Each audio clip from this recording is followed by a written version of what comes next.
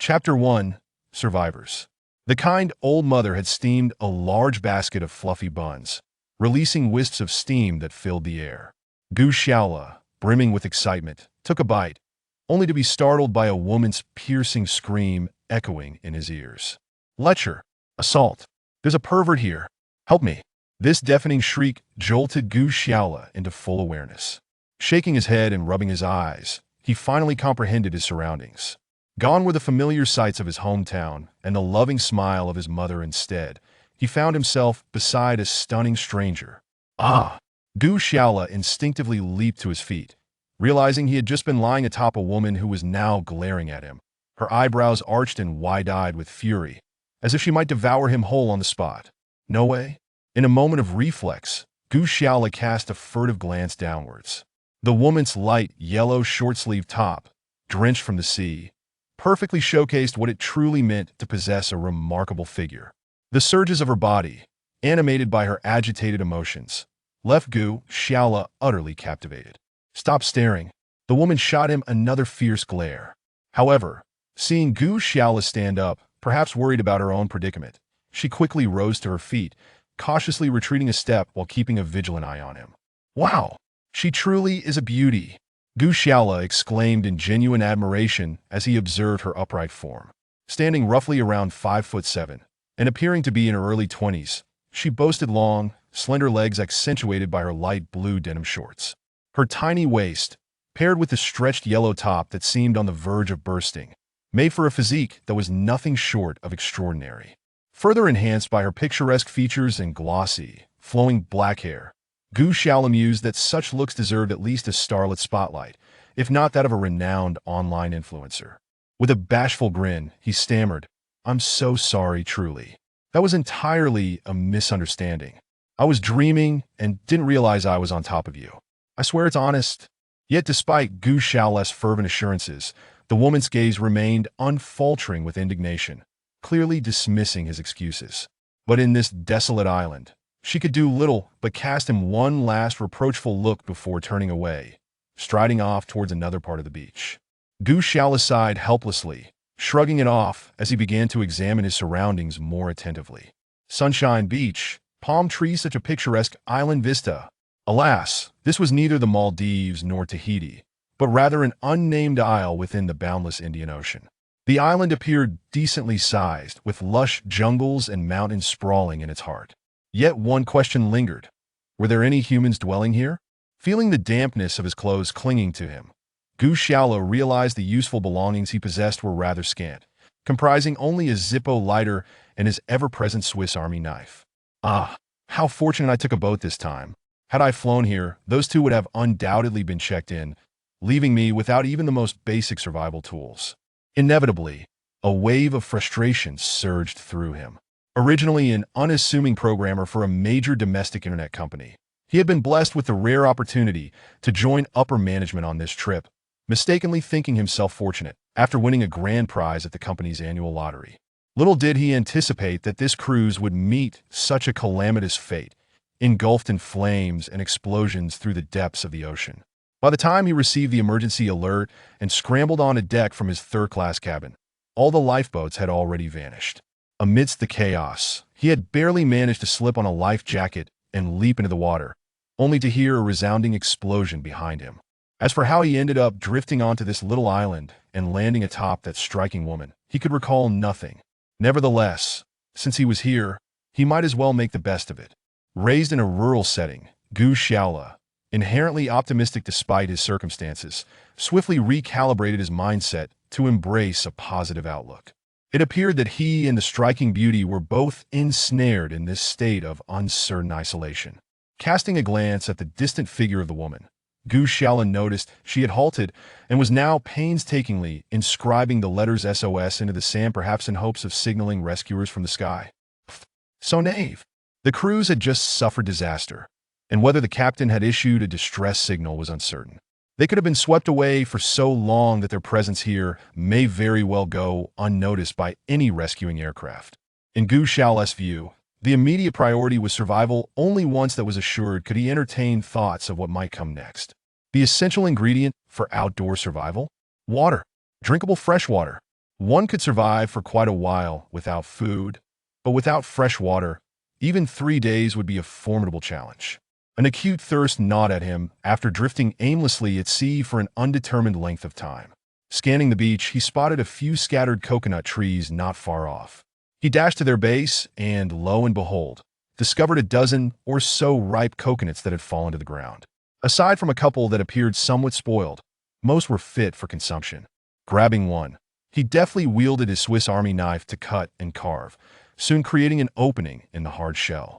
Tilting it to his lips, he savored the sweet, subtly fragrant liquid as it flowed.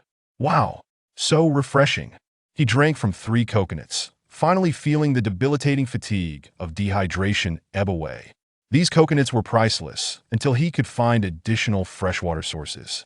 Amidst this realization, he shed his shirt, fashioning it into a makeshift bag, and began gathering the remaining coconuts scattered on the beach.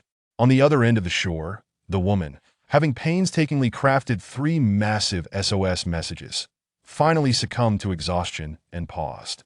Observing Gu Xiaola busily collecting coconuts, she couldn't help but scoff. Such a peasant mentality, always focused on trifles, even in dire situations. But despite her disdain, the lingering thirst from her own prolonged exposure at sea was undeniable. Yet, having been raised in privilege, she found it difficult to stoop to competing with Gu Xiaola for those dwindling coconuts. I wonder when rescue will arrive? With that thought, she lifted her gaze toward the endless horizon of the sea. Wait, what is that? Are there other survivors? Chapter 2. Selling to you is not impossible indeed. A man clad in a life jacket was gradually drifting towards them with the waves, not far away. The beautiful woman rushed into the water, eager to pull the man, who appeared to have lost consciousness. However, upon getting closer, she was so startled that she fell back into the water, for though the man's upper body was intact, his legs were nearly entirely absent. The man lay motionless, his eyes tightly shut, his face pale. The sight of his bloodied stumps exposing white bone was utterly horrific, as the flesh above had long since vanished. Trembling with fear, the beauty sat frozen in the water. Unable to move, "Stop looking! This person is beyond saving," Gu Xiaola, who had approached her without her noticing, touched the man and, seeing no response, shook his head regretfully and remarked, "He must have been attacked by a shark in the sea." Bleeding to death, with that, Gu Xiaola seized the man's life jacket and began to drag him towards the shore. The beauty felt at a loss, slowly rising from the water to follow behind him. Once on the beach, Gu Xiaola unfastened the man's life jacket and began rummaging through his pockets. "What are you doing?" the beauty exclaimed loudly. "Why are you touching the belongings of the deceased?" "Belongings?" Gu Xiaola replied without looking up, merely shaking his head with a wry smile as he continued to search the man's body. Soon, he discovered a wallet, a pen, a waterproof watch, a waterlogged phone, and, astonishingly, a small bag of neatly packaged Snickers chocolate bars. He opened the wallet to find a stack of cash in US dollars alongside numerous bank cards. It appeared this man was quite a successful individual back home. What a pity, now he had met his end on a deserted island. After tossing the remaining pin, watch, and those precious Snickers into a net made from his shirt, Gu Xiaola began to remove the man's shirt. "You are shameless." The beauty trembled with anger, pointing her delicate, pink fingers at Gu Xiaola, berating him. "Shameless?" Gu Xiaola shot her a glance, unfazed and continuing his task. He can no longer make use of these things. Rather than letting them go to waste beside him, they would be better served for us survivors.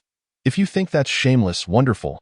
I was planning to share half the Snickers with you, but now it seems that will be spared. As he spoke, Gu Xiaola had already stripped the man of his shirt and donned it himself, placing his net of belongings aside. He picked up a thick branch and began to dig a hole in the soft sand. "What do you intend to do?" the beauty asked, puzzled. "What do you think?" "I am digging a grave for this gentleman," Gu Xiaola responded, finding the beauty's question somewhat foolish. "A grave? You can't just handle his body without his family's permission." The beauty exclaimed, wide-eyed in disbelief. "Family's permission?" Gu Xiaola paused in his work, staring at her as if she were an alien. "What are you staring at?" she asked, feeling unnerved under his gaze, instinctively taking a step back. "What am I looking at? I was just considering the saying big chest, no brains. There might be some truth to it," Gu Xiaola chuckled. "What gives you the right to say people are without brains?" "Tisich, This is a deserted island. My dear lady, do you think we are in a hotel? Waiting for his family's permission? The temperature is so high here. Within 3 days, this corpse will start to smell. You wouldn't want to live next to a decaying body, would you? Indeed, in the face of uncertain rescue, it was unrealistic to remain beside a corpse. Soon, Gu Xiaola had dug a hole about a meter deep and placed the man's body within. After covering it with sand, he erected several sturdy branches as markers to prevent losing track of the grave. The beauty, rather sentimentally, gathered a few shells and wildflowers to adorn the branches. The man is dead. Why bother with all these useless decorations? Gu Xiaola thought, shaking his head as he prepared to leave with his net of belongings. Wait a moment. I have a few things I wish to declare. The beauty suddenly called out, opening her eyes to stop Gu Xiaola. Declare? What declaration? Gu Xiaola was perplexed by her insistence on unnecessary formalities. Firstly, although we are stranded on this deserted island, we are both capable adults. And we must adhere to the laws and respect each other's privacy. This means that from now on, we shall not disturb or spy on one another without permission. Clearing her throat, she continued. Secondly, I hope you understand that although I am a girl, I have studied self-defense and yoga. Therefore, if you think you can act recklessly here, with any ill intentions towards me, I assure you, you won't meet a favorable fate. With that, the beauty even picked up a dry branch and snapped it forcefully. Thus, with the unfortunate victim's makeshift grave as a boundary, the two occupied their respective halves of the beach, temporarily coexisting in an uneasy peace. In contrast to the beauty, who was anxiously awaiting the rescue signal she had painstakingly crafted, Gu Xiaola was acutely aware of the looming crisis. With the issue of fresh water seemingly resolved, the next step was to supplement their diet with protein and carbohydrates, essentially, to find food. Though he now possessed a small bag of Snickers, that was merely a stopgap measure, and he was reluctant to consume it. Surveying the beach, Gu Xiaola noted a few small creatures like hermit crabs. But the idea of using them as sustenance was preposterous. It seemed the only viable option was to venture into the water. With this thought in mind, he glanced at the beauty still sitting on the other side of the beach, gazing at the sky. Despite his unfortunate situation of being shipwrecked on a deserted island, having such a naive and charmingly oblivious beauty as a neighbor felt like a stroke of luck. Given her haughty demeanor, he was assured she wouldn't be sneaking off with his meager possessions. Thus, Gu Xiaola boldly waded into the waist-deep water, Swiss Army knife in hand, beginning his search for anything edible. Fortunately, while this deserted island was largely uninhabited, it boasted a rich aquatic bounty. Before long, he had gathered 3 or 4 palm-sized oysters and several fist-sized sea urchins from the rocks. To his surprise, the beauty appeared somewhat embarrassed, standing before his pile of treasures, seemingly waiting for him. Hey, seems you've crossed the line. Gu Xiaola set down his haul, feigning surprise. Could you possibly sell me one of those coconuts? The beauty asked, eyeing the 10 or so coconuts in his net, her throat dry and her voice slightly bashful. Sell you one? What do you have to offer in exchange? Gu Xiaola scrutinized her. This question left the beauty momentarily speechless. What could she offer? Money. In this deserted island, money was of no use. If it were useful, then if not money, what could she possibly trade for coconuts? She searched her pockets but found no valuable items. Noticing her discomfort, Gu Xiaola smirked knowingly, his gaze roving over her. The beauty felt uneasy under his scrutiny, unsure of where to shield herself. Were it not for her need, she would have surely berated this lecherous fellow and stormed off. Yet now she was parched, and the sight of those coconuts made her tongue dart out to moisten her cracked lips. I don't need money, but if you could offer me something in exchange, I might consider sharing a couple of coconuts with you. After a moment of consideration, Gu Xiaola whistled, his eyes gleaming with a hint of mischief. Offer something in exchange? Upon hearing this, the beauty's alertness heightened. They were 2 solitary figures on this forsaken island. If he was asking for anything but money, what could it possibly be? Looking at his mischievous expression, she thought, could it be? Her eyes narrowing, she glared at Gu Xiaola. Don't think just because you have coconuts, you can impose any inappropriate intentions on me. I assure you, even if I were to die of thirst or hunger, I would never allow you to lay a finger on me. Seeing her adopt a stance of indignation, as if she were a virtuous maiden ready to defend her honor, Gu Xiaola burst into laughter. What are you laughing at? Are you trying to hide your ugly intentions behind a facade? She challenged him, her eyes aflame with righteous fury in her mind. She resolved that since it seemed she wouldn't be getting those coconuts, she might as well hurl some insults at this lecherous man to relieve her frustration. I beg you, can you please calm down a bit? When did I ever suggest how to give you coconuts? Of course, if you are willing to settle this matter in such a manner. I personally have no objections. Gu Shaola couldn't help but chuckle inwardly at the sight of such a stunning beauty being toyed with by him. How naive, however. What did you mean when you just mentioned that I should exchange something for the coconuts? Perhaps she truly thought she had misinterpreted his intentions, as a slight blush of embarrassment crept across the beautiful woman's fair face. Yet, she remained perplexed. On this deserted island, what could a delicate woman like her possibly offer in exchange for resources without resorting to her body? What I refer to is none other than your name, Gu Shaola replied with a faint smile. Why name? The beauty appeared even more bewildered. Observing the expression of confusion on her face, Gu Shaola felt a surge of accomplishment. After all, a woman of such caliber would rarely be inclined to seek his assistance back home, let alone engage in conversation at such close proximity. Naturally, the satisfaction stemming from his otaku mentality was beyond the comprehension of the beauty before him. Gu Shaola suppressed his inner pride and continued, indeed. All I require from you is a name. There's no need to overthink it. We are both survivors stranded on this isolated island, and in order to await rescue, cooperation is essential. Thus, my request for your name is hardly unreasonable, is it? Gu Shaola's words significantly improved the beauty's impression of him. Remembering how she had initially perceived him as a lecher, she felt a tinge of embarrassment and said, Oh, so that's how it is. I misunderstood. My name is Ning Lei, with Ning meaning tranquility and Lei meaning flower bud. Just as the name suggests, the person is as beautiful as the name itself. The coconuts are over there. Please feel free to choose. Gu Shaola gestured invitingly. Ning Lei, upon hearing this, nodded in gratitude and hurried over to the pile of coconuts, crouching down to sift through them.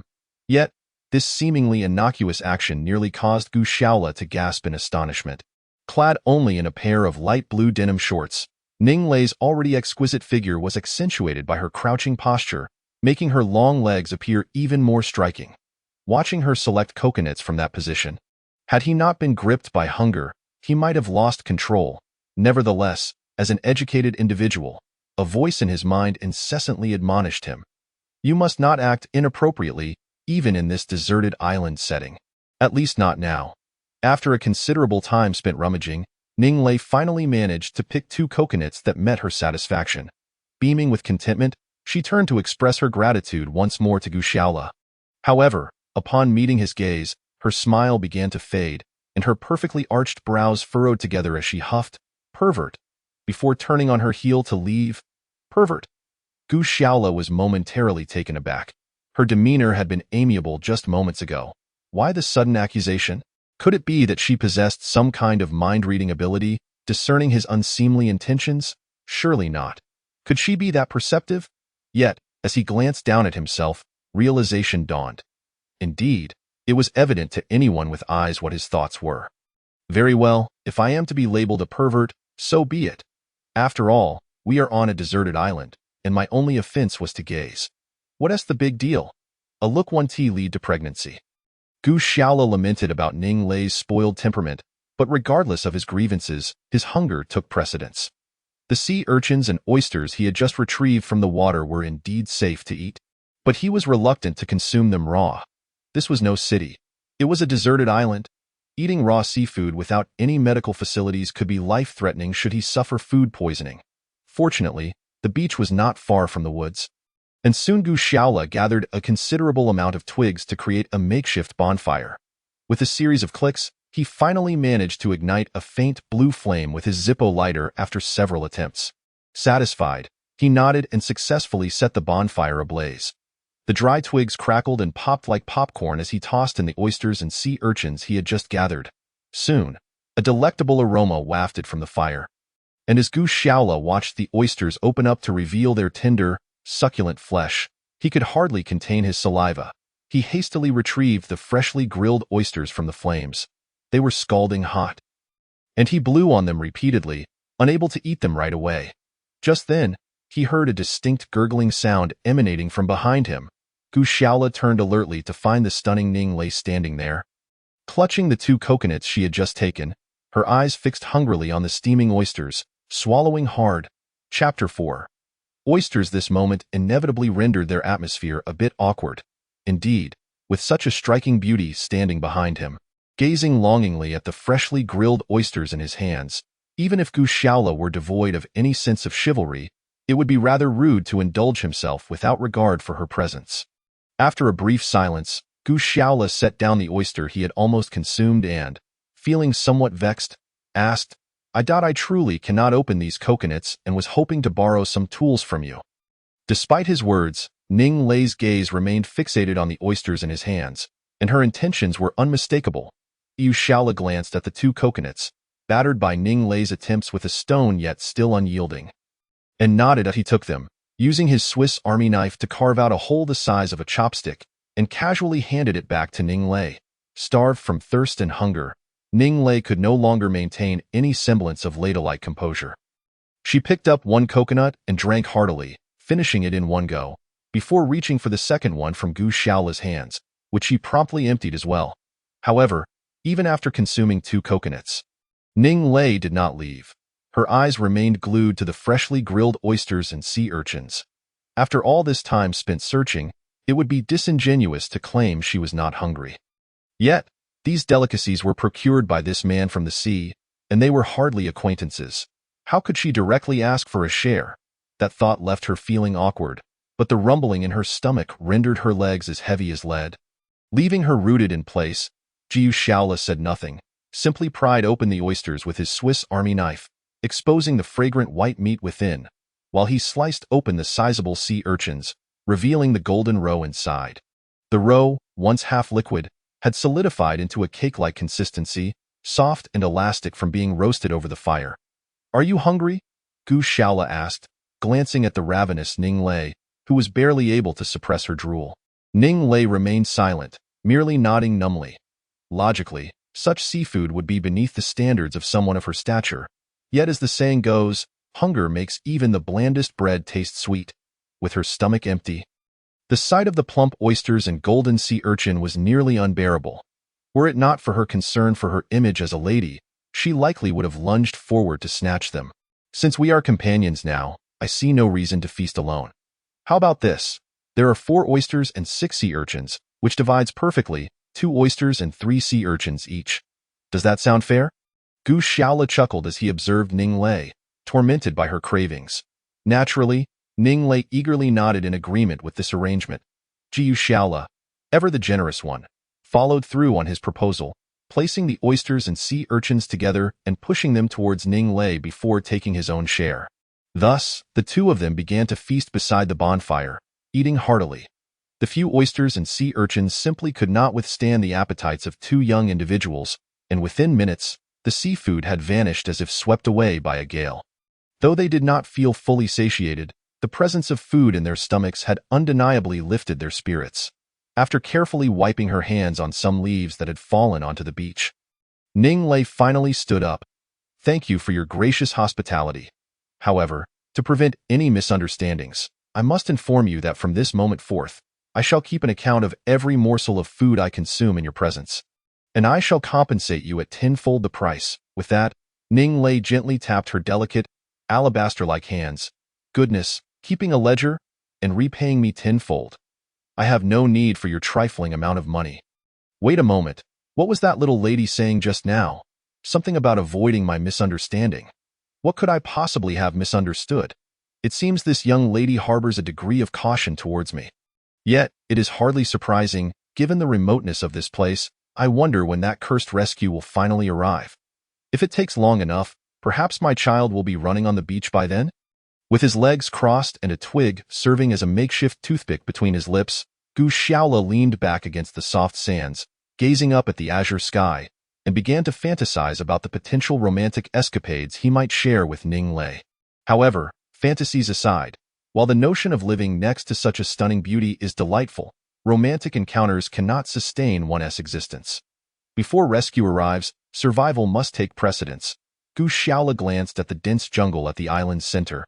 contemplating the abundance of food and useful supplies that such a vast expanse of wilderness might conceal. Having grown up in a mountain village, he was no stranger to the resources of the wild. As long as luck did not betray him too severely, surviving alone in the mountains for 3 to 5 years would pose little challenge. Yet, for the time being, Gu Shaola was reluctant to abandon this beach. First, they had just arrived on this island and were utterly ignorant of the internal jungle conditions. Venturing in recklessly would be unwise. Second, maintaining a temporary presence on the beach would facilitate easier discovery by rescuers. Moreover, according to Gu Shaola's calculations, it was quite possible that in the coming days, debris from his ill-fated cruise ship might wash ashore, potentially including fellow victims or invaluable survival supplies. Regardless of the outcome, both would be of immense value to Gu Shaola and his companions. Just as Gu Shaola was contemplating how to embark on his survival journey on this deserted island, an inexplicable sensation began to stir within him. This feeling perplexed him. Oysters are considered a veritable delicacy for male nourishment, rich in zinc and arginine, both excellent for fortifying one's vitality, especially these wild oysters, which had likely thrived for countless years. Their potency would surely be magnified. The consequences of a robust young man like Gu Shaola consuming them could be easily imagined.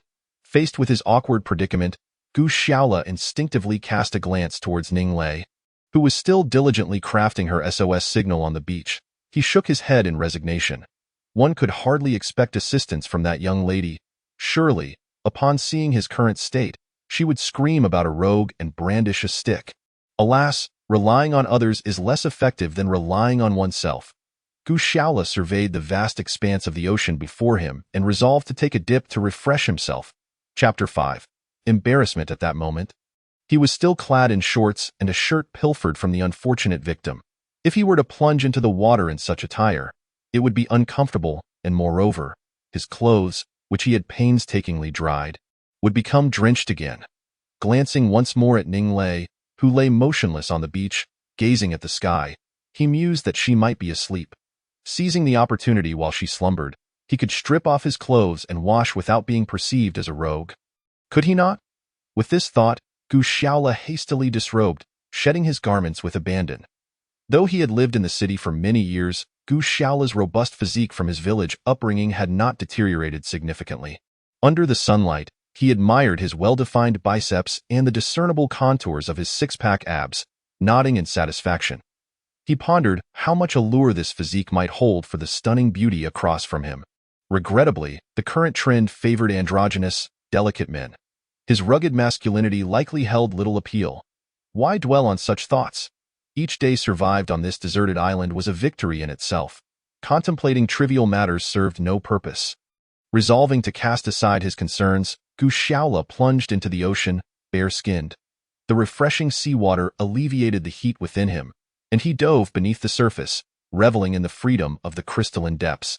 Naturally, he also took the opportunity to observe the underwater landscape surrounding the island. The shallow waters were predominantly composed of rocks and shattered coral reefs, necessitating caution while swimming. Sharp stones or coral could easily injure his feet. However, the outer waters were teeming with vibrant living coral, and not far into his swim, Gu Shaola was delighted to encounter a myriad of colorful fish. He felt a surge of relief, for in coral-rich waters, the abundance of fish would ensure they would not struggle too much in their quest for food on the island. Furthermore, coral effectively deters larger aquatic predators. Most sharks would hesitate to hunt in coral-laden waters, as their smooth skin is easily injured among the sharp formations. Despite the sight of such plentiful sustenance, Gu Shaola found himself at a loss for how to catch any fish. The seawater made it difficult to keep his eyes open for prolonged periods, rendering the prospect of diving down to fish a fanciful dream. Additionally, he possessed no tools. It would be a miracle if he were to catch anything at all. It was evident that his next step must involve procuring some fishing gear. To survive long-term on this beach, he would need at least a fishing rod or net. As he swam, Gu Shaola silently resolved to devise some necessary fishing tools. Just then, as if fortune smiled upon him, he noticed a large black suitcase drifting toward their small island. His heart brimmed with joy, and he kicked his legs harder to swim towards the suitcase, uncertain how long he had been asleep. Ning lay stretched languorously in the spacious, lavishly decorated villa. She was blissfully napping on the pink bed of the princess room she had arranged herself. A cool breeze wafted through, and Ning Lei shook her head, thinking that the servants must have opened the window intentionally to rouse her gently. It seemed about time for her afternoon tea. Upon opening her eyes, however, she discovered there was no pink princess room, nor any delectable afternoon treats. Instead, she was met with the roaring sea breeze and an endless expanse of ocean. Oh dear! She had completely forgotten about the shipwreck. Ning Lei gave her head a firm shake, forcing herself to accept the harsh reality before her. Wait, where was that lecherous fellow? She scanned the adjacent beach, only to find that aside from the still smoldering campfire, there was no one in sight. Where could that rascal have gone? Had he ventured into the water? Turning her gaze to the sea, she spotted Gu Xiaola swimming towards the shore, and he seemed to be pulling along a large, dark suitcase. Ning Lei, eager to assist, dashed into the water to greet him, for that suitcase appeared rather heavy at that moment. Gu Xiaola also noticed the stunning Ning Lei waving at him from the shore. A sense of triumph swelling within him as he felt akin to a general returning victorious from battle with spoils in hand. He raised a hand, enthusiastically signaling his successful find, and swam with renewed vigor. Soon reaching the waist-deep water, Ning Lei hurried over to help him drag the suitcase ashore. With such a beautiful companion welcoming him, Gu Xiaola was naturally elated. Without a second thought, he stood up in the waist-deep water, joyfully shaking his body in greeting. Yet, an awkward moment ensued. Gu Xiaola had completely forgotten that he was naked from the waist down. As he suddenly rose and twisted, Ning Lei, who had been eagerly anticipating his arrival, was met with a splash of water and immediately let out a startled cry, covering her face with her hands and turning to flee. What just happened? She had been so welcoming moments ago. Why the sudden change? Gu Xiaola stood there, oblivious to the source of the commotion. However, at that moment, Ning Lei had already run quite far away. Gu Xiaola scratched his head, only to suddenly realize that the body standing in the water was swaying with the waves like a strand of seaweed. Oh no! This was truly embarrassing. Gu Xiaola understood that he had made a fool of himself in front of Ning Lei, who had just begun to harbor a slight fondness for him. He could only awkwardly drag his suitcase. Chapter 6. Uniform. With a cacophony of splashing water, the first thing he did upon reaching the shore was not to contemplate how to open the hard-won suitcase he had pulled up, but to hurriedly clothe himself in his clothes and shorts. Assessing the suitcase before him, it appeared to be of considerable quality. Despite having been soaked, it remained unscathed and the zipper was intact. Gu Xiaola immediately attempted to open it, only to discover it was locked with a numerical combination. He randomly inputted several sequences of numbers, but the lock stubbornly refused to budge. He scratched his head, contemplating a forceful break-in, but reconsidered. If they were to survive on the island, this suitcase could prove invaluable. It would be wasteful to destroy it unnecessarily, so he turned his gaze toward Ning Lei, who was not far away on the beach. At that moment, Ning Lei was sulking on her designated patch of sand, vigorously etching her 11th SOS signal into the sand. However, as she wrote, she muttered under her breath, "Pervert," completely oblivious to the fact that the very person she was cursing was awkwardly standing a short distance behind her, dragging the suitcase.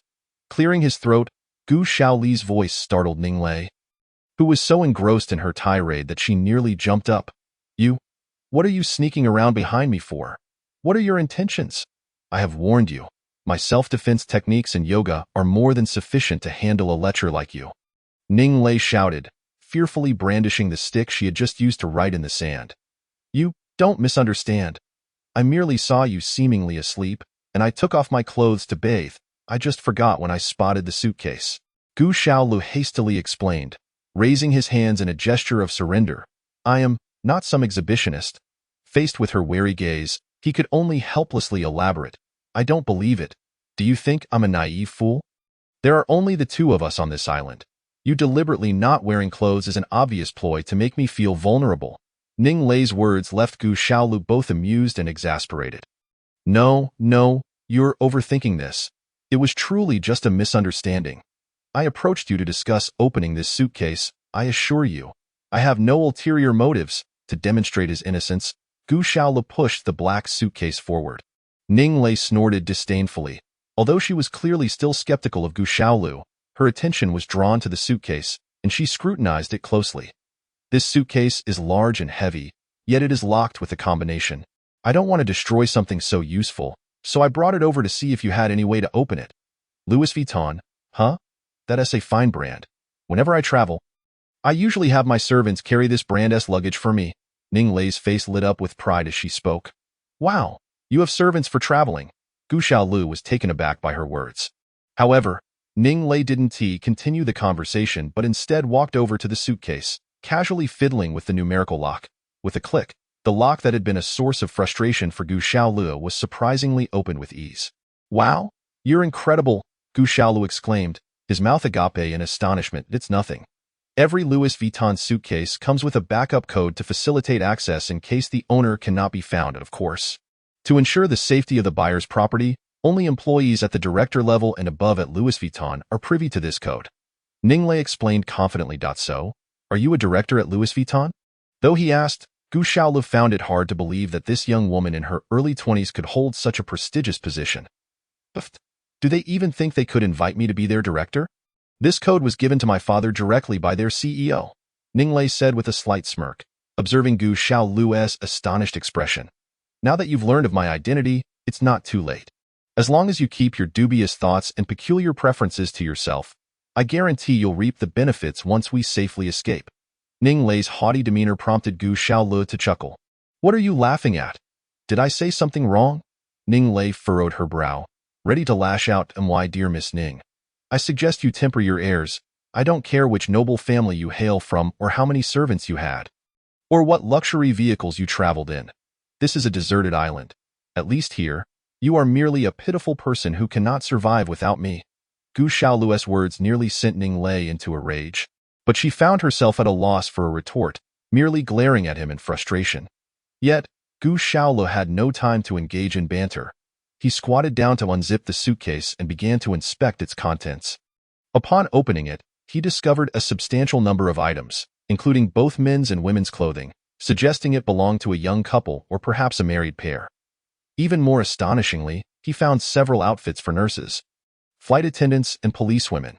What is this? Why would they have so many outfits for professional women? Are they filming something? Ning Lei, who had been watching from behind, inquired curiously. Filming what? These are merely costumes for a game. Gu Xiaolu replied. Game costumes? Ning Lei picked up a pink nurse's uniform, only to find the neckline extremely low cut. The skirt was so short that she couldn't imagine wearing it without fear of exposing herself. My dear miss, how knowledgeable you are, Gu Xiaolu teased as he observed Ning Lei's flushed cheeks while she examined the nurse's outfit. Even if she was somewhat naive, Ning Lei was not a complete fool. Although she had never seen uniforms before, she had certainly heard of them. Realizing what Gu Xiaolu implied, she quickly tossed the pink nurse's outfit onto the sand and instinctively brushed her hands as if afraid of any dirt contaminating her. Stop being so dramatic. If you don't like it, don't throw things around. My dear miss, I remind you once again, we are on a deserted island, and all resources are incredibly precious. Gu Xiaolu grumbled as he squatted down to retrieve the nurse's outfit, clearly fond of it. Ning Lei huffed and cursed a few times before moving to another part of the beach to continue writing her SOS. Tisich, what a fuss. These are all good items. I don't believe that in a few days, when you have no clean clothes to change into, you won't wear it, Gu Xiaolu muttered under his breath. But lost in his thoughts, he continued rummaging through the suitcase. Suddenly, he exclaimed with joy, Great! His shout startled Ning Lei once more. Turning around, she saw Gu Xiaolu holding a set of diving gear. Jumping with excitement. Fantastic, with this, I can search for food more freely in the water, Gu Xiaolu exclaimed, tearing open the packaging. The diving gear included a mask, snorkel, and fins. Remarkably, there was also a fitted wetsuit, which thrilled Gu Xiaolu. With this suit, he could dive in coral-filled waters without fear of skin abrasions from coral or rocks. It appeared the suitcase's owner was indeed a diving enthusiast. But he wondered if they were as fortunate as he and Ning Lei to have survived. Pushing aside these useless thoughts, Gu Xiaolu continued to search the suitcase, and to his astonishment, he discovered a perfectly preserved spool of fishing line. This is also something of great utility for them. Overjoyed, Gu Xiaolu searched for quite some time, but was unable to find a fishing rod and hooks to match the fishing line. They were likely stowed away in another suitcase. After rummaging for a while longer and finding nothing else of value, Gu Shaola proceeded to sort through the useful clothing and various small items, discarding the remaining useless belongings. Once the suitcase was emptied, he glanced at Ning Lei beside him and inquired, "Miss, are you certain you do not want these clothes?" "No," Ning Lei replied indignantly. "I would rather die than wear such shameful attire." With that, Gu Shaola organized the clothes under his arm, and the two of them returned to the clear division of their initial positions. After all their toil, it was uncertain when the sun in the sky began to descend toward the horizon, casting the surroundings into a gradual gloom. During the day, the azure sea, clear skies, sandy beaches, and rolling waves of this deserted island could momentarily make one forget they were deep in the vast, desolate ocean. However, as night fell, silence enveloped the area. The once crystal clear, rippling waves transformed into an impenetrable darkness, evoking an unsettling sense of dread about the countless terrors that might lurk within. Despite her pride, Ning Lei was still merely a girl. Having previously spent nights only in five-star hotels, it would be a stretch to claim she was unafraid. She instinctively glanced at Gu Shaola's camp not far away, where the flickering campfire provided a glimmer of comfort amidst the encroaching darkness. Truth be told, she longed to move to his stretch of beach for the night, yet approaching him seemed akin to willingly walking into the jaws of a tiger. Given his brazen behavior in daylight, what might he do on this isolated island at night with just the two of them, a solitary man and woman? Although Ning Lei had repeatedly emphasized her knowledge of self-defense and yoga, she knew that if Gu Shaola truly intended to act, her slender physique would be no match for his robust build. The thought alone made her cheeks flush with embarrassment. Yet, as she stood alone in the pitch-black night, the fear began to creep in, compounded by the absence of any belongings and the fact that she had nothing but the 20-odd SOS messages she had scrawled on the beach during the day. With no place to sleep, in contrast, Gu Shaola was enjoying a degree of comfort. Having dried the clothes he had salvaged from the suitcase by the campfire, he had fashioned a makeshift bed beside it. Despite their subtropical location, the temperature on the island dropped swiftly after sunset, with the biting sea breeze cutting through him. Nevertheless, Gu Shaola remained unperturbed, with the warmth of the fire and ample clothing from the day providing him with a sense of ease as he contemplated his plans for the following day. If you don't mind, may I come a bit closer to you?"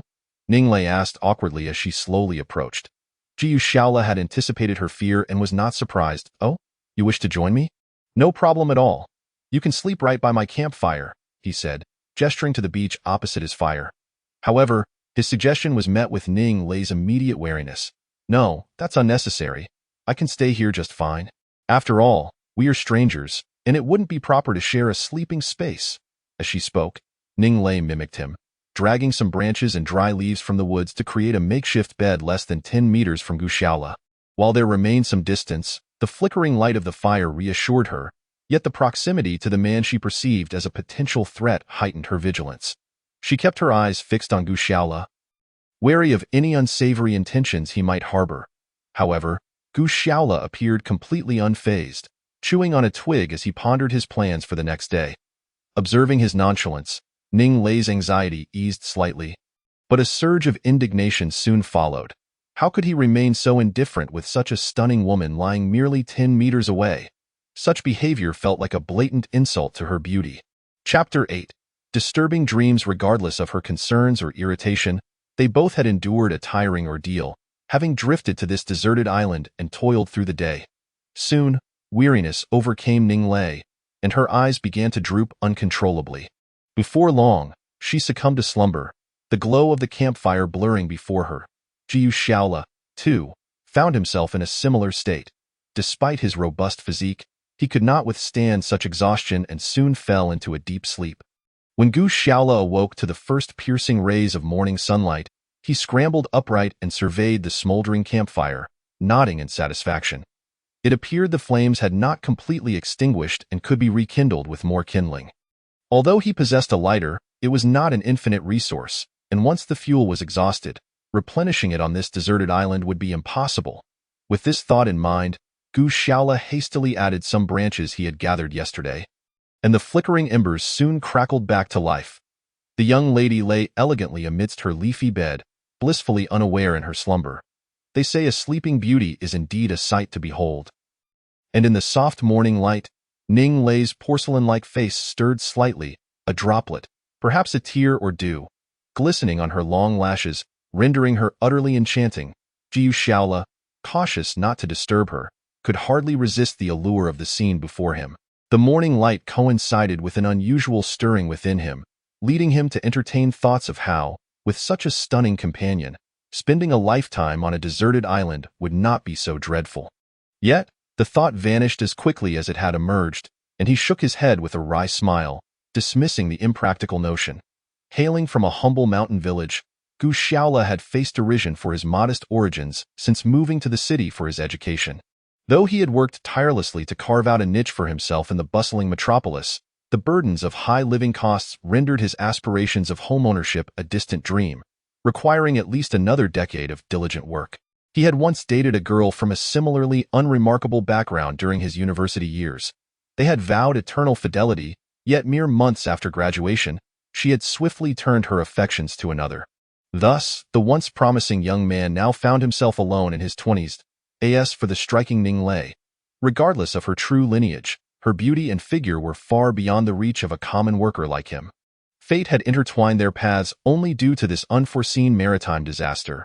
With a bitter smile, Gu Shaola lifted his gaze, contemplating where to procure food for the day. However, his attention was abruptly captured by a startling sight in the center of the beach. The makeshift grave he had erected for the unfortunate victim had collapsed, revealing a large pit beneath the disturbed sand. Gu Shaola's expression grew serious as troubling thoughts raced through his mind. This beach was proving to be unsafe. At that moment, Ning Lei, still deep in slumber, rolled over, extending a pale arm in Gu Shaola's direction without opening her eyes. Hong Jie, bring me some water. I might be a bit thirsty from yesterday's salty meal. Gu Shaola could only facepalm at her obliviousness. My lady, this is a deserted island, not your cozy bedroom. Did Hai Hongjie bring you water to drink? Should I fetch you a jug of 36°5 beer to wake you up? Of course. This was merely Gu Shaola's complaint in his heart. Although he found Ning Lei's spoiled princess demeanor rather distasteful, one could not deny that beauty is justice. Faced with such a stunning woman, Gu Shaola, while not exactly a sycophant, was certainly not inclined to be overly harsh. He merely playfully scooped up a handful of sand and tossed it at Ning Lei's outstretched hand. With a sudden whoosh, the sand struck her arm, jolting this young lady awake. She rubbed her eyes, initially glancing around in confusion, before finally locking her gaze on Gu Shaola, who wore a mischievous grin. Suddenly, she leapt up with a shriek. You? What do you intend to do? Speak. Did you do anything while I was asleep? Check if any of my clothes have been loosened or undone. Seeing the beautiful woman before him so anxious, Gu Shaola couldn't help but burst into laughter. Pray tell, have you lost something? Is that why you're scurrying around in a tizzy? Perhaps I could assist you in your search? After a thorough examination, Ning Lei discovered that her garments had not been tampered with, which eased her worries somewhat. However, she still glared discontentedly at Gu Shaola. There's no need for your unsolicited kindness. I was peacefully asleep, and you had to wake me with a handful of sand. Do I not have 4 or 5 servants and maids attending to me? You've disturbed my sweet dreams. What penalty do you deserve for that? In the face of such unreasonable words from this young lady, Gu Shaola merely smiled and gestured toward the distant beach. I say, Miss Ning, perhaps it's time to abandon your princess fantasies. A nightmare awaits us just ahead. Nightmare? What nightmare? Ning Lei, completely oblivious to Gu Shaola's implication, followed the direction of his finger and soon noticed that the grave of the unfortunate individual they had buried yesterday appeared to have been disturbed. You? Why have you exhumed the body of that unfortunate soul? Did you not already take everything of value from him yesterday? Ning Lei turned to Gu Shaola, her confusion palpable. Suddenly, her expression shifted, fear washing over her as she took a few steps back, her voice trembling. Do you mean to say you intend to dig up that man's corpse? Chapter 9. The beast Gu Shaola was at a loss for words. How could she imagine him to be a bloodthirsty fiend? Surely, he did not resemble a psychopath. My dear Miss Ning, though we find ourselves stranded on a deserted island, we are far from destitute. There is still plenty of food to be found in the waters surrounding this isle. Why would I resort to feasting on a corpse? At this point, Gu Shaola paused, casting a glance at Ning Lei before continuing. Even if I were inclined to indulge in human flesh, I would certainly prefer something fresh and lively. Wouldn't you agree? His words caused Ning Lei to leap in fright, snatching up a twig no thicker than her finger and waving it frantically. If you take another step closer, I shall fight you. However, in her fervor, the twig snapped with a crack. Observing the beauty before him now pale with fear, Gu Shaola could not suppress a chuckle. He had not intended to frighten her. On this desolate island, his only amusement seemed to be teasing this exquisite young lady. Once he had his fill of laughter, Gu Shaola waved his hand, reassuring Ning Lei that there was no cause for alarm. I was merely speaking hypothetically. You are so lovely. If I truly wished to feast, I would find it difficult to do so. Furthermore, my lady, you ought to understand that I am not the one who disturbed that gentleman's grave. I only awoke to find it had been unearthed by some unknown force. Gu Shaola's explanation offered Ning Lei a modicum of relief, but soon she was startled once more. It wasn't he you? Then, who could it be? There are only the two of us on this island, and neither of us has approached the grave of the deceased. How could it possibly have opened on its own? Could it be he has risen as a zombie? As she spoke, her delicate features turned pale at the very thought, and she instinctively edged closer to Gu Shaola. Her imagination began to conjure scenes reminiscent of a horror film, where zombies chased them across the island. Stop, my lady, must we conjure our own fears? Just because the grave has been disturbed, you leap to the conclusion of zombies. Your imagination is quite extravagant. Moreover, even if that unfortunate soul were to rise in wrath, seeking to devour the living, we need not fear. Gu Shaola's words left Ning Lei utterly perplexed, and she quickly inquired, why should we not fear? Even if he were a zombie, he would merely be a limbless creature, dragging himself along the ground. Do you truly believe he could catch up to us and bite us? That is true. Ning Lei nodded in agreement, but then noticed Gu Shaola had already stood up and was striding toward the disturbed sand. What are you doing? Regardless of whether he has become a zombie or something else entirely, I must ascertain what has transpired. Wait for me. Ning Lei, though hesitant, was wary of being left alone and hurried after him. The two soon arrived at the chaotic scene of the dug-up sand. Gu Shaola crouched down, examining it closely. Although Ning Lei was still apprehensive, the bright morning sun and clear skies offered some comfort, suggesting that even if the unfortunate soul had indeed turned into a zombie, he would likely not venture out just yet. Thus, she cautiously squatted behind Gu Shaola to observe. At that moment, the makeshift grave they had dug was completely empty. The body of the unfortunate man had vanished without a trace. The surrounding sand was in disarray, with dark red stains of blood spilling from the grave. This is bad, Gu Shaola remarked, his expression darkening. What do you mean bad? Is he truly a zombie now? Ning Lei's voice trembled at the thought. You only think of zombies. This is far more serious than that. Observe the shape and appearance of the disturbed sand. It is evident that this grave was excavated from the outside. As Gu Shaola spoke, he scooped up some of the sand that had been displaced and examined it closely. Then, who could it be? Ning Lei was taken aback. Who? It certainly wasn't a human, Gu Shaola asserted confidently. Look at these footprints. They are clearly from a beast that has excavated the body and dragged it away. He pointed toward a trail of disturbed earth leading into the nearby forest. Ning Lei squinted and indeed saw a series of chaotic animal tracks intermingled with the dragging marks. What kind of beast could this be? Not a feline. As you can see, these tracks have 5 toes.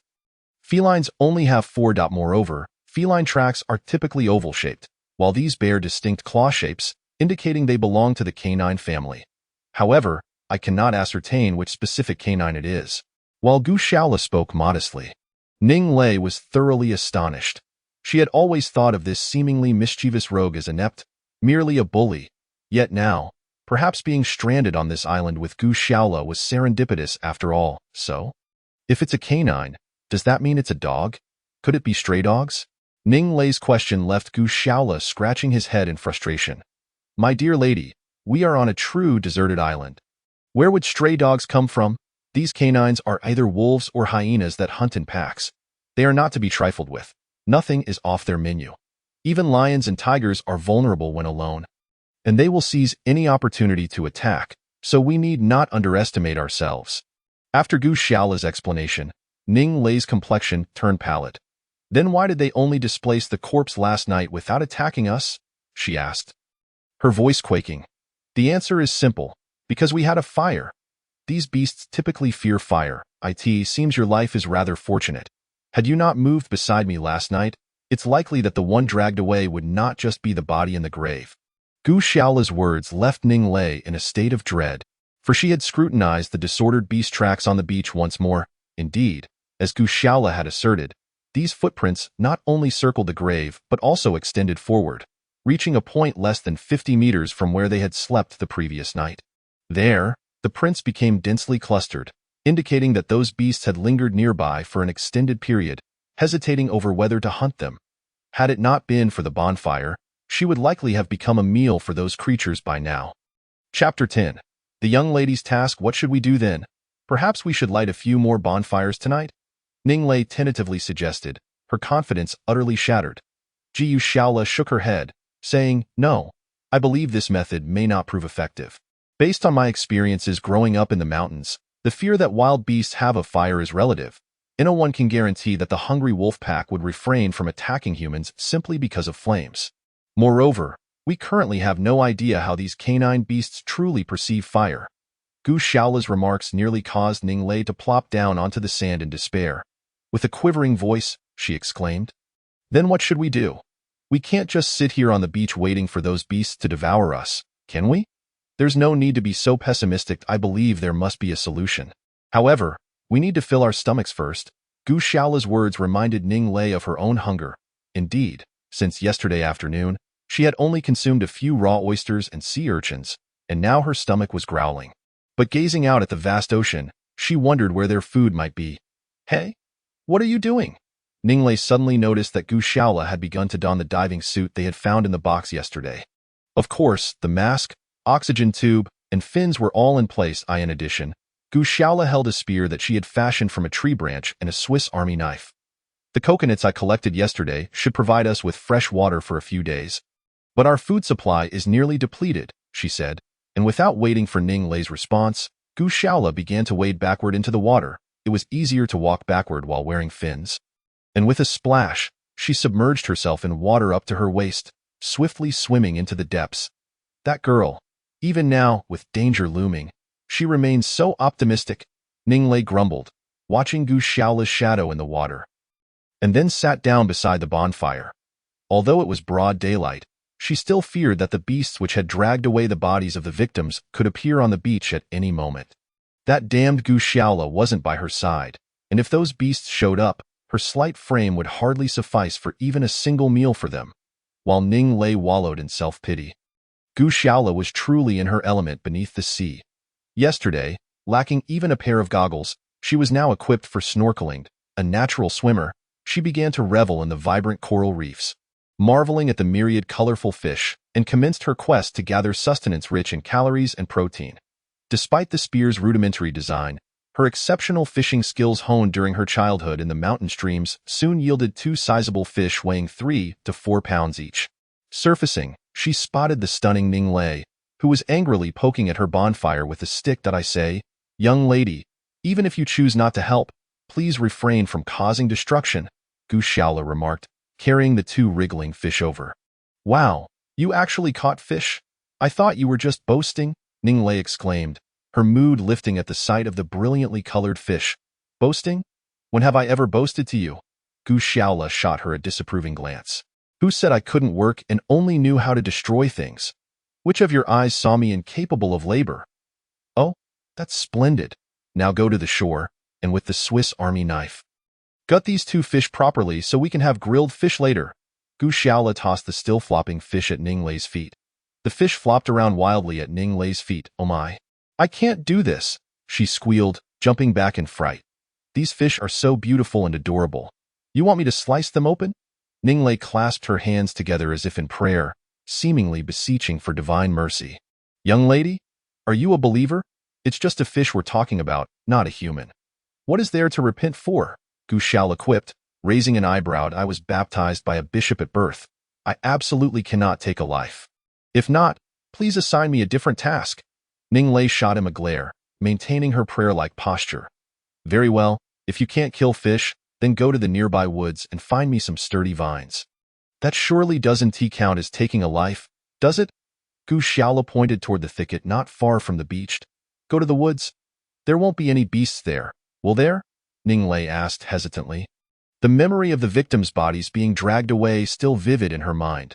Rest assured, such beasts are definitely nocturnal. Just gather the vines at the edge of the thicket. Don't venture too deep. Gu Xiaola cautioned. You can't tell me, as a young lady, that you can't manage this simple task? Gu Xiaola's last remark spurred Ning Lei, who had been wavering, into action. She angrily snatched the Swiss Army knife from Gu Xiaola and marched toward the woods. Gu Xiaola smiled faintly at her retreating figure, thinking how strong her vanity was. Picking up the 2 fish, he moved to the beach to begin preparing them. Having grown up in the mountains, he skillfully cleaned the fish and started to grill them. Unfortunately, being on a deserted island meant lacking spices. However, the fish itself contained ample salt, and soon the aroma of grilled fish wafted from the bonfire. Glancing toward the thicket, Gu Xiaola couldn't help but feel a twinge of concern. Despite his teasing remarks toward the young lady, he sincerely hoped nothing unfortunate would befall his neighbor on this deserted island. Surely, there couldn't be any real danger from wild beasts, could there? Just then, he saw Ning Lei dash out of the woods, panic etched on her face, shouting, Gu Xiaola! Gu Xiaola! There are beasts in the woods. They're chasing me. Upon hearing this, Gu Xiaola felt a surge of anxiety.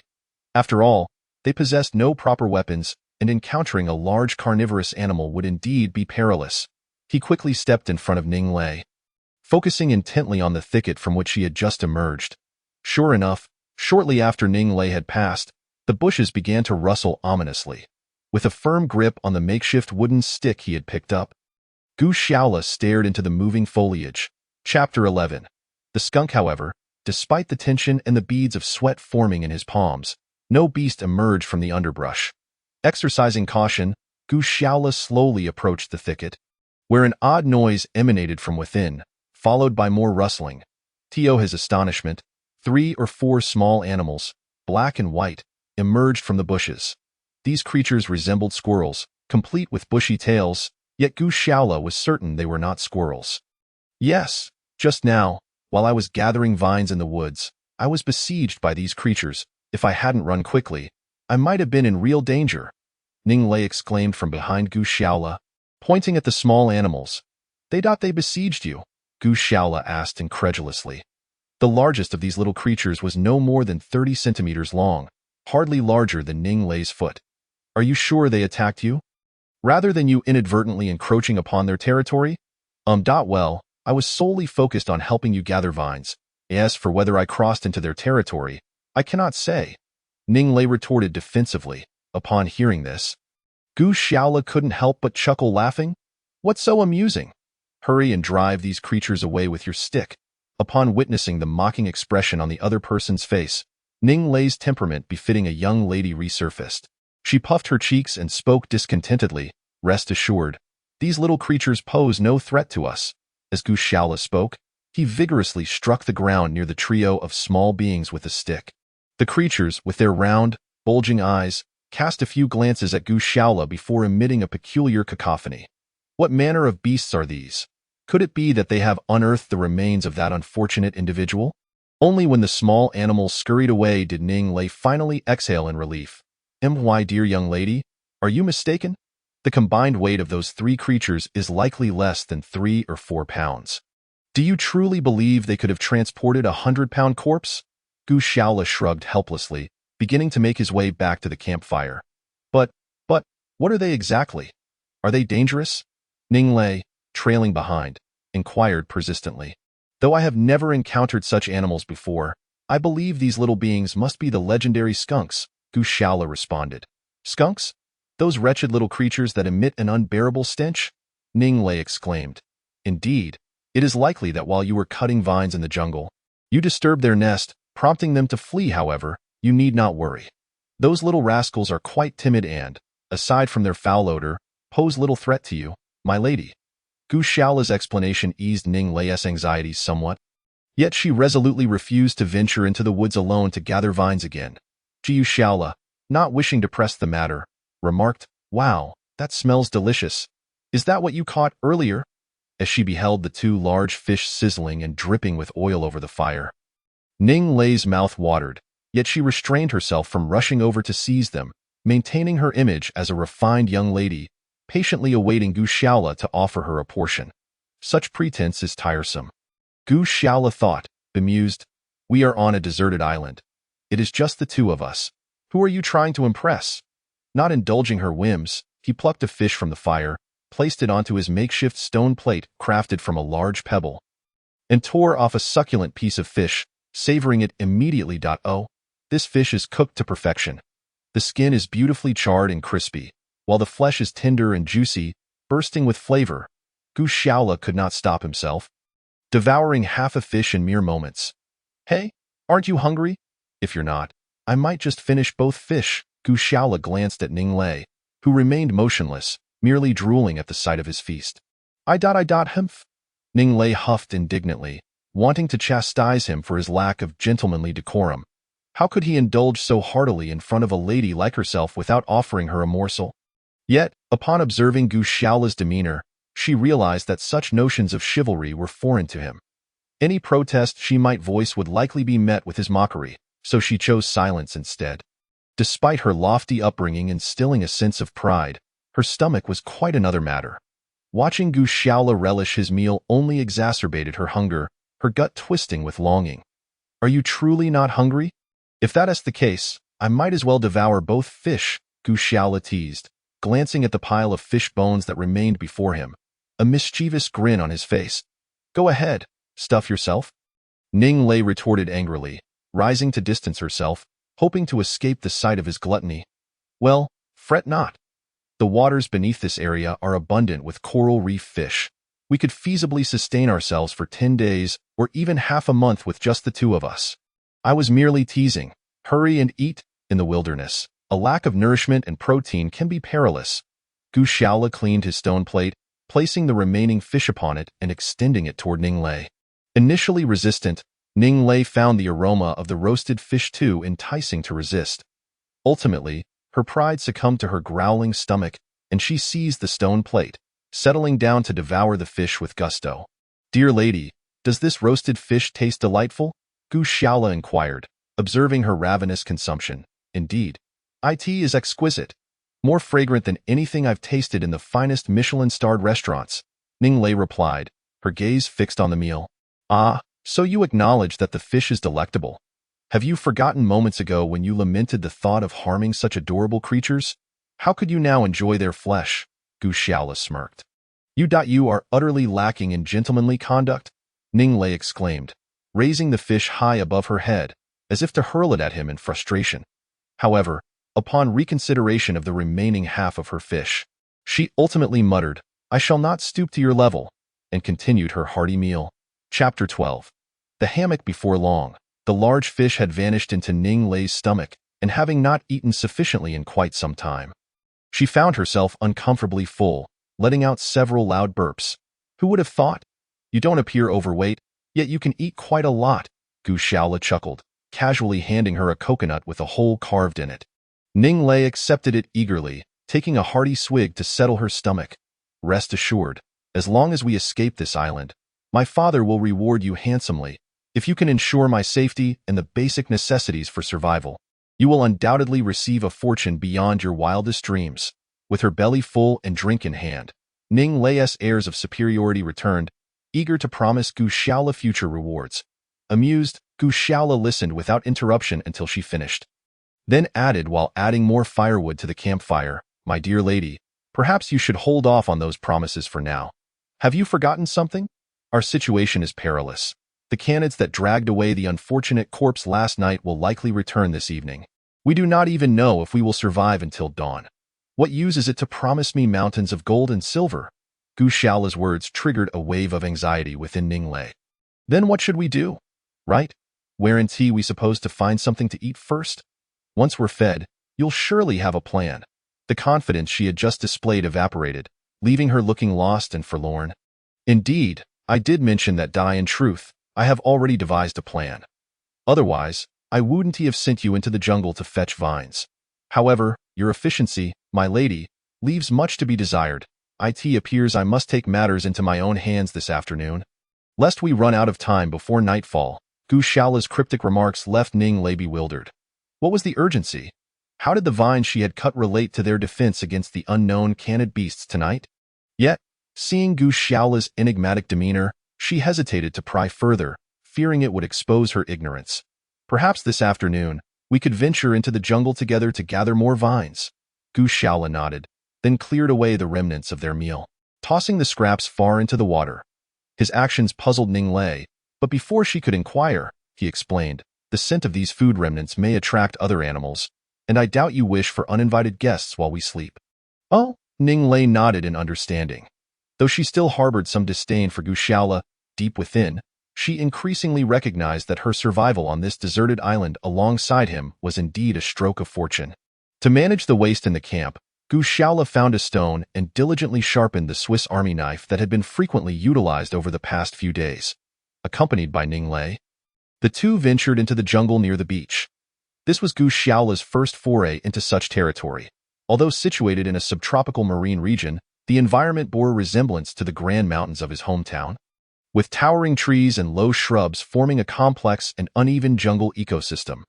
Armed with only a modest Swiss Army knife, Gu Shaola was cautious about venturing too deep into the thicket, especially given the presence of snakes, insects, and even larger carnivorous animals that could easily lurk nearby. If it were just him, he might have felt braver, but with the delicate and somewhat clumsy Ning Lei trailing behind him, he deemed it wise to exercise extra caution. Fortunately, their objective was merely to gather more vines, which did not require them to stray too far from the beach. Gu Shaola climbed a tall tree, using the Swiss Army knife to cut the vines that entwined its branches, while Ning Lei, standing below, collected and neatly arranged them, their cooperation proving remarkably efficient. Yet, even now, Ning Lei remained perplexed about how their task related to dealing with the wild canines at night. Before long, the two had amassed 2 substantial bundles of vines. Gu Shaola descended from the tree, leading Ning Lei out of the jungle. Upon returning to the beach, they paused at 2 adjacent palm trees. Drawing upon his childhood skills of climbing, Gu Shaola, amidst Ning Lei's astonished gaze, nimbly ascended the tree, stopping at a height of over 2 meters from the ground. Hey, why are you climbing so high? Be careful not to fall, Ning Lei called out, tilting her head in concern. Fear not. My greatest childhood pastime was climbing trees.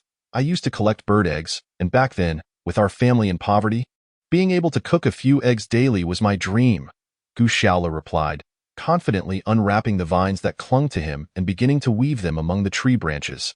This spectacle left Ning Lei bewildered. What on earth was he doing? However, it soon became apparent to her that Gu Shaola was evidently crafting something between the branches. Is this a hammock? She finally asked, her brow furrowed in confusion. Indeed, you guessed correctly. It seems Our Lady Ning is not entirely devoid of wit. Gu Shaola chuckled, casting a glance down at her. Yet, that single glance nearly caused him to lose his balance and fall from the tree. Oh, I see. You intend for us to hide up in the tree tonight? Ning Lei exclaimed, her self-satisfaction palpable. Huh? What's wrong? Why is your face so red? All of a sudden, Ning Lei noticed that the figure in the tree had slowed his movements, his face flushed and breathing heavily, occasionally sneaking glances downward. Huh? This boy is, suddenly, Ning Lei realized, due to the angle, that he was, infuriated, she shouted, picking up a shell from the ground and hurling it at Gu Shaola with all her might. Chapter 13. Indeed, they came fortunately for the flustered Ning Lei. Her aim was far from precise, and the shell merely struck the tree trunk beside Gu Shaola without hitting him. I say, miss, it's not as if I wanted to look. Who told you to stand in such an advantageous position? I thought you were deliberately showing off, Gu Shaola retorted, aware that he had indeed acted a bit inappropriately. Pa, shameless, Ning Lei scolded, stepping away a little before pausing to examine the unfinished hammock that Gu Shaola had constructed. But this hammock is so high. How am I supposed to get up there? You've been climbing trees in the mountains since childhood, but I don't possess such skills, Ning Lei lamented, her brow furrowed with worry. Rest assured, these preparations are merely precautionary measures and won't be directly utilized. However, If those beasts prove unafraid of fire, I will certainly assist you in climbing up. Gu Xiaola assured her, his chest puffed out in confidence. Despite his mischievous nature, Ning Lei found herself trusting him. After nearly an hour of diligent work, Gu Xiaola's substantial project was finally completed. Ning Lei observed that the hammock he had woven was impressively spacious, capable of accommodating 3 or 4 individuals, though she wondered about its sturdiness and safety. Perhaps Gu Xiaola shared her concerns. For after constructing the hammock, he leaped onto it, bouncing a few times to test its strength before finally descending from the tree with a satisfied expression. "Do you think we'll be able to use this contraption tonight?" Ning Lei inquired, glancing apprehensively at the hammock high above. "That's hard to say. If luck is on our side, those canines may have feasted on the unfortunate soul's remains and be satiated for the night. However, on the contrary, if they are still hungry, having tasted human flesh for the first time, they might very well add us to their menu, which would be a serious predicament." Gu Xiaola's words sent a shiver down Ning Lei's spine, leaving her momentarily speechless. The two of them tidied up the hammock, checking for any loose bindings. After a long day of toil, dusk approached, and the sun began its descent toward the horizon. Gu Xiaola donned his diving suit once more and descended into the water. Shortly returning with 2 large fish, however, neither of them felt particularly hungry, so they decided to roast one fish for dinner, while the other would be cleaned and hung on a branch to dry for future use. By the time they finished their meal, the sun had dipped to the horizon, casting the deserted island into a dim light once more. After the previous night's ordeal, Ning Lei suddenly felt the isolated island cloaked in darkness was eerily menacing, as if those unknown beasts could emerge from the shadows at any moment to pounce upon them. Thus, she frequently glanced at Gu Xiaola, who appeared unfazed, seemingly the same as he had been the previous night. "What are you doing?" Ning Lei asked curiously. "A spear. Just now, I found some metal scraps clinging to the wreckage of a ship on the surface. I've sharpened them and plan to attach them to a wooden stick to use as a spear. That way, if we encounter any carnivorous animals, we won't be left helpless," Gu Xiaola replied, focused on his task. "Oh." Ning Lei felt somewhat reassured upon hearing this. Yet, the fear of the unknown is the most daunting of all. Even as she sat by the campfire, she found herself glancing into the dark jungle, anxious that some fearsome beast might leap out at any moment. Fortunately, aside from the occasional distant calls of unidentified birds, the inky blackness of the jungle was quiet, leaving Ning Lei only to hear the crackling of the firewood. Eventually, she could no longer withstand the waves of drowsiness that washed over her and leaned against a palm tree beside the fire. Falling into a deep slumber, uncertain of how long she had slept, Ning Lei was suddenly aware of someone touching her. Blinking awake, she found Gu Xiaola had crept close to her side, and it seemed this mischievous boy was finally revealing his true self under the cover of darkness. "You?" Ning Lei instinctively wanted to scream, but before she could utter the word "rug," Gu Xiaola swiftly covered her mouth with his hand. "MMM." Though Ning Lei couldn't vocalize her protest, she refused to be a passive victim. She bit down fiercely on Gu Xiaola's palm, causing him to wince in pain, yet he did not release her, continuing to firmly cover her mouth. Was this boy attempting to take advantage of her? Yet Ning Lei was unwilling to submit easily. Despite her inability to make a sound, she thrashed and struggled, leaving Gu Xiaola in a rather precarious position. However, he displayed remarkable tenacity, unwilling to relent. This was bad. It seemed he was indeed intent on something serious. Persisting in such resistance might not prevent him from executing his sinister intentions. A wave of fear surged within Ning Lei, compelling her to relinquish her struggle with a sense of resignation. However, at that moment, the lecherous Gu Xiaolu did not proceed with his next move. Instead, he pointed into the distance with his other hand, seemingly indicating that there was something over there. It was then that the young lady appeared to recall something significant. Following Gu Xiaoli's gesture, she glanced in that direction and, indeed, spotted pairs of glowing green points on the darkened beach not far away, gliding restlessly within a mere 50 meters of their campfire. They emitted a series of peculiar, howling sounds. Could it be that those were the very canines that had exhumed the bodies of the deceased last night? This thought caused Ning Lei to momentarily forget her previous assumption about Gu Xiaoli's intentions, leaving her breathless as she fixated on the distance. Seeing that the young lady had finally ceased her antics, Gu Xiaolu exhaled in relief and released his hand from her mouth. "What kind of beasts could they possibly be?" Ning Lei stammered with a trembling voice. it remains unclear. They are too far away and shrouded in darkness, making it impossible to discern. However, given their demeanor, it seems these creatures are indeed approaching us tonight. What shall we do now? Ning Lei thought. While she knew how to deal with a lecherous man, at least she could tighten her belt. Yet, when faced with a pack of real wolves, she could scarcely conceive of a better strategy than offering her slight frame as a meal. We must remain still and observe. Let us see if these creatures are intimidated by the light of our campfire. That would be ideal, although I currently find such a possibility rather slim. Nevertheless, she could not help but inquire. But why is that? Because these creatures have been lingering there for nearly half an hour since their emergence. And in that duration, they have stealthily advanced almost 20 meters closer to us, Gu Xiaolu replied coldly. Chapter 14. Climbing trees. Listening to Gu Xiaoli's words, Ning Lei felt her hairs stand on end. Her eyes widened as she confirmed the pairs of green lights. At that moment, Ning Lei was utterly devoid of any plan. Instinctively, she grasped Gu Xiaoli's shoulder, as if that shoulder were the only refuge left in this world. This is bad. It seems the firelight no longer intimidates them. Suddenly, Gu Xiaolu, who had been crouched beside Ning Lei, sprang to his feet and yanked the trembling Ning Lei off the ground. Hurry! Climb the tree! At this point, Ning Lei began to notice the green lights moving with increasing speed. It appeared that the beasts had commenced a light jog, evidently preparing to hunt them down. Fortunately, the palm tree Gu Xiaolu had fashioned into a hammock stood nearby. However, the trunk of a palm tree is generally quite straight, and during the day, Gu Xiaolu had to exert considerable effort to ascend it. Now, persuading a delicate young lady, completely unaccustomed to physical labor, to climb it was no small feat. Ning Lei clung to the trunk, struggling with all her might, yet she barely made any progress. Her hands felt scorched from the effort. And at that moment, the green lights had already drawn within 30 meters. She could now clearly see not only their glistening eyes but also the outlines of their bodies. These creatures were over a meter long. Their heads strikingly similar to those of dogs, yet they possessed notably large, round ears. Their sandy-colored fur bore a pattern of brown spots, and they walked with a peculiar limp, their front legs shorter than their hind ones. This is bad.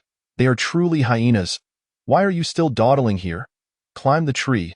Gu Xiaolu, having discerned the situation, was aghast. He seized Ning Lei, who was still clinging to the tree, and forcefully propelled her upward. Ouch! Your hands! Don't touch me! Despite the dire circumstances, Ning Lei could not suppress her outburst. Yet, her cry inadvertently revealed to the hesitant hyenas that these upright beings were not to be feared. In an instant, several notably larger hyenas accelerated toward Gu Xiaolu and Ning Lei's camp. Oh dear. If you don't get up now, we're done for, Gu Xiaolu, observing Ning Lei still clinging to the trunk and barely rising, felt his frustration boiling over.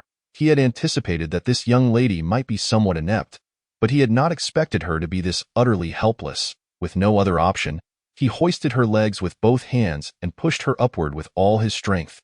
He then scrambled up the trunk, using his head to prop against her rear, pushing and nudging his way up until they finally reached the hammock before the hyenas could reach the base of the tree.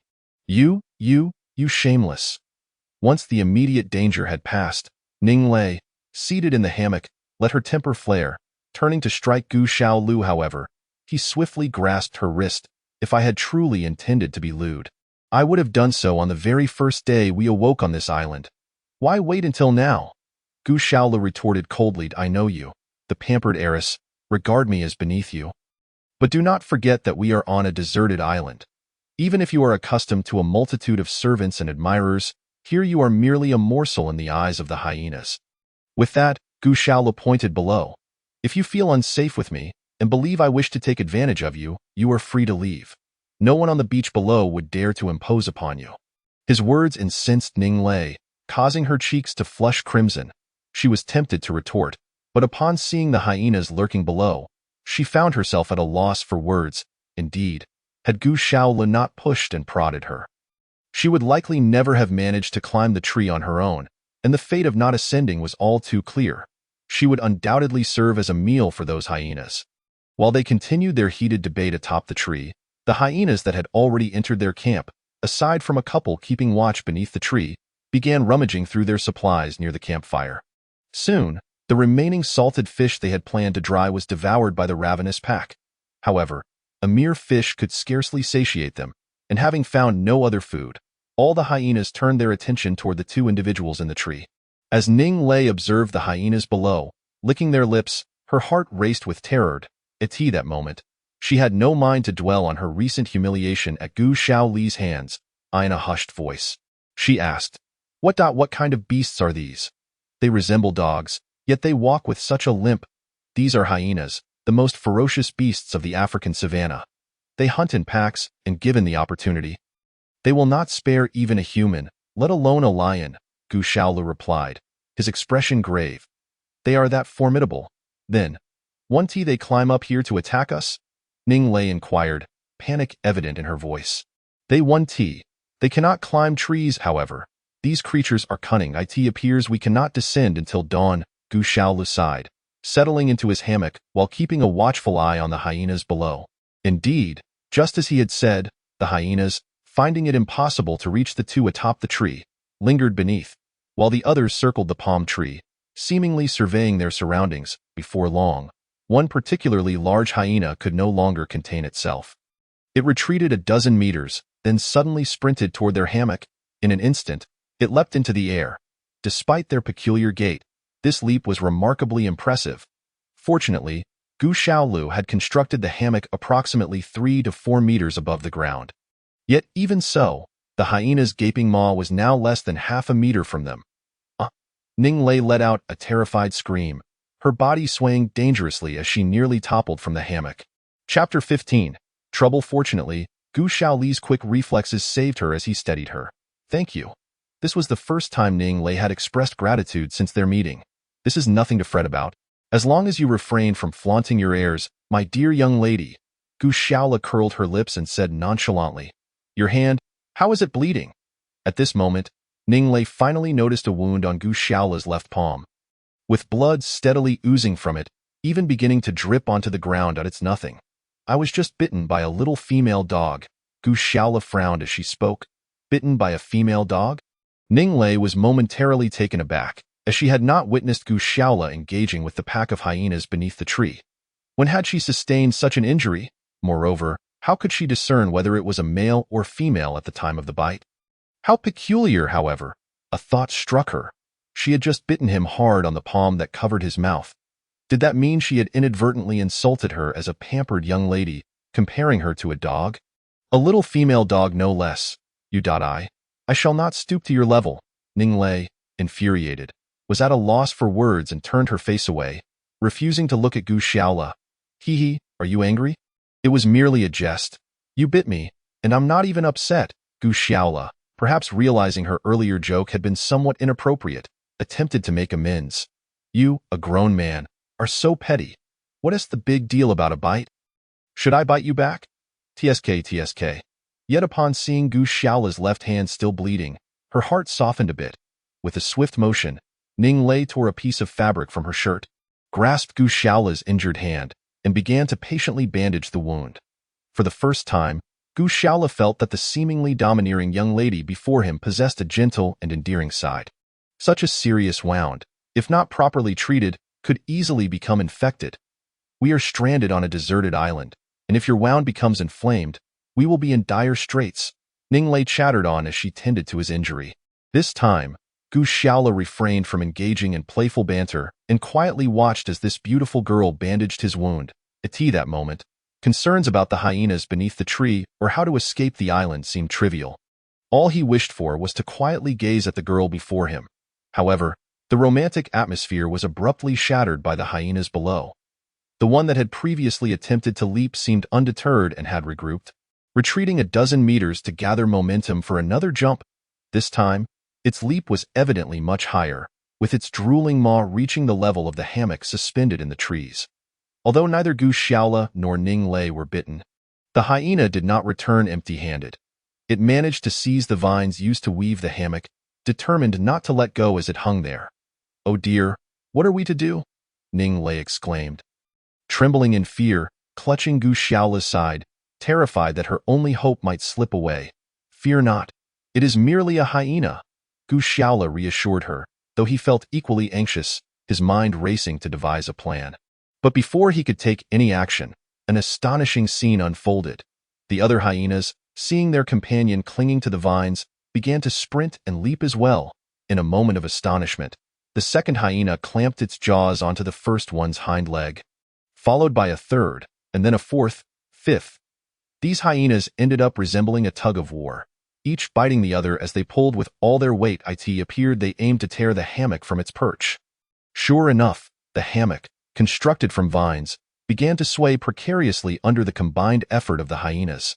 Ning lay, terrified, closed her eyes, envisioning the calamity that would befall them should the hammock collapse under the strain, inevitably feeding the ravenous pack below, though not fear. I am here. I shall not allow these beasts to harm you. Gu Shaola swiftly seized the long spear he had fashioned from the vine and thrust it forcefully towards the head of the first hyena gripping the vine. With a sickening sound, blood splattered as the spear struck true, piercing the hyena's left eye. The beast howled in pain, releasing its grip and plummeting to the ground. As it fell, the chain reaction caused the other hyenas clinging to it to tumble down as well. Yet these creatures, tough-skinned and resilient, aside from the first hyena that had been grievously injured, managed to get back on their feet, though the one with a blinded eye howled in agony. Oh, how pitiful it is! Ning Lei murmured, gazing at the wounded hyena. Pitiful? My dear young lady, spare me your bleeding heart. If we were to fall, we would be far worse off. Gu Shaola nearly burst into laughter at her naivety. However, the injured hyena had regained its footing, ceasing its mournful cries, and fixed its remaining eye on Gu Shaola with an expression brimming with vengeful fury. At that moment, Gu Shaola sensed that as long as he remained on this deserted island, that ferocious beast would not rest until it had its revenge. Nevertheless, this hurdle had been surmounted. The other hyenas, witnessing their leader suffer such a significant setback, naturally lacked the courage to attempt another leap at the humans in the tree. Yet, they seemed undeterred, still lingering around the palm tree, unwilling to depart just yet. Observing this, Gu Shaola felt no concern. He believed that as long as they waited patiently until dawn, the hyenas would not remain here indefinitely. However, this situation endured for less than an hour when, out of the blue, the previously silent Ning Lei tapped him on the shoulder, her face flushed as if she had something to say. What do you want? Gu Shaola asked, surprised. Ning Lei stuttered, gathering her courage before finally speaking. I need to relieve myself. Chapter 16. A boat has arrived. What? Why must you choose this moment and place to relieve yourself? This young lady, Ning, certainly has a knack for selecting her timing. Normally, she would simply find a tall patch of grass to take care of business. But now, they were trapped high in a tree, with a pack of hungry hyenas lurking below. How could she possibly manage such a task? Gu Shaola found himself in a predicament, yet upon seeing Ning Lei's unusual expression and her trembling legs, he realized she was indeed serious and in dire need. After all, one cannot simply perish from such natural urges, can they? Gu Shaola sighed. If you don't mind, perhaps you could just relieve yourself from the hammock? I promise I will turn my face away and not peek. Ning Lei, clearly still apprehensive about his vow, was nevertheless overwhelmed by her pressing need and reluctantly conceded. You need to shift your body a bit further away from me. Goodness, despite my kindness, you still don't trust me? Gu Shaola muttered under his breath, yet complied, moving his body to one side of the hammock. However, the hammock was just that, a hammock, and given that it was merely woven from vines, there was limited distance to create between them. Although Gu Shaola endeavored to distance himself, they were ultimately only a body width apart, making little difference. Yet this was the extent of their separation. Gu Shaola angled his body and peered down at the hyenas below, when suddenly a cacophony of splashing water erupted, followed by a stir among the pack of hyenas. The one-eyed beast became particularly agitated, frantically pursuing and biting at its fellow hyenas. Could it be that the young lady's act had somehow incited a frenzy among the pack? After a full minute had passed, the sounds of water ceased, followed by the rustling of clothing. In a barely audible voice, Ning Lei announced, "All right, it's done. You can turn around now." Gu Shaola noticed that although the young lady had dressed herself, her cheeks still bore a rosy hue. Avoiding his gaze, it was no wonder. For a high-born young lady to relieve herself in such proximity to someone like him must surely be a source of embarrassment. Jiu Shaola, can you promise me? Promise me. All right, I promise you. I absolutely won't divulge this matter. Observing the young lady's hesitance, Gu Shaola spoke up first. Fine. You must keep your word. Huh?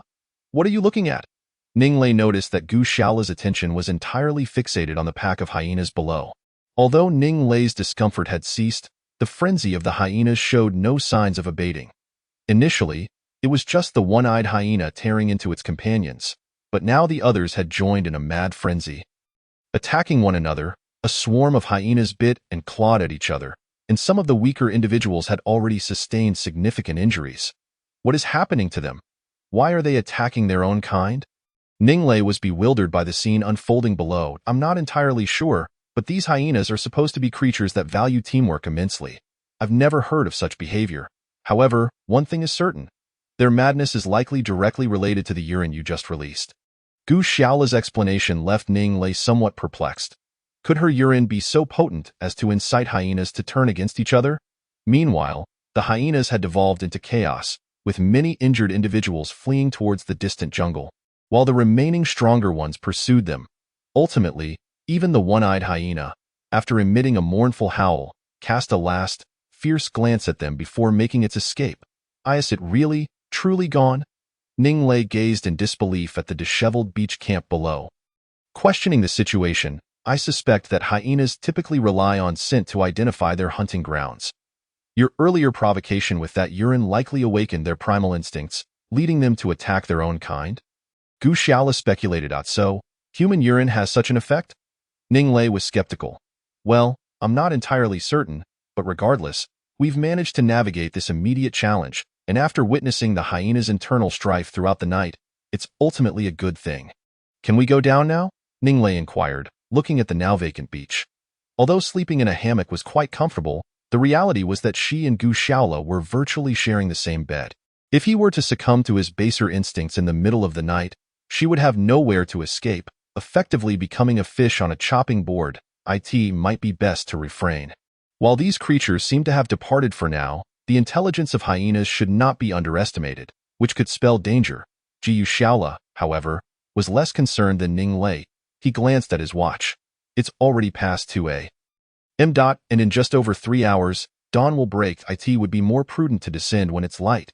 There are still 2 to 3 hours until dawn? Ning Lei felt worried. With such an expanse of time, what mischief might occur with the two of them confined to a single hammock? Gu Shaola, perceptive as he was, recognized Ning Lei's concerns. While he relished the close proximity to the young lady, he knew he had to maintain the dignified image he had just established. He couldn't allow her to think of him as someone who would take advantage of her vulnerability. Thus, Gu Shaola suggested, "How about this? I'll go down first and you stay in the hammock until dawn." Ning Lei had no objections to his proposal. Jiu Shaola then carefully descended from the palm tree, returning to his camp to assess the situation. Though the hyenas had wreaked havoc, they had shown little interest in anything other than food, resulting in only a single dried fish being lost, with the rest of his belongings remaining intact. After a quick tidy-up, he leaned against the tree where Ning Lei was perched and closed his eyes to rest. Despite his robust physique, Gu Shaola soon found himself slipping into a deep slumber after a long night of turmoil. It was unclear how much time had passed when Gu Shaola was abruptly roused by Ning Lei's cries from above. He initially thought the hyenas had returned, springing to his feet, spear in hand. Alertly scanning his surroundings, the dawn light was just beginning to break, yet there was no sign of the hyenas. Not hyenas, Gu Shaola. Look at the sea. Hurry. It seems a small boat is approaching, Ning Lei exclaimed excitedly from the tree. Gu Shaola was taken aback by her words. What? A boat is coming. Could this mean they have a chance to escape? However, shielding his eyes from the glare, he peered out at the sea and saw not a ship, but the tiniest of inflatable rafts bobbing towards their island, carried by the ocean's currents. Regardless, this was a significant discovery. Jiu Shaola quickly discarded his spear, stripped off his shirt, and, clad only in his shorts, hurried into the water to reach the little boat. As he drew nearer, he realized there were people aboard. However, likely due to lack of provisions and days adrift at sea, the two individuals appeared extremely weak. Without a moment's hesitation, Gu Shaola grabbed the raft and pulled it towards the shore with all his might. That moment, Ning Lei finally managed to climb down from the tree and rushed into the water to assist him. Together, they exerted tremendous effort, finally dragging the raft onto the sandy beach. It was then that Gu Shaola turned his attention to the two occupants of the raft, and to his astonishment, he discovered they were a pair of young women. The elder appeared to be around 26 or 27, with long hair cascading over her shoulders. The younger one seemed even younger than Ning Lei, her cherubic face suggesting she was no more than 20. Both were clad in bright orange life jackets, but it was evident that they were severely dehydrated after days without water, their eyes lacking any spark of life. Without hesitation, Gu Shaola produced the remaining coconuts. Cracking them open, he and Ning Lei each held one to the girl's lips. The instinct for survival kicked in as the girls, upon tasting the sweet coconut water, quickly regained consciousness, drinking eagerly until both coconuts were drained. Indeed, coconut water is a lifesaver in the wild. It replenishes fluids and provides sugars that swiftly convert into the electrolytes the body desperately needs. Within 10 minutes of drinking, the girls' formerly dull eyes brightened with life. Though still somewhat weak, they were now able to speak. The elder sister exhibited graceful poise and articulate speech, while the younger one was lively and chatty. Although neither could rival Ning Lei in beauty, they were undeniably striking in their own right. Thank you, thank you.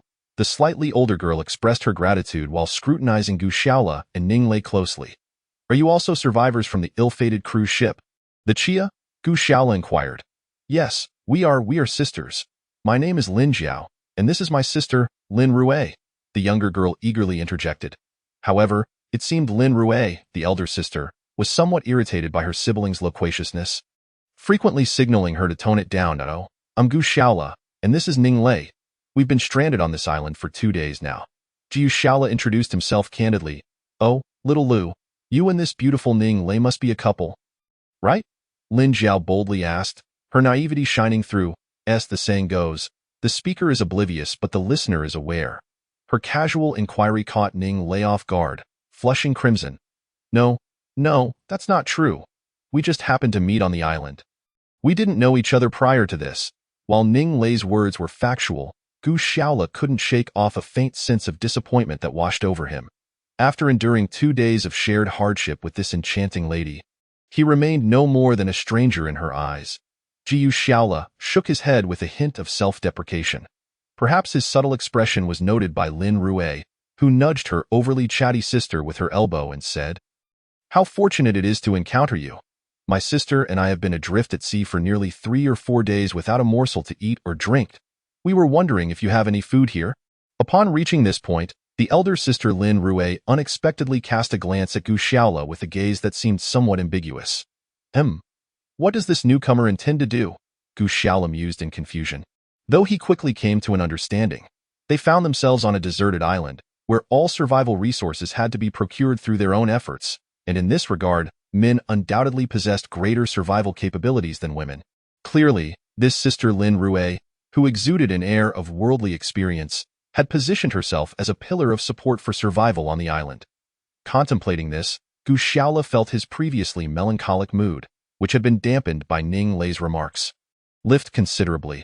After all, there were other beautiful women who took a rare interest in him.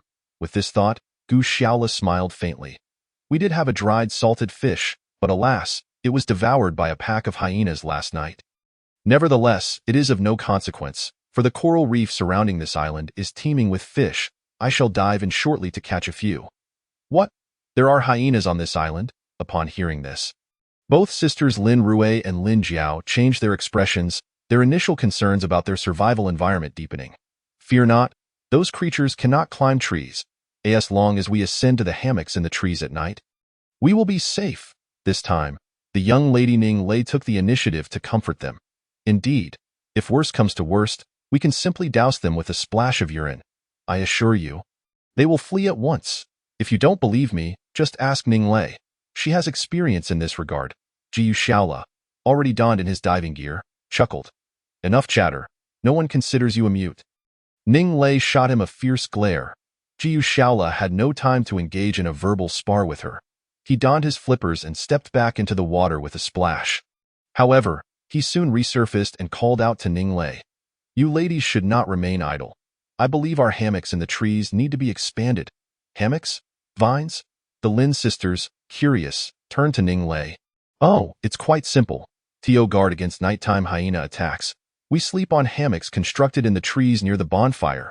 However, now that you have arrived, the original hammock will certainly not suffice, but do not worry. Take a moment to rest, and we can address that shortly. After explaining, Ning Lei gathered some firewood and tossed it into the bonfire. Suddenly, Lin Rui glanced at her younger sister, and the astute Lin Jiao cheerfully inquired, Ning Lei, where do you usually relieve yourself? My sister and I would like to use the restroom. The mention of needing to use the restroom, Ning Lei's face flushed slightly, and she pointed to a patch of tall grass not far away. I generally take care of that in the area where the grass is taller. You two sisters can go there as well.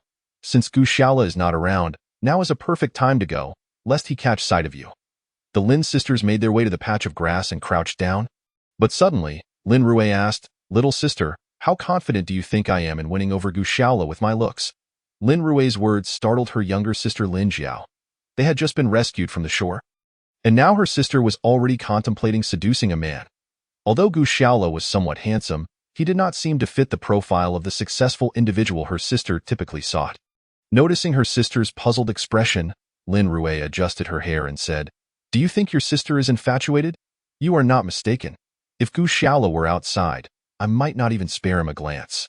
But do not forget, we are on a deserted island. If we sisters are to survive without a man, relying solely on our own strength, we may not endure until help arrives. Moreover, I can see that Ning Lei is undoubtedly a sheltered young lady, too proud to compete for a man with me. Thus, it is best this way. If she does not want him, I shall. As Lin Rui spoke, she cast a meaningful glance at Ning Lei in the distance, accompanied by a subtle smile. Sister, although Ning Lei claims that Gu Dage has nothing to do with her, I can't shake the feeling that there is something brewing between them. Isn't what you're doing a bit like stealing love? Lin Jiao, being younger and more naive, felt that such actions seemed somewhat inappropriate. Humph. Stealing love? Xiao Jiao, you are 20 now. You are no longer a child. Why do you still speak so naively? How many women have you seen fighting over a man? Moreover, we are on a deserted island. This is not about romance. It's about survival. For survival, don't speak of stealing love. Even resorting to cannibalism would not be surprising. Lin Rui's words startled her sister, revealing a side of the usually gentle and gracious sibling that was unexpectedly ruthless. Sigh, I don't want this either, but it's not just my problem anymore. It concerns you too. I suppose I should blame myself for insisting we celebrate your entry into a prestigious university with a cruise trip, only to encounter such misfortune. Lin Rui expressed a hint of self-reproach. Sister, how can you blame yourself for this? You never anticipated such a situation would arise. However, I still feel that trying to seduce Gu Dage seems a bit off. And he doesn't strike me as that kind of person. Humph. Rest assured, I have encountered many men. I refuse to believe there exists a cat that does not indulge in fish. Ugh, you little brat. How dare you mock me? The two sisters began to playfully tussle. Ning Lei remained oblivious to the sisters' conversation and was actually quite pleased with their arrival. At the very least, with the addition of these two beauties, Gu Shaola's attention would be diverted, sparing her from constantly worrying about being at a disadvantage. Before long, the three girls cautiously ventured into the jungle to gather vines. Meanwhile, Gu Shaola was having a fruitful time underwater, managing to catch 3 large fish and several oysters, scallops, and sea urchins in less than an hour. Upon returning to shore and shedding his diving suit, he noticed the bonfire in the camp still smoldering. Gu Shaola tidied up his gear carefully. These items were now his prized possessions. After organizing everything, he began to prepare the day's catch, placing them over the bonfire to grill. Soon, the beach was filled with the mouth-watering aroma of grilled seafood. Wow! It smells incredible. Gu Dage, what delicious dish are you preparing?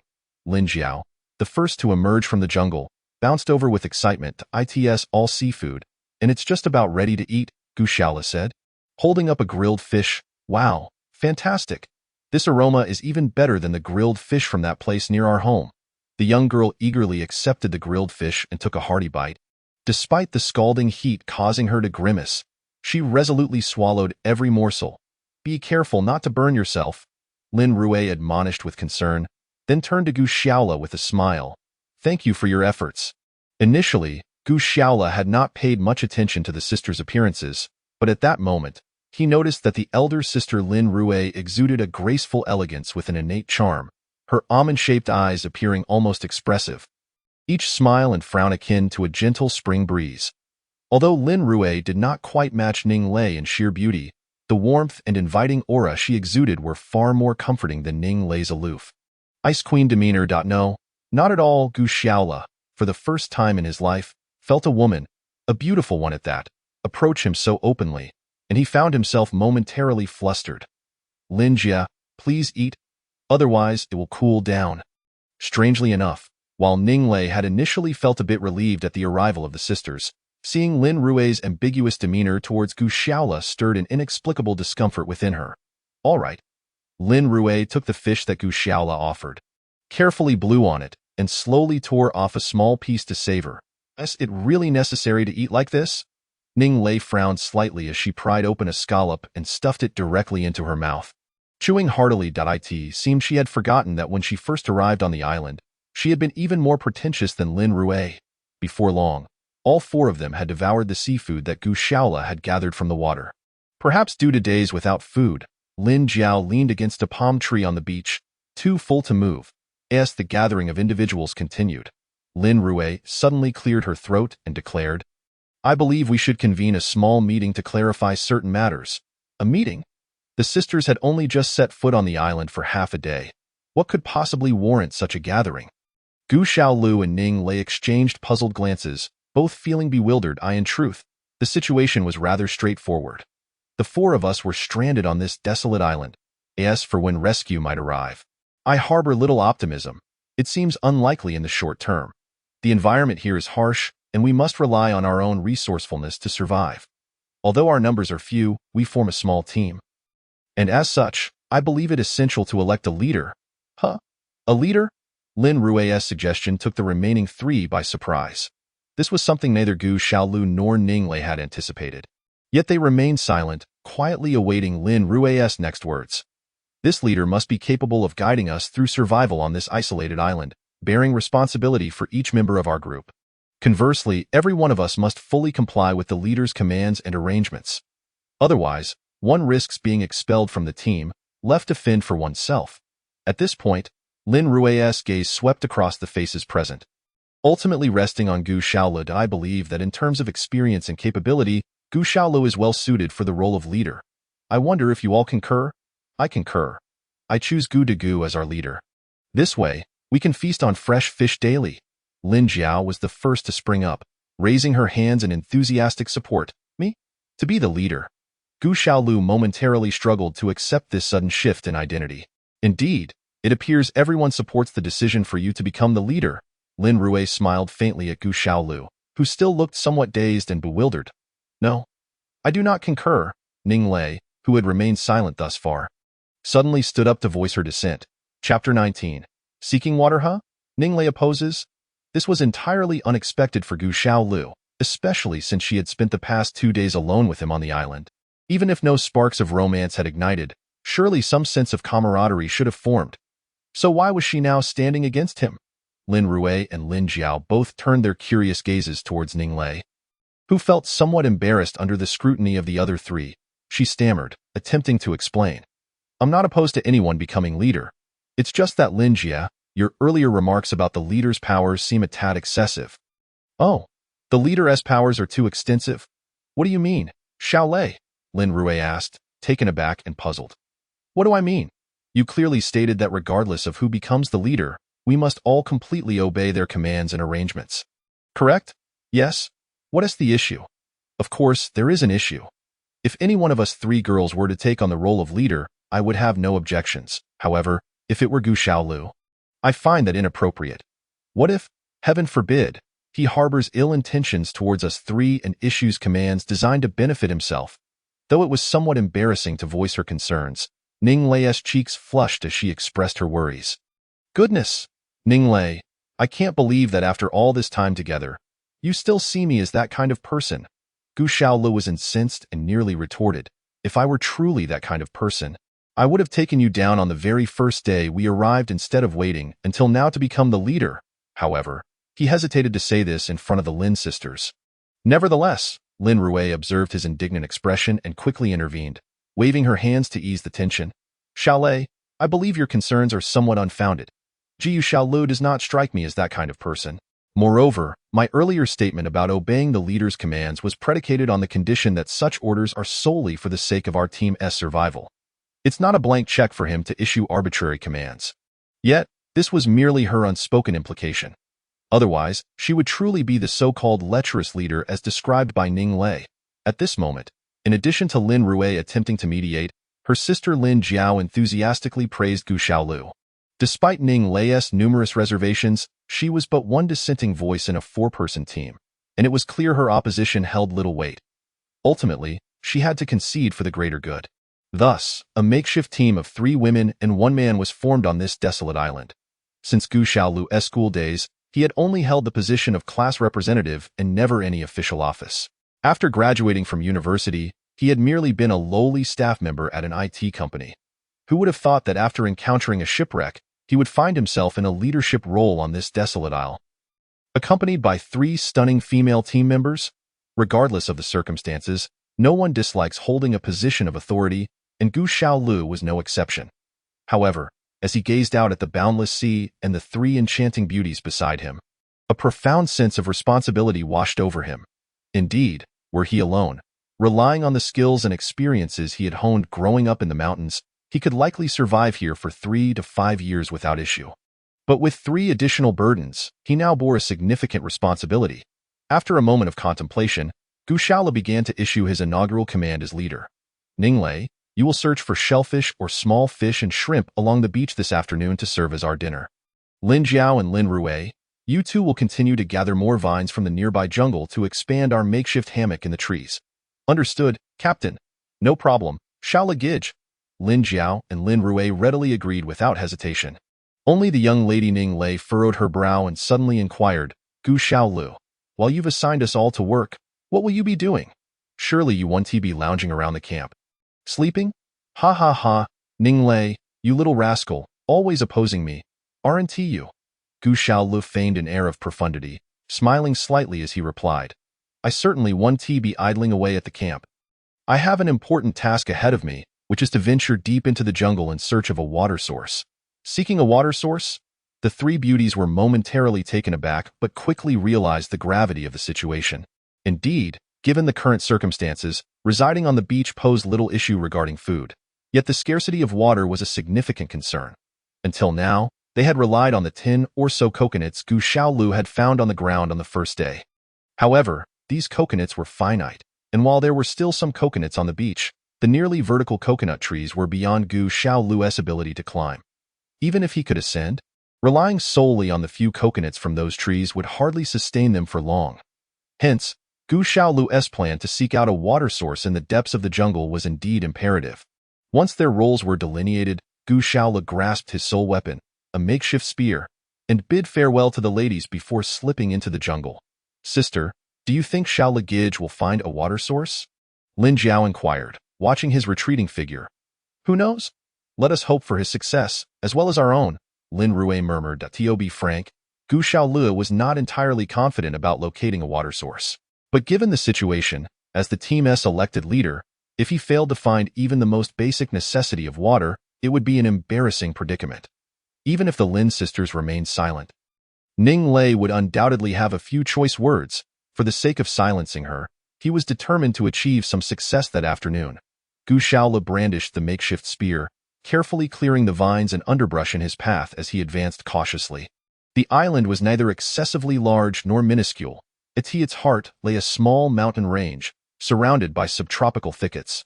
The jungle was alive with the sounds of insects and the calls of birds. Clearly a haven for numerous creatures, it seemed certain that the island harbored abundant freshwater resources.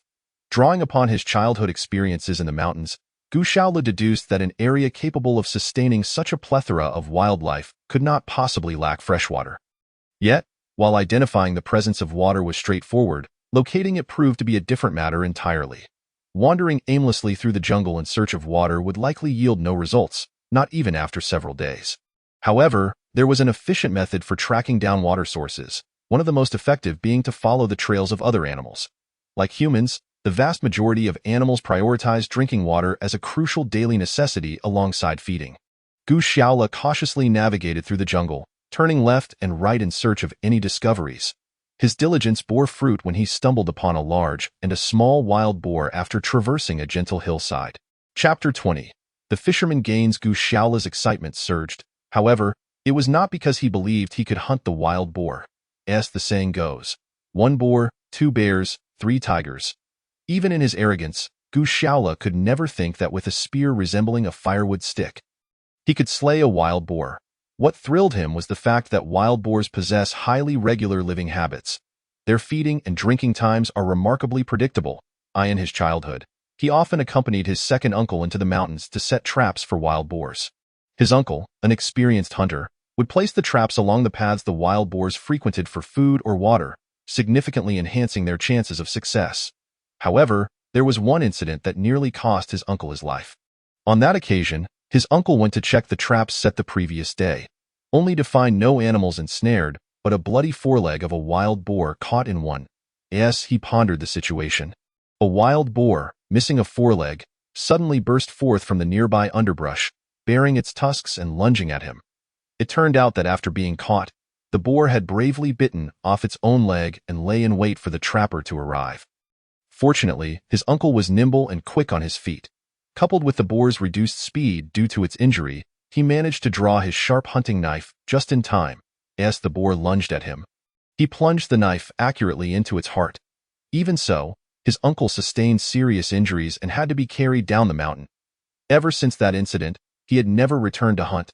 Nostalgic memories flooded back, and Gu Xiaola shook his head with a wry smile at the sight of the large and small wild boars before him. It was wise to avoid provoking such powerful and vengeful creatures. However, he pondered whether this mother and son duo would soon finish eating and seek water. Thus, Gu Xiaola crouched down, carefully concealing himself in the underbrush, over 20 meters away, to avoid alerting these cunning animals to his presence. The 2 wild boars seemed blissfully unaware of being followed, likely considering that threats were rare on this desolate island. They contentedly grazed on something freshly unearthed from the ground. From his distance, Gu Xiaola could not discern what they were eating, only realizing that their appetites were prodigious, as they feasted for nearly 2 hours before ambling away, satisfied. Heaven help him. He hoped they were off to find water. Gu Xiaola stealthily followed, trailing the pair as they moved through the jungle. After traversing several hills and woods, he was elated to hear the sound of flowing water. Splendid. It seemed there was a water source ahead. The next step was to wait for the wild boars to quench their thirst before he could fetch some water himself. Gu Xiaola glanced at the large water jug in his hand, which he had found on the small raft belonging to the Lin sisters. It was fortuitously useful now. Indeed, upon rounding a ridge, a gently flowing stream came into view, winding down the mountainside with crystal-clear water. As soon as the wild boars spotted the stream, they bolted toward it, plunging into the water to drink and play. Creating a chaotic splash, Gu Xiaola cursed under his breath, wishing for them to quickly drink their fill and leave. He needed to fetch water. Just then, an astonishing scene unfolded. A pack of hyenas suddenly appeared not far from the wild boars. Gu Xiaola almost shouted in surprise. Was this not the same pack that had raided their camp the previous night? Leading them was the very hyena he had blinded in one eye, accompanied by 5 or 6 robust adults. Though the wild boars were oblivious to Gu Xiaola's scent, the mother boar immediately detected the intruders. With her blood-red eyes fixed on the unwelcome visitors, she emitted warning snorts. Typically, hyenas would not dare to provoke a wild boar. The formidable power of an adult boar could exact a heavy toll on the pack if they attempted to attack. Yet this time, the hyena's target was evidently the small boar sheltered behind its mother. While the large boar was too formidable, the little one, merely a month or 2 old and weighing only 20 to 30 pounds, was a tempting morsel. However, capturing the small boar would not be an easy task. The mother boar stood defiantly in front of her offspring, determined to fight off any threat. Yet the hyenas were cunning. Under the leadership of the one-eyed hyena, they slowly approached the mother and son. Despite the mother boar's repeated snorts of warning, the hyenas continued to advance, and eventually, the mother boar was provoked. She charged at the nearest hyena, baring her tusks for an attack. However, the hyena was evidently prepared. and without hesitation, it turned and fled. The boar's bite missed, but she heard her young one cry out for help. Turning her head, she saw two hyenas attacking her offspring. Enraged, the mother boar charged toward the attackers. The hyenas, not wishing to engage, quickly retreated. The commotion continued as additional hyenas attempted to seize the small boar, and Gu Shaola watched the thrilling spectacle with rapt attention. Such scenes, even on a nature documentary, are rarely witnessed. Unlike the edited versions seen on television, reality held no such luxury. The stamina of these wild animals was limited. Eventually, both wild boar and hyenas stood panting, exhausted from the confrontation, revealing a stalemate. The hyenas' plan to lure the mother boar away had not succeeded, depleting their energy without achieving their goal. However, their attacks were not without consequence. The small boar had suffered several bites and lay helpless by the stream. Unable to flee with its mother, the large boar, too, bore multiple wounds and bled profusely, but being an adult, its thick hide rendered these injuries non-fatal, merely fueling its fury. Perhaps it was the sight of its own blood that ignited the primal ferocity within the hyenas. After a minute of tension, the one-eyed leader let out a howl and charged. This time, the target of the hyena's assault was the adult boar.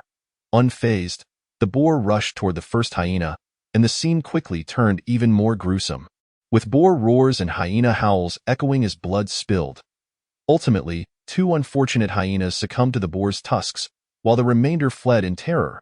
Of course, the boar's fate was equally grim. Its body was nearly devoid of intact flesh, with numerous gaping wounds exposing bone. The ferocity of this large boar had been thoroughly awakened. Even after the hyenas' retreat, it charged after them in a frenzied pursuit. Wait, they've all fled?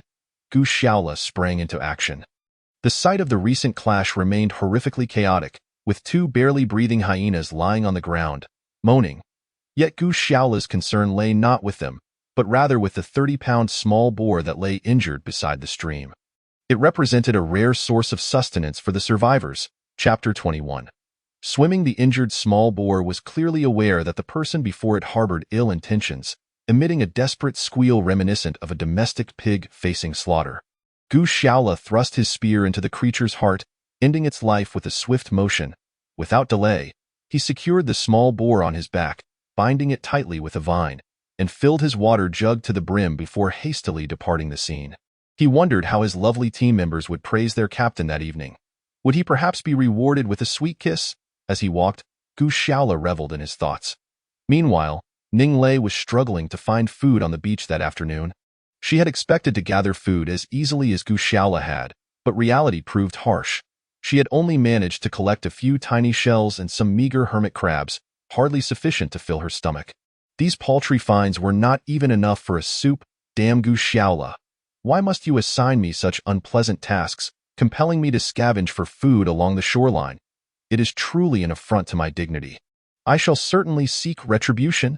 Ning Lei grumbled with indignation, baffled by how, upon her arrival, she found herself casting flirtatious glances at Gu Shaola. Had she never encountered a man before?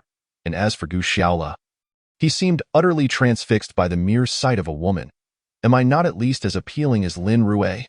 Ning Lei continued to vent her frustrations by the sea. Xiao Lei, how are you faring? Have you discovered anything delectable? Suddenly, Lin Rui's voice broke in from behind, startling Ning Lei, who stuck out her tongue in relief that her words had not been overheard. Indeed, elder sister. I and sister just harvested quite a few vines from the nearby thicket. We intended to take a breather, but upon realizing that our evening meal rests solely upon your shoulders, I accompanied her to assist you. Lin Jiao, Lin Rui's inseparable younger sister, bounced into view. There is so little edible fare here. I have not even found anything larger, Ning Lei exclaimed, raising her hands in defeat. Oh, is that so? Then are we to go hungry tonight? Upon hearing this, Lin Jiao pouted, clearly dissatisfied. Lin Rui gently tugged at her sister, offering a soft smile. No matter, the beach is entirely flat, devoid of any rocky terrain. It would indeed be challenging to find food without venturing into the water. How about this? We shall accompany you into the sea to search for food, and we can also take a leisurely swim to refresh ourselves. What do you think? Into the water? After a moment's hesitation. She was not afraid of the water. Rather, It was the thought of being on the island for over 2 days that made her wary of the depths. Her primary concern was that, once submerged, she might inadvertently expose herself, leaving her vulnerable to the lecherous Gu Xiaola. Yet, given the sisters' earnest proposal to assist, she felt it would be ungracious to decline. However, a new dilemma arose.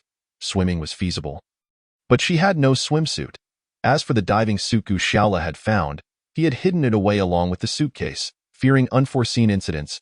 At present, the three girls were clad in beach attire of shorts and tank tops. Surely they could not enter the water dressed like this? After all, that little bandleader was not around. Why don't we simply? Lin Jiao, mischievous and petite, suddenly winked. What do you mean?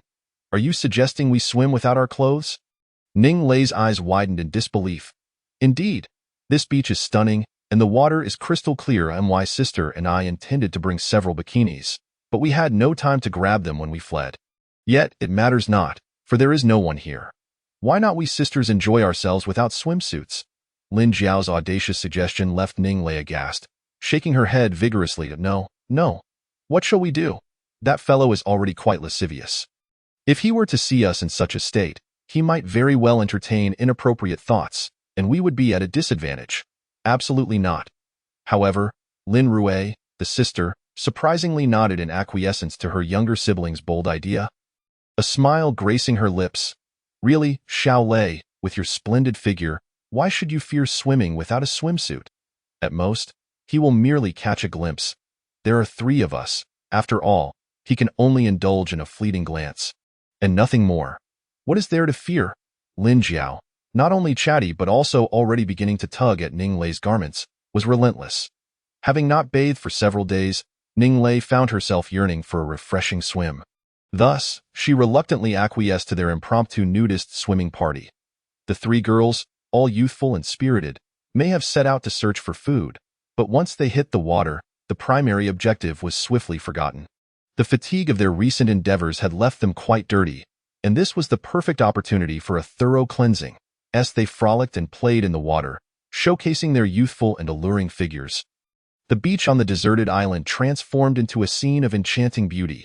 Unbeknownst to Gu Xiaola, the complexities of the jungle terrain were challenging to navigate.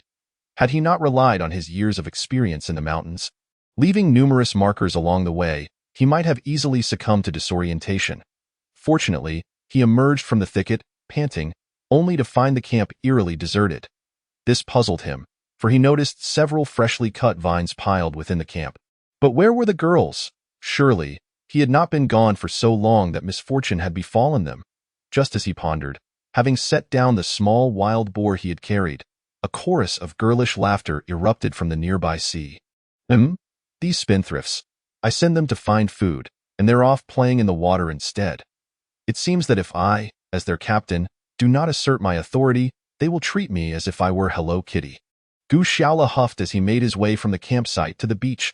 However, he paused mid-stride, for he noticed the girls' clothes neatly folded and weighed down by stones on the sand. Surely they had no swimsuits? Then where were their everyday garments? Did that mean they were? The mere thought sent a rush of blood to his cheeks as he caught sight of the three girls frolicking in the surf. Chapter 22. Punishment? The sun, the beach, the palm trees, the gently undulating waves, and several lithe, beautiful girls, their skin gleaming like alabaster when they stood in the water, left Gu Xiaola utterly entranced. If there existed a paradise on earth, surely it would resemble this moment. He foolishly mused, realizing that he bore an uncanny resemblance to Zhu Beiji from Journey to the West, peeping at the spider spirits bathing by the water's edge. He could almost hear the classic line, "It's too hot today." Let this old pig also take a dip in that moment. He felt no desire to scold them for their antics. He would gladly stand on the beach, watching them until the end of time. Alas, beautiful moments are often fleeting. Just as Gu Xiaola stood entranced, a sharp voice pierced the air. Oh no, someone's spying on us. This was quickly followed by a chorus of startled exclamations from the three girls, who promptly submerged themselves, leaving only their heads bobbing on the surface. Little bandleader, we are bathing.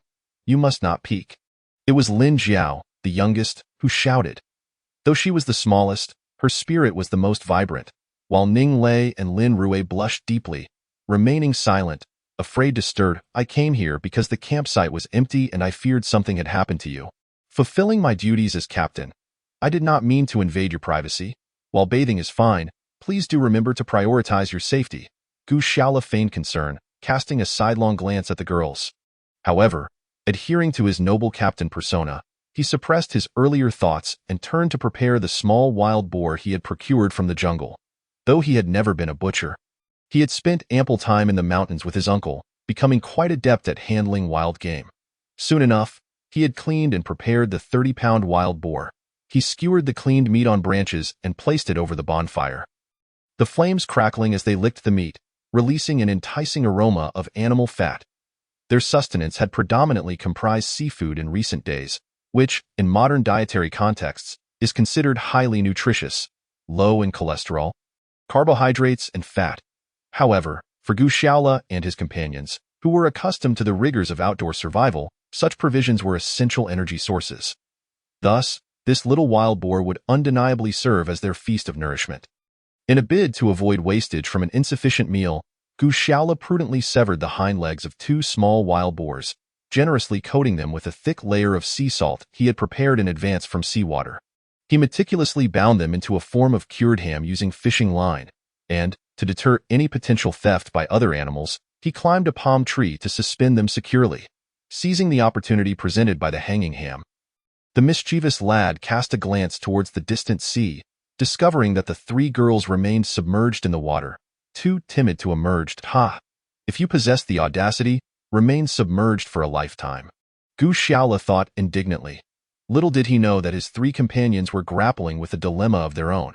The campsite lay not far from the beach, and if they simply emerged from the water to dress on the shore, they would undoubtedly be spotted by their lecherous captain. Yet, remaining in the sea until dusk was hardly a viable option. It was Lin Jiao, the clever young girl, who broke the silence. Sisters, lingering here in the water is not a solution. How about we swim a bit further away, make a circuit, and then come ashore? That way, the lascivious Captain Xiaola won't see us. Her suggestion was met with agreement from Ning Lei and Lin Rui, although it appeared they had overlooked several other concerns. Meanwhile, Gu Xiaola continued to tend to the campfire, adding more wood. Although the wild boar was small, it was still pork, and cooking it through would take time. Despite the enticing aroma wafting through the air, the meat remained rather firm, prompting Gu Xiaola to keep turning it over the flames. Where have those 3 girls gone?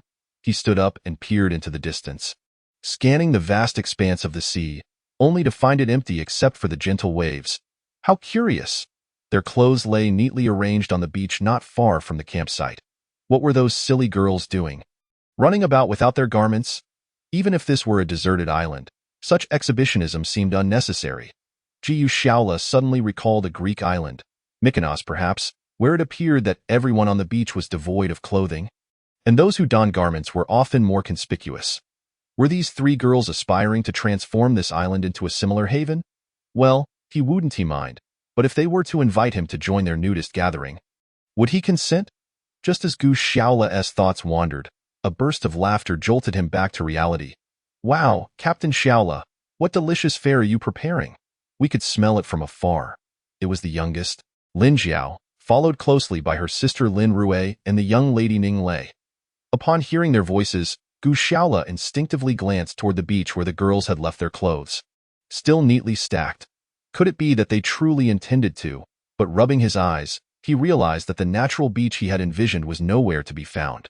The 3 girls had somehow procured several large banana leaves to shield their modesty, leaving Gu Xiaola feeling rather foolish for his earlier assumptions.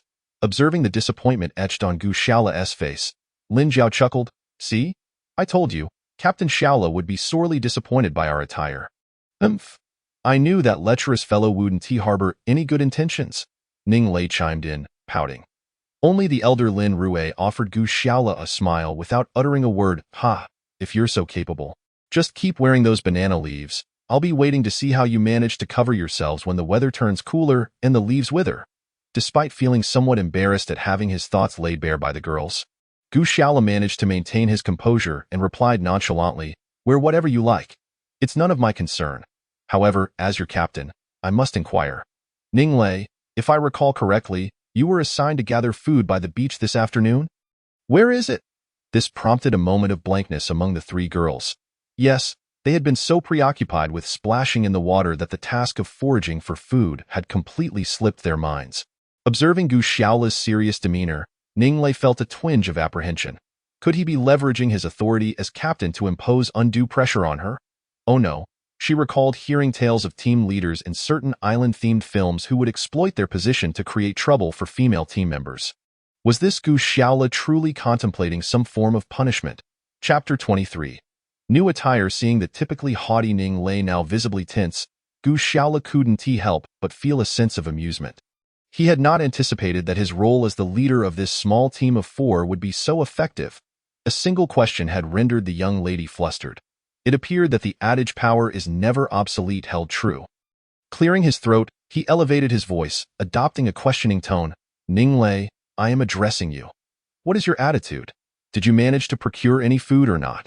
Despite Gu Xiaola's lack of experience and authority, he had certainly been on the receiving end of such treatment throughout his life.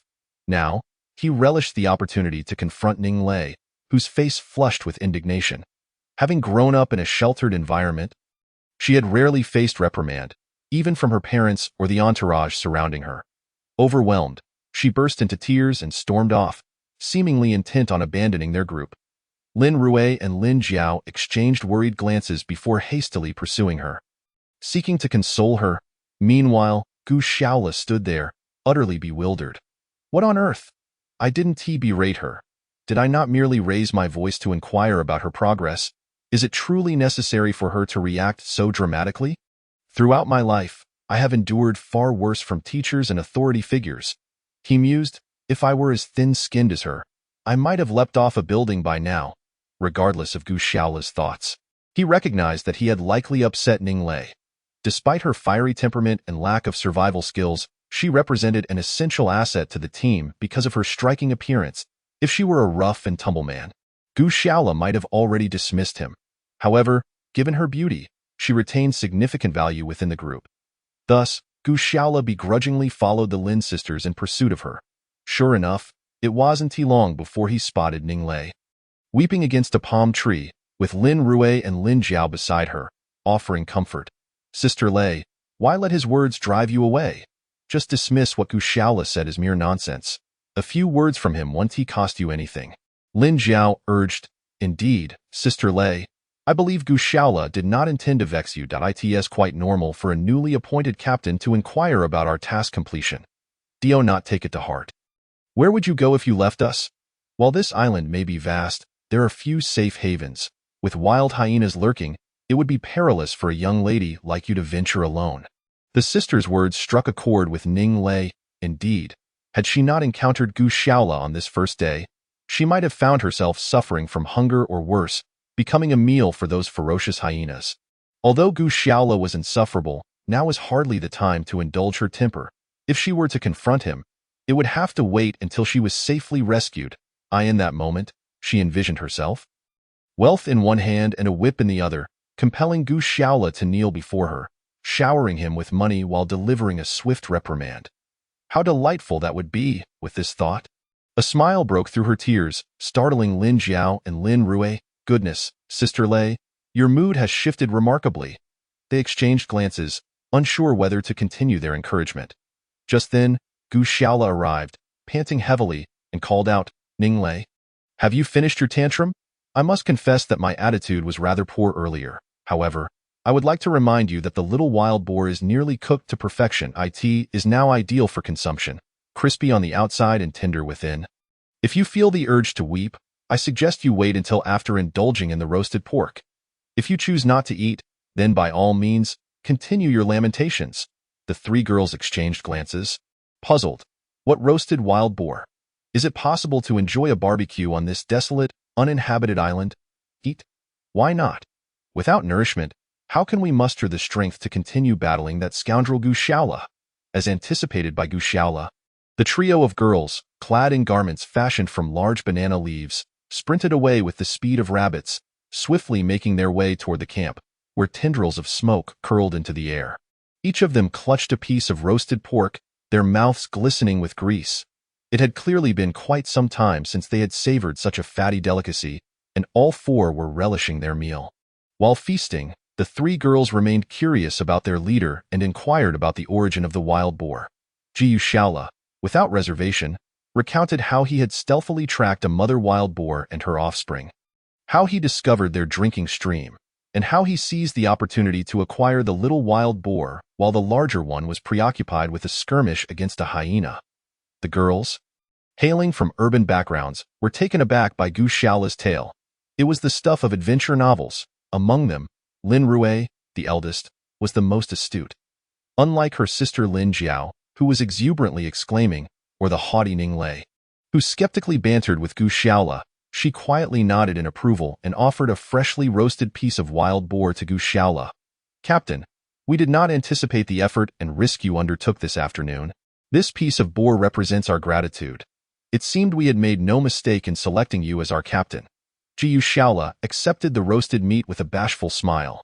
Indeed, flattery is universally cherished, especially when it emanates from the lips of a beauty like Lin Rui. Lin Jiao chimed in support. "Yes, I knew our leader Gu Shaola was the most capable, with you guiding us. We shall never go hungry." Even Ning Lei, who typically regarded Gu Shaola with disdain, begrudgingly raised her hand in agreement. Thus, the first dinner of their small team concluded in a harmonious atmosphere. However, while their meal was finished, certain matters remained unresolved, namely, the fact that the three enchanting ladies were still clad in banana leaf attire. Such garments could only be worn for so long. They were stiff, non-breathable, and utterly uncomfortable, of course. Their original clothing lay neatly on the beach, but after days without washing, they were undeniably dirty and wrinkled, and the three girls were reluctant to don them. Yet, what choice did they have? They could hardly go without clothing. As they approached their original garments, Gu Shaola suddenly had an idea and called out to them. "Actually, I have some new clothes available, though I cannot be certain if you three would be willing to wear them." "New clothes?" Lin Jiao, the youngest, widened her eyes in surprise. Though she recognized her captain's abilities, she could scarcely fathom that he could procure new clothing in such a remote wilderness.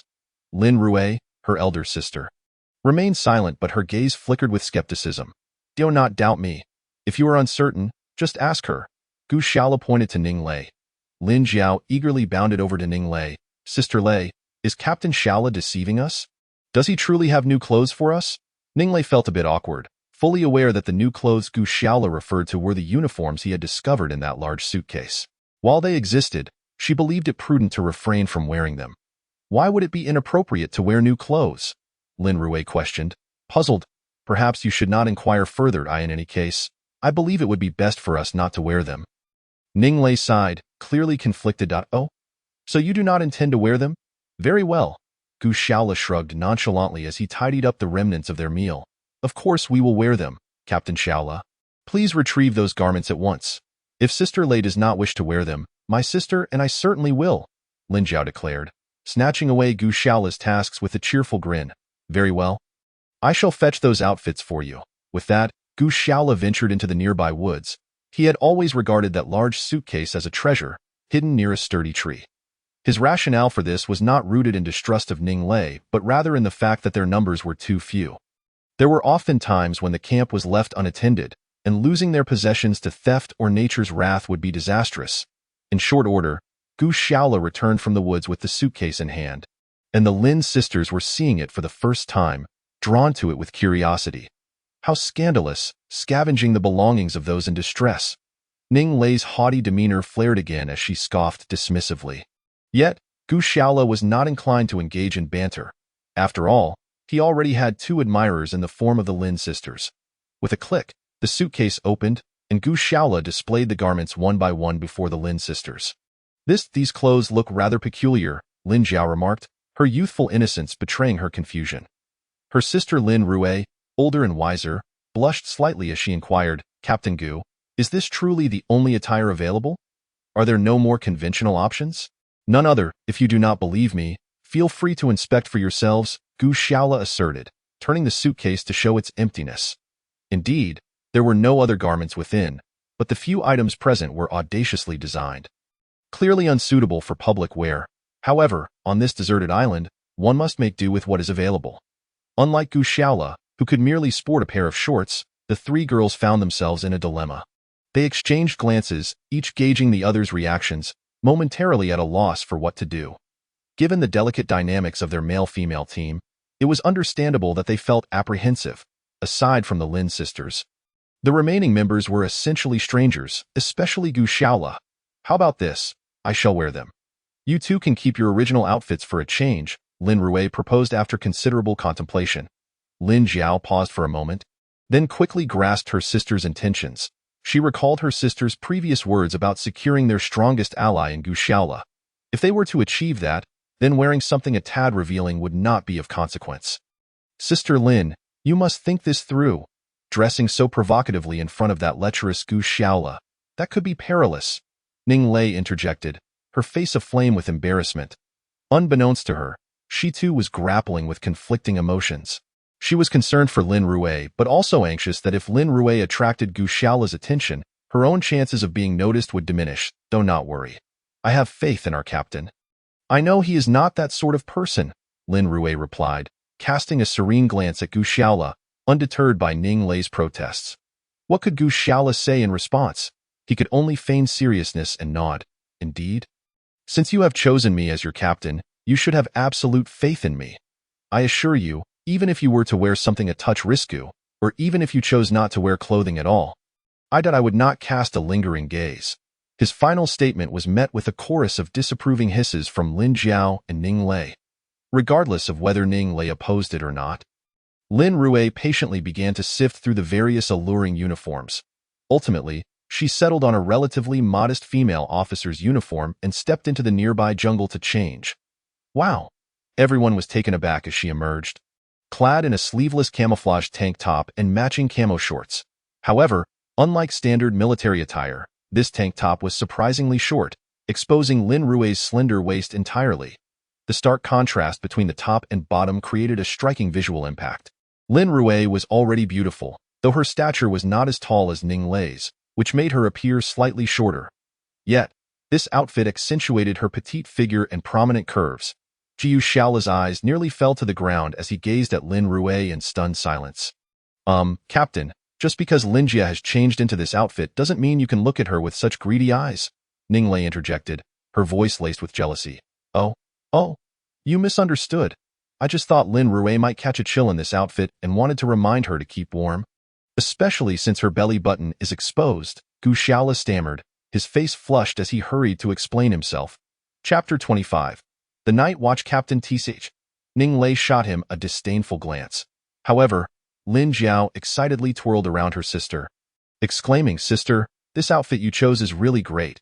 It makes me want to pick something out from Captain Xiaola's collection too. Lin Rui quickly interjected. You, a college freshman, have lost your mind. Wearing something like that is absolutely out of the question. In that moment, Lin Rui transformed into a maternal figure, firmly scolding her younger sister. Thus, the clothing change commotion came to an end. After all the fuss, everyone felt a bit weary, and the sun had dipped below the horizon. Signaling it was time to rest, however, a new dilemma arose. The hammock Gu Xiaola had tied to the palm tree was barely sufficient for him and Ning Lei, and now with the addition of Lin Rui and Lin Jiao, it was clear it wouldn't accommodate them all. According to Gu Xiaola's original plan for the afternoon, he had intended to return after a short delay in the jungle, but after roasting a wild pig. They had spent an inordinate amount of time deliberating about the outfits. Now, with nightfall upon them, it was evident that expanding the hammock was no longer feasible. Don't worry. Tonight we'll sleep on the beach. Those hyenas won't dare to attack us, Gu Xiaola said with utmost confidence. Captain Xiaola, how can you be so sure? Lin Jiao asked, curiosity etched on her face. This afternoon, that pack of hyenas lost 2 members to a big wild boar and a few more were injured. Under such circumstances, I doubt they have the courage to bother us, Gu Xiaola declared. But just in case, I'll take the night watch, so you can all sleep soundly. He thumped his makeshift spear heavily against the ground, exuding a heroic bravado. Wow, Captain Xiaola, you're so impressive. Our safety tonight relies entirely on you. Lin Jiao exclaimed joyfully. Humph. I'm just worried he might steal a glance at us. Ning Lei chimed in, always quick to counter. All right. Since we all agree that Gu Xiaola is our team leader, it's pointless to keep doubting him. Let's start discussing how to arrange the sleeping arrangements, Lin Rui interjected, playing the peacemaker as always. The argument ceased, and they began to strategize their sleeping arrangements. Sleeping directly on the beach was not entirely out of the question. However, the ground was damp, and the temperature on this deserted island was bound to drop at night. While it might not be as extreme as the desert's unpredictable climate, lying directly on the sand could easily lead to catching a cold. Therefore, they gathered large banana leaves to lay down in their campsite. And with the warmth of the campfire, it would ensure a comfortable night's sleep. Meanwhile, their unfortunate captain, Gu Xiaola, could only watch as the three beauties giggled and spread their bedding. He wanted to help but feared Ning Lei's suspicious remarks. So he remained seated a bit farther away, spear in hand, like a sentinel gazing into the distant jungle. Captain, are you really going to stay awake all night and not sleep? Lying on these banana leaves with the warmth of the fire is incredibly comfortable. Lin Jiao remarked teasingly. That little brat Lin Jiao, just because you find it comfortable doesn't mean I should join you. Gu Xiaola thought to himself, nearly choking on his own laughter. Don't worry. Our danger level is about to rise dramatically. It might not be the hyenas that come for us, but rather some ruffians, Ning Lei warned, eager to dissuade Lin Jiao from beckoning Gu Xiaola over. Sister Lei, what are you afraid of? There are three of us. Even if he does come, I doubt he could handle all three of us beauties. Lin Jiao's playful remark was double-edged, leaving Gu Xiaola nearly spitting out his drink in shock. You little rascal, what nonsense are you spouting? Just wait until I tell Mom and Dad. Lin Rui chastised her sister, realizing her words had inadvertently dampened the mood. Lin Jiao's smile faded as she almost whimpered. Sister, do you think we'll ever see Mom and Dad again? Her question hung heavy in the air. The vast ocean stretched before them, and their rescue seemed an eternity away. Who knew when they might escape this wretched island? To say they wouldn't would be akin to telling everyone they would be condemned to live like savages in this remote wilderness for the rest of their lives. Ning Lei's eyes glistened with unshed tears as she shook her head, unsure of how to respond. Hey, what are you all getting so worked up about? We've only been stranded on this island for less than 3 days, and you're already so pessimistic? Remember, Robinson was marooned for a full 27 years. He didn't wallow in despair. Instead, he cultivated his own farm and estate, even taking a wild man named Friday as his servant, effectively becoming the king of that island. We've only been here a few days, and you're already complaining. How do you expect to wait for rescue?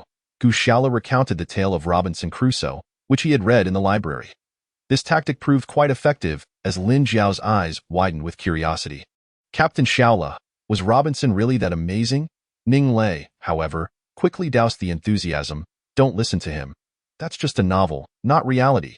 If you put that British author Daniel Defoe on this island, I guarantee he'd be just as despondent as we are. TCH, it's based on a true story, you know? I'm sharing this tale to encourage you. What's the point of wallowing in misery? Gu Xiaola shot a cold glance at the unconvinced Ning Lei. Ning Lei was about to retort, but Lin Rui intervened. All right, I think Captain Xiaola has a point. Excessive pessimism only brings harm. Let us not argue. Everyone's tired today, so let us turn in early. With Lin Rui acting as the mediator, Gu Xiaola and Ning Lei ceased their banter. The three girls comfortably nestled around the campfire on the banana leaves, while Gu Xiaola resignedly took a seat nearby, spear in hand, keeping watch. Before long, the three girls drifted into a deep slumber. As the night deepened, drowsiness began to overtake Gu Xiaola, and he found himself swaying in his seat, struggling to stay awake. Just then, a soft hand grasped his. Chapter 26. Fate. This startled the drowsy Gu Xiaola, causing him to jump. Could there be some forest spirit lurking on the island? Shaking his foggy head, he realized there was no enchantress before him, but rather Lin Rui, who sat beside him, her almond-shaped eyes filled with concern. It's you? You startled me. I thought a beast was approaching. Gu Xiaola's face flushed as he picked up some twigs and tossed them into the fire. Captain, you must be tired. Why don't I take over for a while? We have a lot of work to do tomorrow. Lin Rui smiled gently. No, I'm fine. I still manage to hold on, at worst. I can catch up on sleep at the camp tomorrow during the day. You should go to bed first. It's the dead of night, and if that wretched Ning Lei sees you here with me, she will surely accuse me of ill intentions, Gu Xiaola said with a wry smile. Sigh. Ning Lei is clearly a spoiled rich girl, raised in indulgence. Perhaps everyone around her has always catered to her whims, which is why her temper is so hard to temper. However, I do believe she harbors no malice. I hope you, Captain, will not take offense at her behavior. As Lin Rui spoke, she leaned her body closer to Gu Xiaolu. As she inched closer, Gu Xiaolu wondered why she had to be so near at this hour. We are two solitary souls, a man and a woman, so close together. Yet, it seemed Lin Rui was oblivious to Gu Xiaoli's changing expressions. Continuing to lean in truth, I have also contemplated this. On this deserted island, it is a stroke of fortune that we few have found ourselves together. Is this not a kind of fate? Don you agree? At that moment, Lin Rui's face was nearly pressed against Gu Xiaoli's chest, causing his blood to rush and his thoughts to spiral. Gazing at her delicate features, he instinctively yearned to lean in and kiss her. Yet, a voice deep within him cautioned that such an action might be inappropriate. Just then, a sudden scream erupted from the direction where Lin Jiao and Ning Lei were sleeping. Oh no? Something bit me! The shrill cry startled Gu Xiaolu, who was on the brink of losing control. Lin Rui, too, wore a look of alarm as the two of them turned to see Lin Jiao bouncing around, seemingly trying to shake something out of her clothes. Of course, this commotion awakened Ning Lei, who rubbed her sleep-heavy eyes in confusion. What bit you, Jiao? Lin Rui asked with concern as she rushed over. Sister, I don't know. It was inside my clothes. I was sleeping soundly when suddenly something bit me hard enough to wake me, Lin Jiao exclaimed, continuing to bounce around the camp, her motions illuminated by the flickering campfire, causing Gu Xiaolu to lose the last vestige of sleepiness he had. Well, first it was my sister trying to entice me, and now her sister is prancing around in front of me. Fortunately, I have strong self-control and can still hold myself together. After nearly a minute of Lin Jiao's energetic jumping, she finally heard a thud as something fell from her shirt. The object plopped onto a banana leaf and quickly scurried away. Clearly a living creature. Oh my goodness. What is that? Before they could ascertain what it was, the three girls squealed and scattered in fear. With a swift motion, Gu Xiaolu thrust a spear through the creature's body. Smirking as he pulled it from the sand, it was merely a small crab. Was it necessary to make such a fuss? He presented the crab skewered on the spear to the three girls, revealing a creature no larger than a baby's fist, still struggling with its pincers despite being pierced. Though it doesn't bite, being pinched by its claws would indeed be quite painful. Where exactly did this little creature pinch you? Jiao?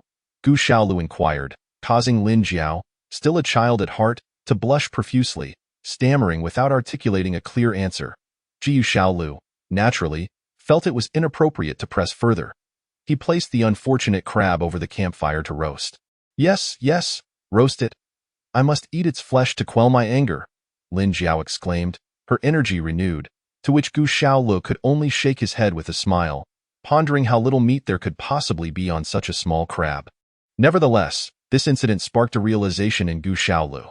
The four of them were temporarily sleeping on the beach, which posed numerous problems. It was fortunate this time it was a crab. What if next time it were a venomous snake or scorpion? This was a tropical region, and such creatures were not uncommon. Moreover, what would they do if it began to rain or blow a gale on this deserted island? Sleeping under the open sky was hardly acceptable. Building a shelter? Ah, that sounds simple, but they scarcely possessed any proper tools, and even if they had materials, how would they utilize them? Gu Xiaolu found himself lost in contemplation. Meanwhile, the three girls, invigorated by the crab incident, were animatedly discussing it. Hey, sister, when I jumped up due to the crab's pinch, I didn't see you sleeping beside me. Didn't it seem like you came from Captain Xiaolu's side? Lin Jiao queried with a mischievous glint in her eye.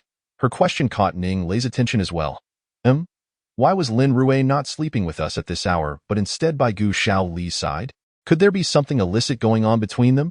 However, Lin Rui, being a few years older, was not easily cornered by their inquiries that it's nothing. I merely thought it unfair for Captain Xiaolu to keep watch alone. So I wanted to lend him a hand. After all, he is the true backbone of our team. Is that all? Lin Jiao scrutinized her sister with skepticism. Is that not enough? Captain Gu Xiaolu is our legitimately elected leader. You cannot always assume the worst of him.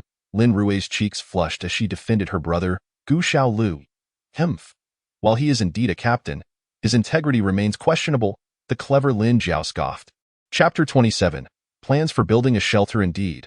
I find Lin Jiao's reasoning profoundly insightful. Lin Jia, I recognize your good intentions, But I must remind you that the three of us girls ought to unite on this island. He is but a man. Even if we do not deliberately oppose him, we should still exercise a modicum of caution. Ning Lei chimed in, adding fuel to the fire. Lin Rui, you've only known Gu Xiaolu for 2 days. How do you speak of him as if you know him well? Lin Rui was taken aback by this remark. That I've only met him for 2 days, however, before you all arrived on this island. This fellow often bullied me, taking advantage of his wilderness survival skills, Ning Lei retorted, her tone assertive. He bullied you while we were away? Lin Jiao seemed to have entirely forgotten the pain of the crab pinch. Her curiosity piqued as she leaned in closer. Ning Lei, you must tell us how Captain Shaola mistreated you. Seeing the impish smile on Lin Jiao's face, Ning Lei's cheeks flushed crimson, and she fell silent. Wait, that doesn't seem right. Have you two already had some unmentionable encounters on the island? Lin Jiao's eyes sparkled with mischief, while Lin Rui felt a pang of worry. What if Ning Lei had developed an overly intimate relationship with Gu Xiaolu before their arrival? Would they be at a disadvantage? After much internal conflict, Ning Lei finally spoke. Lin Jiao, do not get carried away. When I say he bullied me, I merely mean he often used irritating remarks to belittle me, showing no respect for my opinions. That's all. He is merely a coward who steals glances at me. Nothing more has transpired between us. Ning Lei's explanation somewhat alleviated Lin Rui's concerns. However, the impish Lin Jiao was relentless. Oh? Ning Lei, are you dissatisfied with him for lacking the courage to act? No worries. Tomorrow, my sister and I will find an opportunity for you two to be alone in the camp, creating an environment for you. How about half an hour? Is that enough time for the two of you to consummate your relationship, or shall I extend it to an hour? This spirited little girl-esque chatter left Ning Lei and Lin Rui momentarily dumbfounded. Lin Jiao, just graduated from high school, and already you seem to understand these matters better than I do. Have you already? Lin Rui's tone turned stern as she adopted a motherly demeanor. Sister, spare me the theatrics. We are stranded on a deserted island. Don't even mention the admirers I might have at school. Even if I did, what difference would it make? We are all uncertain of how much longer we can survive. At this point, Lin Jiao's eyes, previously bright with laughter, grew misty again as she said, Sister, if we are truly unable to escape, I think Shaolu might not be such a bad option, of course. Aside from him, I fear I have no other choices. The words, perhaps spoken without intent, struck a chord with Ning Lei, who was deeply moved. Indeed, if they were to spend the rest of their days on this desolate isle, it seemed they would have no choice but to endure a life alongside that insufferable Gu Xiaolu. Yet, how could such a boorish person ever become my Prince Charming? Just as the atmosphere became stifling, Lin Rui attempted to alleviate the tension by asking Ning Lei, Xiao Lei, you rarely mention your family background. However, your demeanor and poise suggest you are not from an ordinary family. Since we are all wide awake at this late hour, why not share a bit about yourself? In truth, there was little to share. My parents had not been by my side since childhood.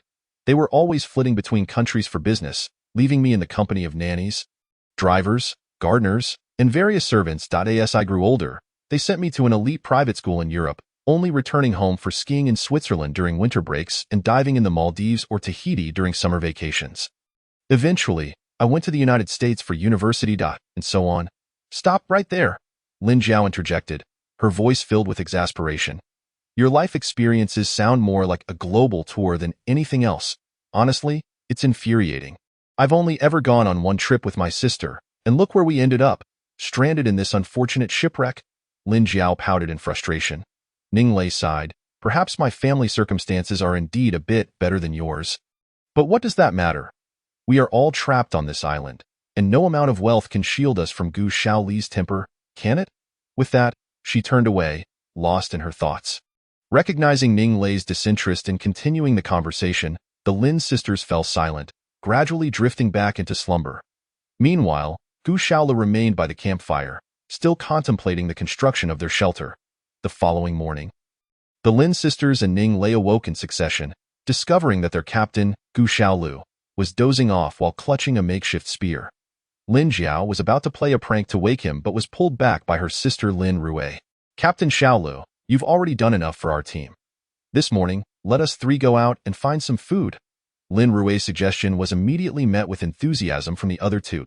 Yet, lacking Xiaoli's skills, They could only search along the coastline for small fish and shellfish rather than diving among the coral reefs nearby. Initially, they searched along the more open and flat stretch of beach in front of their campsite. However, on such fine sandy shores, larger marine life was scarce. Typically, it was the muddy tidal flats or rocky beaches where one might find more substantial ocean creatures. Thus, the three girls decided to walk along the edge of the beach, stepping through the surf toward the rocky cliffs in the distance. Meanwhile, Gu Shaolu remained in a stupor for quite some time before finally awakening to find the three beautiful girls had vanished. His first instinct was to look toward the sea, wondering if they had ventured into the water for a swim. However, the azure waves revealed no sign of life, only the rhythmic crashing of the surf. Assessing the materials at their disposal, he noted that aside from the considerable amount of vines the Lin sisters had gathered the previous afternoon, they were left with only the small inflatable boat they had arrived on. Initially, Gu Shaolu had considered using the boat to seek rescue. However, it was far too small for 4 people, and even if they managed to squeeze in, they could not carry sufficient food and fresh water. Without ample supplies, setting out to sea would be tantamount to suicide.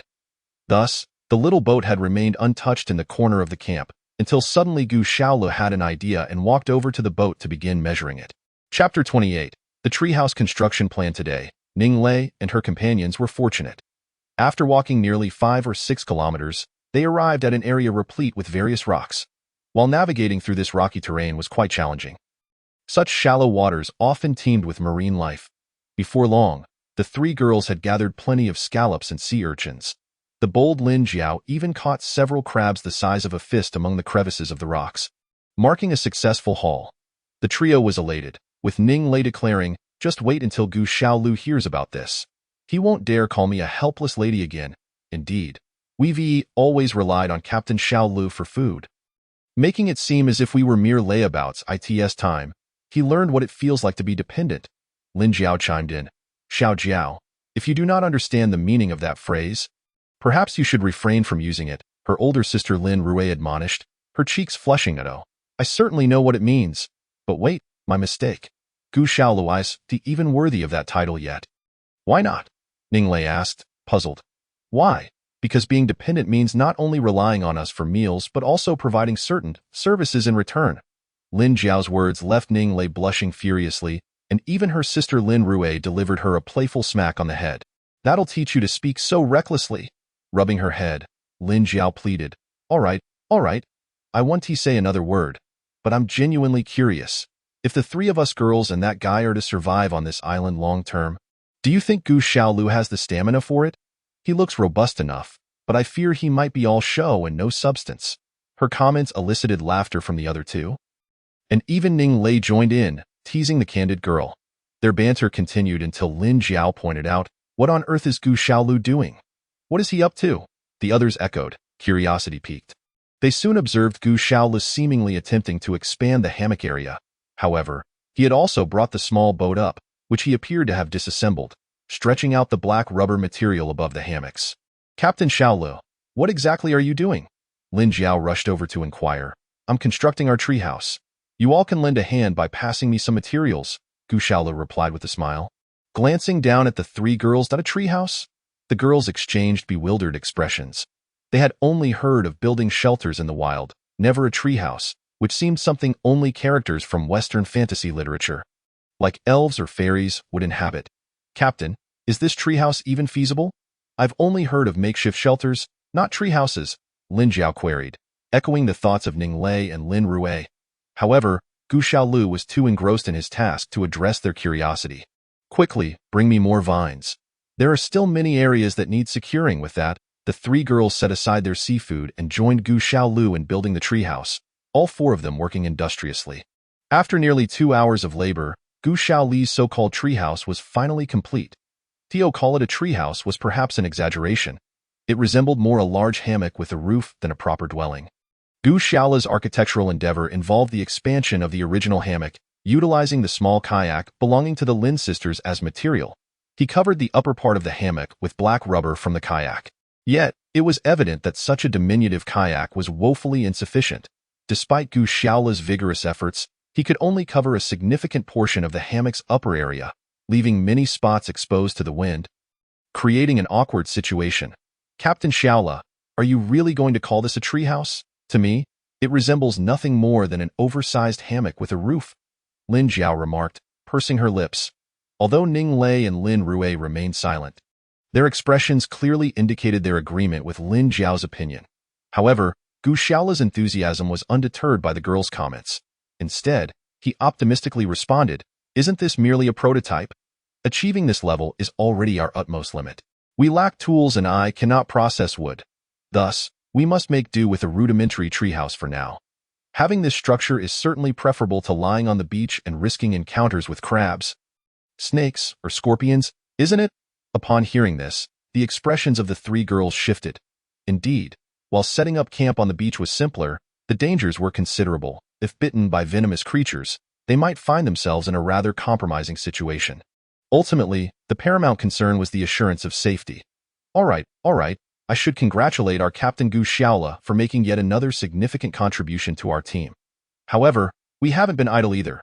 You see, the three of us have gathered quite a few seafood items this morning. Coupled with the leftover wild boar meat from yesterday, it should suffice for our meal today, right? Lin Rui remarked, as she began to prepare the freshly caught seafood over the campfire. The other two girls quickly joined in to assist, and soon the air around their camp was filled with the enticing aroma of barbecue. Yet, as Gu Xiaola observed them, he fell into contemplation once again. What was on his mind? They were still lacking many essential tools in the wilderness. Not to mention the absence of a basic cooking pot. Without one, they could only consume grilled food. While this was manageable in the short term, a prolonged diet of such hard fare could lead to gastrointestinal issues for all four of them. Gu Xiaola found himself in a quandary. How could they possibly acquire a pot in the wild? Just then, a cacophony of sounds echoed from afar, prompting Gu Xiaola to rise and gaze into the distance, where he was astonished to see a group of individuals making their way towards them from the beach. Chapter 29. New Survivors. Oh my! There are indeed more survivors. The sharp-eyed Lin Jiao spotted the group as well. Gu Xiaola nodded, acknowledging the girls' quick reaction. Their weathered faces and sunburned skin confirmed that they too were survivors. However, it was apparent that these individuals had been adrift at sea for several days. Appearing gaunt and malnourished, soon, they noticed the smoke rising from Gu Xiaola's camp, and like explorers discovering new territory, they rushed towards them. Gu Xiaola felt a sense of wariness. After all, he was the only male in their camp. If the newcomers were amicable, it would be manageable, but should they turn out to be a rowdy bunch, it could spell trouble in this lawless island. Human behavior might ultimately adhere to the law of the jungle. Thus, the prospect of resource competition or, in extreme cases, cannibalism was not entirely far-fetched. The three girls also noticed the change in their leader's demeanor and stood up, alert and watchful of the approaching survivors. As the group drew nearer, Gu Xiaola discerned that it consisted of 4 men and 2 women.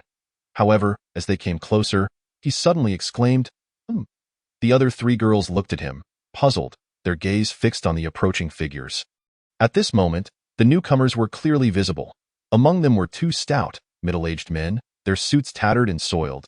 Yet their demeanor suggested they held positions of authority within a company. 2 other men, one roughly Gu Xiaola's age and the other in his 30s, appeared to be a sycophantic type who thrived on flattery, while the latter seemed to share Gu Xiaola's profession as a programmer, albeit with a receding hairline. The 2 women included a well-preserved woman in her 40s, exuding poise, and a much younger one, likely in her 20s, whose surgically altered features resembled those of popular online streamers, though she appeared weary after days at sea. Gu Xiaola suddenly smiled, his earlier vigilance dissipating as he lowered the makeshift spear he had been holding. Remarkably, he recognized each of the newcomers. They were all employees and leaders from his IT company. At that moment, they too had spotted Gu Xiaola. The younger, sycophantic man exclaimed, "Wei, look, isn't that our department's Gu Xiaola?" "Gu Xiaola?" The man called Wei removed his gold-rimmed glasses to wipe them, then put them back on, scrutinizing Gu Xiaola. "Indeed, it is Gu Xiaola. How wonderful!" Turning to another middle-aged man, he eagerly declared, "Chong, this is fantastic. We've encountered a colleague from the company. It seems they've established a basic survival base here. Our chances of survival on this island just improved." Chang's face also brightened. "That's splendid. We're all starving. Let's hurry over for some food." With that, the group hurried towards Gu Xiaola's camp. "Xiaola, who would have thought we'd meet here?" The sycophantic man approached with a broad grin. Look at this vast ocean. It's a miracle we escaped, let alone meeting here on such a desolate island. What luck! No kidding, you're fortunate. Our department head, Wei, and our boss, the marketing director Chong, are right behind me. They're all famished. You've got food cooking, I presume? Oh, and 3 lovely ladies. How delightful. With food and beautiful company, you're sure to earn their favor and perhaps a promotion. As he spoke, the sycophantic man extended his arms to embrace Gu Xiaola, who coolly sidestepped him with a wry smile. Qin Wei, I don't recall agreeing to let you all join our camp. Gu Xiaola's response left Qin Wei momentarily stunned, prompting him to question, Gu Xiaola, you can't be serious. We're all from the same company and survivors from the same shipwreck. Surely, you can't deny us entry to your camp. Gu Xiaola replied with a faint smile, from the same company? You acknowledge that. Let me ask you this. When the cruise ship met its demise, you executives were all in the upper cabins. Well aware of the disaster long before I was, and yet not one of you bothered to inform me, despite knowing I was in the lower cabins and would not learn of the incident swiftly. Furthermore, when I finally managed to reach the upper deck, I witnessed you all boarding a large lifeboat, and I called out to you, but none of you stopped to let me aboard. Now we find ourselves on this island. But what of it? My team is currently at full capacity. We neither have the responsibility nor the capability to accept any new members at this time. Therefore, I must apologize and urge you to seek assistance elsewhere. Gu Xiaola's words immediately resonated strongly with the 3 beautiful women behind her. Indeed, there is simply no space for anyone else here. After all, with so many of you, you could easily find another place to establish your own camp. Couldn't you? Precisely, our own situation is quite strained, and there is no justification for us to take in new survivors. Witnessing the 3 lovely ladies unite in solidarity brought Gu Xiaola considerable comfort. The reason for their staunch support was rather straightforward. They were no fools and quickly discerned that the newcomers belonged to the category of pampered city dwellers, accustomed to having others do their bidding. When it came to survival skills in this wilderness, they would likely fare worse than these resilient young women. Allowing them to join would only exacerbate their own struggles. At this moment, Wei, standing in the back, seemed to sense that the situation was amiss. With a furrowed brow, he approached Qin Wei. Are you incapable of handling such a trivial matter? You've left Director Chong starving in the process. Can you shoulder that responsibility? Naturally, Qin Wei wore a look of indignation. Director Wei, this is not my fault. It was that Gu Xiaola who adamantly refused to allow us to join their team. Oh, is that so? Wei paused for a moment, scrutinizing Gu Xiaola and then the 3 stunning women behind him. Suddenly, he donned a congenial smile and remarked, Ah, Xiaola, therein lies your mistake. Even if we have had our differences in the office, those are internal matters now. We must face the harshness of nature together. What strength can you muster alone, along with these few women? If you unite and collaborate with us, I am confident that no challenge is insurmountable. Moreover, our department head, Director Chong, is right behind us. If he were to suffer due to your actions, could you bear that responsibility? Wei had anticipated that his grandiose rhetoric would bewilder Gu Xiaola, but to his surprise, Gu Xiaola merely smiled faintly and retorted, Responsibility? I bear no such responsibility, thank you very much. Chapter 30. 2 Conditions. What is this attitude, Xiaola? I must remind you that I am still an employee of Diting Network, and I am now commanding you in the capacity of your supervisor. This startled Wei for a moment, and he quickly responded with a hint of exasperation. What? You think you can command me as your supervisor? I say, Manager Wei, do you believe we are still in the Diting Network office? This is a deserted island, and we have no clue when we might leave. Are you still trying to intimidate me with office politics? Ha! I advise you to conserve your energy to search for food and water. Gu Xiaola chuckled, showing no regard for the authority Wei once wielded over him. You think just because you're here, UVE gained some sort of power? Have you not noticed Director Huang from our Human Resources Department? Although we are on a deserted island now, a mere word from us could cost you your job. You must understand that this year's job market is exceedingly grim. With your limited credentials and experience, you might find yourself unable to pay rent before securing a new position in the metropolis. So, I shall advise you once more, do not play with fire. As soon as Wei finished speaking, Qin Wei chimed in, Indeed, do not presume that just because you arrived on this island first and are surrounded by beautiful women, you have the upper hand. We have Director Wei, Director Chong, and Director Huang from Human Resources here with us. If you wish to resign, there will be no turning back. Regret? Upon hearing this, Gu Shaola smiled slightly. I would indeed like to take some regret medicine, but not for the reasons you think. Rather, I regret joining a company that brainwashes its employees with the notion that 996 is a blessing. Qin Wei, do not think I am unaware of your true nature. You are merely the brother-in-law of that pampered director from the operations department, which allows you to coast through our department without contributing, leaving us, the less privileged, to bear the brunt of any fallout. However, after all I have been through, I have come to a realization. I will no longer serve you scoundrels. Feel free to indulge yourselves as you please. As Gu Shaola concluded his speech, the three beautiful women behind him were nearly applauding in approval, with Ning Lei stepping forward to assert, Dieting network? Humph, is it truly that grand? Gu Shaola, do not heed their threats. Once we escape, I will acquire their company outright. At this, Gu Shaola merely smiled faintly, internally acknowledging, My dear young lady, it remains uncertain when we shall escape. Your lofty promises are rather ambitious at this moment. Both Qin Wei and Wei, along with the others present, realized that Gu Shaola and his companions were decidedly unwelcoming toward them. Despite their numerical advantage and the presence of 4 men, Wei and Chong were both middle-aged men in their 40s. While Gu Shaola appeared strong and formidable, should a confrontation arise, they might not fare well. After a brief discussion, it was ultimately the middle-aged woman, the Human Resources Director Huang, who approached Gu Shaola and his group with a smile to initiate negotiations. I take it you are Gu Shaola? I am Director Huang from Human Resources. Although you are reluctant to join forces with us, that is quite all right. After all, we are from the same company, are we not? How about this? The island is vast. And surely we can coexist peacefully? This was a diplomatic approach, acknowledging that Gu Shaola could not possibly claim the entire island for himself. That, of course, Gu Shaola was not entirely unreasonable. He coldly nodded in agreement. Director Huang? Your proposition is reasonable. How you choose to survive on this island is none of my concern, provided you do not disturb our camp. That poses no problem. However, we encountered a mishap when our lifeboat ran aground upon reaching the vicinity of this island. We barely escaped from the lifeboat and swam ashore, leaving most of our supplies behind. We hope you can extend us some assistance, such as food and water. As Director Huang spoke, her gaze flickered toward the food roasting over Gu Shaola's campfire. Swallowing hard. So your lifeboat sank? Were there substantial supplies aboard? Initially reluctant to engage in lengthy conversation, Gu Shaola's interest piqued. Indeed, our lifeboat did indeed run aground and sink, and there were indeed some supplies on it, such as fresh water and compressed biscuits. However, due to our hasty escape, we could not salvage anything. And there was also a toolbox and a medical kit on that lifeboat.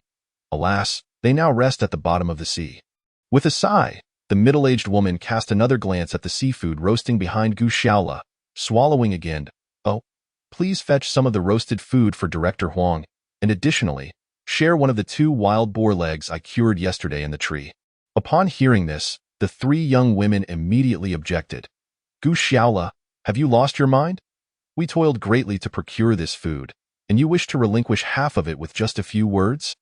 Ning Lei was the first to voice her dissent. Indeed, Sister Lei is absolutely correct. We spent the entire morning searching for this food. If you wish to be the Good Samaritan, do so on your own. We will not part with our food. Lin Jiao pouted in agreement. However, the eldest, Lin Rui, more mature in her reasoning, gestured for them to hold their tongues and quietly approached Gu Shaola. Captain, are you attempting to use food to barter for the location of their sunken lifeboat? Gu Shaola nodded in appreciation and whispered back, not only for the lifeboat's location, but I also wish to expedite their departure. Do you not perceive that their mere presence is detrimental to us? Lin Rui also nodded in agreement. Although the 2 young girls were dissatisfied, they realized that Lin Rui and Gu Shaola had been whispering for quite some time, indicating that the situation was more complex than merely a mistake made by Gu Shaola. Reluctantly, they consented to hand over half of the food to Gu Shaola. Meanwhile, the executives from the Daytime Network Company, including General Manager Chong and General Manager Wei, along with their sycophant Qin Wei, were practically drooling at the sight of the seafood wrapped in banana leaves that Gu Shaola had grilled. Scallops, sea urchins, oysters, and several large conchs were steaming and fragrant, driving those who had subsisted on nothing but compressed biscuits for days into a frenzy. However, Gu Shaola did not immediately distribute the food to them. Instead, she coldly stated, You may have this food, but you must agree to 2 conditions. Chapter 31. The Scheme 2 conditions? The senior executives exchanged glances, filled with confusion, and ultimately looked towards Gu Xiaola. They thought to themselves, what do we have left to negotiate with? We are practically empty-handed. Gu Xiaola understood their sentiments and merely smiled, saying, these conditions are not difficult to fulfill. First, I require you to inform me of the exact location where your lifeboat sank outside the island. Second, I request that after you have consumed this food, you depart from this beach as soon as possible. This island is vast, and whether you choose to continue circling along the coastline or head directly into the dense jungles and mountains at the island's center, there are plenty of uninhabited areas that would certainly be more advantageous than overcrowding our camp and making it difficult for everyone to find food. Are these two conditions acceptable to you? As she spoke, Gu Xiaola shook the banana leaves wrapped around the food, ensuring they could see it more clearly. After exchanging glances and whispering among themselves, the middle-aged female HR director finally smiled and replied, I find your two conditions entirely reasonable. The location of the sunken lifeboat is easy to identify. It is situated to our left at the 10 o'clock position. If you swim about 2 kilometers, you should be able to see it. As for your second condition, rest assured, we will leave as soon as we finish eating these provisions. After all, this beach is too small to accommodate so many of us. Seeing that they had agreed, Gu Xiaola kept her promise and handed over the banana leaves filled with food. The group was overjoyed and hurriedly settled on the sandy ground to devour their meal. At that moment, these ordinarily poised and graceful executives threw caution to the wind, eagerly grabbing food and stuffing it into their mouths. Meanwhile, Gu Xiaola and her companions were too preoccupied to observe their antics and began their own meal. Captain, are you really planning to search for their sunken lifeboat? Lin Jiao, the most curious among them, asked as she ate. Of course. Otherwise, why would I give them food? You all heard them mention that the lifeboat contains not only a toolbox but also a valuable medical kit.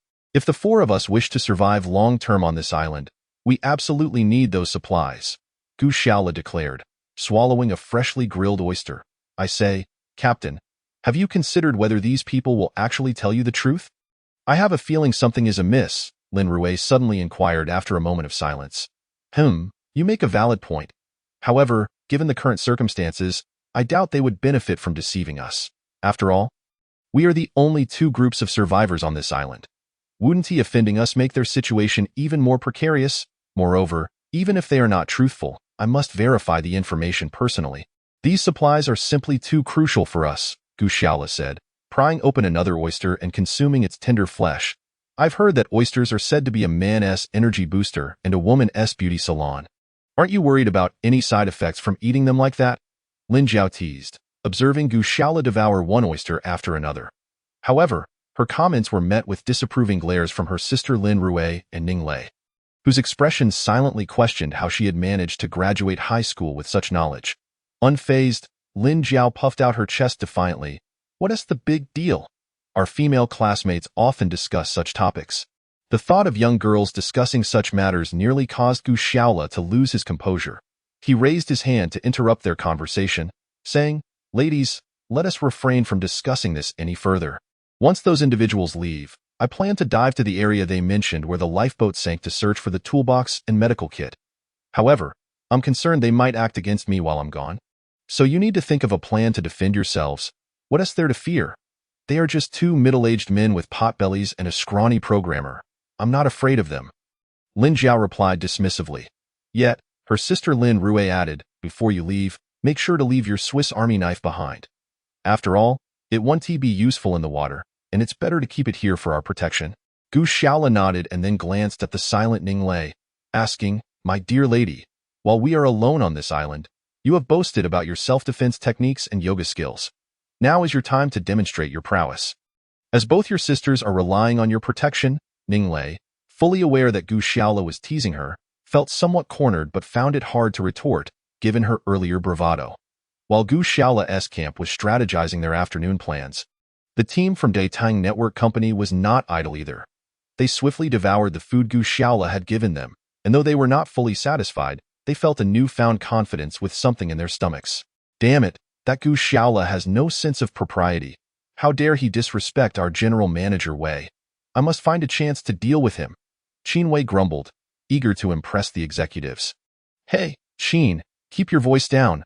We don't want them overhearing us, General Manager Wei cautioned, shaking his head. Oh, what if they do? I was just feeling faint because I hadn't eaten anything. I'm not afraid of him. Besides, we have 4 strong men here. Why should we fear just one? Qin Wei scoffed. Qin, you shouldn't underestimate the situation. While we may have the numbers, we are all leaders in a reputable company. Not thugs looking for a fight. Take a look at Gu Xiaola. He has all muscle. I've heard he grew up in the mountains. Do you really think we can take him down? General Manager Wei remarked, casting a glance at Gu Xiaola, who was in the distance. His words left Qin Wei momentarily speechless.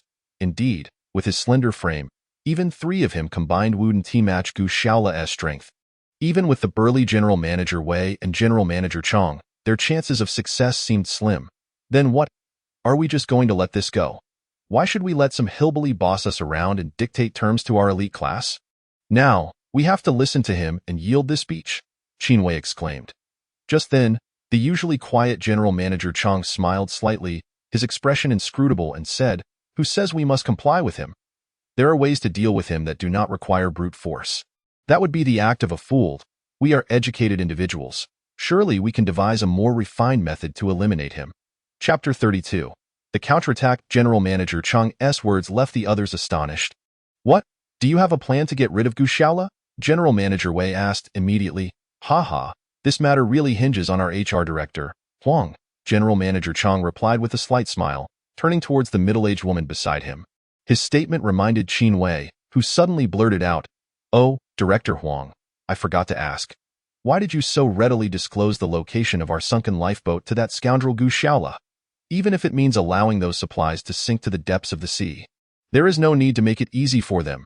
In response to Qin Wei's query, it was Wei, who stood nearby, that delivered a heavy blow to Qin Wei's head. "Fool, have you forgotten how our office director, Oldly, met his demise?" Upon this reminder, a few of them suddenly realized, indeed, when their lifeboat struck a reef and sank, there were not just the 6 of them, but 7 in total. One of them was Oldly, the office director. Yet, it could be said that he was simply unfortunate, for that particular stretch of water harbored a great white shark over 3 meters long. Oldly, while in the water, accidentally cut himself on a coral reef, and the scent of blood instantly attracted the shark, dragging him into the abyss of the deep ocean. The fear propelled the swimming speed of the remaining few to near world record levels. What a brilliant plan! Luring that brat Gu Xiaola into the waters where the great white swims, we need not lift a finger. He will simply end up as shark bait. As for the camp he painstakingly established, along with those 3 beautiful women, ha. How clever, truly ingenious. Qin Wei could not help but clap his hands in laughter. Keep your voice down. Be careful not to let them hear. That brat might back out. The scheming manager Chong shot him a glare before continuing. To lower their guard, we will first depart from this beach as agreed. Of course, we need not go far. We can simply linger nearby. After waiting a little longer, we will then appear and seize his camp and women. You are absolutely right, Manager Chong. That brat truly believes this deserted island is his kingdom. Just moments ago, I caught sight of those 3 beauties in his camp, and my heart raced. Bah! You men are all the same, not a single decent one among you. Sitting beside Manager Chong, the girl with a popular online persona disdainfully spat. Xiaoli, what's wrong? Are you feeling jealous? Rest assured, no matter how many beauties there are, my favorite will always be you. Chong chuckled a few times, and Xiaoli playfully pushed his hand away, feigning annoyance. All right, we should take our leave. Let us see if Gu Xiaola bites the bait. The middle-aged woman, Director Huang, was the first to stand and address everyone. The group rose in unison, casting one last glance at Gu Xiaola's camp not far away before slowly departing. Gu Xiaola, of course, noticed their movements. He exchanged glances with his beautiful companions, nodded to them, and began to pack his gear. Donning the diving suit and goggles that had long been prepared, with a vine rope wrapped around him and a simple spear in hand. You must keep a close eye on that group. I have a feeling they harbor ill intentions. Before leaving, Gu Xiaola earnestly cautioned them. Don't worry, Captain. If those guys dare to approach, we will ensure they regret it.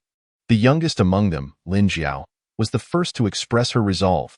Gu Xiaola merely smiled faintly, thinking to himself, Silly girl, do you think this is just a game?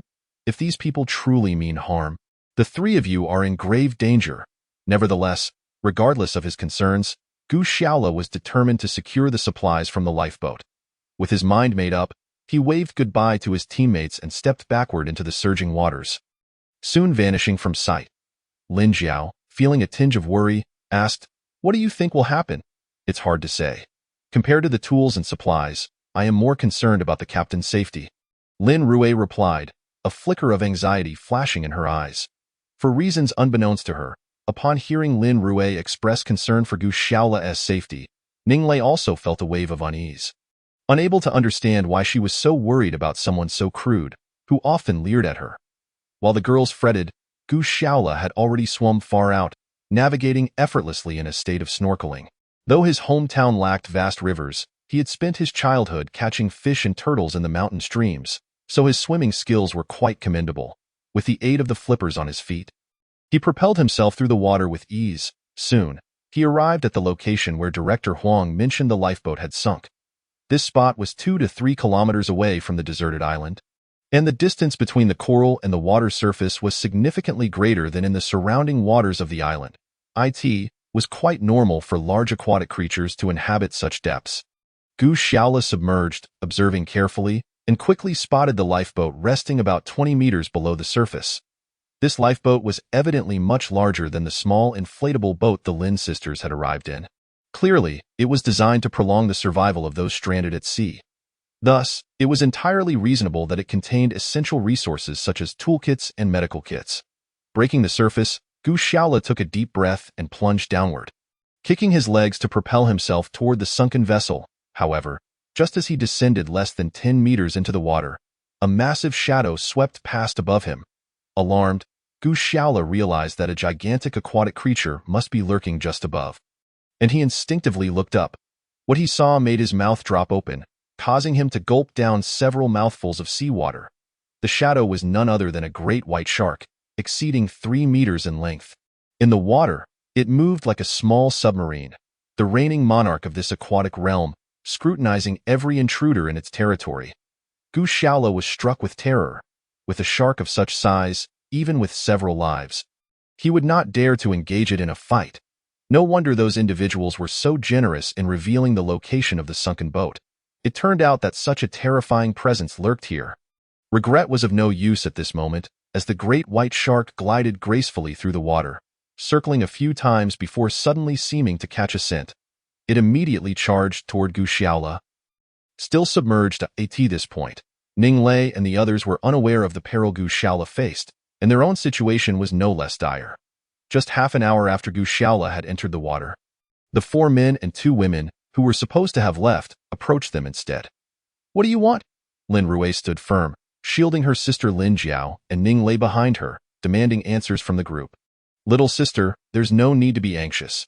We genuinely mean no harm. Haven't you noticed that your leader, Gu Xiaola, has been gone for quite some time? How can 3 frail girls survive independently on this deserted island? Why not join us? This way, we can look out for one another." The one who spoke first was none other than the well-meaning middle-aged woman, Director Huang. "We don't need your concern. Moreover, even if we were to consider it, we have no intention of collaborating with you." Lin Rui furrowed her brow, suppressing her rising anger as she replied, "Exactly. My sister is right.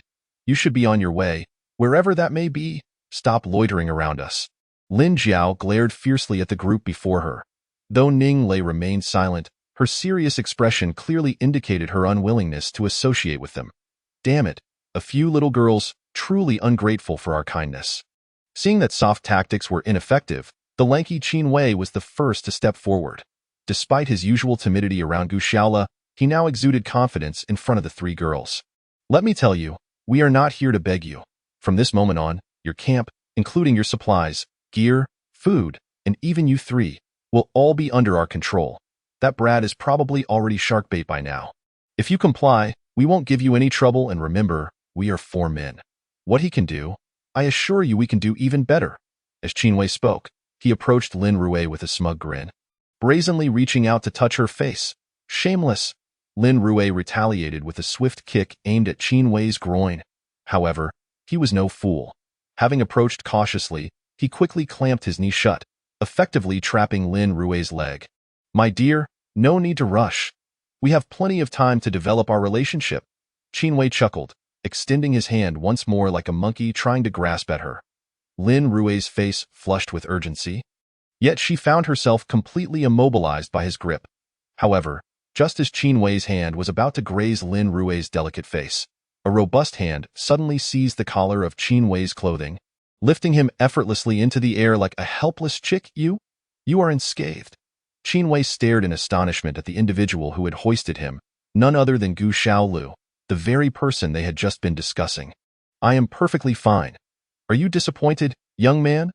Gu Xiaolu remarked with a hint of sarcasm, casually tossing Qin Wei, whose frail frame resembled that of a skinny monkey, like a sack of sand. Sending him sprawling to the ground, he landed heavily, but fortunately, the ground was soft sand.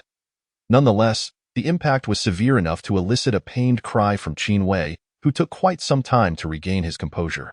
Are you all unharmed? The three beautiful team members inquired of each other. In truth, those three girls had been quite frightened moments ago. Who knew what those people might do without Gu Xiaolu to protect them?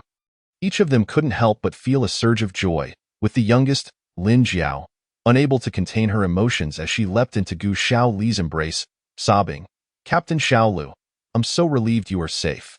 I now realize how crucial you are to us. I've made up my mind. As long as you can protect us, I'm willing to have my sisters and I take turns accompanying you.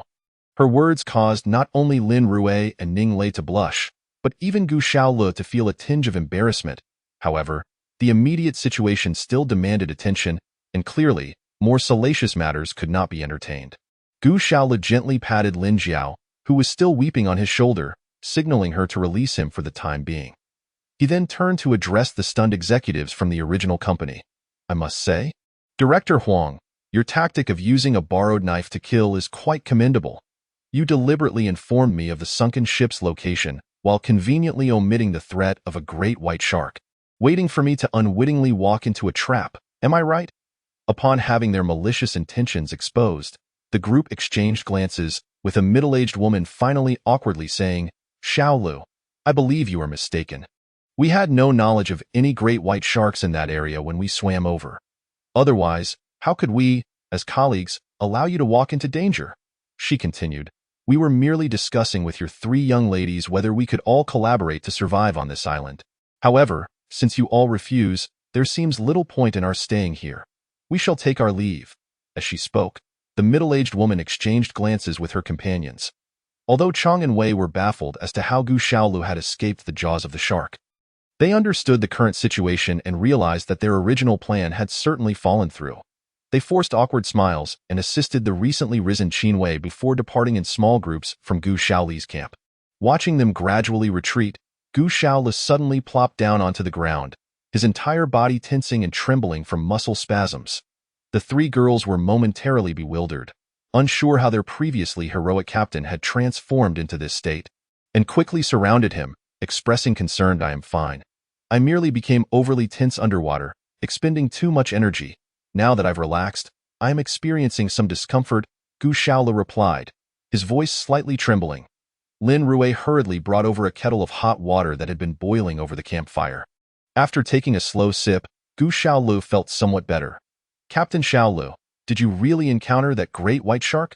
Lin Jiao asked, a hint of fear in her voice. Indeed, there was a great white shark, and it seemed to have tasted human flesh before. As it immediately entered attack mode upon spotting me, Gu Xiaolu recounted, taking another sip of hot water, visibly shaken. So, how did you manage to escape?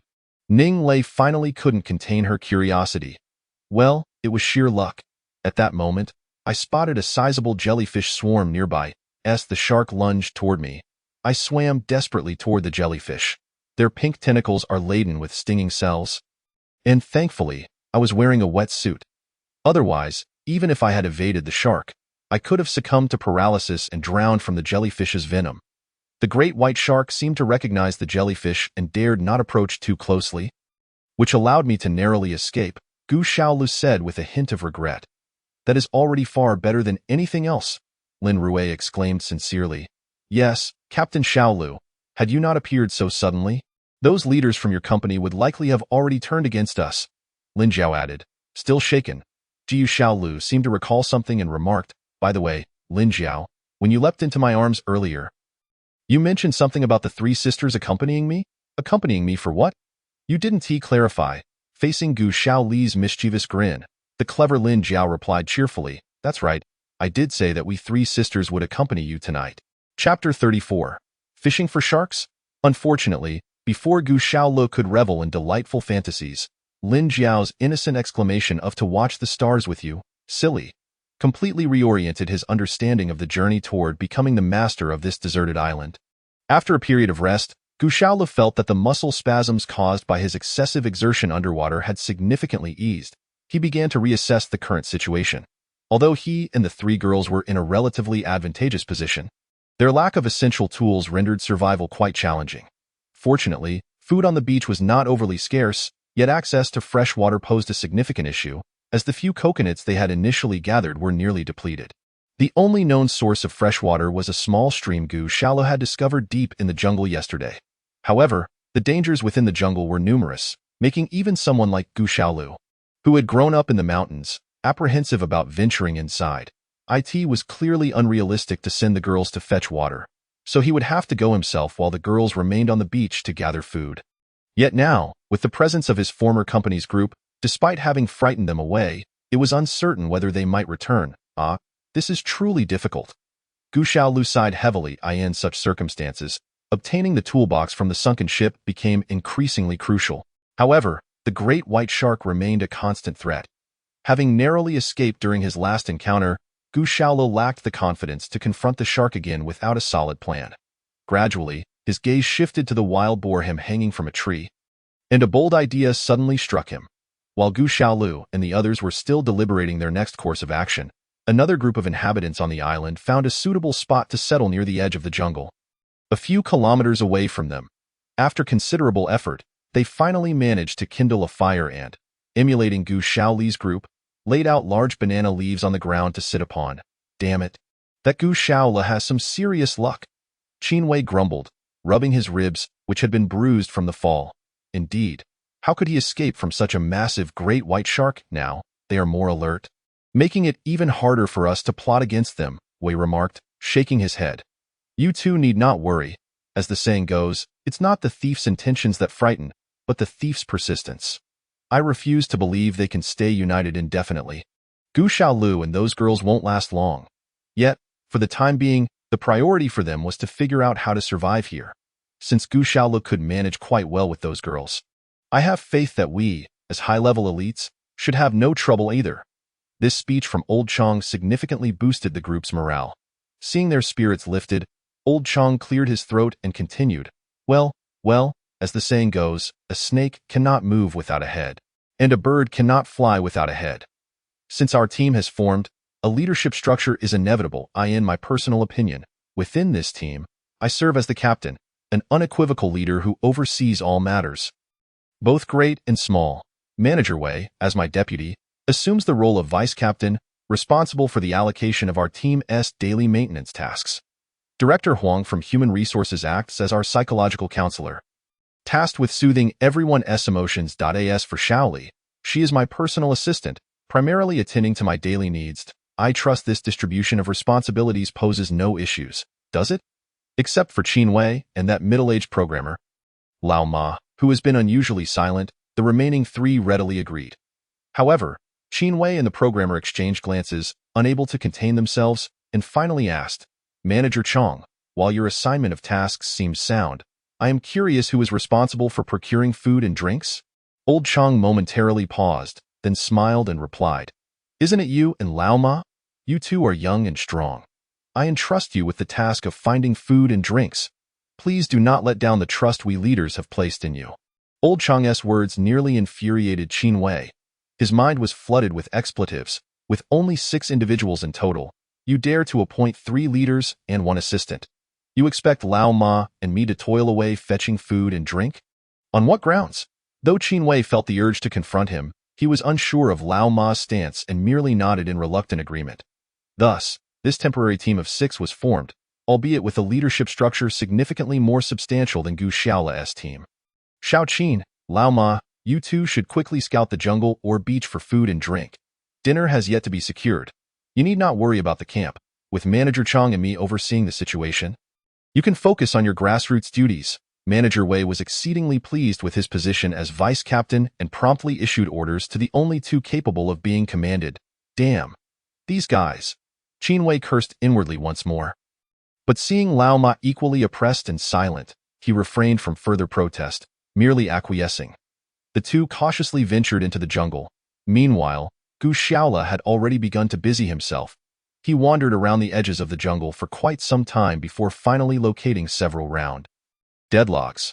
The three girls were utterly perplexed by their captain's actions, but Gu Xiaola offered no explanation, simply requesting their assistance in holding the logs while he took out some vines to begin tying them together. Gu Xiaola, are you attempting to construct a raft? Ning Lei inquired after observing for a while. Oh, I never knew our young lady was quite astute, Gu Xiaola replied, somewhat taken aback. A raft? Captain, do you really intend to use such a rudimentary raft to set sail for help? That seems utterly impossible. A big wave would surely dismantle it.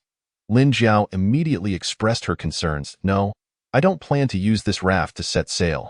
Rather, I intend to use it to salvage the sunken lifeboat. Their captain had lost his mind. There was a great white shark lurking nearby, and she wanted to salvage a sunken boat. Wasn't he that akin to courting death? Noticing the bewildered expressions on the girls' faces, Gu Xiaola smiled reassuringly. Fear not. I am not going to confront that great white shark head-on. Once I complete this raft, my intention is to fish for sharks. Chapter 35. Luring me out to sea? Fishing for sharks? The girls were taken aback by Gu Xiaola's audacious plan. Captain Xiaola, while I can empathize with your feelings of longing for our three beautiful companions, it seems unnecessary to engage in such a perilous endeavor as shark fishing. Does it not? If it proves too risky, my sister and I could simply climb a tree to sleep tonight, leaving you and Xiao Lei below. I suspect that would give you ample time. Wouldn't it? Having become familiar with Gu Xiaola and Ning Lei, Lin Jiao once again displayed her unfiltered nature.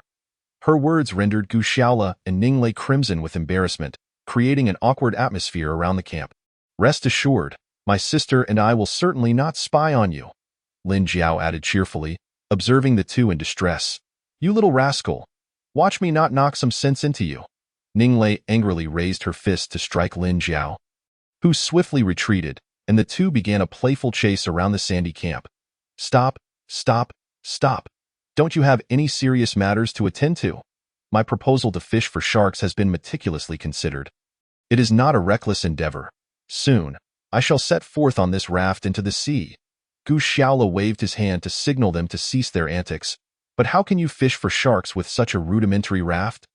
Moreover, you lack a fishing rod. Lin Rui, being more composed and thoughtful, promptly raised some concerns. Yes, I have contemplated these issues and believe they can be overcome. However, the only remaining challenge is that I cannot undertake this alone. Thus, I require one of you three to assist me in fishing for sharks. Fishing for sharks?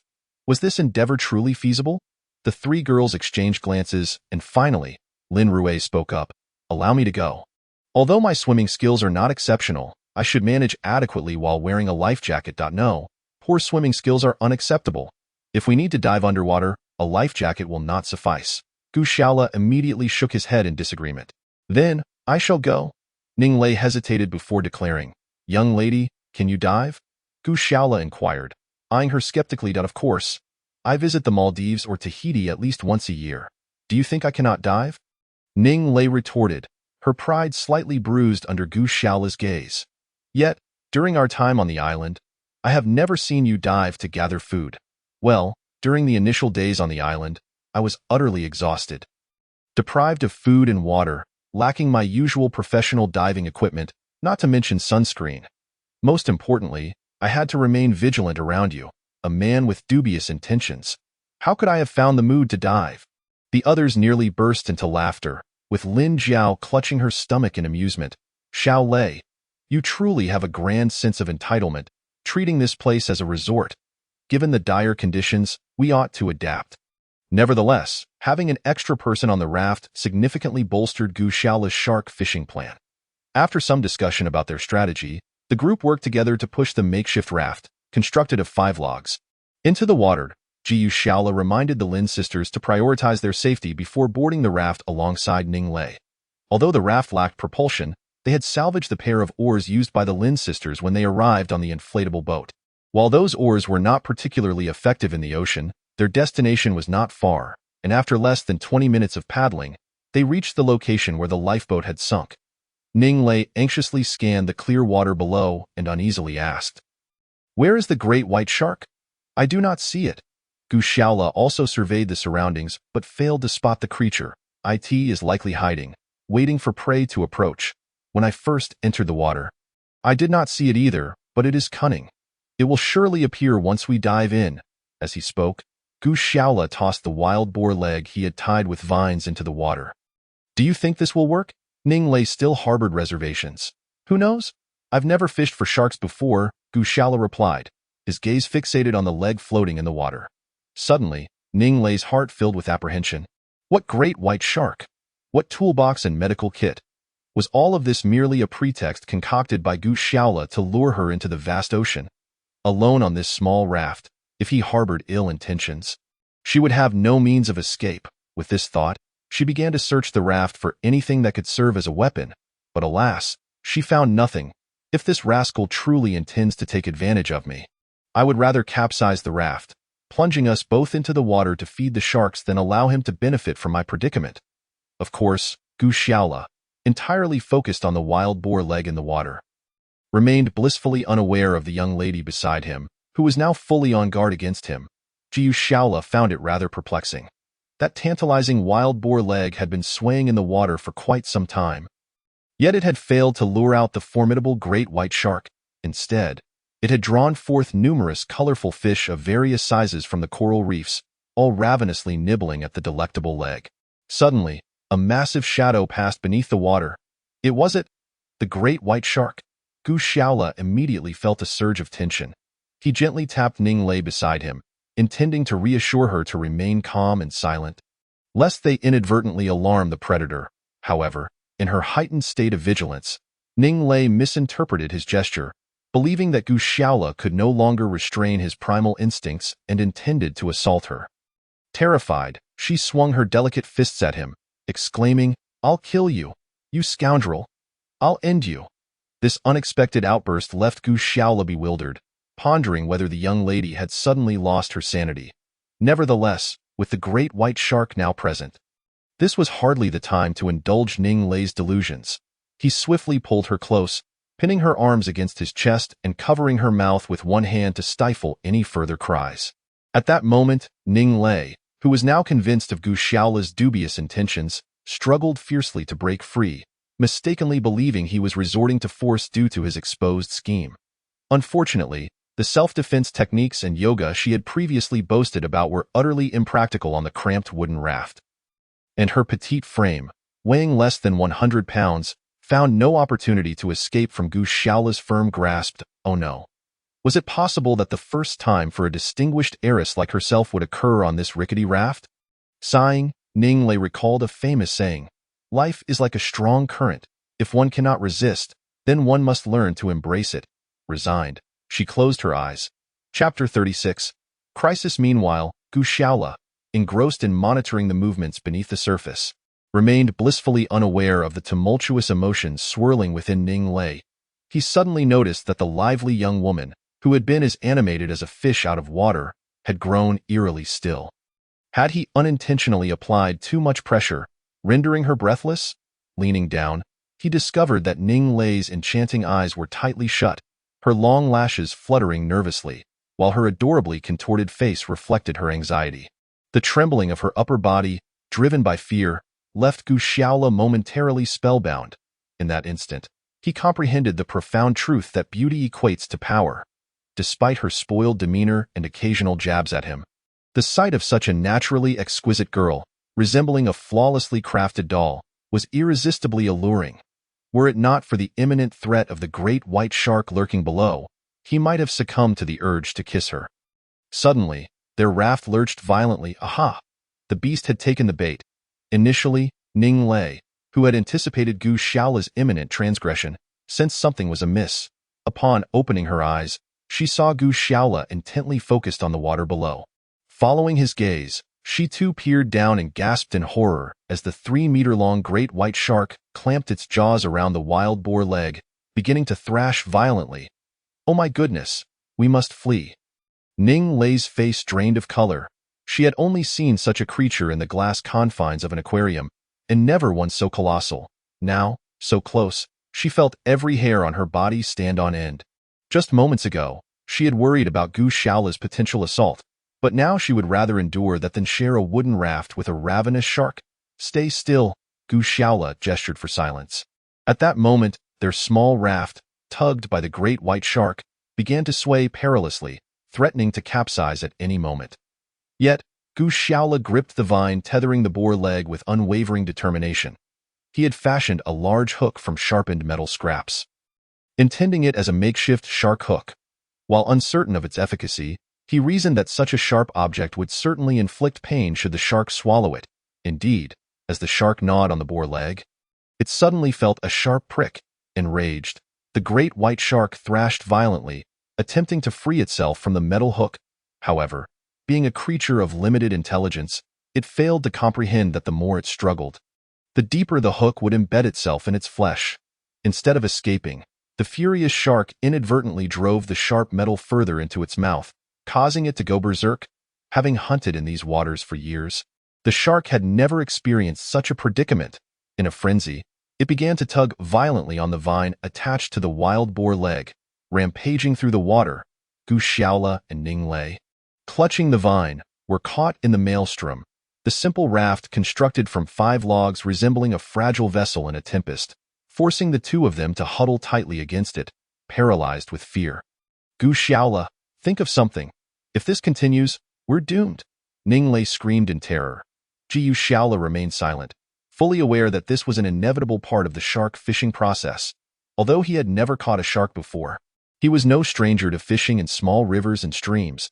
He understood that regardless of size, reeling in a fish exceeding 5 pounds required a delicate balance of finesse and patience.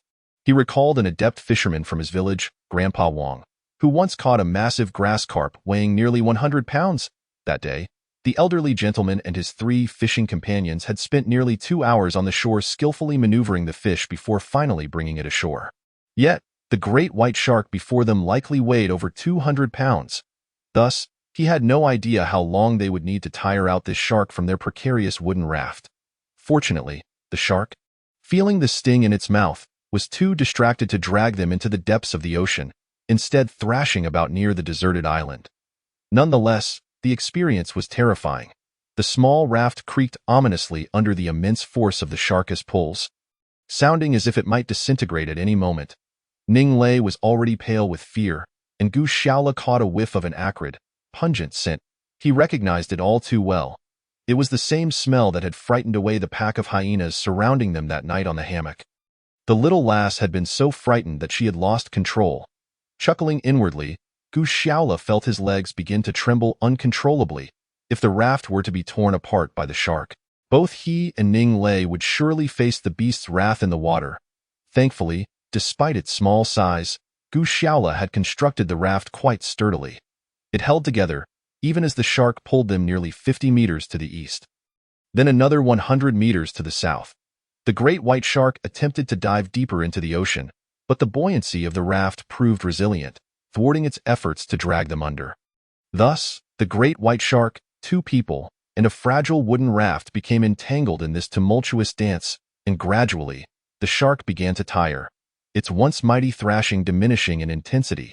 Gu Shaola, sensing a moment of respite, cautiously rose to his feet, only to provoke the shark's wrath anew. It had likely hoped for a brief pause, but now it surged forward, erratically heading towards the nearby coral reef. Gu Shaola had previously noted the vibrant coral growth during his first dive, which was why the area was teeming with various marine life. However, the environment was decidedly inhospitable for a creature of the shark's size. The sharp, jagged coral could easily rend the skin of such a large fish. Yet in its rage, the great white shark seemed oblivious to this fact, barreling directly into the coral. Meanwhile, at the campsite on the deserted island, Lin Jiao and Lin Rue gazed anxiously at the distant sea. "Do you think they might be in danger?" Lin Jiao inquired, concern etched across her face. Lin Rue wore an expression of deep concern, though being a few years older than her younger sister. Her demeanor was decidedly more composed. "I believe Gu Shaolu has adequately prepared this time and should face minimal peril." right? Hearing her elder sister's tone, which lacked full assurance, the mischievous Lin Jiao could not help but jest. Sister, on our first day on the island, you proclaimed your intent to deal with Gu Xiaolu. Yet here we are 2 days later, and you seem to have made no progress. Sister, could it be that the remarkable skills you boast about are mere bluster? Seeing her younger sister teasing her, Lin Rui did not take offense. Jiu Xiaolu was quite the intriguing character. Despite his seemingly frivolous exterior, she felt a genuine respect for women emanating from him. Lin Jiao, tilting her head in contemplation, replied, I never imagined you held Gu Xiaolu in such high regard. Oh dear, I've just recalled something. Noticing the sudden change in her sister's expression, Lin Rui inquired urgently, What is it? What is it, sister? This time you didn't accompany Captain Xiaolu and the others out to sea, which is quite the loss. Perhaps Captain Xiaolu and Sister Ning Lei are stranded on a tiny raft amidst the vast ocean. Hearing her sister's words, Lin Rui's countenance shifted as well. In truth, she had considered this possibility earlier. Thus, when Gu Xiaolu had asked who could venture out to sea, she had eagerly volunteered. However, her swimming abilities were regrettably inadequate, and she would only become a burden to Gu Xiaolu. Hence, she had to watch helplessly as Ning Lei and Gu Xiaolu set sail. Fortunately, their raft was small. If they truly needed to perform any tasks at sea, it would likely prove challenging. Her spirited younger sister, Lin Jiao, continued to watch her sister's changing expressions with amusement and suddenly remarked as if she had deciphered Lin Rui's thoughts, Sister, don't assume that just because the raft is small, there's no cause for concern. I've heard Sister Ning Lei speak of her exceptional yoga skills. With a sigh, Lin Rui exclaimed, Oh, you little rascal. What nonsense fills your head all day? She raised her fist as if to strike her. But Lin Jiao laughed and darted away, only to halt abruptly upon spotting Gu Xiaolu and Ning Lei paddling towards the shore on their raft. Lin Rui quickly shouted, Let us hurry and assist them. And together with Lin Jiao, they plunged into the water, racing towards Gu Xiaoli's raft. From a distance, they had not seen clearly, but as they approached, they noticed several small boxes on the raft. And astonishingly, a shark over 3 meters long was tied to its edge. The sisters were taken aback, yet upon closer inspection, they saw numerous wounds on the shark, one of its eyes reduced to a bloody cavity. Oozing crimson, Lin Jiao was utterly astounded. Jiu Xiaolu is truly incredible. Not only did he retrieve supplies from the sunken lifeboat, but he also managed to take down that great white shark. This is simply unbelievable. However, seeing the fatigue etched on Gu Xiaolu and Ning Lei's faces, the sisters refrained from asking directly. They grasped the vines tied to the raft and exerted themselves to drag it from the shallow waters onto the beach. Once ashore, Gu Xiaolu and Ning Lei secured the raft with vines and cautiously unloaded the small boxes. Exhausted, they both collapsed onto the banana leaves, panting heavily. Lin Rui distributed the remaining coconuts, and the two did not hesitate to drink deeply. After a while, once they had caught their breath, Lin Jiao exclaimed, Captain Xiaolu, you're amazing. Not only did you retrieve the goods, but you also defeated that shark. Curiosity piqued, Lin Jiao approached the shark's corpse still tethered to the raft and examined it closely. Oh, this shark nearly cost us our lives. Gu Xiaolu wiped the coconut water from his mouth and sighed. It turned out that they had been dragged into a shallow area teeming with coral by that great white shark. Just as Gu Xiaolu had anticipated, the shark's massive size became its Achilles heel amidst the sharp coral. The razor-sharp reefs inflicted numerous wounds upon the shark, and in its agony, it thrashed violently against the rocks, only to end up severely injured and stranded in the coral. At that moment, Gu Xiaolu, who had been jostled about on the raft, finally seized the opportunity. He grabbed his makeshift spear crafted from a tree trunk and metal scraps, aimed for one of the shark's eyes, and delivered a decisive blow. Although he had never encountered a shark before, his experiences fishing in the village's streams had honed his aim. The spear pierced through the shark's eye and into its brain, thus vanquishing this fearsome marine beast. The subsequent events unfolded with relative ease. With the shark no longer posing a threat, Gu Xiaolu was able to dive down calmly to the site where the lifeboat had sunk. Just as the middle-aged woman, Director Huang, had indicated, the large lifeboat contained numerous tools for the survivors, along with well-sealed food and fresh water. 4 to 5 boxes in total. Jiu Xiaolu methodically retrieved them piece by piece onto the raft. Wow, so you all have no idea what's inside those boxes. Let us open them up and share in the joy. Lin Jiao exclaimed excitedly as she approached one of the boxes and struggled to pry it open. Given that they were intended for shipwreck survivors, the boxes were well waterproofed, and the supplies remained completely dry. As soon as Lin Jiao opened it, she gasped in astonishment. Half a box of compressed biscuits. It appeared that the other half had already been consumed by Gu Xiaolu's former company leaders out at sea. Yet, even half a box of biscuits was a remarkable treasure for them. Despite their current abundance of food in the wild, they were primarily consuming animal fats and proteins, lacking much-needed carbohydrates. Eagerly, Lin Jiao reached for a bag of biscuits, ready to tear it open. "No, we can't touch that yet." Gu Xiaolu quickly intervened. "How stingy. There are plenty of bags left. Besides, I never said I wanted to hog it all. Opening it is for everyone to share," Lin Jiao retorted. But Gu Xiaolu shook his head, asserting, "These items have a long shelf life. While we may not be short on food now, we cannot predict what challenges lie ahead, so we must conserve these lightweight, easily preserved provisions for the time being." "Fine. If you want tea, let us eat. I'll just take it back." Lin Jiao, still youthful, pouted and turned to another box. Upon opening it, she found half a box of mineral water. Anticipating this, Lin Jiao did not express much joy. But Gu Xiaolu was elated, not merely for the fresh water, but because the plastic bottles would prove invaluable for their survival. The next two boxes contained simple tools, knives, hammers, axes, and nails, and the other was the medical kit Gu Xiaolu had longed for. Although none of the four were currently suffering from injuries or ailments, illness was an inevitable part of life, and the kit contained basic antibiotics and pain relievers that could save them in critical moments. After finishing with the boxes, Gu Xiaolu generously offered a few bottles of mineral water to the girls. The girls genuinely believed he had turned generous, and after days of consuming coconut water, holding the mineral water bottle reminded them of the civilization they hailed from, and they eagerly drank. Only Ning Lei, after a few sips, showed an unusual expression. "What's wrong, Sister Xiao Lei?" Lin Jiao, ever observant, asked softly. "My clothes are a bit dirty. I'd like to take a shower." Ning Lei's cheeks flushed as she spoke in a voice barely above a whisper. Lin Rui was momentarily taken aback. But upon reflection, it made sense. After all, she and Gu Xiaolu had been engaged in a fierce struggle against the great white shark for an extended period on the ocean, so it was only natural that they would be drenched in sweat and eager for a bath. However, Gu Xiaolu merely smiled knowingly. He was acutely aware that Ning Lei's urgency to wash was primarily due to her being frightened to the point of losing control on the raft earlier. Now that some time had passed, her pants should have dried, yet they would undoubtedly retain a rather unpleasant odor. As a privileged young lady, Ning Lei had her share of peculiar habits, and her obsession with cleanliness was one of them. She simply hadn't had the opportunity to express this while on the raft. Hey, Captain Xiaolu, did you hear that? Our dear sister Lei is preparing for a bath after working up quite a sweat, and we plan to join her in the water for a wash as well. So, shouldn't some people take the initiative?" Lin Jiao clearly still held a grudge against Gu Xiaolu for not sharing his compressed biscuits earlier, and she shot him a sideways glance as she spoke. "Take the initiative? What do you mean by that? Am I to join you all in scrubbing your backs?" Gu Xiaolu, who was never one to be at a loss for words, scoffed. "How absurd.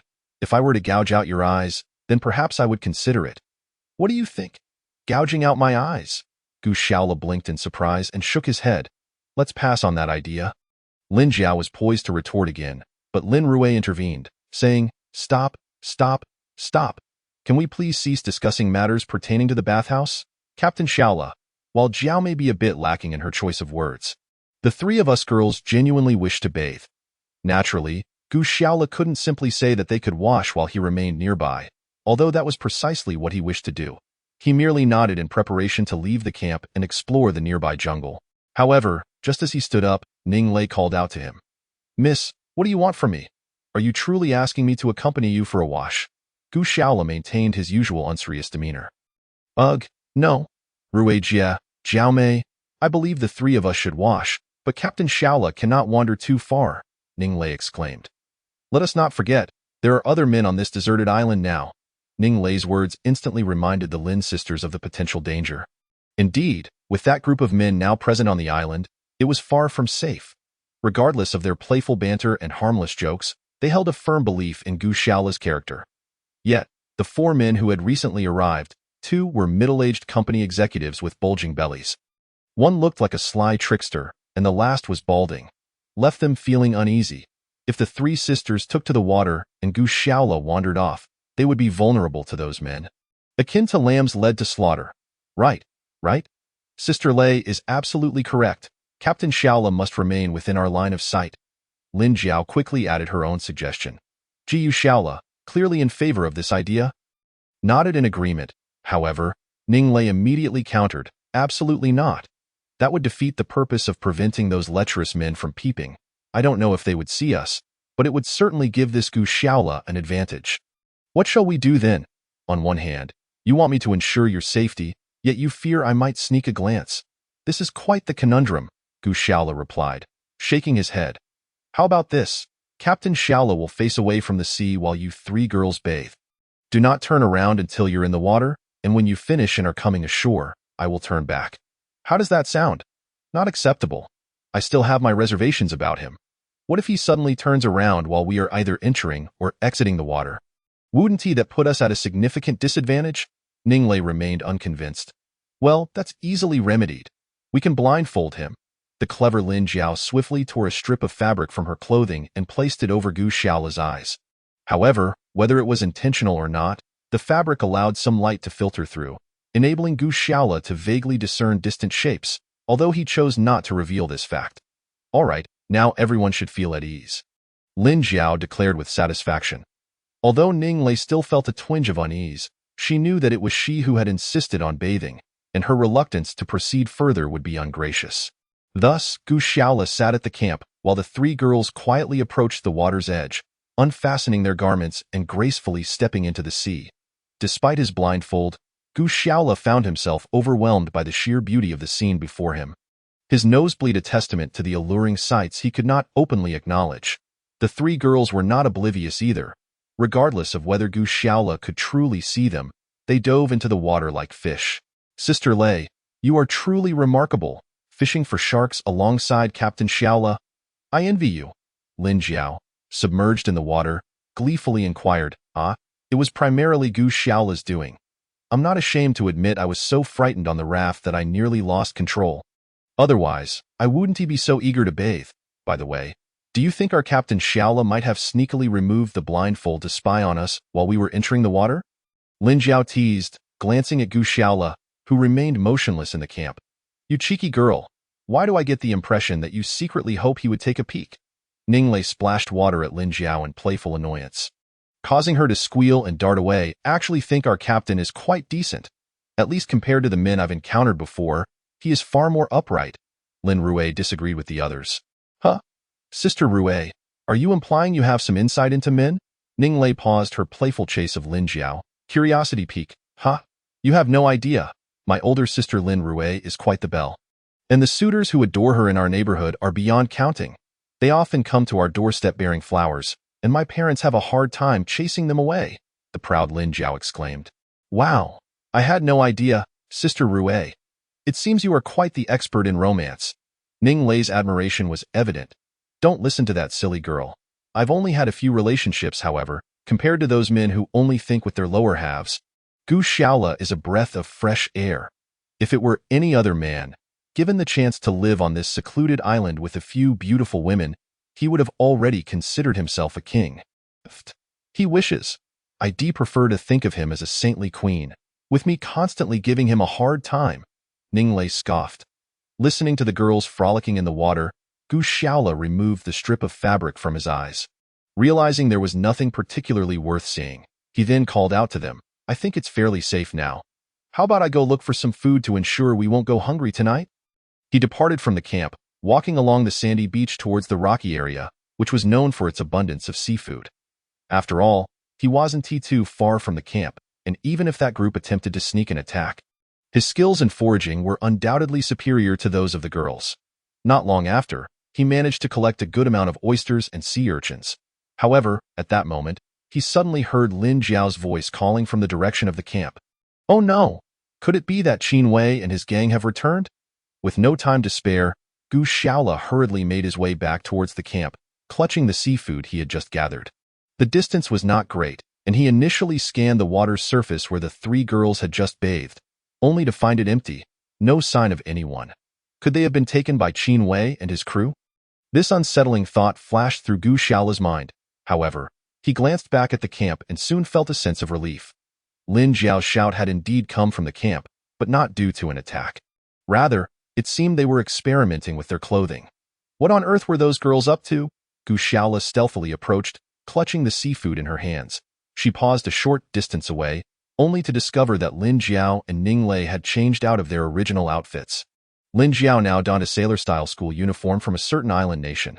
Being petite and adorable, Lin Jiao already stood out, but in comparison to Ning Lei standing beside her, she seemed rather overshadowed.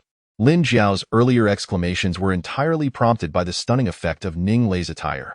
Ning Lei had chosen an urban goddess ensemble, black stockings, a beige skirt, and a white low-cut uniform that perfectly showcased her remarkable figure and beauty. In fact, it wasn't just Gu Xiaola who was taken aback. Even the Lin sisters were in awe of Ning Lei's physique. "Xiao Lei, your figure is simply exquisite. It's evident that you've been feasting on beef since childhood." Lin Jiao exclaimed, "It's a pity our parents couldn't afford to send us abroad when we were young. Otherwise, we would have figures like yours too." "Xiao Jiao, you can't just say that. Besides, isn't this the wrong time to discuss such matters? I feel this outfit is far too revealing. I'm not accustomed to it, and soon enough, he might think I'm deliberately trying to entice him," Ning Lei declared, covering her chest with her hands and feeling utterly uncomfortable. However, her sentiments were met with Lin Jiao's spirited disagreement. "Xiao Lei, it's not just you in this outfit. We're all wearing similar attire. What is there to fear? Even if that lecherous Captain Xiaola harbored ill intentions, they would be directed at all three of us. Who knows who should be more concerned? Besides, your previous outfit has already been washed and is now damp. How would you wear it? I think this ensemble complements your perfect figure beautifully. Not wearing it would be a waste of the gift bestowed upon you by heaven." The little girl continued her enthusiastic chatter, her own ulterior motive being that if Ning Lei discarded this flirtatious outfit, then her own alluring sailor uniform would inevitably go unworn as well, which fueled her fervent opposition. Just then, Gu Xiaola, who had been eavesdropping outside the camp, deliberately cleared his throat. "Ahem. What are you all up to? Making such a ruckus? As your captain, I thought something was amiss." The three girls immediately ceased their debate. Ning Lei, anxiously covering her chest, was apprehensive about revealing herself as she anxiously glanced at Gu Xiaola. Yet, Gu Xiaola appeared oblivious to their changed attire and set aside the seafood he had just gathered, stating, "I don't think this is enough for the four of us. I'll dive back in shortly to find something more to eat. You three, be sure to watch over the camp, understood?" The three girls exchanged puzzled glances, wondering why he seemed to ignore them entirely. It was as if the sun had risen from the west. However, since he didn't elaborate, they felt hesitant to inquire further. They could only watch as Gu Xiaola donned his diving suit and mask, then retreated into the ocean. "I say, older sister, and Xiao Lei, do you think Gu Xiaola has been too stimulated by us and is losing his grip on reality?" Lin Jiao pointed at her head after watching Gu Xiaola disappear beneath the surface. Lin Rui and Ning Lei had no answers to her question and could only shake their heads in confusion. Thus, he felt an urgent need to plunge into the icy water to cool down. Meanwhile, about 4 to 5 kilometers away from their camp, Qin Wei and the programmer Lao Ma were searching for food along the beach, occasionally stumbling. As they searched, Qin Wei couldn't stop complaining, "Damn it. Lao Ma, do you think Lao Chong and Lao Wei are taking things a bit too far? There are only 4 men here. They're both the captain and vice captain, leaving us with 2 women. One is an assistant and the other a psychologist. Damn it. That leaves just the 2 of us to do all the dirty work of finding food and water." The balding Lao Ma remained silent, continuing his search in the muddy muck. Noticing his companion's silence, Qin Wei lowered his voice. "Lao Ma, we're both just regular workers at the company. Though I have some connections through family, in their eyes, I'm still nothing. We're stuck here without knowing when we can leave. If they keep bullying us, life will become unbearable. I'm thinking, how about we revolt?" Chapter 40. Compensation. Lao Ma, who had been focused on the beach, slowly lifted his head at this remark, gazing at Qin Wei with a peculiar expression. "Revolt? What do you mean?" The odd look from Lao Ma left Qin Wei feeling uncomfortable, and he chuckled awkwardly. "Heh, what else could I mean? I just think we're young and strong. Why should we let those 2 fatheads boss us around? When we were in the company, They were the leaders, and we were just the underlings, so we had to accept it. But now, we're on a deserted island. Who knows when help will arrive? Look at Gu Xiaola. He's just relying on his strength and survival skills in the mountains, and look how well he's doing. He's practically a king with 3 beautiful girls by his side. I believe if we join forces, we could easily take on Lao Wei and Lao Chong. We could become the captain and vice-captain ourselves, and have that little flirt Xiaoli assist us in our personal lives. What do you think? After Qin Wei finished speaking, he stamped his foot heavily on the sand. Qin Wei was momentarily taken aback, unsure of what he meant by that, while the two plotted to seize power. At their camp, Lao Wei and Lao Chong were engaged in conversation. Do you think Qin Wei and Lao Ma will actually work diligently for us? Lao Chong asked in a hushed tone as the middle-aged director. Huang and his assistant Xiaoli stepped away for a moment. Lao Chong, what do you mean by that? Do you think they would dare to act like Gu Xiaola and disregard us company leaders? Trying to go solo? Lao Wei replied, momentarily stunned. Humph. I fear it may not be as simple as that. Lao Chong replied. Lao Wei, we've known each other for years in the company, so I'll be straightforward with you. This isn't the company anymore, and we're no longer in a lawful society. Tio put it bluntly, if someone were to kill someone else on this island, they would face no repercussions. Lao Wei was taken aback and asked. Pursue responsibility? Under the current circumstances, who knows when help will arrive? And if a killing is executed cleanly with no evidence left behind, even when the rescue team arrives, they probably won't uncover what truly happened. Lao Chong's words sent chills down Lao Wei's spine. I'm telling you this so you can prepare yourself. I have a feeling Qin Wei and Lao Ma won't simply submit to our control. If push comes to shove, we may have to. Lao Cheng's gaze darkened with a hint of malice. Meanwhile, the scheming at one end of the island had no bearing on Gu Xiaola and his group at the other end. At that moment, the 4 of them, 3 women and 1 man, were gathered around a campfire, grilling seafood. Anyone passing by would likely mistake them for a wealthy heir grilling with a few young models on the beach. Gu Xiaola, bare-chested and clad only in a pair of shorts, was skewering a lobster weighing over 3 pounds on a metal stick, one he had found on the lifeboat, and roasting it over the fire. Today was indeed his lucky day. While diving, he had stumbled upon such a large lobster among the coral reefs. Such a creature would fetch over 1,000 yuan back home, a sum he could hardly afford on his meager programmer's salary. However, here, he had long since shed his inhibitions, especially with 3 stunning women accompanying him. Dinner consisted of a lavish lobster feast, and the 3 girls were exhilarated, happily grilling their seafood while engaging in cheerful conversation. Although Gu Xiaola was incessantly twirling the metal rod in his hand, his gaze occasionally darted towards the beautiful women flanking him. Lin Rui and Lin Jiao, the 2 sisters, donned a military officer's uniform and a schoolgirl's outfit, respectively. They seemed largely indifferent to Gu Xiaola's furtive glances, save for Ning Lei, who appeared somewhat self-conscious. While she was also grilling seafood, she would intermittently cover her chest with her hands, fearful of Gu Xiaola taking advantage of the situation. I must say, Captain Xiaola, it truly feels like a stroke of luck for my sister and me to encounter you on this island. Not only does it ensure our sustenance, but we also get to indulge in luxurious delicacies like lobster. Hee, when I think about it, this life is quite splendid, Lin Jiao exclaimed as she pulled out several perfectly grilled scallops from the fire, blowing on them before boldly popping them into her mouth despite the heat. Oh, it's really nothing. In fact, we are quite fortunate. The waters surrounding this island are rich in marine resources, particularly in coral reef areas. If there were no reefs or corals surrounding this island, finding food would undoubtedly be a daunting challenge.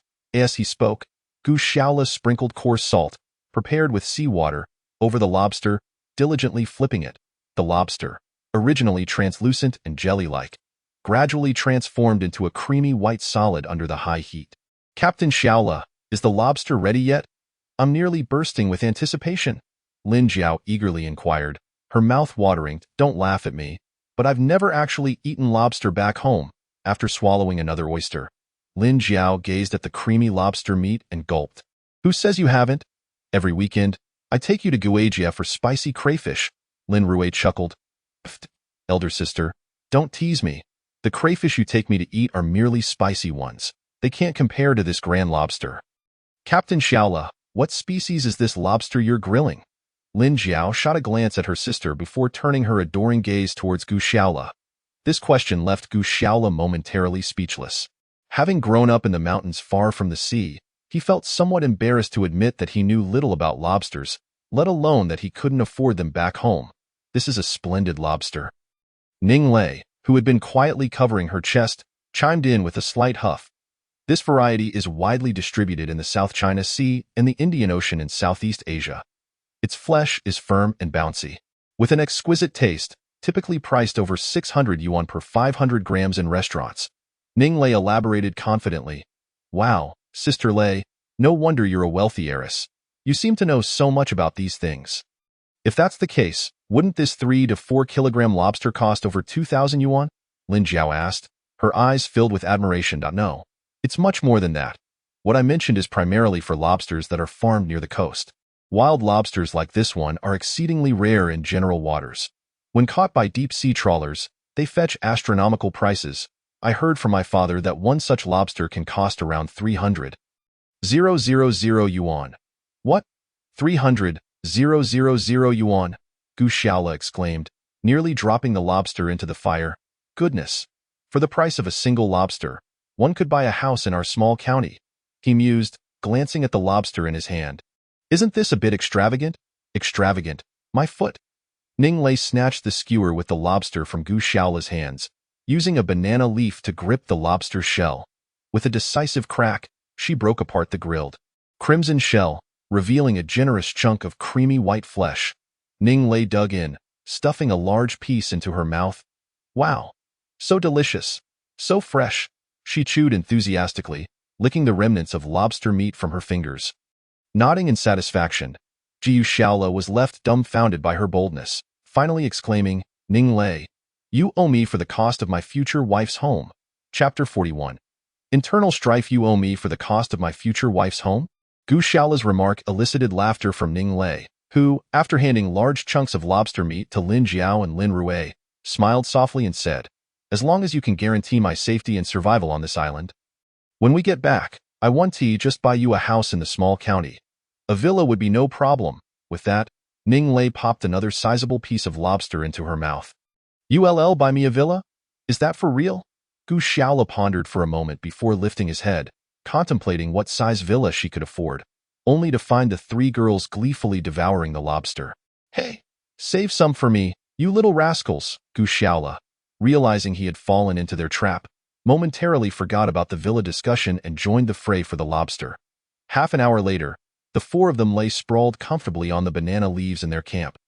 Having feasted heartily, as darkness enveloped the island once more, their camp felt less ominous than in the previous days, thanks to the presence of the 2 newcomers. Reclining on the beach, they gazed up at the starry sky. Being far from civilization meant the absence of pollution, rendering the visibility remarkably clear. Constellations that were difficult to discern in the city were vividly visible here. Shaola Gij, tell us more about yourself. Lin Jiao asked curiously, her bright eyes sparkling. Her inquiry prompted Lin Rui and Ning Lei to ponder. Indeed, it was a bit unreasonable not to know their captain's background after sharing a camp. Me? Gu Shaola hesitated before shaking his head with a wry smile. What is there to say? I grew up in the mountains, and my parents spent a fortune to send me to university. Unfortunately, I'm not particularly talented. After starting work, I'm just a small programmer, unable to provide them with a better life or even fulfill their simple wish to hold a grandchild soon. His words cast a pall of silence over the 3 girls, as they understood that he was just one of countless ordinary individuals who migrated from rural areas to cities. Oh, Shaola Gij. Hypothetically speaking, if you had to choose one of us to be your wife, who would you pick? Lin Jiao suddenly blurted out, her curiosity piqued. The atmosphere in the camp turned awkward, tinged with a hint of flirtation.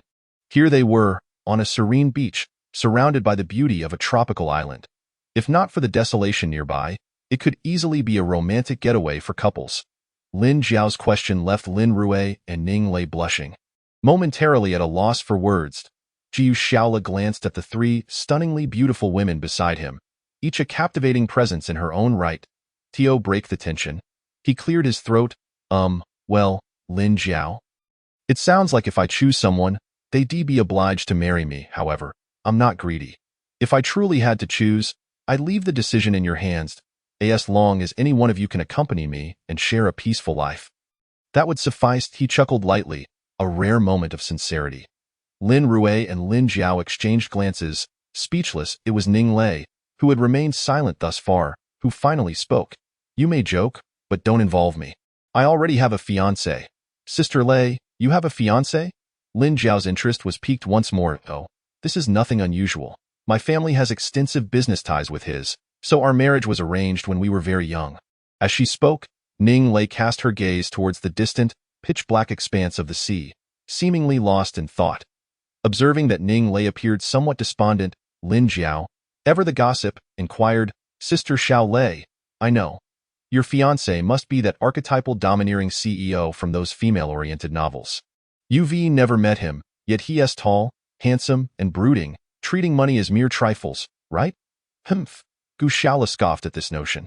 Ning Lei smiled faintly at Lin Jiao's words, replying, My dear little Jiao, I advise you to refrain from indulging too much in those female-centric novels or idle dramas. The marriages of affluent families are seldom as absurd as you imagine. They are merely transactions of naked self-interest. Fortunately, my fiancé is not much older than I, and we have attended the same school since childhood, making him somewhat akin to a childhood sweetheart. Wow, how blissful, growing up alongside the man destined to be your partner for life. How wonderful, Lin Jiao exclaimed, her face a portrait of admiration. Wonderful, knowing from a young age that we would become a family. I feel naught but indifference, Ning Lei replied with a bittersweet smile. Jiu Shaola merely rolled her eyes, silently thinking, these scions of the wealthy truly do not recognize the blessings of their privilege. Meanwhile, on a beach several kilometers away, I remarked, Xiao Qin, Old Ma, you are both seasoned employees of the company. Mr. Chang and I have always placed our trust in you. It is precisely for this reason that we entrusted you with the vital task of procuring food. Yet, look at the paltry haul you've managed after such an extended period. Just a few small scallops and oysters, and a couple of crabs no larger than Xiao Li's fist. Is this enough for the 6 of us? As soon as Old Wei finished speaking, Mr. Chang waved his hand dismissively, chuckling. Oh, Wei, you can't place all the blame on these two after all. We have only just arrived on this island, and none of us are familiar with the surroundings. So you should show a little leniency towards Xiao Qin and Old Ma. It turned out that the two had conspired beforehand, one playing the good cop while the other played the bad cop, to soften any potential backlash from their two companions. However, Qin Wei and Old Ma were clearly unimpressed by their tactic.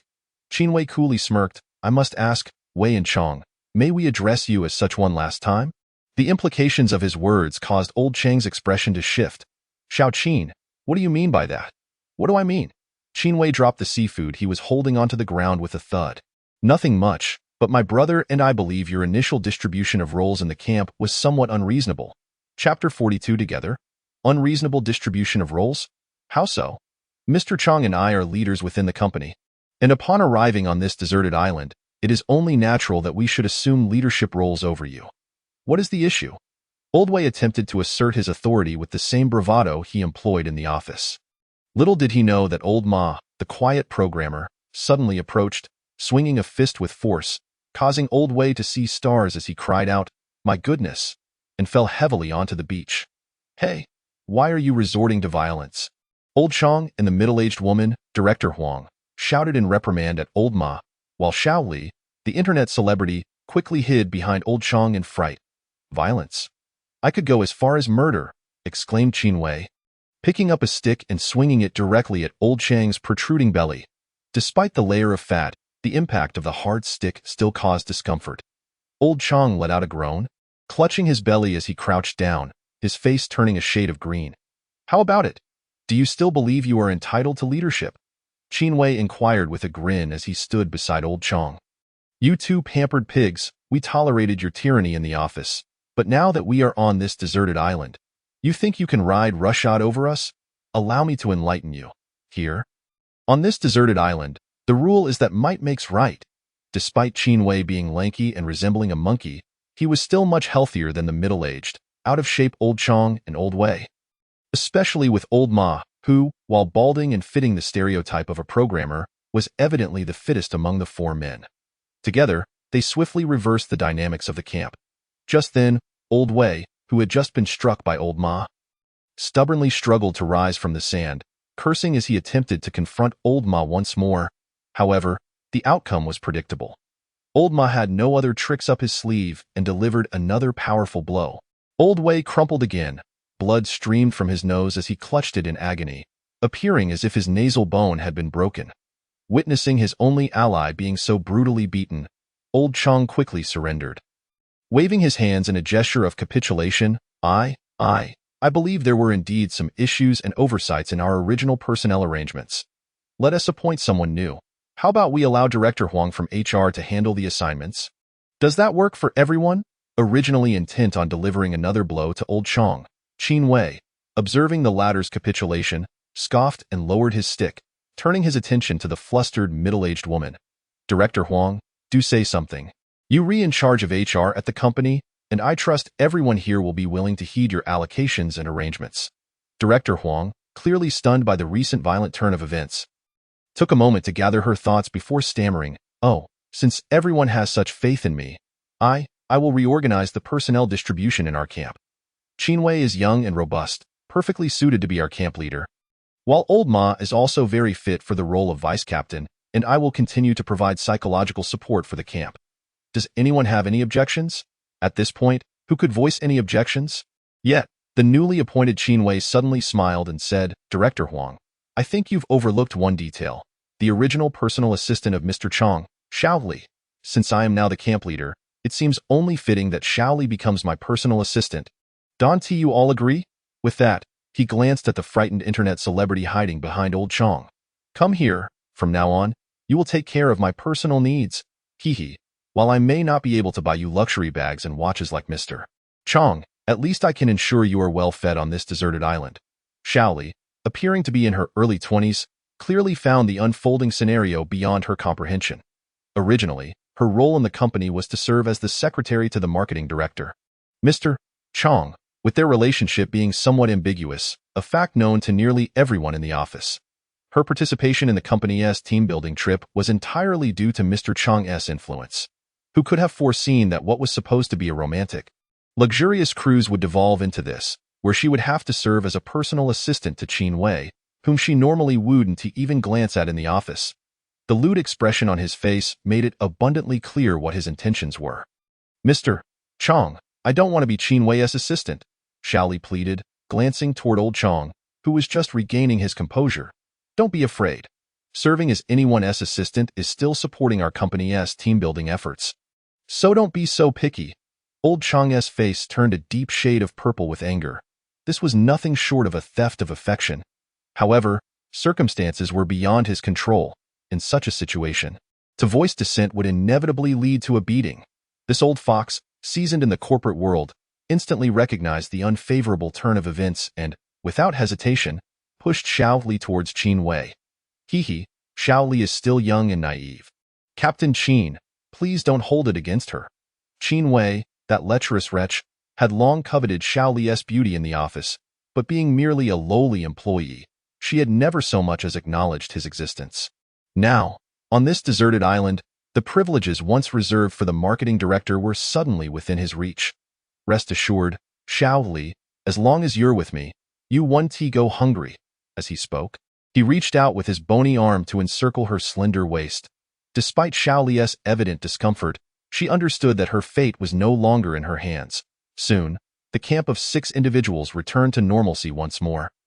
Save for the fact that the originally adjacent Xiao Li was now nestled in the embrace of Qin Wei.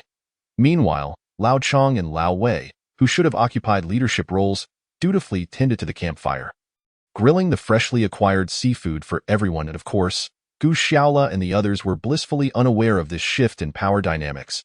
At that moment, he was busy installing a ladder for climbing up and down their treehouse. As 2 new members had joined their camp, both of whom were inexperienced in climbing trees, it would not do to repeat the experience of Ning Lei's ascent, which had required considerable coaxing and intimidation from Gu Xiaola. Thus, he fashioned a rope ladder from vines woven around the tree trunk, greatly facilitating everyone's access. With the aid of 3 stunning young ladies, the rope ladder was swiftly completed. After securing it firmly, Gu Xiaola gave it a hearty tug.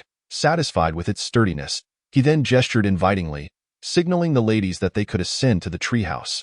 Ning Lei and the Lin sisters exchanged glances, both inwardly relieved that they had chosen the right leader.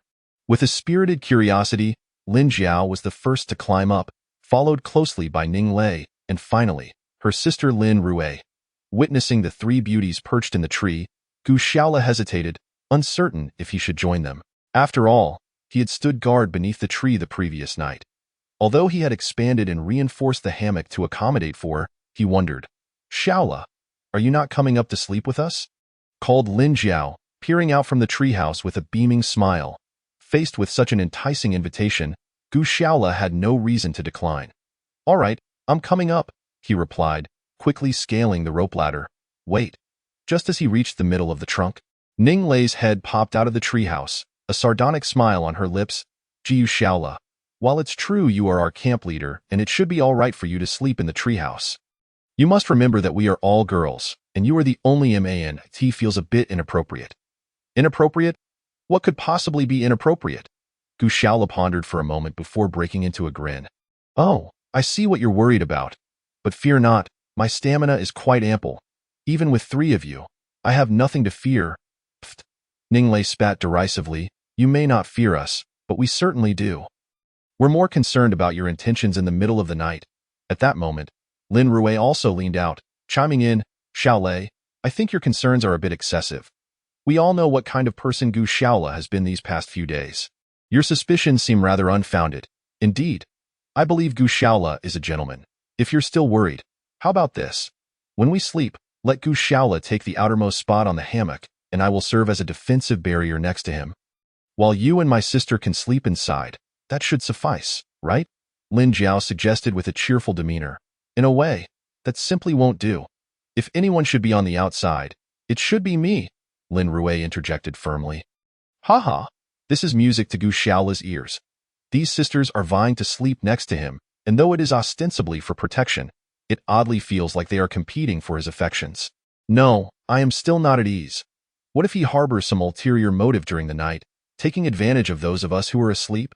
Ning Lei shook her head, still unconvinced. "Come on, do you even hear yourself? We're sleeping on a hammock. If I had any nefarious intentions, any slight movement would alert you all." Gu Shaola could no longer restrain himself. Ning Lei paused, suddenly realizing he had a point, but hesitated. "All right, you can come up to sleep, but you must swear an oath, vowing not to engage in any inappropriate behavior with the 3 of us, or else you cannot join us." Gu Shaola's mind raced with a torrent of thoughts. "You little brat, do you have something against me? Always targeting me. Just wait until I find the opportunity to teach you a lesson." Yet, he could only express his thoughts internally, acquiescing instead. "Fine. I swear, if I ever act inappropriately towards you 3 lovely ladies, I will remain a lifelong bachelor." Wait, what's this about inappropriate behavior? Isn't there a difference between active and passive roles? Ning Lei queried, her curiosity piqued, of course. "What if, in the middle of the night, 1 or 2 of you are irresistibly drawn to my charming presence and take the initiative? That would hardly be my fault." Gu Shaola's explanation elicited laughter from the 3 young ladies. Amidst their amusement, Lin Jiao called, "Come on up, little heartthrob." Thus, the sleeping arrangements for the night were settled. The 4 of them reclined on the hammock, with Gu Shaola stationed at the entrance of the treehouse, Lin Rui by his side, and the Lin sisters nestled within. Although Gu Shaola had previously shared a hammock with Ning Lei, that night had been fraught with danger due to the pack of hyenas lurking below. This time was different. 2 beautiful young women were present, the crackling campfire below, and the distant sound of waves crashing against the shore created a romantic ambience. Alas, the hammock, woven from vines, felt as soft as a spider's web, and any slight movement would reverberate throughout. Jiu Shaola cast a wry smile at the 3 enchanting ladies beside him. Yet, he was not the only one lost in thought.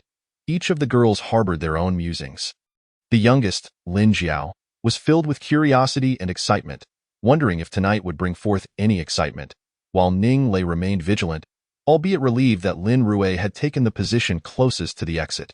If Gu Shaola were to have any untoward thoughts, she believed that the experienced Lin Rui could sufficiently deter him from troubling Lin Jiao and herself. Yet, as this thought crossed her mind, a pang of jealousy stirred within her. Was she feeling envious of Lin Rui? Ning Lei quickly chastised herself for overthinking. If Lin Rue could win Gu Xiaola's affection, she would no longer have to fret about exposing herself in front of him or being the subject of his gaze. She should be pleased, not jealous. Nonetheless, the mere thought of Lin Rue nestled next to Gu Xiaola stirred an inexplicable discomfort within her. As for Lin Rue, who found herself closest to Gu Xiaola and facing the most potential danger, her own thoughts were tumultuous. Based on her understanding of men, it was rare for any male to maintain composure in such a situation. Yet, given that they were on a hammock, any movement would be immediately detected by the others. If Gu Xiaola were to attempt something, should she resist slightly, or should she assert herself and take control? Among the four, Gu Xiaola was undoubtedly the most conflicted, as a mere office worker and coder.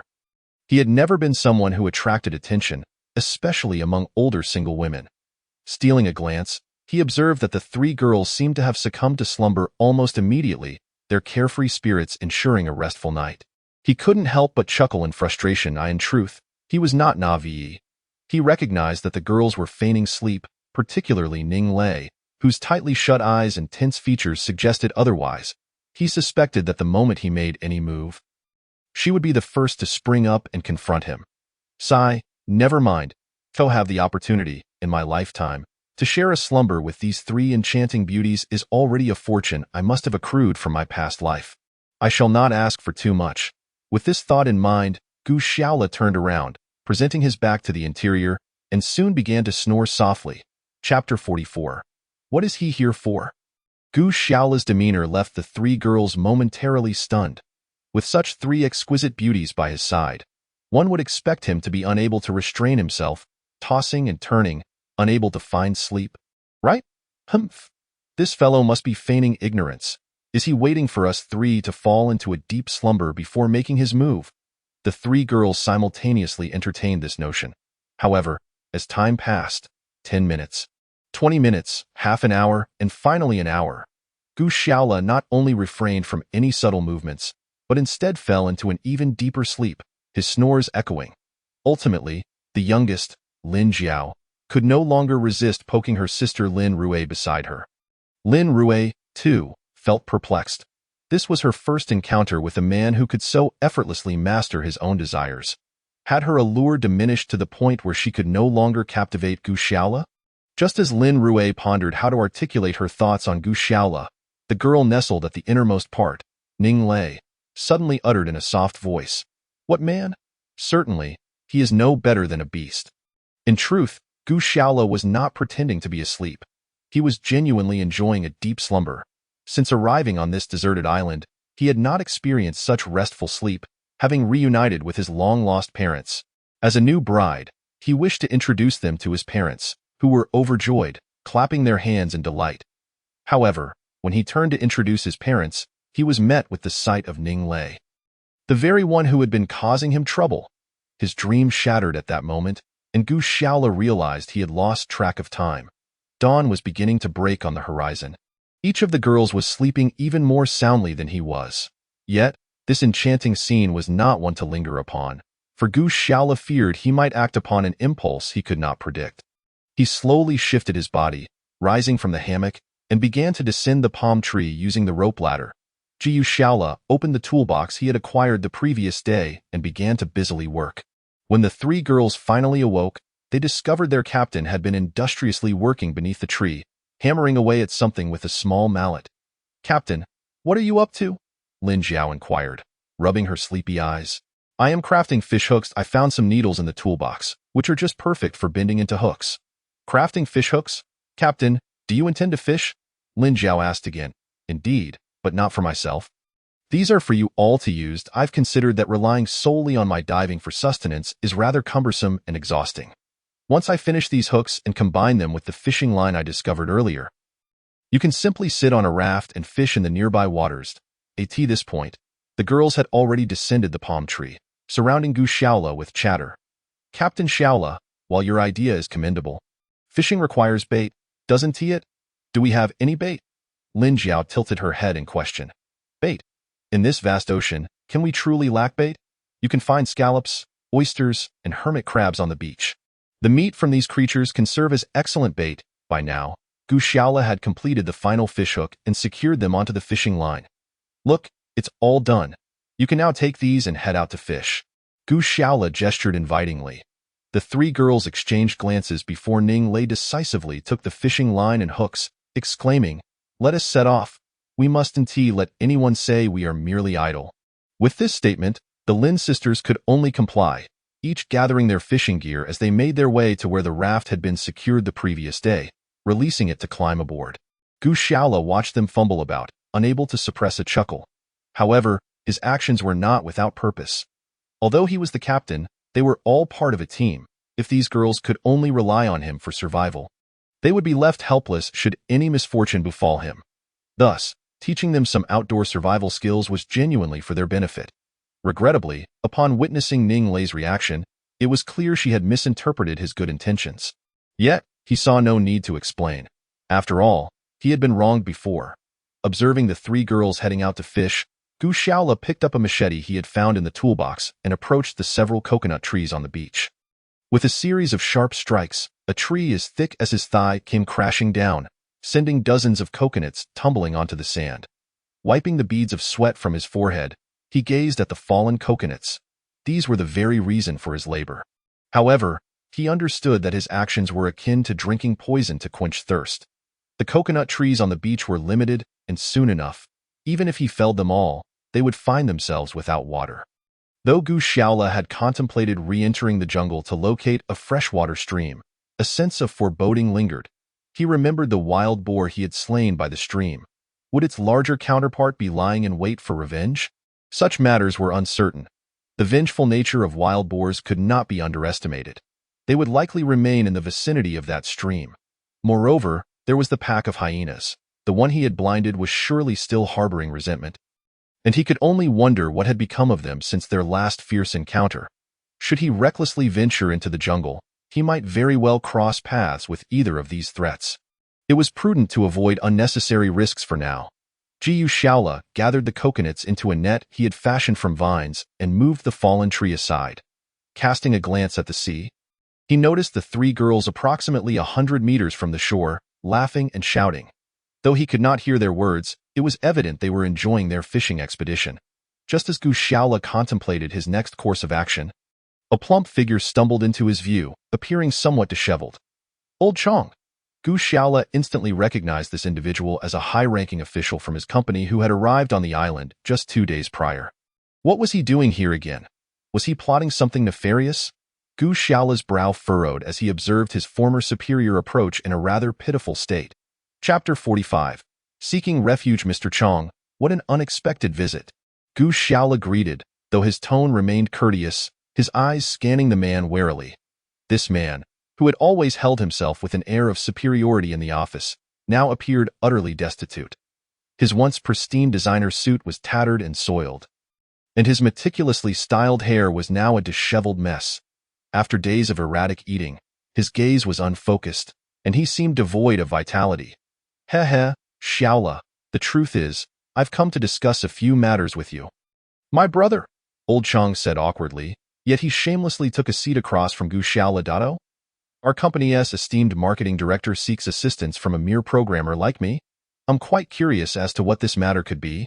Gu Xiaola replied with a slight smile. Well, it's nothing major, just a small issue. However, before we delve into that, I have a little gift for you as a token of our first meeting. Old Chang's words caught Gu Xiaola off guard. What kind of gift could this man possibly have? After rummaging through his jacket pocket for a moment, Old Chang finally produced a colorful little box. This is just a small gesture, my brother. Life here is quite different from the big city, and with so many beautiful women around you, I thought you might find this quite useful. Gu Xiaola took the box and was momentarily at a loss for words. It turned out to be a set of colorful condoms branded 7th Sense. Gu Xiaola could hardly comprehend what to say, as it seemed Old Chang truly believed he was living a life of indulgence with the three beauties. Hee, my dear brother, we are both men, and these items are essential for our journey through this world. Here we find ourselves on a deserted island, where conditions are exceedingly primitive. Moreover, it is quite a struggle for even an adult to survive here, let alone the potential complications that may arise should a child be born. Thus, the items I have provided for you are indeed quite valuable. Old Chang's words left Gu Xiaola feeling somewhat embarrassed. If he were to speak the truth, He and those three beautiful female teammates were not as sordid as he might imagine, right? Yet, he felt a tinge of shame at the prospect of directly admitting to having a relationship beyond mere friendship with those girls. His pride held him back from boasting too much. All he could do was offer an awkward smile and accept the box of gifts that old Chong treated as a treasure. Chong, since we are all acquaintances, please feel free to speak your mind. There is no need for such formality with me, Gu Shaola said politely. After all, he was a young man who had not been in society for long. It is said that one should not strike a smiling face. Seeing the other party being so courteous and presenting gifts made him hesitant to send him away, so he inquired with a hint of politeness. Since you insist, my dear brother, I shall be straightforward. Our original team at the company has formed a camp much like yours, old Chong replied, his smile growing wider as he lowered his voice. Actually, the leadership of this camp was initially held by me and your former manager, Lao Wei. Qin Wei and Lao Ma were responsible for gathering food and water, but to our surprise, these two fellows suddenly rebelled and resorted to violence against me and Lao Wei. I fared relatively well, but your former superior, Lao Wei, was struck by Lao Ma and suffered a broken nose, which has yet to stop bleeding. Gu Shaola was taken aback by old Chang's revelation. He had not anticipated that the small six-person camp across from him was embroiled in such a drama reminiscent of court intrigue. The thought of Lao Wei, who usually acted so domineering before him, now bleeding profusely elicited a suppressed laugh, though he was aware that such amusement might be inappropriate. He bit his lip, attempting to stifle a grin, and asked, "And then what happened?" Then, sigh, these two rascals went too far. Not only did they usurp the leadership from me and Lao Wei, but they also took away my assistant, Xiao Li, who has been by my side for years. You know, Xiao Li has always been my aide at the company. These scoundrels even demanded that Xiao Li sleep with them at night. Their actions are nothing short of beastly. Although Lao Wei and I were outraged, we were powerless to retaliate, forced to swallow our anger. Now, Qin Wei and Lao Ma are running amok in the camp, making us search for food and water. Does this make sense? Faced with old Chang's impassioned lament, Gu Shaola found himself in a rather comical situation, and he could only smile wryly as he inquired, "So, what does your visit mean for me? Although I sympathize with your plight, it is ultimately a matter for your camp," he added, feeling it inappropriate for an outsider to intervene. Old Chang quickly waved his hand, saying, "Xiao Lu, you misunderstand. I do not wish for you to intervene. I merely hope that Lao Wei, my assistant Xiao Li, and I might join your camp. Rest assured, we will abide by your arrangements and will not presume to act as leaders. What do you think? What? This fellow actually wants to bring his entire entourage to join our camp." Upon hearing this, Gu Shaola furrowed his brow and interrupted old Chong. "I'm sorry, Chong. Our camp is not running smoothly either. And our resources are quite scarce. It has become a challenge to sustain the four of us, let alone accommodate additional survivors, so I must decline." To Gu Shaola's surprise, old Chong did not seem taken aback by this response. He merely displayed a hint of disappointment before nodding in understanding. "Hee, I comprehend the difficulties you faced. I did not come here with the sole intention of joining your camp. However, I would like to request one thing. Please refrain from involving yourself in our internal conflicts." "How does that sound?" Old Chang's sudden shift in tone left Gu Shaola momentarily stunned. "Rest assured, although we find ourselves on a deserted island, I am not one to seek conflict as long as no one threatens me or my camp. I will not involve myself in your disputes." After receiving Gu Shaola's assurance, old Chang nodded in satisfaction, exchanged a few pleasantries, and prepared to depart. However, Gu Shaola stopped him, saying, "Chong, please wait a moment." He then retrieved 4 or 5 coconuts from a nearby net bag and handed them to old Chong. "I know you must also be in dire need of fresh water. While I lack abundant resources, I hope these coconuts can help." Old Chong was immensely grateful, recognizing that fresh water was even more crucial than food. Since their arrival on the island, they had scarcely drunk any water, relying solely on the few coconuts they managed to find along the shore, and their supply had run dry. Seeing the coconuts, old Chang's face broke into a joyful smile, repeatedly expressing his gratitude. Gu Shaola simply smiled faintly, informing him that these coconuts would only serve as a temporary solution. If they sought a true water source, they would need to venture into the jungle. Old Chong, elated with the coconuts, left with a renewed spirit, while Gu Shaola escorted him out. However, the expressions of the 3 girls were not particularly cheerful, especially Ning Lei, who stared at old Chang's retreating figure for some time before coldly inquiring, "What was that fellow after?" Chapter 46. Interrogation. Gu Shaola was not surprised by their attitudes. After all, these individuals had made a rather poor impression on the three girls on their very first day on the island. He smiled lightly and replied, "It was nothing, just a conversation about matters concerning their camp. He also wished to bring a couple of people to join us." "What? He wants to join our camp? Did you agree?" Lin Jiao was the first to lose her composure. "No. I told him our resources are quite tight, and we simply cannot accommodate new members right now, so he left." Gu Shaola did not wish to elaborate too much, as revealing certain matters to these women might not be beneficial and could potentially lead to unnecessary complications. "Is that all you discussed?" Ning Lei asked skeptically, crossing her arms. "Of course, that is all," Gu Shaola replied, feigning innocence. "Humph. I saw clearly that rotund leader fellow did not leave empty-handed. He took several coconuts with him." "Were those not given by you?" the sharp-eyed Lin Jiao suddenly interjected. Gu Shaola felt a wave of exasperation wash over him. These three girls were quite perceptive. He had thought they would be preoccupied with fishing and would not notice his every action. "Oh, well, you see, the people in their camp hadn't had anything to drink for over a day. While we cannot accept them into our camp, we cannot simply watch them perish from thirst, so I chopped down a coconut tree and gathered a few coconuts to share with them. Right? As the leader of our camp, I should have the right to make such decisions. Is that so? Just that simple?"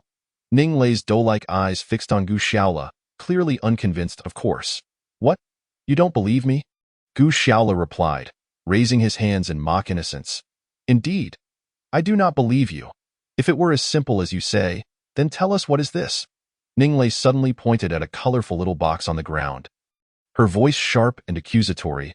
Upon seeing that box, Gu Shaola felt a wave of impending doom. "Oh my heavens! In my haste to see old Chang off, how could I have forgotten to put that gift away? To so boldly leave it out in the camp. It is no wonder that the fiery little Ning Lei pressed me with her piercing gaze, as if my nose and eyes were not my own. Now it's as if I've smeared yellow mud in my pants. What was once harmless has turned foul. Pray, what is this? Is it not something that uncle bribed you with? Did he exchange this for coconuts from you? And what do you intend to do with such an item? Is there some ill intention towards the three of us?" Ning Lei relentlessly pressed on, not giving me a moment's respite. "This well, if I must say. It is not entirely so, yet it cannot be entirely dismissed either." Just as I felt the weight of embarrassment rising, Lin Rui stepped in to diffuse the tension, saying, "Enough, enough." As our captain, Xiao Lu was merely sharing a few coconuts with the folks from another camp. There's no need to make a mountain out of a molehill. As for this box, it can only be seen as a gesture of goodwill from the other party, right? I see no issue with it. Lin Rui's words provided a way out for Gu Xiaolu, who quickly seized the opportunity to affirm. "Indeed, not at all wrong. That old Chang just wanted to express his gratitude for the coconuts I offered him. That's why he gifted me this box. As for what's inside, I truly have no clue. I merely found the flashy packaging appealing, which is why I kept it. As for what's actually in here, I am quite in the dark. How about it, Ning Lei? Care to enlighten me on what this is?" Faced with Gu Shaoli's feigned ignorance, Ning Lei found herself at a loss for words. Surely, she could not directly reveal that the contents were protective tools to prevent pregnancy, for that would unmask her own experience. Fine, Gu Shaolu, you can play the fool, but mark my words, if I find out you're colluding with those rascals from the other camp, I will be the first to confront you." For now, Ning Lei resorted to throwing out these half-hearted threats to save face. Of course, Gu Shaolu merely laughed it off and shifted the topic. "Could you refrain from interrogating me the moment you approach? As the captain, I commanded you all to fish this morning. How did you fare?" This question struck a chord with the girls, and Lin Jiao proudly held up a string of sea fish skewered on branches, exclaiming, "Look, our haul this morning is quite commendable." Gu Shaola scrutinized the catch, noting the assortment of sizes, some so small they barely had any meat, while a few odd-shaped ones appeared unappetizing. He shook his head. "I must say, ladies, next time you venture out to fish, please be discerning. Fish like these, small and meager, are hardly worth the effort. Additionally, when fishing, try to seek deeper waters. This will increase your chances of catching larger fish." His remarks sparked Ning Lei's irritation. "Pa, having something to eat is already a blessing. Why must we be so picky? Our fishing endeavors are certainly more honorable than some who conspire with outsiders, trading precious coconuts for personal gain. Gu Xiaolu had long grown accustomed to Ning Lei's sarcastic jabs and chose to ignore them completely, leading Lin Jiao to the seaside. He selected a few fish with more flesh, then tidied up the remaining catch. After a busy morning, everyone felt a bit peckish, and even Ning Lei lacked the energy to argue. Each person held a sizable fish, roasting them over the crackling campfire. Captain Xiaolu, last night during our chat, you mentioned you grew up in the mountains, but didn't share much else. Care to continue? Lin Jiao, the youngest, asked somewhat idly. What is there to say? Every year, there are millions like me who come from rural areas to work in the city. I'm merely one among the many, Gu Xiaolu replied, sprinkling salt over a fish he was roasting and casually handing it to Lin Jiao, seemingly intent on silencing her with food. This fish you grilled is delicious, Lin Jiao exclaimed, taking a hearty bite and chewing eagerly, but she quickly followed up with another question. So you've never had a girlfriend? Lin Rui, her older sister, felt her younger sibling's inquisitiveness was a bit excessive and jabbed her playfully, saying, We're all eating. Why are you so chatty? Actually, it's not a big deal. I had a girlfriend in college, Gu Xiaolu finally admitted with a calm smile. Wow, Captain Xiaolu, you're so handsome. Your girlfriend must have been stunning. Lin Jiao eagerly pressed on. She was all right. At least we were very happy back then. The mention of happiness. A smile graced Gu Xiaoli's face. Back then? Are you no longer together? Ning Lei interjected with a furrowed brow. Yes, we broke up long ago. Less than a year after graduation, she told me my salary couldn't provide her with the happiness she desired for life. Gu Xiaolu gave a wry smile, offering the roasted fish to Ning Lei. So just like that? It was that simple? Lin Jiao asked, her bright eyes glistening with disbelief. What else were you expecting? Should I have behaved like those melodramatic characters in soap operas, wailing for days? Declaring I'd die without her? Is that what you want? Gu Xiaolu retorted. Chapter 47, Conspiracy. This question landed squarely in Lin Jiao's realm of ignorance. Although she often pretended to be worldly and knowledgeable, her actual experience was nearly non-existent, and her understanding of the complex dynamics of love and relationships was shallow. Thus, faced with Gu Xiaoli's retort, she turned her wide-eyed gaze toward her sister Lin Rui, whom she viewed as a goddess of love knowledge. Under the scrutiny of her younger sister's adoring gaze, Lin Rui felt a tad bashful and cleared her throat. Little Jiao, relationships between men and women can be simple or extraordinarily complex. In short, it's not something you can easily grasp with your limited experience. Fortunately, she wasn't the only woman present, so she turned to Ning Lei. Sister Ning Lei, what is your perspective? After all, you have a fiancé. You should have some insight into such matters. Ning Lei felt her cheeks flush under the younger girl's gaze, but, upon seeing Gu Xiaolu's mischievous smile, she couldn't resist. Let me put it this way, little Jiao. It's quite simple between men and women. It's better to believe in ghosts than to trust a man's empty words. With that, she shot a fierce glare at Gu Xiaolu, who merely shrugged in feigned innocence. While the four of them were merrily sharing breakfast, they sought a place to crack open a couple of coconuts for hydration and subsequently found a discreet spot to stash the remaining coconuts. That was simply out of the question.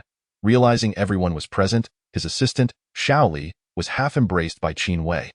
Old Chang's facial muscles twitched involuntarily, yet he managed to smile as he placed some small fish and crabs he had collected on the banana leaves in the camp. Is this all you found? Qin Wei asked, casting a sidelong glance at him. Why apologies, Captain. This morning coincided with high tide, and many areas were submerged, making it difficult to find food, Old Chang replied, shrugging with a hint of helplessness. Due to yesterday's violent altercation, the division of labor in the camp had shifted significantly. Previously exempt from work, Old Chang and Old Wei now had to scavenge for food and drink for everyone. However, as Old Wei had sustained severe injuries, with his nose still bleeding, the burden of foraging fell solely on Old Chang. All right, I think Old Chang has a point. We can all share this food. It should suffice, Old Wei said, stuffing torn pieces of cloth into his nose as he quickly defended Old Chang. Indeed, the high tide has made food procurement challenging, Director Huang, a middle-aged woman, chimed in to ease the tension. Let us get it cooked quickly so everyone can eat. Qin Wei huffed, adopting a definitive leader's demeanor. All right, Old Chang acquiesced, beginning to prepare the food while Huang and Old Wei lent a hand. Qin Wei, I believe we cannot continue like this. Old Ma, sitting nearby, remarked with a dark expression. You see, although we are fortunate enough to have access to some sustenance each day, we are utterly devoid of fresh water resources.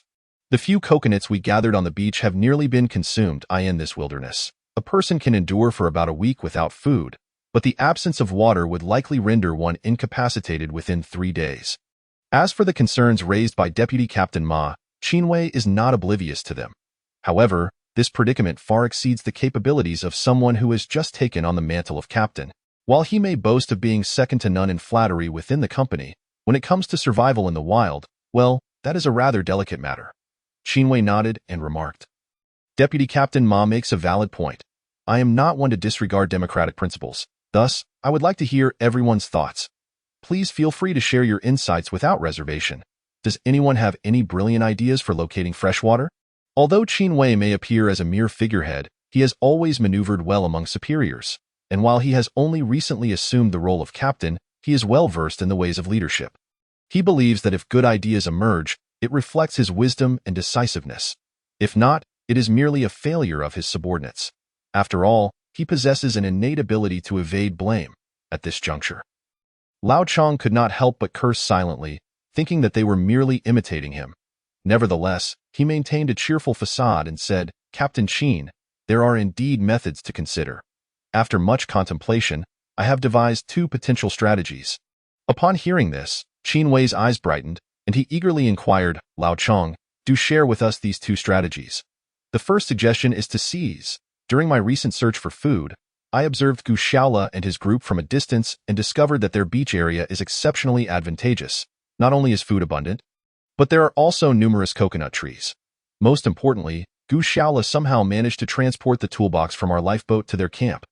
This toolbox contains an axe and machete, which he used effortlessly to fell a coconut tree, thus rendering their fresh water dilemma trivial. Lao Chang's revelation astonished the others in the camp. What? Gu Xiaola has taken our lifeboat's toolbox. That seems improbable. After all, that sunken ship's area is home to a great white shark. Indeed, could it be that he managed to slay that shark? Many voiced their skepticism. Though this, Lao Chang merely smiled faintly. I cannot say whether Gu Xiaola has slain the great white shark, but that toolbox has indeed fallen into his possession. I witnessed it with my own eyes. I saw him wielding the machete from our lifeboat's toolbox. There is absolutely no mistake. Moreover, he has somehow acquired several sets of provocative outfits, which he has bestowed upon those 3 ladies. Damn, this fellow certainly knows how to indulge. As he spoke, Lao Chang feigned a blend of envy and jealousy. Damn it, that lifeboat belongs to us. That toolbox should rightfully be ours. Why should it be in the hands of that impoverished Gu Xiaola?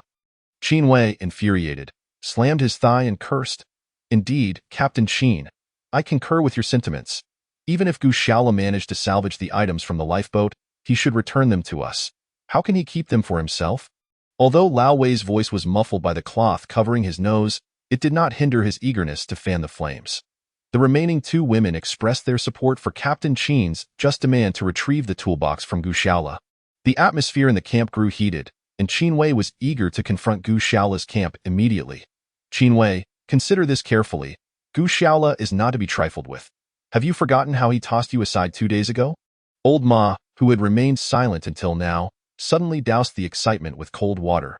The moment those words escaped his lips, Qinwei began to regain some clarity. Indeed, they had initially presumed Gu Xiaola would meet his demise at the jaws of the great white shark when they contemplated seizing his camp and women. Yet he had effortlessly thrown Qinwei several meters away. In terms of combat prowess, he and Old Ma could handle Lao Chong and Lao Wei. However, facing Gu Xiaola, that would undoubtedly pose a significant challenge. Qinwei blinked, tilting his head to regard Lao Chong. Lao Chong, you mentioned a second idea, did you not? Chapter 48. The boar trap. In response, Lao Chong appeared to be well prepared. Well, the second approach is to venture into the jungle in search of fresh water. However, this method is not without its risks, as this region belongs to the subtropical zone, and one can expect to encounter various venomous snakes and insects, not to mention larger predatory beasts. Lao Chang's words caused Qinwei to break into a slight sweat. Indeed, entering such a tropical jungle without adequate preparation and equipment could be tantamount to courting death.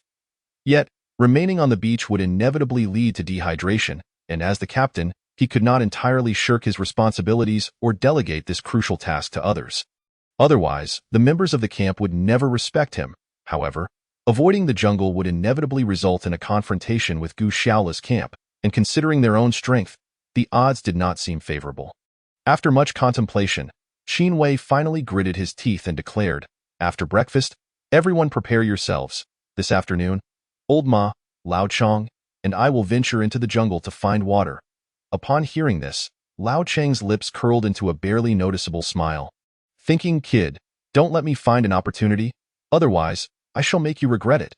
Qin Wei's camp faced a dilemma, but the situation for Gu Xiaola was not much better.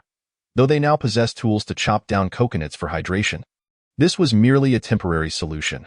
Given the rate at which they consumed the coconuts, even if they felled every tree on the beach, it would not sustain them for long. Thus, they too needed to enter the jungle in search of water. Fortunately, Gu Xiaola had extensive experience living in the mountains and had marked several trails during his previous foray into the jungle, making this venture somewhat familiar. However, a significant challenge remained.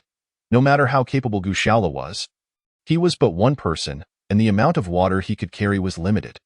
Therefore, if they wished to procure a substantial amount of water, they needed to bring more individuals along, ignorant of the dangers. The young girl Lin Jiao eagerly volunteered to enter the jungle, but her suggestion was met with unanimous disapproval. The jungle was fraught with complexities, and even Gu Xiaola struggled to protect himself. Adding such a reckless liability would greatly increase the danger. Lin Jiao's sister, Lin Rui, also requested to accompany Gu Xiaola into the jungle, and after contemplating the matter, Gu Xiaola agreed. Thus, it was settled. Lin Rui would accompany Gu Xiaola into the jungle for water, while Lin Jiao and Ning Lei would remain at the camp to guard their precious belongings. In recent days, their camp had accumulated some supplies, such as fish that could not be consumed fresh and had been dried, as well as a piece of cured ham that remained untouched.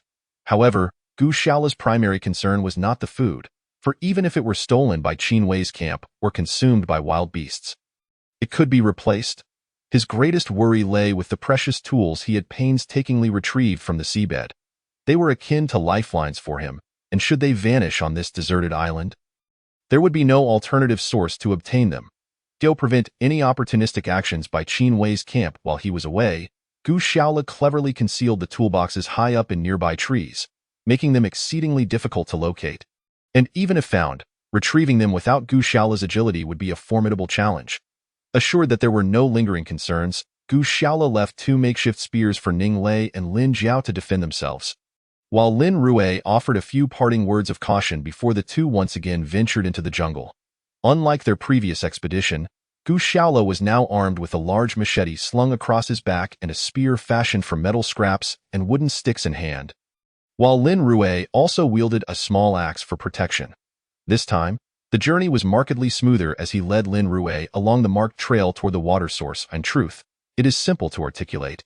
Yet due to the subtropical jungle's exuberant and rapid plant growth, many of the markers previously placed by Gu Xiaola have become nearly indistinguishable within just a day or two. Fortunately, Gu Xiaola still retains a vague recollection of the general direction of the water source, ensuring that the two of them do not stray too far off course. However, unlike her previous solo expedition, this time, although she is not as gossipy as her sister Lin Jiao, nor as haughty and argumentative as the young lady Ning Lei, she is still a girl. Traversing through such a thicket filled with various vines and thorny plants indeed poses a challenge for her. Before long, her female officer's uniform has been torn in several places by the thorns, exposing her fair skin, with numerous scratches on her calves and arms, each marked by streaks of blood. "Does it hurt?" Gu Xiaola asked with concern, noticing Lin Rui biting her lip in silence. "No, it's nothing. I can endure this little injury," Lin Rui replied with a faint smile. "As long as you can hold on, we shall soon arrive. However, when we reach the stream, do not rush over immediately and refrain from making any noise. Just stay closely behind me," Gu Xiaola reiterated. "Why is that, Captain?" Lin Rui inquired, somewhat perplexed. "The stream serves as a watering hole for all the animals in the jungle, where many carnivorous creatures often lie in wait for their prey. Therefore, we must assess the area for any potential dangers before advancing." In truth, Gu Xiaola harbored an additional layer of concern, for she had offended both a hyena leader and an adult female wild boar. Should either of these creatures be lurking by the stream, it would spell trouble for both her and Lin Rui. Previously, when she was alone, escape had been somewhat more manageable, this time with Lin Rue in tow. There would be little time to flee, compelling her to exercise utmost caution. Simultaneously, another group, led by Qin Wei, ventured into the jungle. Although they were ill-equipped, the sheer number of 3 robust men provided a sense of confidence. Qin Wei, along with Lao Ma and Lao Chong, each wielded a stout wooden stick as they navigated the jungle in search of a water source. Damn it, how have we walked for so long without finding a place to drink? Qin Wei grumbled, "Do not fret, this is a tropical jungle. With such lush vegetation, it is impossible not to find a water source." Lao Ma reassured him, displaying a broader knowledge base than Qin Wei. "Captain Qin, do you think there might be lions or tigers in this jungle?" Lao Chong timidly asked from behind. "Lions? Tigers? Lao Chong, you are one of our company's veterans. How can you lack such basic knowledge? Tigers inhabit the forests of Asia, while lions reside solely on the African savanna. There is no way such large beasts can exist in this tropical jungle, so rest easy." Qin Wei replied boisterously. "Oh, that's a relief. Your knowledge is truly vast, Captain Qin," Lao Chong said submissively. As the three continued their conversation, fate smiled upon them, and they inadvertently stumbled upon the very stream Gu Xiaola had discovered previously. "Wow, we've truly found it. I told you, under my astute leadership, finding fresh water would be no challenge," Qin Wei exclaimed joyfully, jumping up in celebration, while Lao Ma shared in the excitement, though Lao Cheng's face bore a shadow of unease. "Quick, let us hurry over and get some water." Qin Wei rushed ahead to the stream, bending down to scoop some water in his hands and tasting it. It's definitely fresh water. Come quickly," he called out to his companions. However, amidst their jubilant shouts, they failed to notice a pair of vengeful eyes lurking in a nearby thicket, belonging to the female wild boar that had recently lost her young, having driven off the pack of hyenas that had attacked her earlier. This mother boar remained at the stream, her wounded offspring nowhere to be found, save for a pool of blood and an unfamiliar scent, human scent, as a creature accustomed to the myriad smells of the jungle. She recognized this scent as that of the one responsible for her loss. Much like the wild boars from Gu Xiaola's hometown, this formidable beast harbored a deep-seated desire for revenge. Thus, in the days following Gu Xiaola's departure, she had lingered by the stream, waiting for the return of humans, particularly those from the other camp, Qin Wei and his companions. Unbeknownst to them, the 3 men, having gone an entire day without proper hydration, excitedly rushed to the stream, splashing water on their faces and drinking greedily, utterly oblivious to the danger closing in on them. Although their scents differed from Gu Xiaola's in the eyes of the boar, these 3 upright creatures were indistinguishable from her perceived enemies. Cunningly, the wild boar crouched low, silently creeping out from the bushes, her red eyes fixed on Qin Wei and his companions. Just as they reveled in their refreshing drink, Lao Ma suddenly heard a low grunt. He turned to find a massive wild boar less than 10 meters behind them, its blood-red eyes glaring, long tusks jutting out, drool dripping from its mouth. "Oh no, a wild boar!" Lao Ma yelled, his reflexes kicking in as he bolted away, fear coursing through him. The boar weighed between 300 to 400 kilograms. If it charged, it could kill or severely injure a person. Lao Chong and Qin Wei, startled by the commotion, followed suit, fleeing as the enraged boar, having lost its cover, charged after them. Under normal circumstances, neither Qin Wei nor Lao Chong could outrun such a beast. Yet fortune favored them this day, as the boar had sustained injuries in a skirmish with the hyenas just days prior, leaving one of its legs nearly bitten off. Consequently, its speed was significantly diminished. Nevertheless, it quickly closed the gap on the lagging Lao Chong, the most physically unfit of the trio in that moment, just as the boar lunged towards Lao Cheng's thigh with its tusks poised to strike. A precise spear flew through the air, launched by none other than Gu Xiaola, who had just arrived with Lin Rue. Upon reaching the water's edge, they were startled by the commotion, and Gu Xiaola rushed forward. Realizing that Lao Chong was on the brink of being gored by the boar, without a moment to spare, she hurled her makeshift spear, fashioned from metal scraps and a sturdy stick. She had not anticipated inflicting serious harm on the boar. She knew well that its tough skin and substantial muscle made it resilient. Even her uncle's old rifle would struggle to penetrate the boar's defenses without striking a vital spot. Yet, perhaps it was simply Lao Chong's luck or the boar's ill-fated day. as Gu Shaola's spear struck true, piercing directly into the boar's ear. Though the creature boasted a thick hide, several areas, such as the eyes and ears, were vulnerable. Gu Shaola's spear penetrated the boar's ear canal, driving into its brain. The wild boar let out a horrific scream but did not succumb immediately. Instead, it began wildly attacking anything within reach. Unfortunately for Lao Chong and his companions, they were directly in its path. The first to bear the brunt of the boar's wrath was Lao Chong, who received a brutal gash to his thigh from the boar's tusk, tearing through his trousers and inflicting excruciating pain. In a burst of adrenaline, he leaped an impressive 4 to 5 meters away, narrowly escaping disaster. However, neither Qin Wei, who was ahead of Lao Chong, nor Lao Ma was significantly stronger than him. The wild boar, tormented by pain and driven mad, charged towards them recklessly, one after the other. The two were knocked off their feet by the boar's forceful impact. Fortunately, in its frenzied state, the boar did not continue its assault after colliding with the two. Instead, it bolted deeper into the jungle. The sounds of vegetation snapping under the boar's weight echoed through the air, and soon its commotion faded into the depths of the forest. Gu Shaola watched the direction in which the boar had vanished, a wave of fear washing over her. Had her aim been even slightly less precise, she and Lin Rue might have found themselves in a predicament not much better than that of the three men. Nonetheless, they had successfully navigated the immediate crisis posed by the wild boar. Regrettably, the three individuals who had just moments ago been joyfully drinking water by the stream were now sprawled on the ground. Groaning in pain, Gu Shaola examined their injuries and discovered that none of them had life-threatening wounds. However, they would undoubtedly endure several days of discomfort. What Gu Shaola failed to notice was that her seemingly haphazard spear throw had left the others astounded. To them, it appeared as if a divine being had descended from the heavens. Lin Rue, still covering her mouth with her hand, stared wide-eyed in disbelief at the unfolding events.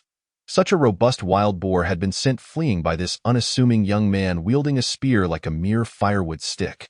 The sheer capability was nothing short of miraculous. In fact, not only Lin Rue, but the other three were equally astonished upon realizing that it was Gu Shaola who had repelled the wild boar with his spear.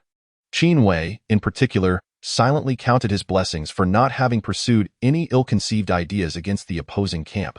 With Gu Shaola's prowess in driving off the boar, how could they possibly have stood a chance against him? Lao Chong and Lao Ma were equally impressed, thinking to themselves that this young man was indeed a hidden gem. Of course, Gu Shaola remained oblivious to their thoughts. After tending to the injuries of the three men, he assisted Lao Chong in cleaning the wound on his thigh in the stream. Thankfully, due to the well-nourished physique of this portly uncle, the tusk had merely grazed the surface, resulting in no severe bleeding.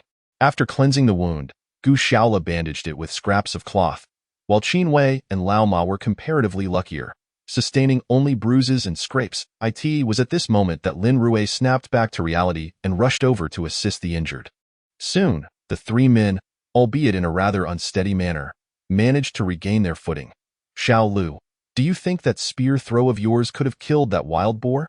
Qin Wei asked, a hint of trepidation in his voice. It's hard to say. Regardless of whether my throw could have slain the boar, I advise against lingering here, as I am aware there is a pack of hungry hyenas in the vicinity that could appear at any moment. Gu Shaola replied nonchalantly. What? A pack of hyenas? My goodness! Qin Wei felt a sudden warmth in his trousers. Chapter 50. Wild seasoning. Not just Qin Wei, but the others were equally startled. A single wild boar had nearly led to their demise. And now, there was the threat of a pack of hyenas? Hungry hyenas, no less. This jungle was terrifying. The three exchanged fearful glances, each reflecting the other's dread. All right, let us quickly fill some water and thank Gu Shaola. Then we must make haste, they exclaimed, scrambling to escape as if in a race. Despite Lao Chang's injured thigh, it did not hinder his determination to flee, and the three of them dashed towards the jungle's edge. Gu Shaola couldn't help but find their frantic escape amusing, yet noticed Lin Rue's face had turned pale with anxiety. Xiao Lu, shouldn't we also get moving? She asked, her voice trembling. No need to panic. Let us fill these water bottles first, he replied calmly, leisurely unscrewing the caps of the bottles hanging around his neck and submerging them in the stream to fill them. Lin Rue was nearly beside herself with worry. If that wild boar were to return, or if the pack of hungry hyenas suddenly appeared, Gu Shaola would undoubtedly manage to escape, but she feared she might not be so fortunate. "Hey, Lin Rue, why aren't you filling your water bottles?" Gu Shaola reminded her. "If you keep dawdling, we might really encounter those hyenas." Prompted by his words, Lin Rue hurriedly crouched down to fill her own bottles. "Xiaolu, how can you remain so composed? Aren't you afraid of those hyenas or the boar?" she questioned, slightly regaining her composure. "Of course I'm afraid. If I weren't, I wouldn't have built a treehouse in the palm trees. Would I? I was driven to it by those beasts," Gu Shaola replied while rinsing the bottles. "Then, why aren't you at all anxious?" Lin Rue was increasingly perplexed. "I merely believe that the wild boar has been guarding this spot for several days. With it here, the hyenas are unlikely to show themselves easily. Therefore, I deem this stream relatively safe for now." How did this young man seem to anticipate the boar's ambush? It was almost too impressive. Lin Rue's feelings towards Gu Shaola shifted from astonishment to admiration. Observing her expression of incredulity, Gu Shaola surmised her thoughts. "It's not that I'm particularly remarkable. I simply have a better understanding of these creatures' behaviors. The small wild boar we consumed the other day was its offspring. This vengeful beast is likely to wait here for its enemies to appear, which is hardly surprising." Lin Rue nodded in agreement. Before long, both had filled their several water bottles and were ready to leave. "What is this?" Gu Shaola suddenly spotted a few small trees and walked over to inspect them. Lin Rue, not understanding what he had found, followed suit.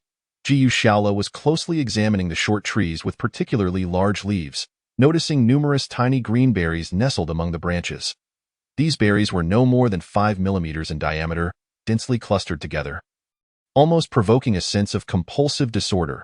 Gu Shaola plucked a small berry and brought it to his nose for a sniff. "Splendid. I can't believe such a treasure exists on this deserted island." Gu Shaola chuckled, nodding in approval. "What is it, Captain?" Lin Rue inquired curiously.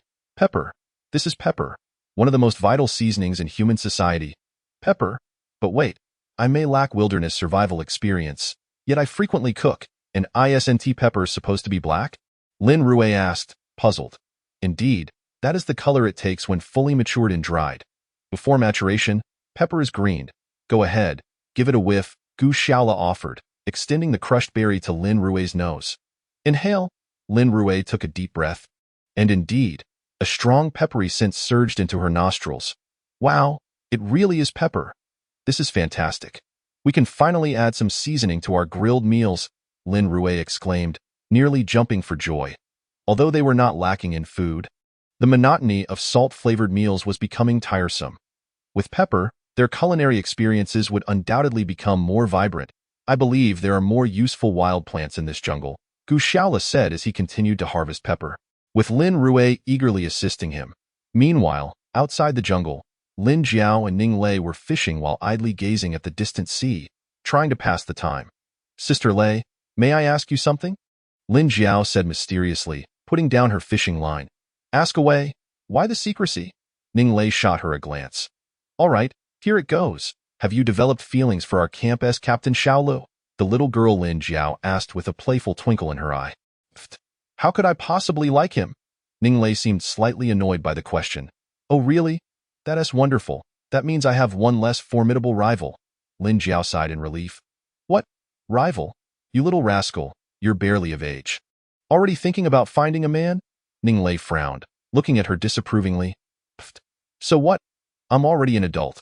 There were plenty of early romances in my high school." Lin Jiao pouted defensively. "You are indeed an adult, and pursuing romance is your personal freedom, but why must you choose someone like Gu Shaola? I have always felt that something is amiss."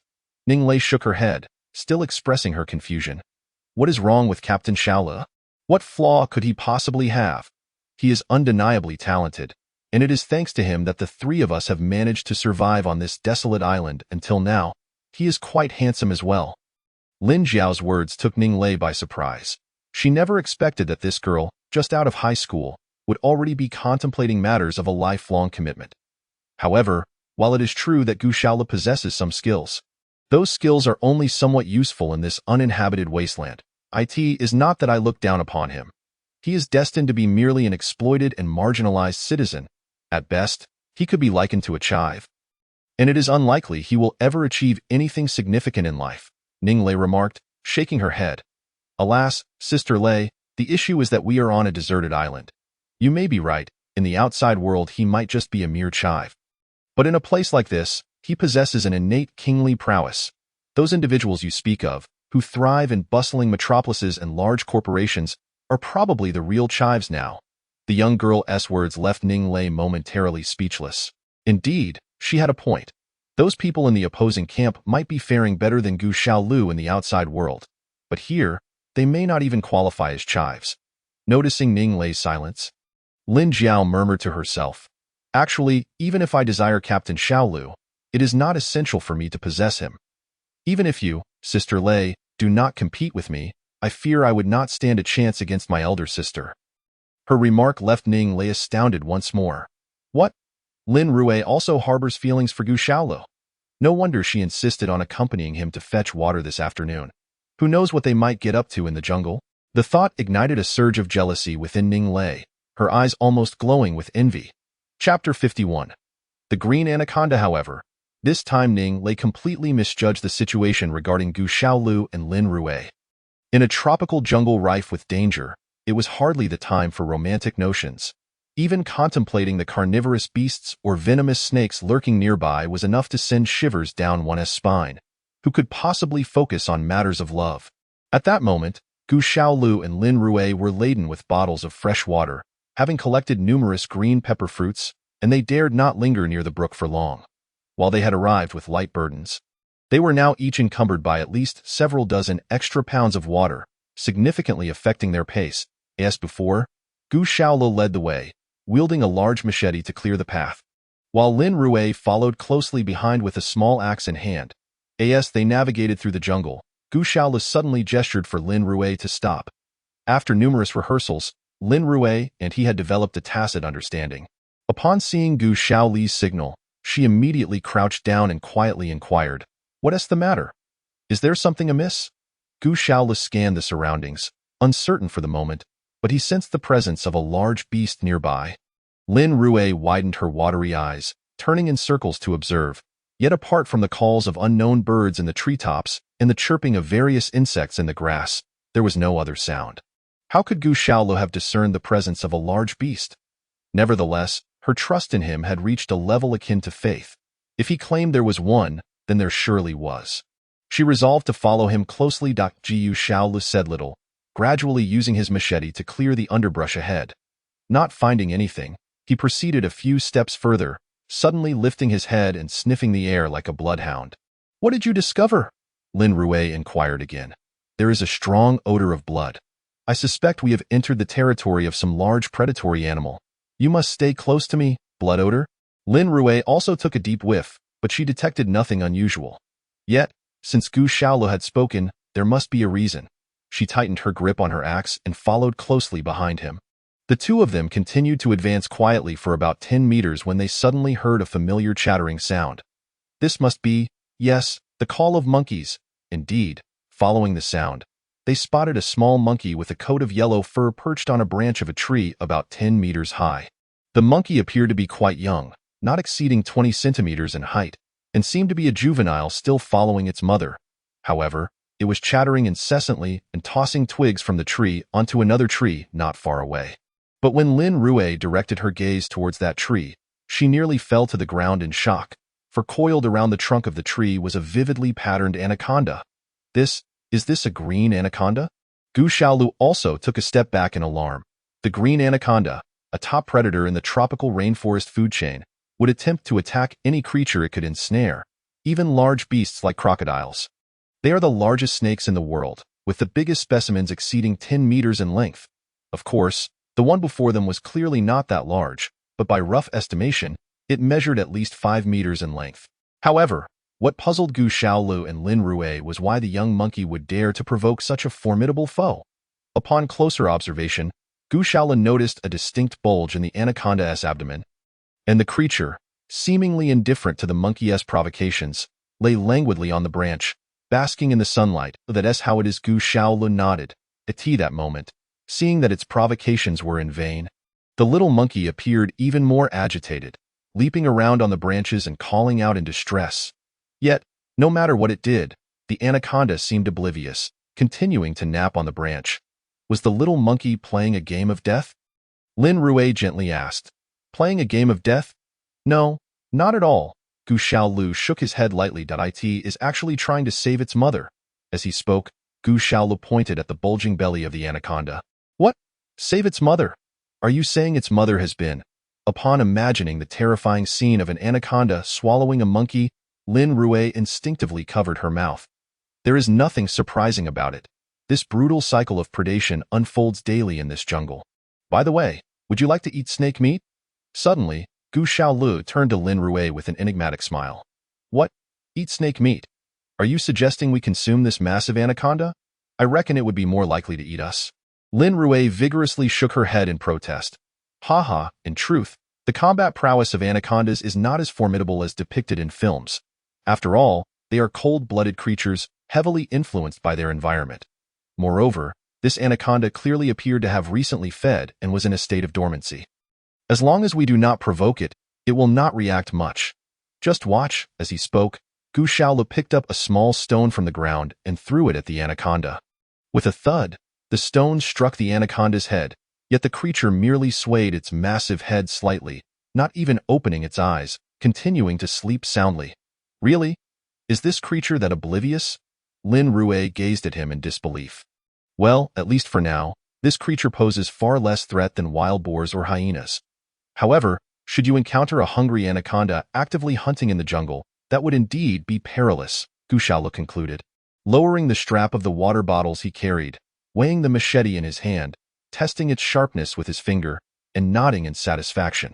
He then gestured to Lin Rui to remain still. Lin Rui grasped Gu Xiaolu's hand. Are you out of your mind? Do you intend to use that machete to kill the anaconda? There is no need to take such a great risk. As she spoke, she shook her head, tears welling in her eyes. Gu Xiaolu held Lin Rui's delicate hand, signaling her to let go. It's all right. Trust your captain. Gu Xiaolu looked at Lin Rui with a gaze filled with confidence, reminiscent of an anime protagonist. Unbeknownst to him, in Lin Rui's eyes, this expression appeared rather juvenile. Yet, since the captain had made up his mind, Lin Rui had no choice but to let him take the plunge. Bestowing upon the enchanting figure behind him a visage of undeniable charm, he wielded a formidable machete, cautiously advancing towards the colossal python with deliberate, measured steps. In truth, he possessed no prior experience in hunting serpents within the mountains. His knowledge merely stemmed from tales recounted by his uncle, who had once mentioned that long ago, in their homeland's hills, there existed large serpentine creatures. As a child, his uncle had witnessed villagers binding a massive python, exceeding 3 meters in length, to a tree trunk. This creature had just feasted upon a deer, its belly swollen and slumbering soundly in the branches. Thus, he felt emboldened, recalling the ancient legend of Liu Bang slaying the white serpent, ultimately becoming a great leader. Now, it was his turn, Gu Xiaolu, to confront the python, aspiring to become a master of charm. Chapter 52. Peril lurks. Yet, amidst his lofty thoughts, a sense of trepidation surged within Gu Xiaolu. As he pondered the lethality of the machete in his grasp, could it deliver a fatal blow to the python? As he crept closer, within a mere 5 or 6 meters of the serpent, the once boisterous little monkey, leaping and chattering nearby, suddenly fell silent, its wide eyes reflecting a mix of fear and astonishment at the approaching figure, its mother's nemesis. Gu Xiaolu glanced at the little creature and gestured for silence. Surprisingly, the monkey seemed to comprehend, nodding in response, fixating intently on his next move. It was clear to the monkey that its chance for vengeance rested upon this human. With the monkey's distraction no longer a concern, Gu Xiaolu managed to quell some of his anxiety and cautiously advanced a few more steps. Now, he found himself less than 2 meters from the python, which coiled around a tree trunk approximately 2 meters above the ground. Fortunately, standing at 1.8 meters tall, he could easily reach the serpent with his outstretched arm and machete. However, as he drew near, the pungent stench intensified, causing him to recoil slightly. He noticed the striking beauty, resembling a worried spouse witnessing her partner enter a battlefield, gazing at him with beseeching eyes. Humans, after all, are creatures of emotion. Both men and women are equally susceptible to such feelings. Gu Xiaolu felt an overwhelming surge of courage. As if endowed with boundless strength, Positioned beneath the branch entwined by the massive python, he raised his arm, aiming for the creature's neck. The machete, forged from high-quality steel and measuring approximately 1.2 meters in length, had remained unused in his toolbox, retaining its sharp edge. He was confident that he could sever the python's head in a single strike. With a swift motion, Gu Shaola swung the machete toward the python's neck, the blade gleaming as it made contact with the serpent's substantial girth. However, he had overestimated both the sharpness of his blade and his own strength, while underestimating the python's formidable scales. Although the strike landed accurately, the massive head did not fall as anticipated. The machete's edge embedded deeply into the python's neck, penetrating through the scales and into the flesh, yet it became lodged against the bone. Even for a python, whose reactions are typically sluggish post-feeding, such a nearly decapitating assault could not go unnoticed. The intense pain triggered a violent thrashing of the serpent's body, its tail lashing out wildly against everything in reach. Fear gripped Gu Shaola, prompting him to abandon the machete and seek refuge, narrowly evading the powerful strikes of the python's tail due to his timely reflexes and agility. Hiss, hiss, hiss. The serpent's head could hardly be lifted due to its grievous injury, yet its eyes were wide open, filled with venomous rage, as it scanned its surroundings. A foot-long crimson forked tongue flicked in and out, akin to a flame. Sensing the threat in the AI art, Gu Shaola understood it was utilizing its sense of smell to perceive danger. And soon its gaze fixated on him, concealed beneath the brush. Instantly, its expression turned fierce and vengeful, aware that the assailant lurked beneath the tree. Fortunately, the python was severely injured. Otherwise, it would have lunged down from the tree, ensnaring this despicable intruder, crushing him inch by inch. At that moment, Gu Shaola silently cursed his own folly in his pursuit of impressing women. He had opted for this reckless endeavor of confronting a serpent with a blade. Now, he found himself entangled in a perilous predicament, having failed in his initial objective. Oddly enough, despite the machete having sunk deep into the python's neck, leaving only a thin layer of flesh connecting its head, it still clung to life and retaliated fiercely. Upon reflection, it was not surprising. As a reptile, the python did not rely solely on its brain for movement. Its spinal column housed a nervous center that governed its body. The saying a centipede, even when dead, can still move encapsulates this notion. Regardless of the creature's tenacity, the wound was rapidly draining its vitality, as crimson blood dripped steadily from the tree trunk, saturating the air with an overwhelming stench that nearly induced nausea in Gu Shaola. Despite the dire circumstances, Gu Shaola's mind remained clear. Any hasty movements or attempts to flee could provoke a lethal pursuit from the python. Much like frogs, pythons possess an acute ability to locate moving objects, while they struggle to perceive stationary ones. Thus, crouching within the foliage, Gu Shaola dared not move, and indeed, the great python, its head drooping, fixated its gaze on his location, unable to pinpoint him accurately. Although it sensed its life force waning, the remnants of its intelligence compelled it to seek revenge on this treacherous attacker.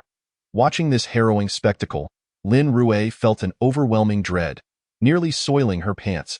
To stifle her screams, she stuffed her small hands into her mouth. Yet muffled whimpers still escaped her at that critical juncture. As tension mounted between the two adversaries, the little monkey, which had been observing from the sidelines, suddenly emitted a series of urgent squeaks. Not only did it scream, but it began gathering small twigs and branches to hurl at the massive python. The serpent had fixated its attention solely on Gu Shaola, and this unexpected turn of events disrupted the precarious balance. The python, enraged, turned its gaze towards the nimble monkey, hissing as it swiftly slithered towards the branch where the monkey perched.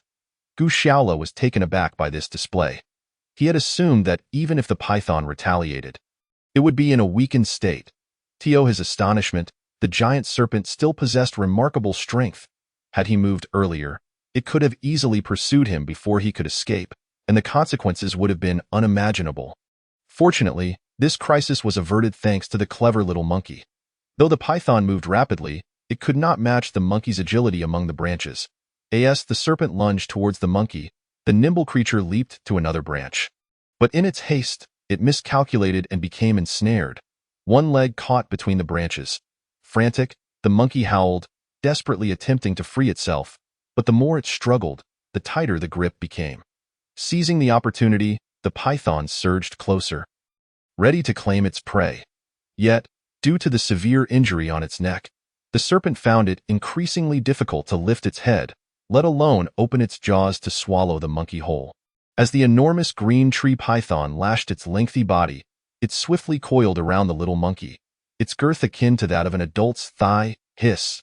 Despite the inability to lift its head, the snake's crimson tongue continued to flicker menacingly, producing a terrifying hissing sound. In that instant, with a mere slight exertion of its contorted body, the python could shatter the little monkey's bones into fragments. Yet, this moment was precisely what Gu Shaola had been waiting for. Like a nimble monkey, he sprang up the towering tree, and just as the python was about to constrict the little creature, he seized the hilt of the massive machete embedded in the serpent's neck and leaped from the branch. Chapter 53. Vomit. With Gu Shaola's powerful leap, combined with his substantial weight of over 140 pounds, a resounding thud echoed as the machete finally plunged down, severing the python's neck, and the snake's head, resembling a human face, tumbled to the ground below. The colossal serpent, which had ensnared the little monkey, immediately began to spurt blood, convulsing and writhing in agony. The little monkey, quick-witted, seized the opportunity to extricate its trapped leg and leaped onto a distant branch, observing the great snake thrashing below. The resilience of such reptiles was indeed formidable. Even after losing its head, the python continued to writhe on the tree trunk for quite some time before gradually succumbing to weakness and falling with a thud to the ground. "Is it dead?" Lin Rue asked timidly, approaching Gu Shaola with trepidation. "It should be dead. No matter how powerful it was, it is still a vertebrate. I have never heard of any vertebrate surviving without a head," Gu Shaola replied, wiping the snake's blood from his face with a hint of disgust. The mere thought of the python pursuing the little monkey sent a chill down Lin Rue's spine. Why not? The flesh of the snake is rich in protein and contains numerous essential amino acids for the human body. A python of this size is a rarity even in the largest wild game restaurants in the country. As he spoke, Gu Shaola picked up a thick, dead branch from the ground and began to wrap the still twitching body of the python around it, securing it with vines to prevent it from slipping off. After satisfactorily securing his trophy, Gu Shaola smiled contentedly. However, as they walked, they noticed something odd. The little monkey was still hopping between the branches, closely following them. "Hey, Captain, do you think that little monkey is following us?" Lin Rue observed. "Yes, I see it too, but I think it means no harm, right?" Gu Shaola shook his head, unable to comprehend the monkey's behavior. The two of them, unable to decipher the situation, continued dragging the python's corpse forward, while the little monkey remained loyally at their heels. If they paused to approach it, it would scamper away. If they continued walking, after several rounds of this back and forth, Gu Shaola and Lin Rue found themselves too exhausted to keep up with the little creature. "If it wants to follow, let it follow," Gu Shaola sighed, glancing back at the little creature baring its teeth. "Sister Shaola, could something be wrong?" Lin Jiao asked, her face showing concern. "Surely not. Jiu Shaola has always boasted about his impressive skills in the mountains, right? A quick trip into the jungle for water shouldn't pose any significant danger." Though she felt uncertain, Ning Lei attempted to sound calm.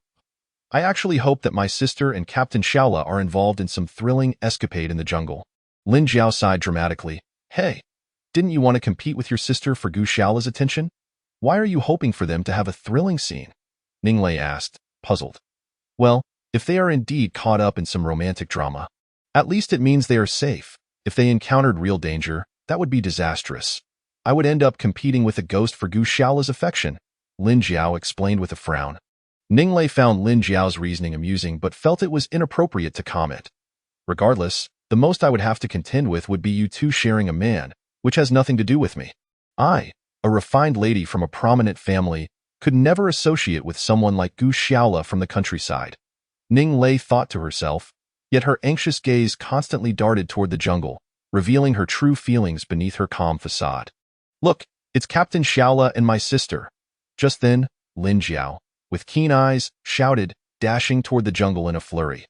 Ning Lei followed her gaze and indeed spotted Gu Shaola and Lin Rue struggling to drag something from the underbrush. Upon seeing the girls in the camp, they waved in greeting. Curiosity piqued, Ning Lei approached them, only to discover that they were dragging a headless python's corpse entwined around a tree branch. Captain Shaola, you are incredible. You not only found fresh water but also caught a massive snake for food, Lin Jiao exclaimed, clapping her hands like a little girl. And that's not all, Lin Rui chimed in, pulling a handful of green berries from her pocket. What are these? Wild pepper. Now we won't have to rely solely on salt for our meals. Lin Rui's revelation brought joy to Ning Lei, who glanced at Gu Shaola, who had remained silent. To her surprise, he was indeed not exaggerating. His skills in the wilderness were commendable. Just as the girls excitedly gathered around the python's corpse, discussing plans for a snake stew that evening, a sudden chattering sound interrupted them. Oh, the little creature hasn't left yet? How adorable. Did this little monkey follow you here? Lin Jiao, who had a natural affinity for small animals, asked curiously. It has been with us the whole way. At first, we thought it wanted to accompany us, but as soon as we approached, it would flee. So don't think about keeping it as a pet. Lin Rui shook her head. Really? Hearing that, Lin Jiao looked a bit disappointed. All right, let's stop talking about pets. On this deserted island, our priority should be to take care of ourselves. Come on, help me skin this python first. As she spoke, Gu Shaola nimbly climbed onto a branch, hanging the snake's body up, and pulled out his trusty Swiss Army knife, beginning to carefully peel away the layer of skin around the python's neck. None of the three girls had witnessed such a spectacle before. They watched in awe as Gu Shaola grasped the python's neck and pulled forcefully downward. With a swift motion, the entire skin, measuring over 5 meters in length, was removed in one go, revealing the pink flesh beneath. However, this action brought with it an overwhelming stench that filled the air. Ugh, ugh. The two girls, apart from Lin Rui, who had experienced such odors before, rushed aside to vomit. I refuse to eat that. Such a foul-smelling thing. I can't handle it, Ning Lei exclaimed between retches. Cut it out, my lady. Don't be so hasty with your words. Wait until I prepare this snake for dinner tonight. We'll see if you still refuse to eat. Gu Shaola scoffed as he continued his work on the massive serpent. At that moment, he plunged the Swiss Army knife into the python's plump neck, sliding it downward with force. With a swift motion, a long gash was opened from its neck to the tip of its tail, causing the python's internal organs to spill onto the ground with a splatter. The stench intensified, overwhelming even Lin Rui, who had previously braved such smells, prompting her to run away and retch. What's so bad about it? I think it smells less than the pigpen back home, Gu Shaola remarked with a hint of disdain. Suddenly, he noticed something fluffy among the blood-soaked entrails of the python. Chapter 54. Sea burial. Gu Shaola prodded the mass of undigested flesh with a stick, struggling to discern its form. To his astonishment, he realized it was a fully grown monkey. Could this be the mother of that little monkey? He pondered suspiciously. Just then, the little monkey, which had been following them silently, approached Gu Shaola without hesitation, leaving him momentarily bewildered as he wondered what the little creature intended to do. The sight of the fluffy little monkey circling the filthy mass of blood and flesh for quite some time, chattering incessantly, was both poignant and heartbreaking. Its limbs flailed desperately in a myriad of gestures, yet after an extended period of observing the unresponsive heap, the little monkey finally came to a halt. At that moment, its chattering took on a distinctly sorrowful tone. Although Gu Shaola could not comprehend its utterances, he was profoundly aware of the anguish that plagued the little creature's heart. Eventually, the three girls who had just finished retching gathered around. Does it think that if the giant python swallowed its mother, she could somehow return to life? Lin Jiao asked, her eyes glistening with tears. Perhaps her elder sister gently patted her shoulder in a gesture of comfort. How tragic to become an orphan at such a tender age, exclaimed Ning Lei, the typically resilient young lady, her voice tinged with sorrow. Enough. This is the law of the jungle, survival of the fittest. There's nothing more to say. Gu Shaola interjected. At least this little monkey still has the jungle. It is its home. But what about us? Where is our home? Don't get sentimental over ancient tales, Gu Shaola scoffed, dousing the girl's sentiments with a splash of cold reality. Ning Lei swiftly retorted. What's wrong with us girls having soft hearts? Seeing the little monkey torn from its mother evokes feelings. Is that so wrong? Not everyone is as cold-hearted as you. Gu Shaola, unwilling to yield, shot back, cold-hearted. At least I avenged this little one's mother. Without me, that giant python would still be sound asleep in the trees. What good does your compassion do? Can it resurrect the little monkey's mother? All you do is indulge in useless sentimentality. As the spirited exchange threatened to escalate into a full-blown argument, Lin Rue quickly interjected as a peacemaker. All right, let us all tone it down. The little monkey is in such a pitiable state. Shouldn't we clean up its mother and give her a proper burial?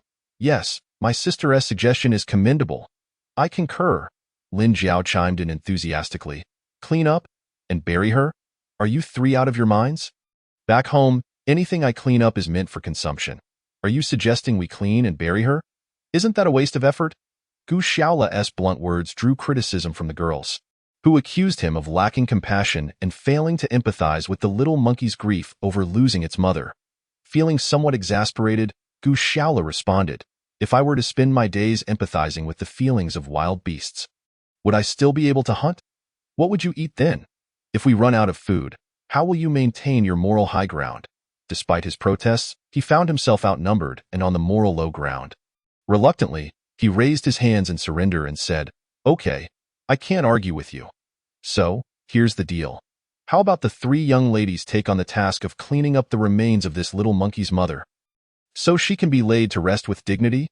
His words struck a nerve with the three girls, for despite their vocal criticisms, when it came to actual action, they could only exchange bewildered glances, unsure of who would take the lead. Clean the remains of the mother monkey that had already been partially digested by the giant python. Were they out of their minds? The mother monkey was covered in slimy gastric juices, and her body was riddled with bizarre wounds, the result of the python's crushing grip. The very thought of cleaning up such a sight was daunting. The three girls were barely managing to keep themselves from retching at the sight of the grotesque mass. Gu Xiaola, aren't you the leader of our camp? Shouldn't this task fall to you? Ning Lei demanded, hands on her hips, glaring defiantly. Jiu Xiaola chuckled softly, Dear lady, while I may be the leader of this camp, I am here to ensure the survival and safety of all members. Cleaning and burying this monkey is not my responsibility. His words reignited the tension between him and Ning Lei, both poised for another round of verbal sparring. Lin Rue and Lin Jiao were at a loss for how to mediate, when suddenly the little monkey, who had been quietly mourning its mother, began chattering once more. This time, it approached Gu Xiaola, bowing and making various gestures, as if pleading for him to treat its mother's remains with kindness. Despite his earlier bravado, Gu Xiaola felt a pang of compassion as he witnessed the little creature's earnestness. After a moment of hesitation, he picked up a banana leaf and gently wrapped the body of the mother monkey. He then walked to the shoreline, placing her in the clear waters and meticulously washing away the grime and blood. The little monkey followed closely behind, silent and watchful, its gaze fixed on the remains of its mother. Soon, the sea had cleansed the body, revealing the mother monkey's once recognizable form, despite the grievous injuries. Gu Xiaola delicately placed the banana leaf containing the mother's remains before the little monkey, which immediately leapt forward, embracing its mother's body and weeping uncontrollably. This heart-wrenching scene moved the four onlookers deeply. Lin Jiao, with her tear-streaked face, could hardly contain her sobs, while Lin Rue wept as if her heart were in turmoil. Even Ning Lei, the usually composed young lady, felt her eyes swell with tears as she choked out, Gu Xiaola, do you think this little monkey will survive? Gu Xiaola's eyes glistened with unshed tears, yet he maintained his composure, softly replying. The little monkey clung to its mother for quite some time before finally loosening its grip and returning to me, making various gestures. What do you think it wants? What does it want? Lin Jiao wiped her nose, inquiring gently, I believe it wishes for us to send its mother off properly, Gu Xiaola remarked after observing the little monkey's prolonged gesticulations. Send her off? What do you mean? Ning Lei was taken aback.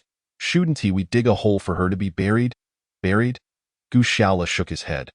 For these little creatures, witnessing their companion being buried is likely not a pleasant experience. Moreover, with so many carnivorous animals on this island, have you forgotten the fate of that legless corpse we encountered on the first day? His words sent a chill down Ning Lei's spine. Recalling the vivid image of the grave that had been dug open by hyenas, so, how do we send off this mother monkey? She asked, her voice trembling slightly.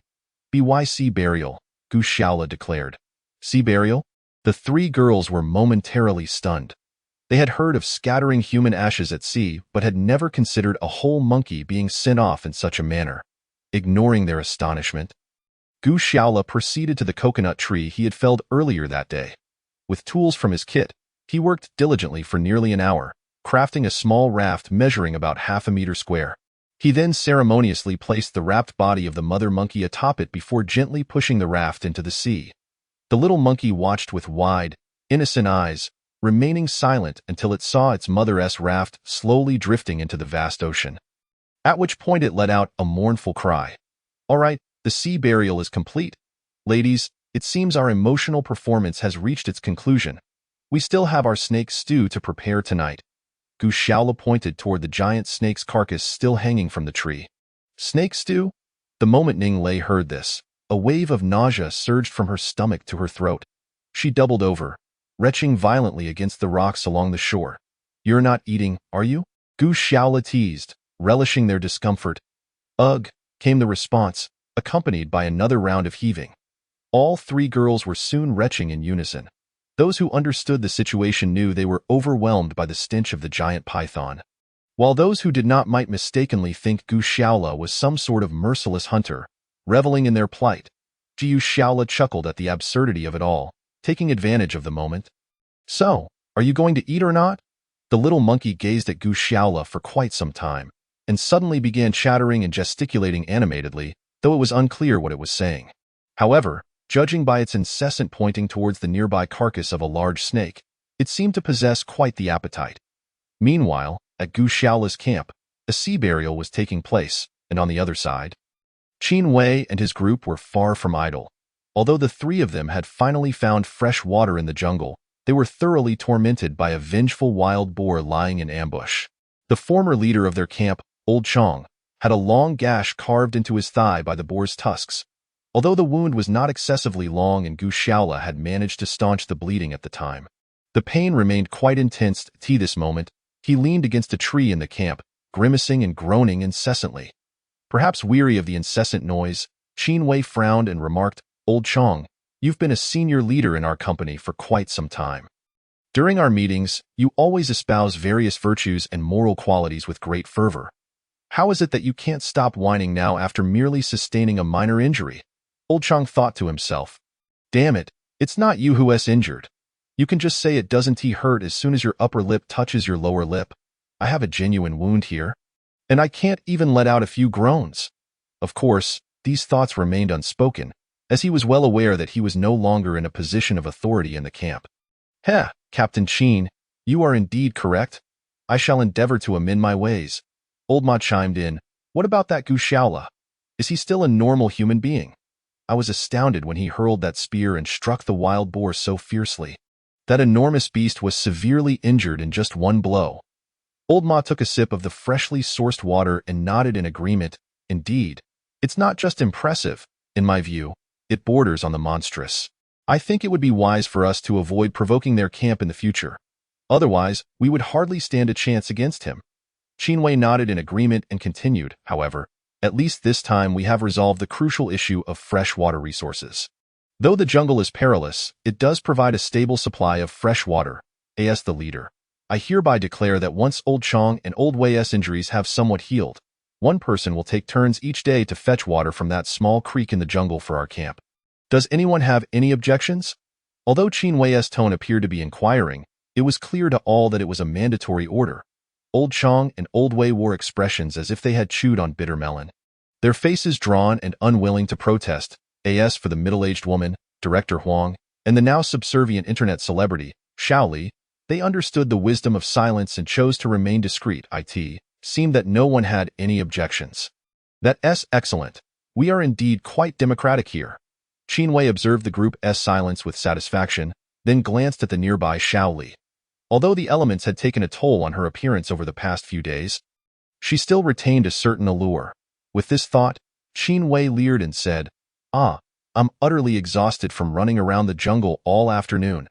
I'm drenched in sweat and my back aches. Xiao Li, my dear assistant, how about you give me a massage to relieve my muscles after I wash up by the beach? Would that be all right?" Having experienced these past few days, Xiao Li had come to understand that survival on this deserted island as a woman necessitated reliance on men. In truth, it was not fundamentally different from her life in the city, where she had relied on wealthy and powerful men. Now, she was focused on physically strong men. Had she not known that her own attributes could not possibly compare to those of the three girls surrounding Gu Shaola, she might have already made her way to his camp to throw herself at him. Now, she had no choice but to seek refuge in Qin Wei's embrace, though he was notorious for being a sycophant in the office. Here, he was the leader of the camp. Following him would at least ensure her survival for the time being. Thus, Shaoli hesitated slightly before saying, "Oh, Captain Qin, there are so many people here. How could I possibly wash up with you? How about we go behind those rocks to wash, to spare anyone from feeling embarrassed? What do you think?" "Sure, of course, we have an agreement. We'll go right after." Qin Wei beamed with delight, seeing that Shaoli had no objections. Although Shaoli could not compare to the three girls around Gu Shaola, she was still someone from the company whom he could never have approached as a mere subordinate. Everyone knew she was Old Chang's personal assistant. Now, Old Chang could only lean against a palm tree at the camp, gritting his teeth in pain from his thigh injury, all the while watching his former beloved consort mingle with the scheming Qin Wei. He felt as though a vast expanse of grassland had sprouted atop his head. As for taking a bath, Qin Wei was truly overstepping his bounds. However, Old Chang dared not display his animosity too overtly, fully aware that this was not the time for jealousy. "You just wait. One day, you'll be the one groveling at my feet." The fire of resentment flickered in Old Chang's eyes. Soon, the figures of Qin Wei and Shaoli vanished behind a nearby cluster of rocks, followed by the sounds of their playful splashing in the sea. While the camp was embroiled in various overt and covert struggles, Gu Shaola's camp was also bustling with activity. That moment, he was vigorously rinsing off the massive python with seawater, which had initially exhibited a faint pink hue but was now turning somewhat pale from the washing. "Hey, can this thing be eaten?" Lin Jiao inquired, pinching her nose. "TSK, you really don't know anything, do you?" Gu Shaola replied. "This is a delicacy. Many people in the southern regions enjoy snake meat, and it's quite renowned in Cantonese cuisine."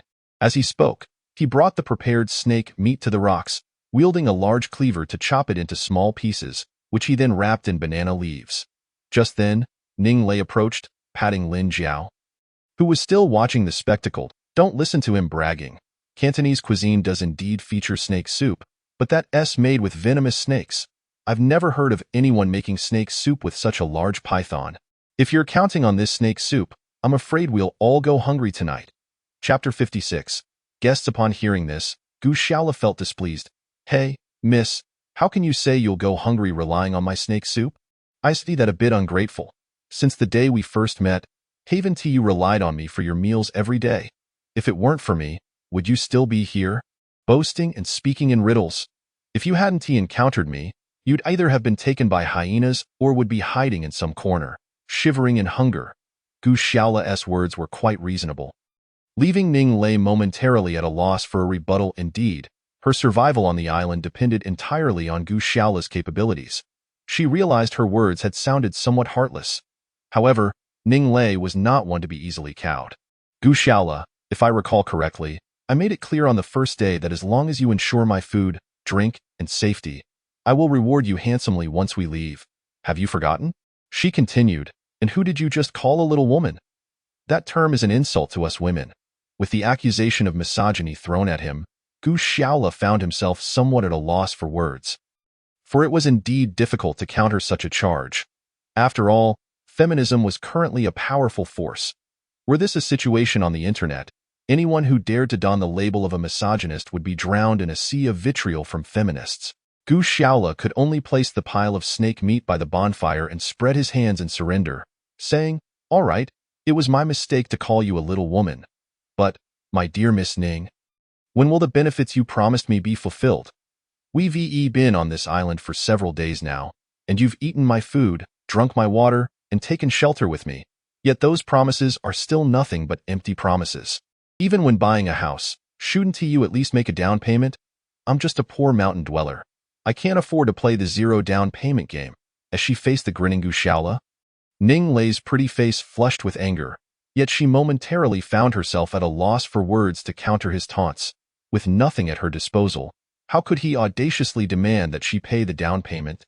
Where was she to procure such funds? Of course, Aside from her youthful and alluring physique, could it be that this lad had become overly emboldened after a few days of ample meals? Contemplating taking advantage of her? Nevertheless, as the camp's empathetic elder sister, Lin Rue preferred to diffuse the tension between the two and calmly interjected, "Xiaolei, there's no need to be upset. Can't you see that Captain Xiaola is merely teasing you? We are all stranded on this deserted island. What use would any supposed down payment be to him, even if you had the means?" Her younger sister, Lin Jiao, chimed in, "Exactly, Sister Xiaolei. You needn't worry about that down payment. Haven't you figured it out by now? Captain Xiaola is nothing but a bold yet cowardly fool. Even if you were willing to offer him the down payment, I bet he wouldn't dare accept it." This cheeky girl certainly had no qualms about speaking her mind, and her words immediately rendered the other two women and the lone man in the camp silent, creating an atmosphere of awkwardness among the ladies and an embarrassed flush on the gentleman's face, leaving everyone momentarily at a loss for words. However, despite the silence, Gu Xiaola took the young girl's suggestion to heart, pondering whether he would accept a down payment from Ning Lei if she were to offer one. While they exchanged idle banter, Gu Xiaola had already skewered the snake meat with several twigs and placed it over the fire to roast, diligently sprinkling salt atop it. "Captain Xiaola, weren't you planning to make snake soup? This is just roasted snake meat." Lin Jiao, aware that her earlier comment had been a bit too much, sought to shift the conversation. "Oh, you don't know yet? The mountain man has his ingenious methods." Gu Xiaola replied with a subtle smile as he stepped into the nearby thicket. Moments later, he emerged with a toolbox salvaged from the lifeboat. Originally intended to hold bottled water and compressed biscuits, Gu Xiaola had emptied it and now suspended it over the bonfire, pouring in a substantial amount of fresh water. "Are you seriously going to use this toolbox as a pot?" Lin Rue asked incredulously. "Why not? This toolbox is made of pure stainless steel and is waterproof. It certainly won't leak. I've considered it thoroughly. We've been consuming primarily roasted food lately, which is rather tough and difficult to digest. While it's fine occasionally, prolonged consumption could lead to gastrointestinal issues. Thus, I finally thought of using this toolbox as our camp's cooking pot. What do you think? The quality is quite good, isn't it?" As he spoke, Gu Xiaola tapped the toolbox's exterior, producing a resonant sound. The three girls exchanged glances, and after a moment, Lin Jiao exclaimed, "It seems we made a brilliant choice in selecting Brother Xiaola as our leader. He has such thoughtful considerations. Indeed, he is a great leader for our camp." Lin Rue smiled and added, "At last, my little Jiao hasn't spoken out of turn. I concur with Jiao's sentiment. With Captain Xiaola here, our camp has hope of surviving until rescue arrives." Though unspoken, the admiration for Gu Xiaola's meticulousness resonated deeply within their hearts. Receiving such praise from the lovely ladies made Gu Xiaola feel as though he were reaching the pinnacle of his life. With a slight smile, he wiped his soot-streaked face and replied, "Oh, please, don't single me out for praise. Everyone has contributed with that," he declared. "The snake soup is nearly ready. Let's all have a taste." As he spoke, he tossed the green pepper fruits he had found that afternoon into the soup pot and served each of the three girls a portion. Although there were no bowls in the camp, Gu Xiaola cleverly provided each girl with half a coconut shell as a makeshift bowl. "It smells divine." Lin Jiao inhaled deeply, praising the aroma even before tasting it. "Let us taste it before jumping to conclusions." Gu Xiaola served himself a bowl, nodding in satisfaction as he observed the floating pieces of white snake meat. This is truly delightful. The snake meat is delicious," Lin Rue exclaimed, savoring a piece and praising it fervently. Although Ning Lei remained silent, after sampling a small piece of snake meat, her eyes sparkled with delight, and she eagerly sipped the broth. "Wow! This soup is spicy, fragrant, and the meat is tender and succulent. This is truly a rare delicacy." Gu Xiaola chuckled at the delight of the three girls, realizing that his audacity in making snake soup was largely thanks to the wild peppers he had discovered earlier. Otherwise, the fishy odor of the snake would have been impossible to mask. Just as he savored a couple of spoonfuls of the snake soup, a sudden cacophony of chattering erupted nearby. The group soon realized that the little monkey, which had vanished after they had given its mother a sea burial earlier that afternoon, had reappeared, boldly sitting beside Gu Xiaola and extending its furry paw toward the pot of soup over the bonfire, clearly indicating, "Hey, I want to share too." Chapter 57. The arrival of a heavy rain seeing the fluffy little monkey nearly made everyone burst into laughter. "Jiu Xiaola, though aware that monkeys in many famous mountains often approach tourists for food, had never personally encountered such behavior. This little creature seemed utterly unafraid, likely having subconsciously accepted the camp members as friends after the day's events. "Are you certain you want to eat this?" Gu Shaola gestured toward the pot of snake soup. The little monkey squeaked eagerly. "All right, a guest is a guest. After all, someone here has been enjoying free meals without paying their dues. You won't be the only one." Gu Shaola muttered as he scooped a coconut shell of snake soup for the monkey, earning a sharp glare from Ning Lei. "Be careful. It's hot," Gu Shaola cautioned as he placed the snake soup in front of the monkey. Unfortunately, despite the intelligence of animals, they cannot fully comprehend human speech. As soon as the steaming bowl of snake soup appeared before it, the little monkey eagerly reached in and grabbed a piece of the white snake meat. Squealing as it burned its paw, undeterred, it promptly tossed the meat into its mouth, chewing vigorously before reaching for another piece. Wow, who would have thought this little creature could pack away so much food? After consuming 3 bowls of snake soup, Lin Jiao felt quite full and redirected her focus entirely onto the fluffy little creature.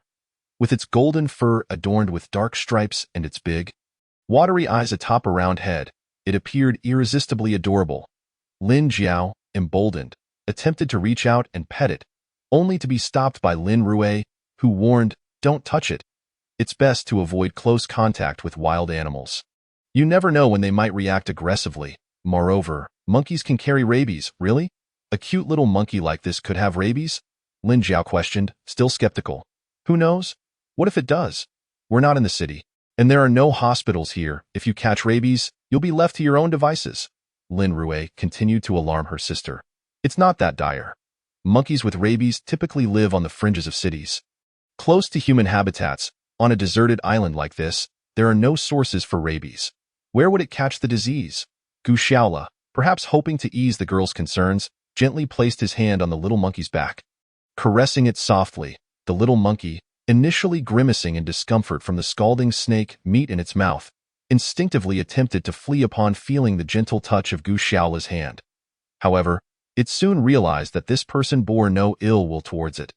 The sensation of being softly scratched on its back was exceedingly pleasant, reminiscent of its mother. Consequently, it not only ceased its escape, but also displayed a blissful expression, leaning obediently against Gu Shaola's hand, allowing for further caresses. "Wow, Captain Shaola, you are incredible. Even the little monkey has been so swiftly tamed by you?" Lin Jiao exclaimed enviously. "Pfft, that's nothing remarkable. These juvenile primates are quite similar to human children. They are easily domesticated. However, as they grow, they often become wild and unruly, much like children who disregard their parents' guidance. Hence, monkeys are not the ideal choice for pets," Gu Shaola remarked dismissively before resuming his meal of snake soup after a few more playful scratches on the monkey. Can I hold it too?" Lin Jiao asked timidly, unable to resist the charming demeanor of the little creature. "Go ahead, as long as you're not afraid of getting scratched, but I must warn you, I cannot guarantee it will always be obedient," Gu Shaola replied nonchalantly, not even lifting his gaze from his bowl. With a mix of trepidation and excitement, Lin Jiao extended her small hand, gently stroking the monkey's back, which merely glanced at her without any reaction. Yet Lin Jiao was elated. The plush, furry texture of the monkey was delightful. Having petted cats and dogs at home, none compared to the exquisite softness of this little monkey, which felt akin to a velvet cloak. Noticing the monkey's calm demeanor, Lin Jiao's confidence grew. The little monkey, too, began to relish the gentle touch, its face reflecting the same rapturous expression it had shown while being petted by Gu Shaola.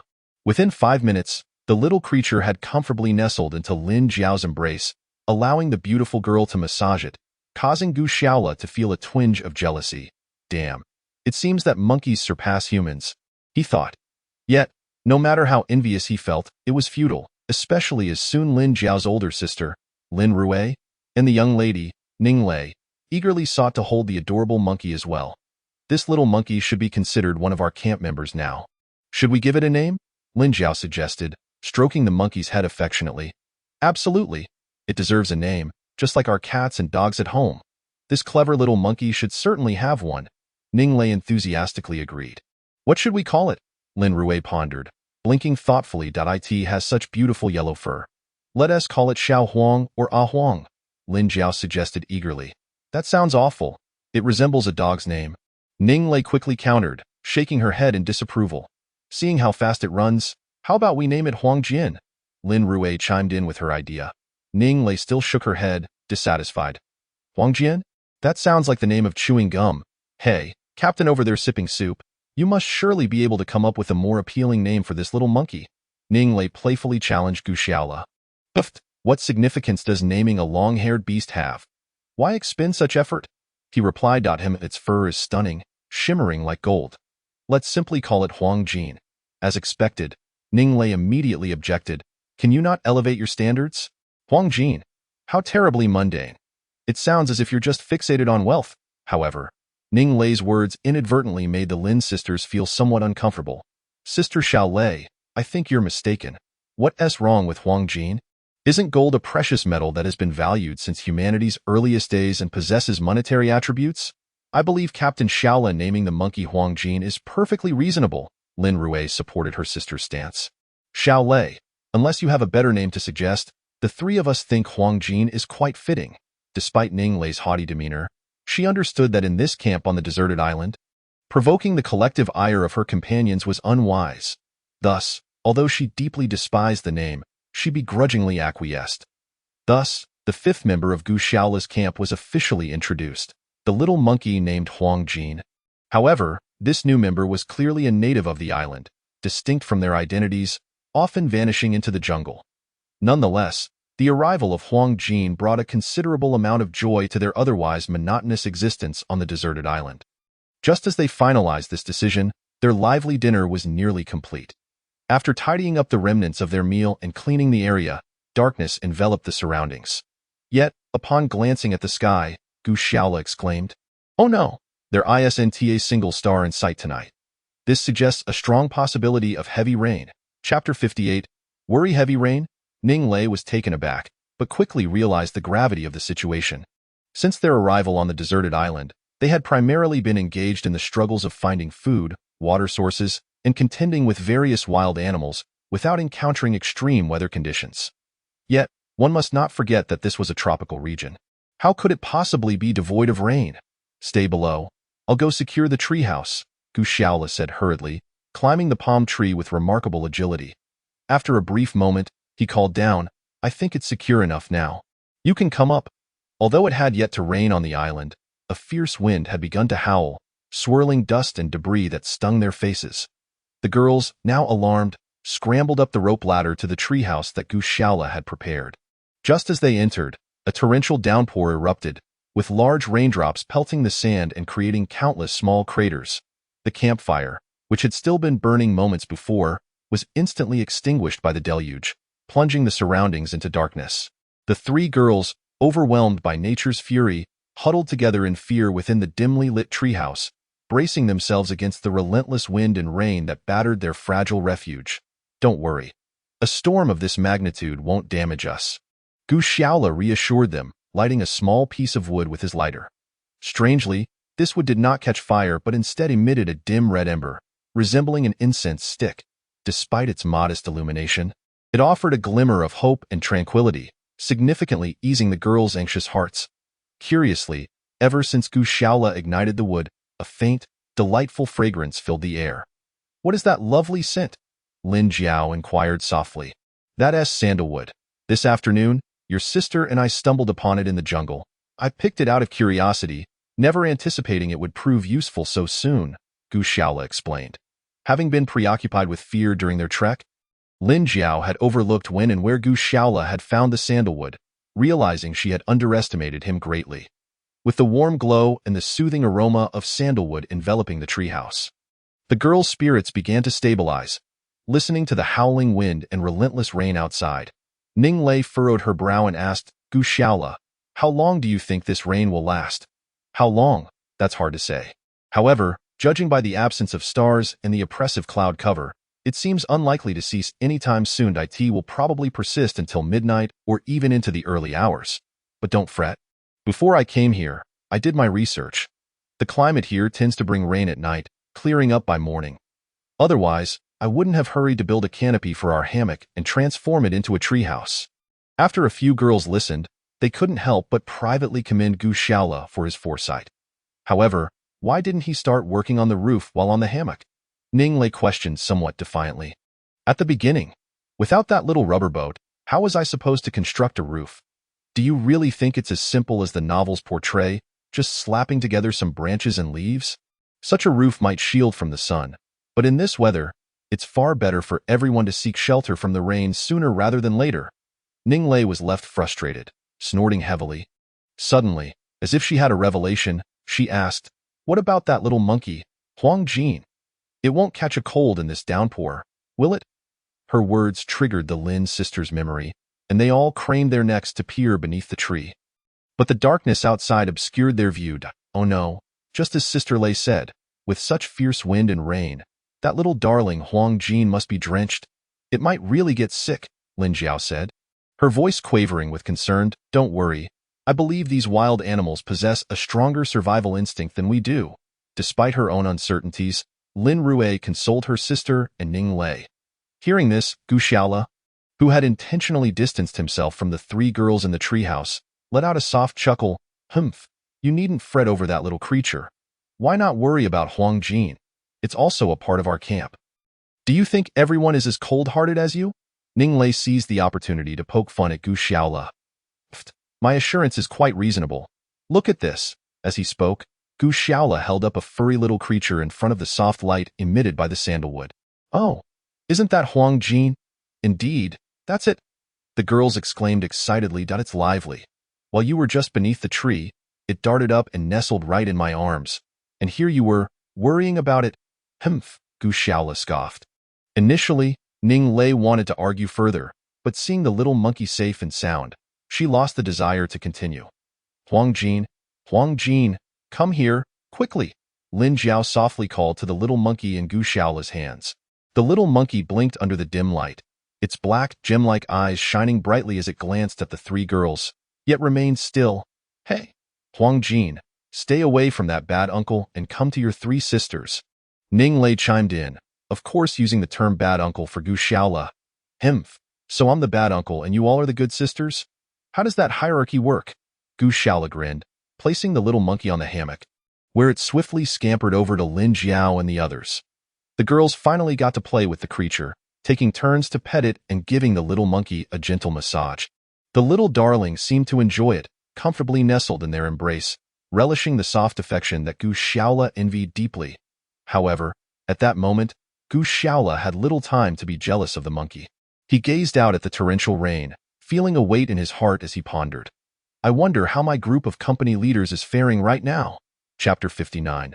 Borrowing medicine indeed. As Gu Shaola had feared, that group was in dire straits. Caught completely off guard by the deluge, they floundered like headless flies when the rain began. Captain Qin, what should we do now? If everyone gets soaked like this, they'll surely fall ill. The middle-aged woman, Director Huang, wiped the rain off her face and shouted at Qin Wei. That moment, the once self-assured Qin Wei appeared utterly bewildered, staring at the chaotic team. Unsure of what to do, suddenly, the deputy captain, Old Ma, pointed to a rocky outcrop near the seaside. I remember there's a crevice down there. It should provide some shelter from the rain. Let's hurry. Though unsure of its reliability, it was better than doing nothing. The six of them, 2 women and 4 men, quickly gathered their important belongings and followed Old Ma into the rocky crevice resembling a cave. Upon entering, they discovered that while the rocks offered some cover, the enclosure wasn't very tight, and rain still dripped in from above. However, even so, it was preferable to standing outside in the torrential downpour.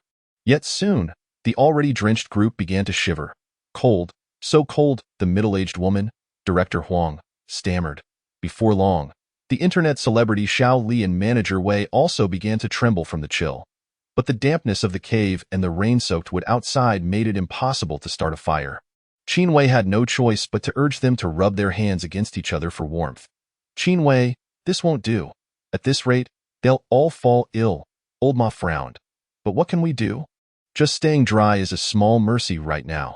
If only we had learned from Gu Shaola and built a shelter. Qin Wei smacked his thigh in frustration. Yes, but regretting now is futile.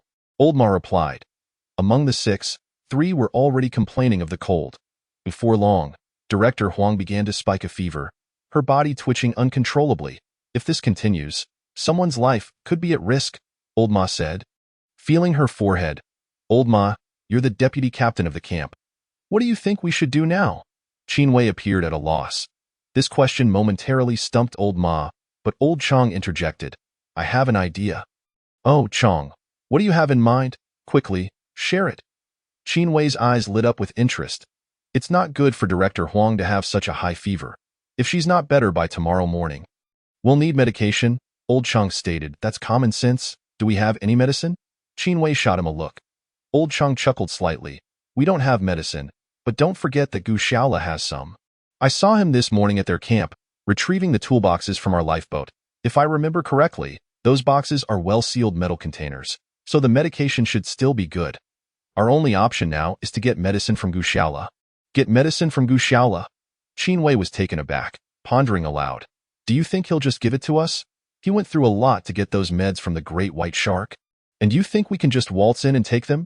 It's not that simple. Or are you suggesting we just rob him? You might want to abandon that train of thought, Old Chang advised.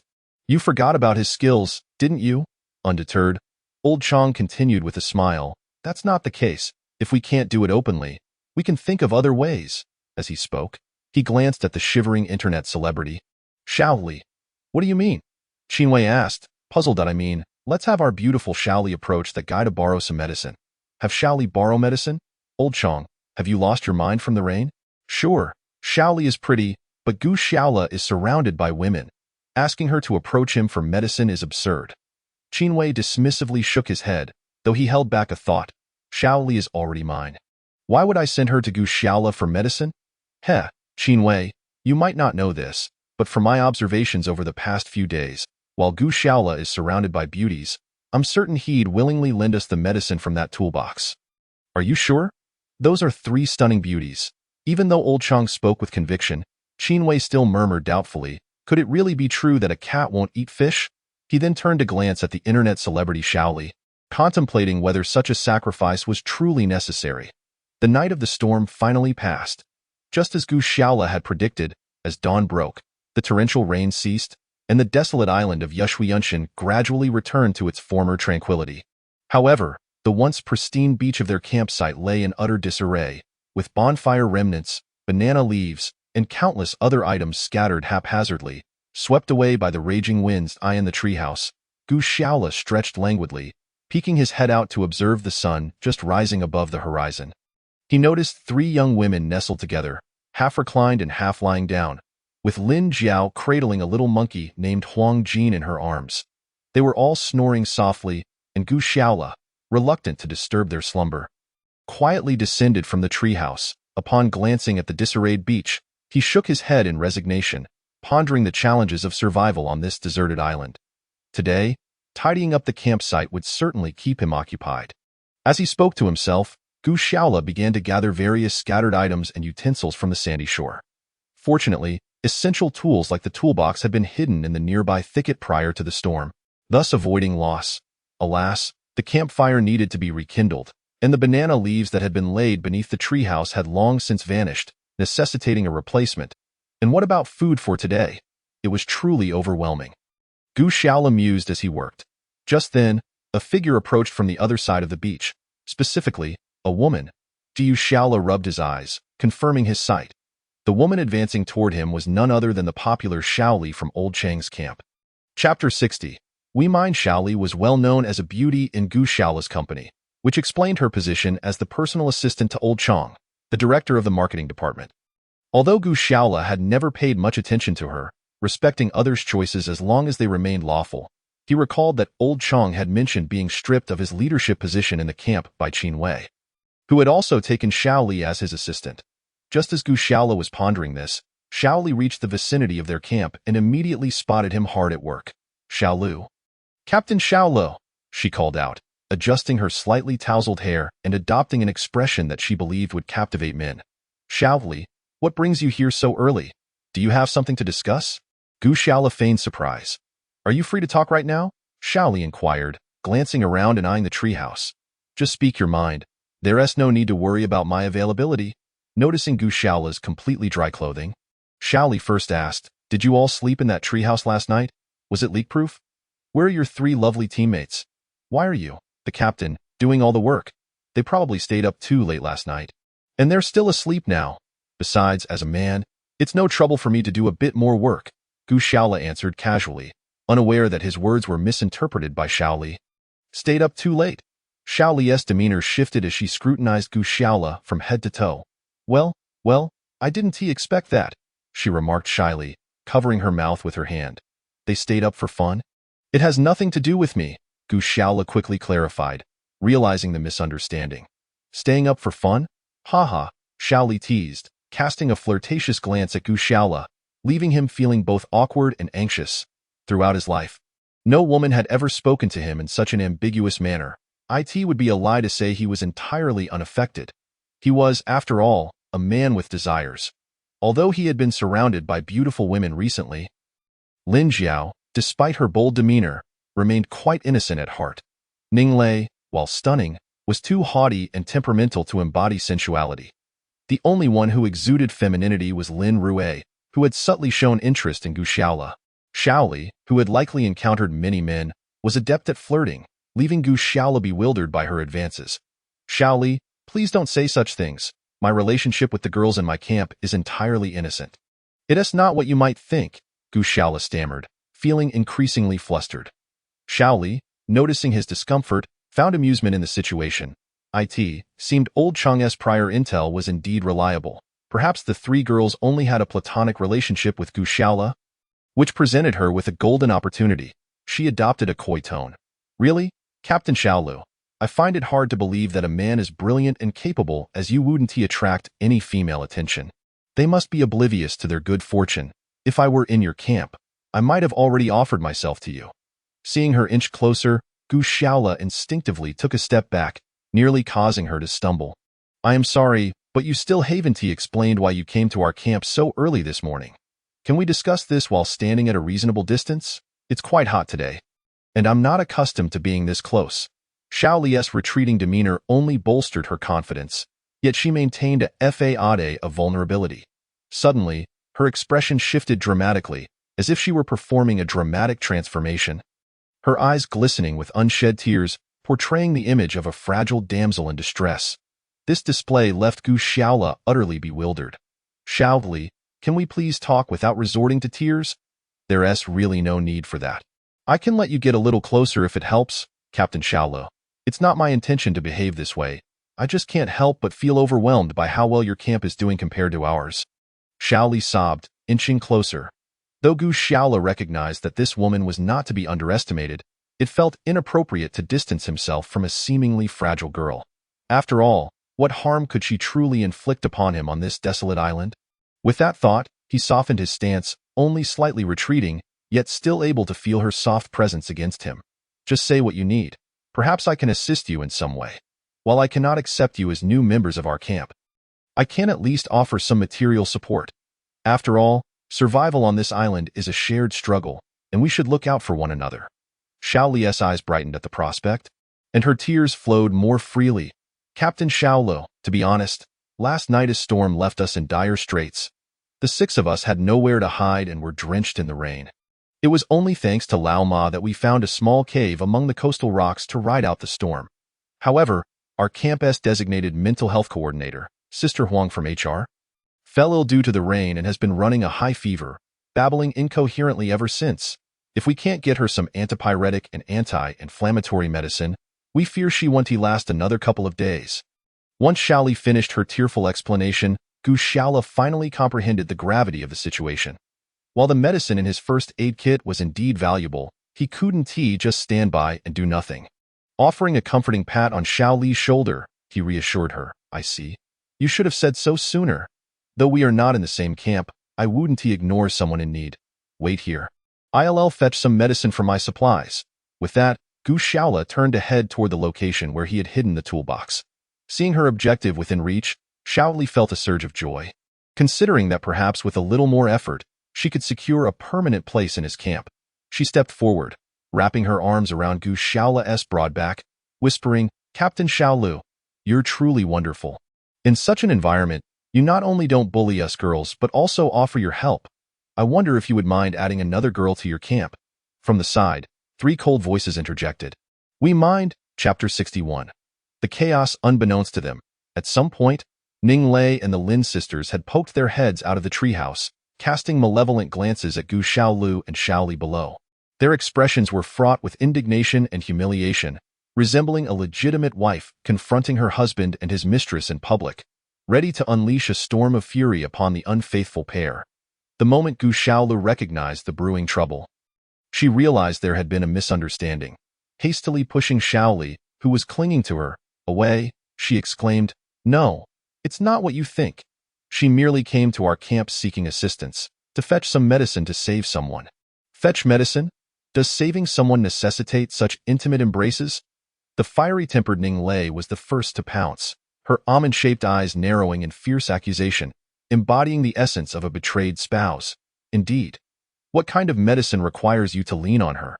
Captain Xiaolu, I have always held your character in high regard, but you have greatly disappointed us this time. Lin Jiao, the younger sister, joined in, fanning the flames of discord. Captain Xiaolu, what were you thinking? Why forsake the delicacies before you to chase after some foul fish and rotten crabs from outside? Even Lin Rui, who typically defended Gu Xiaolu, appeared incensed, expressing her discontent. However, Xiaoli was no innocent bystander. She had encountered such confrontations countless times before. Observing the three girls directing their ire at her, she displayed neither fear nor embarrassment. Instead, she smirked coldly, casually twirling a lock of her hair as she retorted, "Who are you calling foul fish and rotten shrimp? What is the matter, little sisters? Unable to manage your own men, you grow anxious at the sight of competition? Let me remind you, why this sudden urgency? Want to act like a harlot but still maintain a facade of virtue? You wish to rely on Gu Xiaolu for survival while guarding your chastity? Pa, do you really think this is the outside world, where a bunch of sycophants await to be your backup?" Xiaoli's rebuttal ignited the already tense atmosphere. The three girls, now thoroughly incensed, swiftly descended from the treehouse, rolling up their sleeves, ready to engage in a brawl. Gu Xiaolu, sensing that the situation was spiraling out of control, rushed to mediate.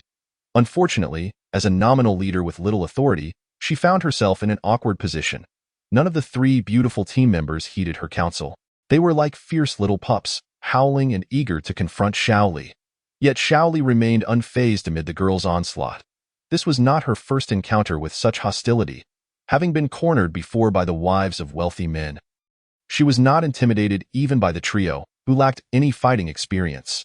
Her combat experience was extensive. She taunted the three girls while retreating strategically behind Gu Xiaolu, using the man's broad shoulders as a shield. In a flash, she launched a surprise attack on the nearest girl, Lin Jiao, yanking a lock of her hair with a swift motion. "Ouch, sister.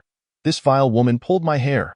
Despite Lin Jiao's usual boisterousness, she was, in truth, a studious and obedient girl with little combat experience.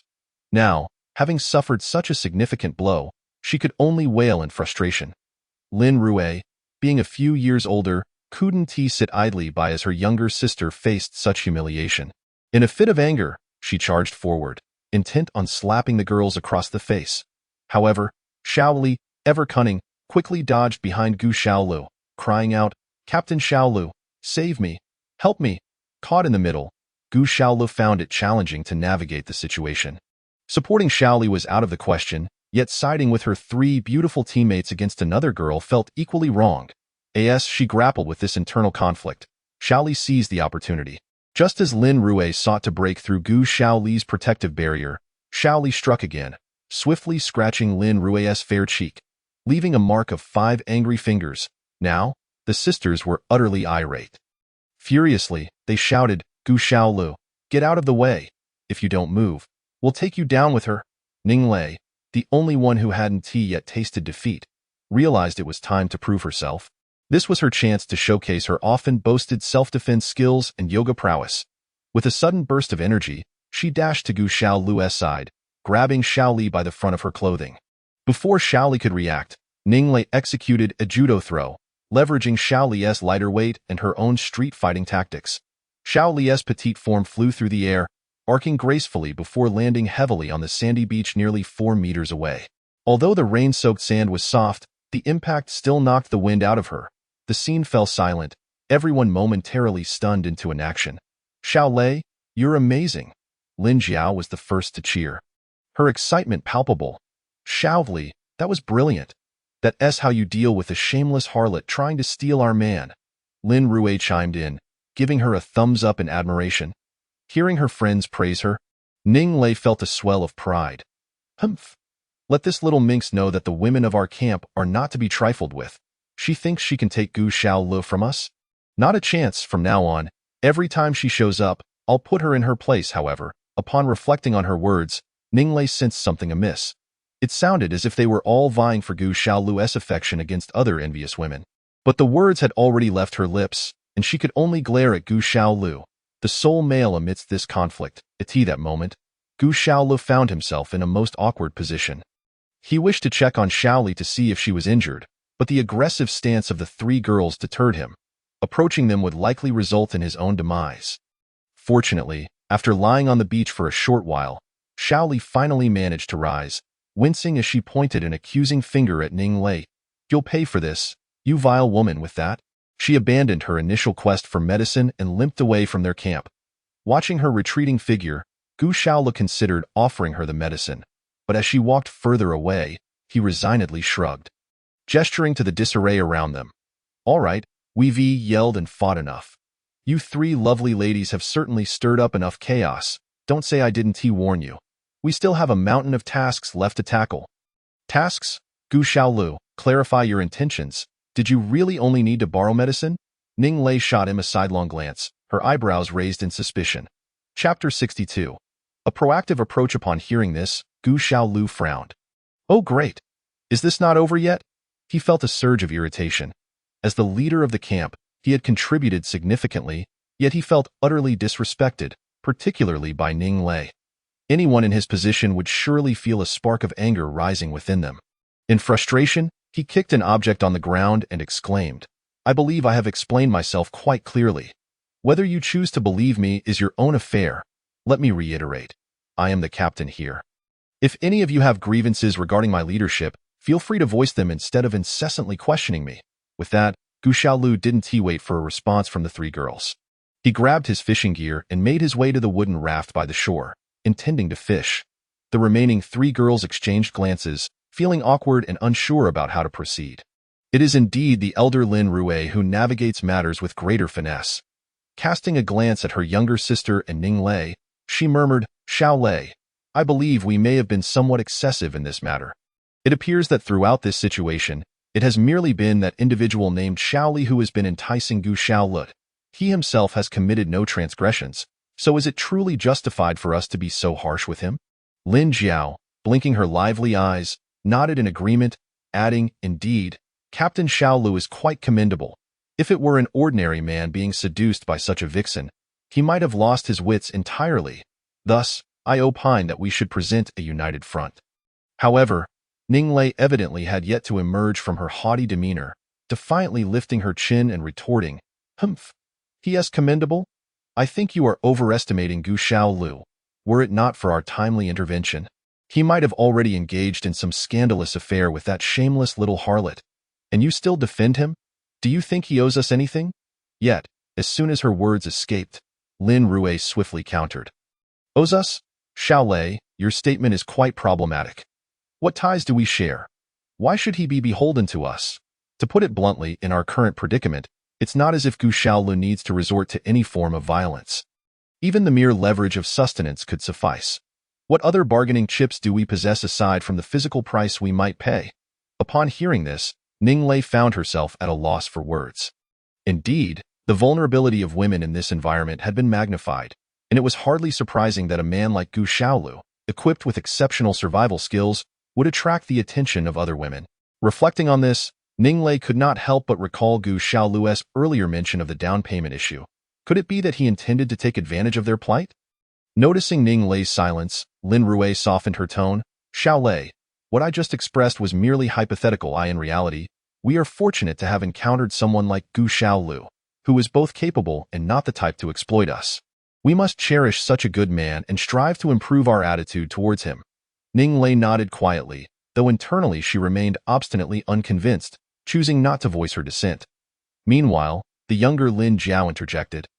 Sister, while your reasoning is sound, it seems you've overlooked one critical detail. Even if Captain Xiaolu is a good man who wouldn't pressure us, their essay saying, the thief is not feared. But the thief's desire is, if there were no other women on this island, it would be one thing. But now with that vixen Xiaoli around, we must remain vigilant. We may pride ourselves on our integrity. Yet I fear we might unwittingly provide that shameless little harlot with an opportunity. The moment those words left her lips, a heavy silence enveloped the three women. Indeed, the most pressing issue at hand was the presence of a rival. Should they let their guard down, that Xiaoli might seize the initiative, their days in the camp could become far less comfortable. After nearly a minute of silence, Lin Rui finally spoke. As for our current course of action, it seems we must turn the tables and take the initiative. Meanwhile, Gu Xiaolu was experiencing a fruitful day at sea. Having excelled at fishing since childhood in these waters, his skills flourished. After all, fishing in small rivers and puddles where the fish were cunning required great finesse. Within half an hour, he had caught 4 or 5 sizable fish, each weighing over 3 pounds, as the fish continued to bite. Gu Xiaolu's earlier frustrations began to dissipate. He was well aware of Ning Lei's fiery temperament, and the nature of Xiaola it was prudent to minimize contact with such a woman, lest one find themselves in dire straits. Nevertheless, as the captain of the camp, he deserved a modicum of respect and authority. Those young women still needed some education. After all, wasn't it his striking appearance that attracted Xiaoli's attention? Must they treat her so roughly? If they had the ability, they could learn a thing or two from her. As Gu Xiaolu pondered these thoughts, he tightened his fishing line, and with a swift motion, he pulled a fish exceeding half a meter in length from the water. Astonished by the size, he managed to secure it on a branch of his raft. With this many fish, we should have enough to sustain the camp for 3 days. Any excess should be dried for future needs, he mused. How curious it is that after being out at sea for so long, I wonder what those 3 women at the camp are doing. Have they finally recognized their misjudgment and are now deeply reflecting? Yet, he was taken aback to find only Ning Lei diligently engaged in some task at their camp. Strange, where have Lin Rui and Lin Jiao gone? Gu Xiaolu mused, glancing at Ning Lei, who remained busy them? Lin Rui mentioned that you made some valid points earlier. Since we are all on the same island, there is no need for hostility. We ought to support one another. They took some anti-inflammatory and antipyretic medications over to the neighboring camp. Ning Lei seemed a bit embarrassed, not lifting her gaze as she spoke, her eyes glinting with a hint of shyness while she continued her work. Well, today the sun must be rising from the west, Gu Xiaolu thought. The Lin sisters were actually delivering medicine to the camp of his company leader, and Ning Lei was busily organizing the camp so meticulously post-storm? Could it be that his earlier outburst had made an impact, and these 3 women had begun to recognize his significance? A swell of pride surged within him. It seemed he held some importance in their eyes. However, noticing Gu Xiaoli's smug expression, Ning Lei could not help but scoff internally, thinking, look at how pleased he is. Just wait, Gu Xiaolu. Once the rescue arrives, you will learn what it means to disrespect a young lady of my stature. Meanwhile, at a nearby camp, the Lin sisters delivered the antipyretic medication to Qin Wei and his group. Although Xiaoli was ready to berate them upon their arrival, she was restrained by Qin Wei and Lao Ma. It was clear to everyone that Gu Xiaolu's camp was vastly superior to theirs, and there was no need to jeopardize their camaraderie over a petty rivalry among women. The Lin sisters began to whisper among themselves, Sister, you mentioned wanting to take the initiative and win over Captain Gu Xiaolu, but you've been saying that since the first day we arrived on the island.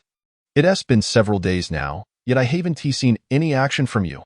Lin Jiao tilted her head in inquiry. Faced with her younger sister's skeptical gaze, Lin Rui's expression grew solemn. She sighed softly. I don't know if it's just my imagination, but after these few days of interaction, I can't shake the feeling that Gu Xiaolu already has someone in his heart, which makes me hesitate to invest more effort to win him over. Upon hearing this, Lin Jiao's face flushed with bashfulness, and she replied shyly, Captain Xiaola has someone in his heart?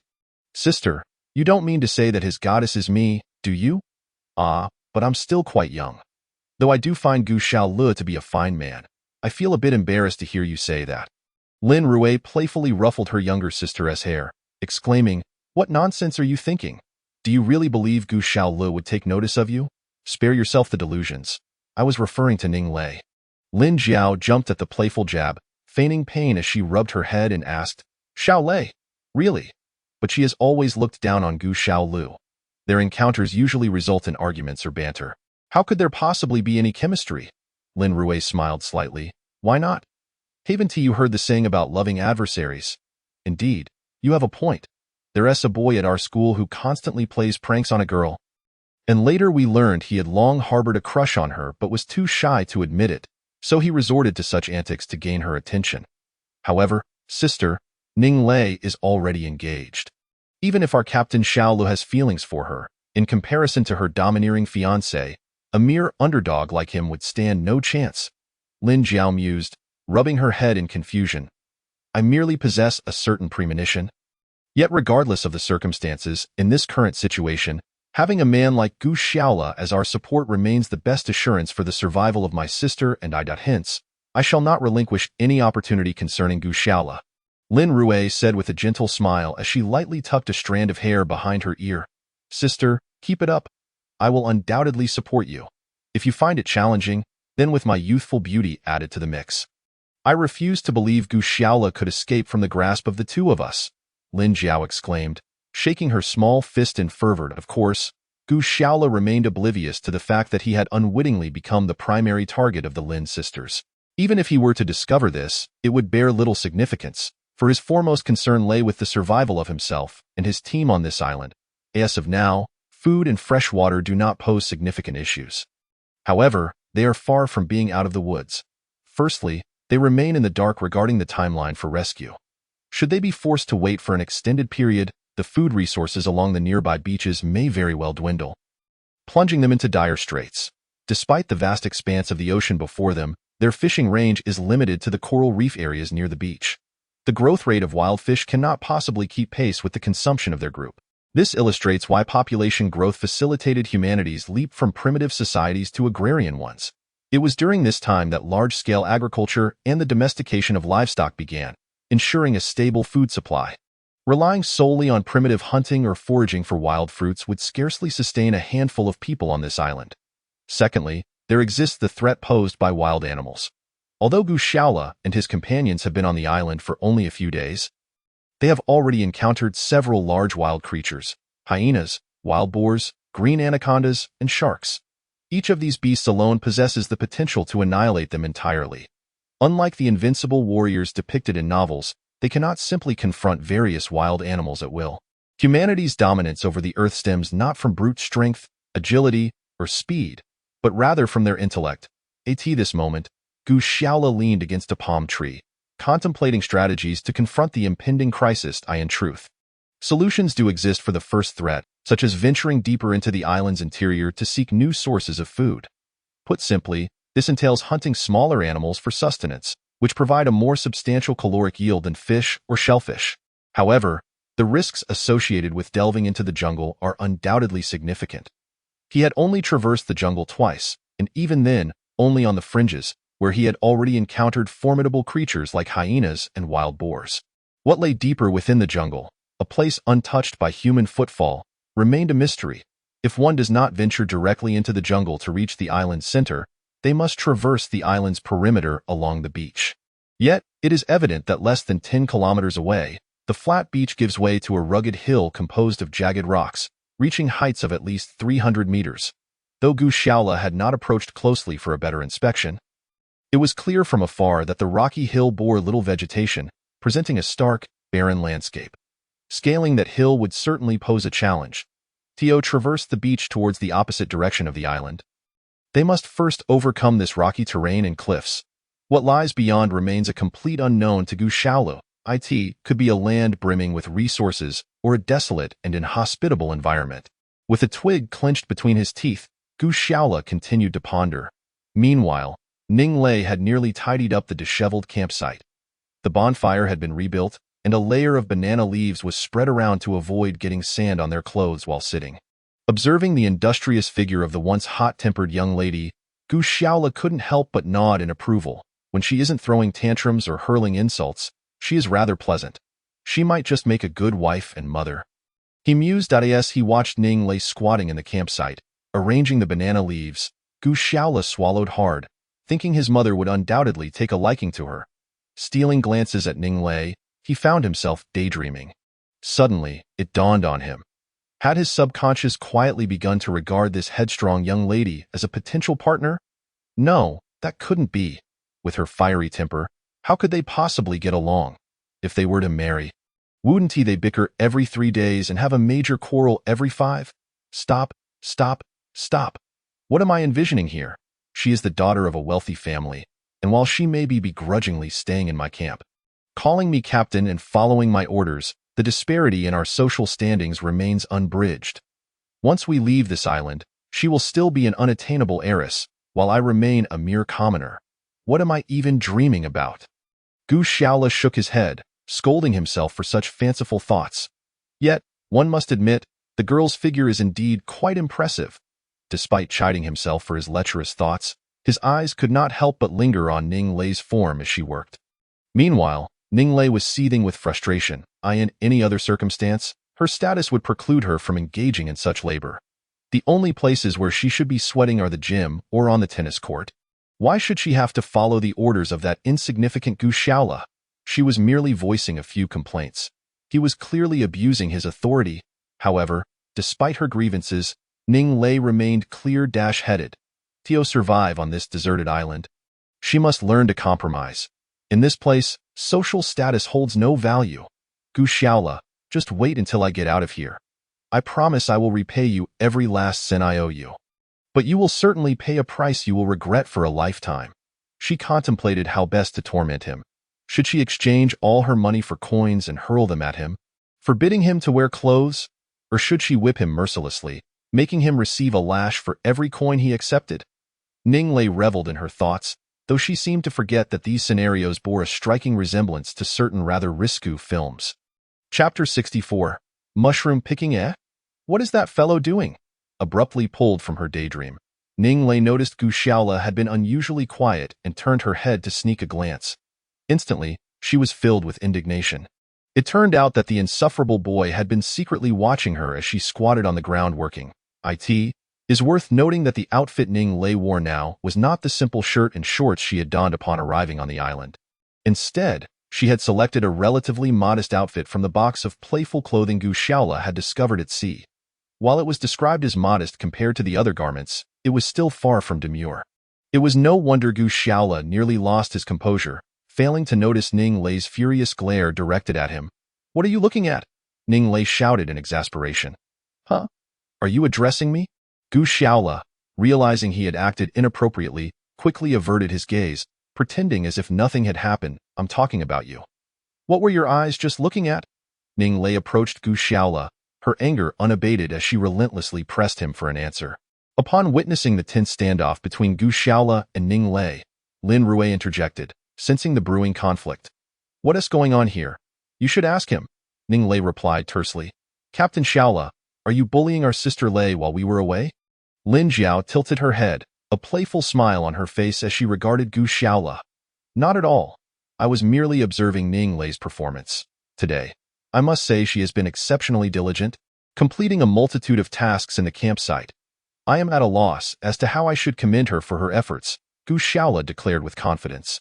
Hearing Gu Shaola's elaborate explanation only fueled Ning Lei's ire further. As she realized the words did not align with her identity as a wealthy young lady, causing her cheeks to flush. However, her remark had inadvertently amused both sisters, who exchanged knowing glances, fully aware of the scene that had unfolded moments prior. Lin Rui, suppressing a smile, pulled Ning Lei aside and whispered, "Oh, come on, a glance from him won't cost you a thing. Have you forgotten our discussion about this matter earlier today? What is the situation now? The women from the neighboring camp have already thrown themselves at him, yet we still haven't taken the time to keep an eye on Gu Shaola. Sigh, if we can steal a few glances, then why not?" Lin Jiao chimed in, "Indeed, Sister Shaola, the reason Captain Shaola is interested in you is surely due to your splendid figure. With such an exquisite physique, you deserve to be appreciated. Just think of those Victoria's Secret supermodels. Aren't they all vying to flaunt themselves for others? If someone like me, with a less developed physique, were to be seen, they wouldn't bother, would they?" Observing Lin Jiao pouting in self-deprecation, Ning Lei couldn't help but smile through her tears. Muttering, "Even if I were to reveal, I certainly wouldn't want to do so for someone like Gu Shaola."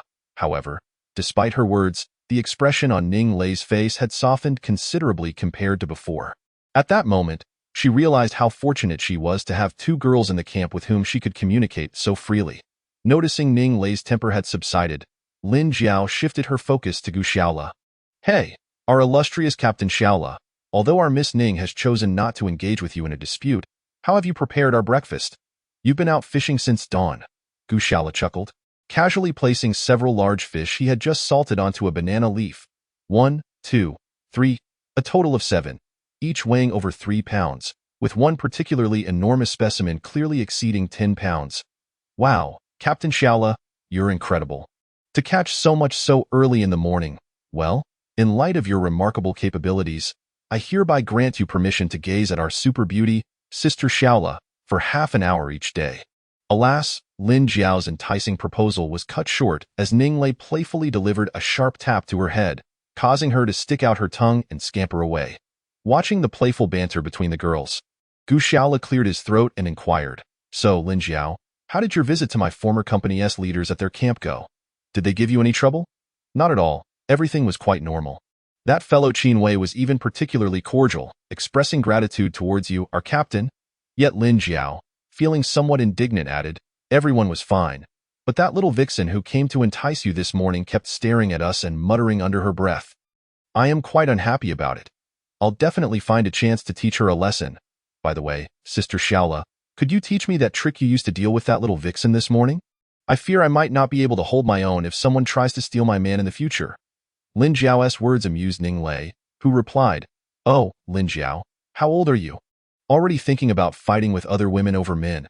Isn't that a bit premature? Premature? I don't think so. Some of my female classmates were already bickering over a boy's glance in middle school. IVE graduated high school, so isn't that still early? However, Sister Xiaola, let me tell you, I always thought we had it pretty rough.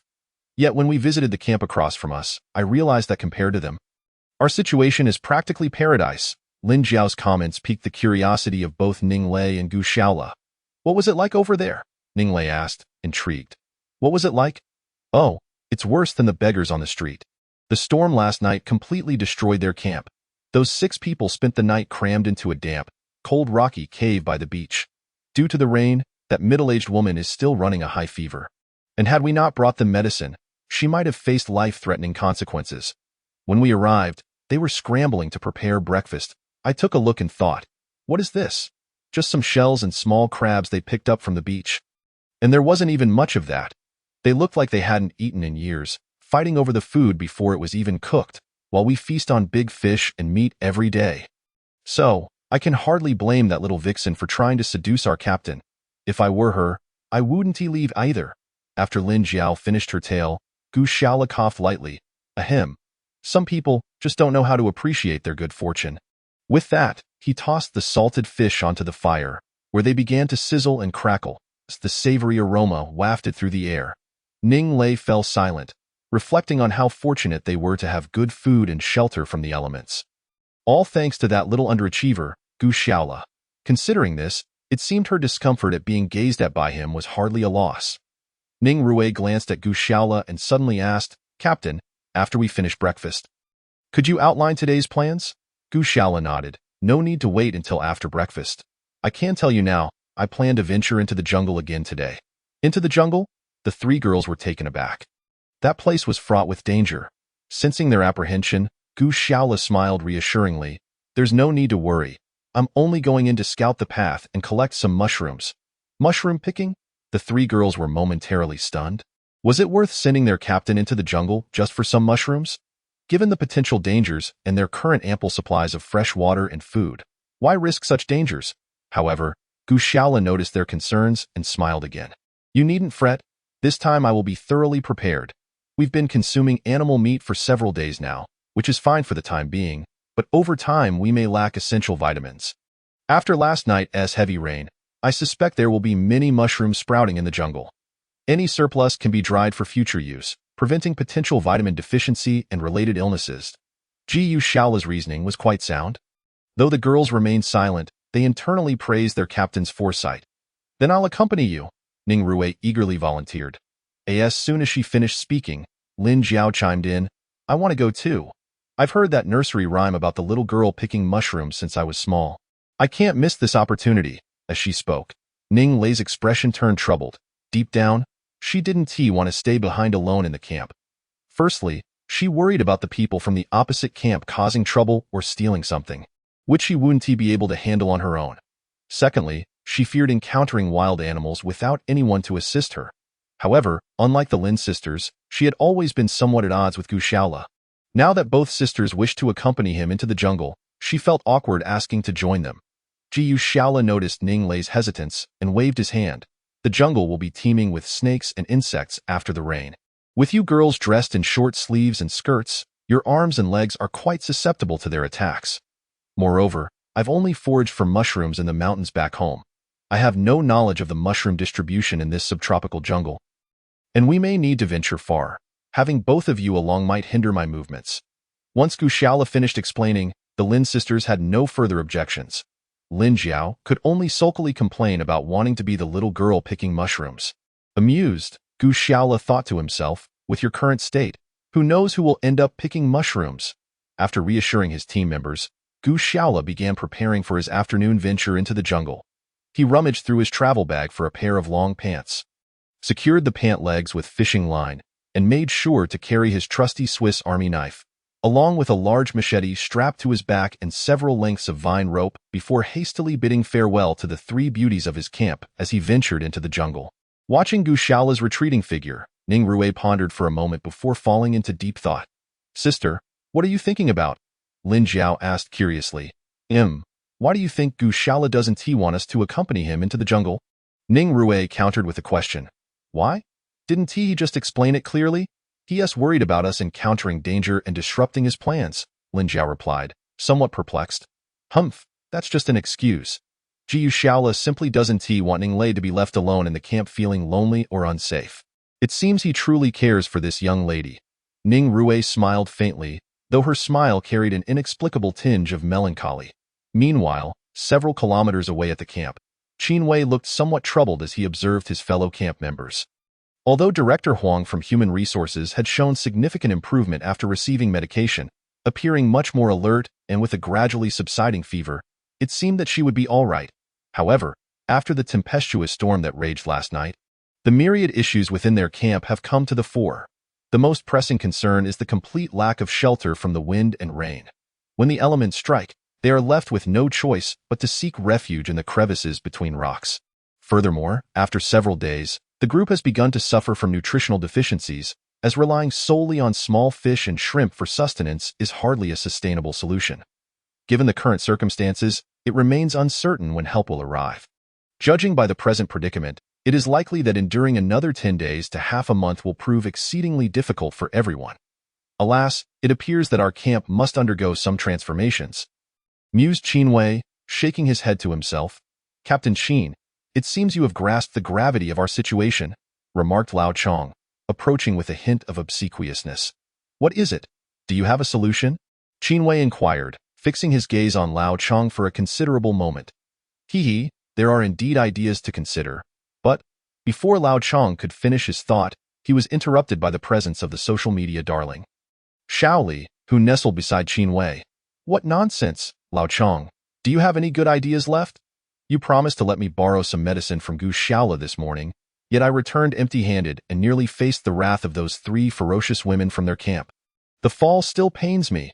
Lao Chong merely chuckled at Xiao Li's complaints, choosing not to argue, though internally he reveled in delight.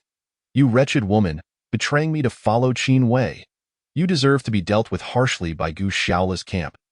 Yet Qin Wei gestured for Xiao Li to hold her tongue. "Lao Chong, although your suggestion did not yield immediate results, had Xiao Li not endured that fall, the people from Gu Shaola's camp might not have willingly offered us any assistance. Thus, we cannot dismiss your idea entirely. The multiple crises confronting our camp are far from easy to resolve.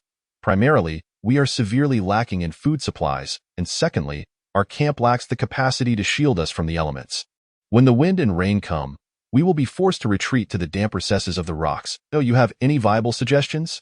Hearing this, Lao Chong smiled slightly. "Captain Qin, these issues are not insurmountable.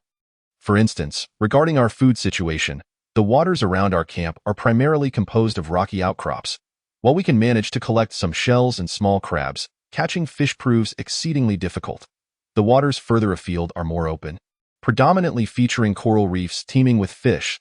I have observed that Gu Xiaola's camp sends out wooden rafts each morning to fish. If we were to relocate our camp there, our food woes would be alleviated. Upon hearing this, Xiaoli scoffed. Are you out of your mind, Lao Chong? They clearly instructed us to maintain a distance from them. Suggesting we encroach on their territory is tantamount to inviting conflict. Do you truly believe our motley crew can stand against Gu Xiaola's camp? Is it you, Lao Chong, or Old Wei, who would dare confront them? Lao Chang's irritation was palpable, his thoughts racing. You little harlot. Have you forgotten how I once indulged you, lavishing you with gifts of bags, clothes, and cosmetics? They say a night spent as a couple fosters 100 nights of affection. After all this time, you now insult me? Nevertheless, Lao Chong, a seasoned veteran of workplace politics, masked his frustration with a smile, continuing amiably. My intention is not to incite a brawl with Gu Xiaola over territory. Rather, Gu Xiaola is one who yields to soft approaches. If we were to blatantly seize territory, he would certainly oppose us. However, if we were to humbly seek his cooperation, it might just bear fruit. Seek his help? At this, Qin Wei's eyes brightened. Chapter 66. A web of danger at this moment. Gu Xiaola remained blissfully unaware that his camp had once again caught the attention of his former colleagues and superiors. He was currently on high alert, fixated on a vividly colored snake perched less than half a meter away on a branch. Although Gu Xiaola could not identify the species, the snake's vibrant stripes and triangular head indicated it was undoubtedly venomous. As for the potency of its venom, Gu Xiaola neither knew nor wished to know. In his haste to navigate through the jungle, he had used his machete to clear some vines, only to hear the ominous hissing sound and realize the snake was now alarmingly close. Thankfully, his keen hearing had spared him from an unwelcome encounter. Yet the situation was precarious. Animals typically maintain a warning radius. Generally, small venomous snakes or spiders will retreat from intruders beyond a meter's distance. However, if an intruder encroaches within that meter, the creature may either flee or attack. Once the intruder is within 20 centimeters, an attack is all but guaranteed. Gu Xiaola found himself within that critical range. Less than a meter yet not quite 20 centimeters from the serpent, both parties locked in a tense standoff. He dared not turn and flee, fearing the snake would strike from its perch. Instead, he slowly raised his machete, poised for any sudden movement from the snake, contemplating that if it lunged, he would retaliate with a swift slash. At this distance, Gu Xiaola felt confident he could sever the less than half-meter-long snake in two. However, the greatest challenge lay in the fact that while he struck, he could not guarantee his own safety. Should the snake be a reckless defender, he might succeed in killing it, but at the cost of a venomous bite in return, an exchange he deemed wholly unfavorable. Thus, Gu Xiaola found himself fervently praying to the heavens, hoping the snake would retreat, allowing them to coexist peacefully. Yet the snake remained, its triangular head swaying, a forked crimson tongue flicking in and out. Pale yellow eyes fixed intently on Gu Xiaola's every movement, clearly unwilling to depart. Gu Xiaola cursed internally, thinking, I merely ventured out to gather mushrooms, harboring no grievances against you. Why do you insist on confronting me? The post-rain jungle was stiflingly hot, and within 5 minutes, the sweat began to trickle down his neck, yet he dared not wipe it away, fearing the snake might misinterpret the gesture as an act of aggression. In this awkward impasse, a familiar chattering sound suddenly broke the silence, causing Gu Xiaola's heart to lighten. He need not look to know that the source of the sound was the little monkey they had rescued the previous day, whom they affectionately called Huang Jin. This morning, the little creature had vanished into the jungle, likely in search of wild fruits or tender branches to nibble on. Though monkeys are omnivorous, they primarily consume plant matter. Prolonged exposure to a meat-based diet might upset their delicate stomachs. Thus, Gu Xiaola and his companions had allowed the little monkey to wander, as the jungle truly was its home. Now, however, the appearance of this little creature seemed to save Gu Xiaola's life. As the chattering continued, the snake's attention was evidently diverted. It began to tilt its head towards the source of the sound. Meanwhile, the monkey, Huang Jin, stood on a branch less than 3 meters from the snake, chattering incessantly and pulling faces in a manner that clearly mocked the serpent. After a moment of flicking its tongue, the snake suddenly turned its head, shifting its focus entirely onto the monkey. Yet, in that fleeting instant, a flash of cold steel swept through the air, and the snake's triangular head fell away from its neck. Jiu Shaola sheathed his machete with a flourish, glancing at the crimson stains on the blade before addressing the monkey. Huang Jin, your distraction was remarkably effective, the little monkey, as if comprehending his words, chattered joyfully, bouncing on the branch, clearly pleased by Gu Shaola's praise. Come along, Huang Jin, with you by my side in the jungle, I feel much more at ease. Gu Shaola waved his hand, leading the little monkey deeper into the forest. With the addition of the little monkey, Gu Shaola could indeed venture forth or observe the conditions of the ground with a sense of security. For the monkey's familiarity with this jungle and its acute senses far surpassed his own. Thus, the duo traversed the forest for quite some time. Just as Gu Shaola had anticipated, the rain had indeed resulted in a plethora of mushrooms sprouting overnight in the jungle. These mushrooms varied in size and color, some vibrant and colorful, while others were merely gray or white. Jiu Shaola, recalling his experience of foraging for mushrooms on the mountains of his hometown, refrained from touching the colorful varieties. Though even the colorless ones could not be guaranteed to be non-toxic. Therefore, he dared only to select a few mushrooms he recognized, fortunate that the forest floor was blanketed with layers of decaying leaves accumulated over countless years, creating an ideal humus layer for mushroom growth. He could thus choose a few familiar types, such as morels, matsutake, porcini, and chicken of the woods, all of which fetched a handsome price back in his hometown. After every heavy rain, his neighbors would gather their families and ascend the mountains to forage for mushrooms, which required a symbiotic relationship with the roots of towering trees to thrive, making them impossible to cultivate artificially. Consequently, their yield was minimal and prices had consistently risen. After all, city dwellers relished these mountain delicacies. Jiu Shaola's university tuition was funded by his mother's laborious foraging, as she carried large baskets filled with mushrooms, wild vegetables, and medicinal herbs. Gazing at the abundant wild edible fungi he had collected in such a short span, Gu Shaola could not help but think of his parents, whose youthful backs were already bent from the burdens of physical labor. Sighing deeply, he mused that news of his shipwreck must have reached his parents by now. He wondered how heartbroken they must be. Yes, for the sake of my parents, I must survive. Father, mother, await my return. I shall not let your sacrifices be in vain. After filling himself with a few motivational thoughts, Gu Shaola began to confidently forage for various mushrooms. Unbeknownst to him, he gradually approached the stream where he had previously gathered water. Deep down, he still harbored a great deal of apprehension regarding that stream.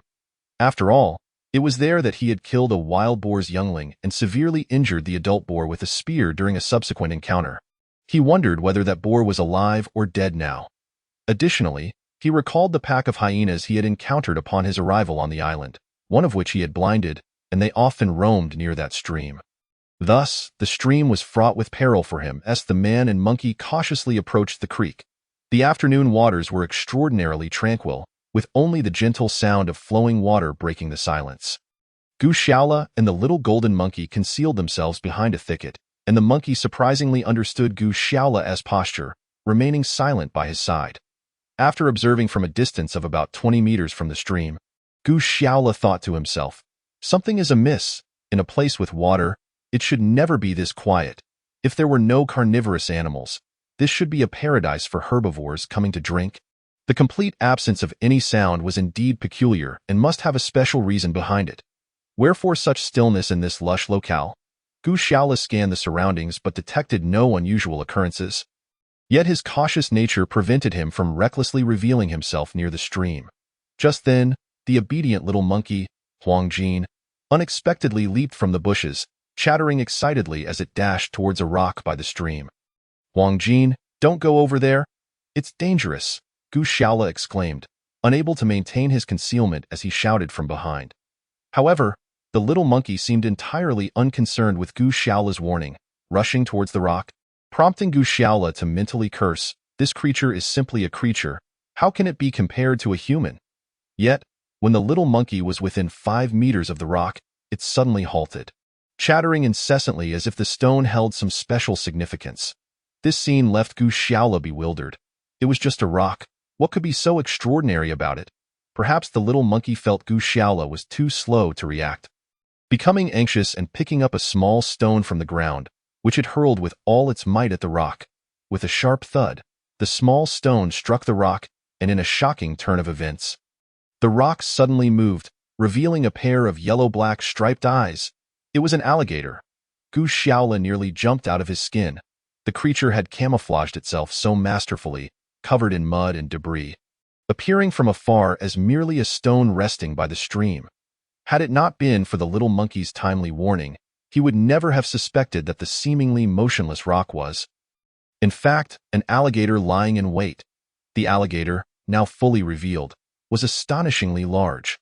Emerging from the water, it appeared to stretch at least 6 to 7 meters in length, its massive head resembling that of a prehistoric beast. A dinosaur. This was the largest crocodile on Earth, a saltwater crocodile. The term flashed through Gu Xiaola's mind. The saltwater crocodile is the largest of the 23 species of crocodiles, with adults exceeding 7 meters in length, the highest recorded measuring an astounding 10 meters. Although the monstrous creature before him was not quite 10 meters long, its size was more than sufficient to devour 1 or 2 humans with ease. Gu Xiaola swallowed hard, instinctively taking a step back. Seeing the colossal creature move, the little monkey scrambled onto Gu Xiaola's shoulder, gesturing excitedly at the alligator. Gu Xiaola quickly grasped Huang Jin's intent. After witnessing him slay the giant python, the monkey had come to believe itself the invincible warrior of the jungle and was eager to provoke this saltwater crocodile, hoping to assist in dispatching it as well. You truly have a high opinion of me. Gu Xiaola chuckled bitterly at the exuberant little monkey, realizing why the stream had been so quiet, devoid of even the shadow of a small animal, not even the likes of hyenas or wild boars.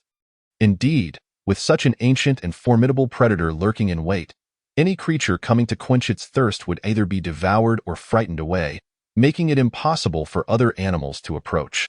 Fortunately, crocodiles typically employed ambush tactics by the water's edge, rarely launching attacks on land. So despite the sheer size of the crocodile, Gu Xiaola felt a measure of calm amidst his astonishment. The massive beast, now aware of the little monkey perched on Gu Xiaola's shoulder, had likely never encountered humans during its long survival on the deserted island. However, for the cold-blooded killer that it was, the only criterion for assessing food was whether it could be swallowed whole.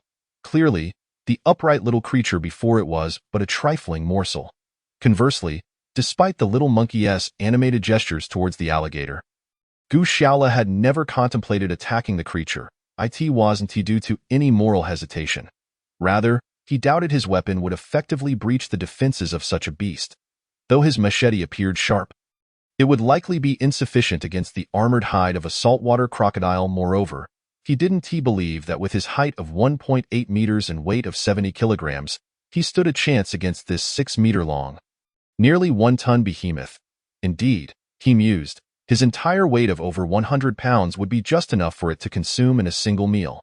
This was Gu Xiaola's accurate assessment of his own combat capabilities. It seemed that dealing with such a monster would require external assistance. Relying on himself with a cold weapon to engage in close combat was sheer folly. With this thought in mind, Gu Xiaola patted the little monkey, Huang Jin, who was still excitedly chattering on his shoulder, signaling that it was time for them to depart. The little creature, eager to witness a grand spectacle of Gu Xiaola battling the crocodile, was visibly distressed at the prospect of leaving but found itself powerless to change the situation. Consequently, Gu Xiaola and Huang Jin slowly retreated, gradually distancing themselves from the hunting range of the formidable saltwater crocodile. Fortunately, the colossal creature did not charge towards them. Perhaps it was more accustomed to lying in wait by the water's edge for its prey. After leaving the brook, Gu Xiaola gathered a considerable amount of edible fungi. At that moment, an unprecedented quarrel erupted among the 3 girls in Gu Xiaola's camp. The cause was not of monumental significance. Rather, it stemmed from the incident earlier that morning when Xiaoli attempted to entice Gu Xiaola. Lin Rue and Lin Jiao both felt that, under such circumstances, even if Gu Xiaola had gained a slight advantage verbally or cast a few furtive glances their way, it should not be overly scrutinized. After all, the entire camp relied on this man for its continued survival. If they were to provoke Gu Xiaola to the point where he sought refuge with another woman, the 3 of them would have no remedy for regret. Of course, Ning Lei, as a refined young lady, vehemently disapproved of the Lin sisters' perspective. She believed that while they may owe Gu Shaola a debt, they could easily repay it in some form akin to currency once they escaped the deserted island. To suggest that they allow Gu Shaola to take advantage of them in exchange for his care was akin to reducing themselves to the status of street hawkers. The Lin sisters found this notion somewhat amusing, with the younger Lin Jiao bluntly pointing out that their current predicament was even worse than that of a streetwalker. At least such women could survive without a man, whereas the three of them would likely struggle to ensure their safety for even a day without Gu Shaola. Thus, at this juncture, there was truly no need to relinquish such a splendid man as Gu Shaola for the sake of ephemeral dignity and vanity. Naturally, this discussion led to a somewhat sour parting. And although the three of them did not voice their grievances, they could not help but murmur within themselves. Chapter 68. Old Chang's plan. Captain Shaola, you are truly remarkable. You managed to gather so many mushrooms. Lin Jiao exclaimed as she rushed to greet Gu Shaola. How wonderful! Where did you find this little creature? She inquired excitedly, pointing at the small monkey perched on Gu Shaola's shoulder. Iti who found it. Rather, this little one found me, Gu Shaola replied with a faint smile. He then recounted how he had encountered a venomous snake in the jungle and, thanks to the arrival of the monkey, managed to extricate himself from that perilous situation. The three girls listened in awe, realizing the jungle was indeed fraught with danger. Who would have known there was a large crocodile lurking there? It frightened me and Huang Jin into fleeing. Gu Shaola's words left the three girls astounded. Lin Jiao blinked her large, expressive eyes in confusion. Captain Shaola, you must be mistaken. This is an island. How could there be crocodiles? Aren't they usually found in freshwater? Gu Shaola shook his head and explained. It's not as you think. There exists a species of crocodile that thrives in areas where freshwater and seawater converge, which is precisely what I encountered today. The world's largest estuarine crocodile. Even among crocodiles, it is a veritable behemoth.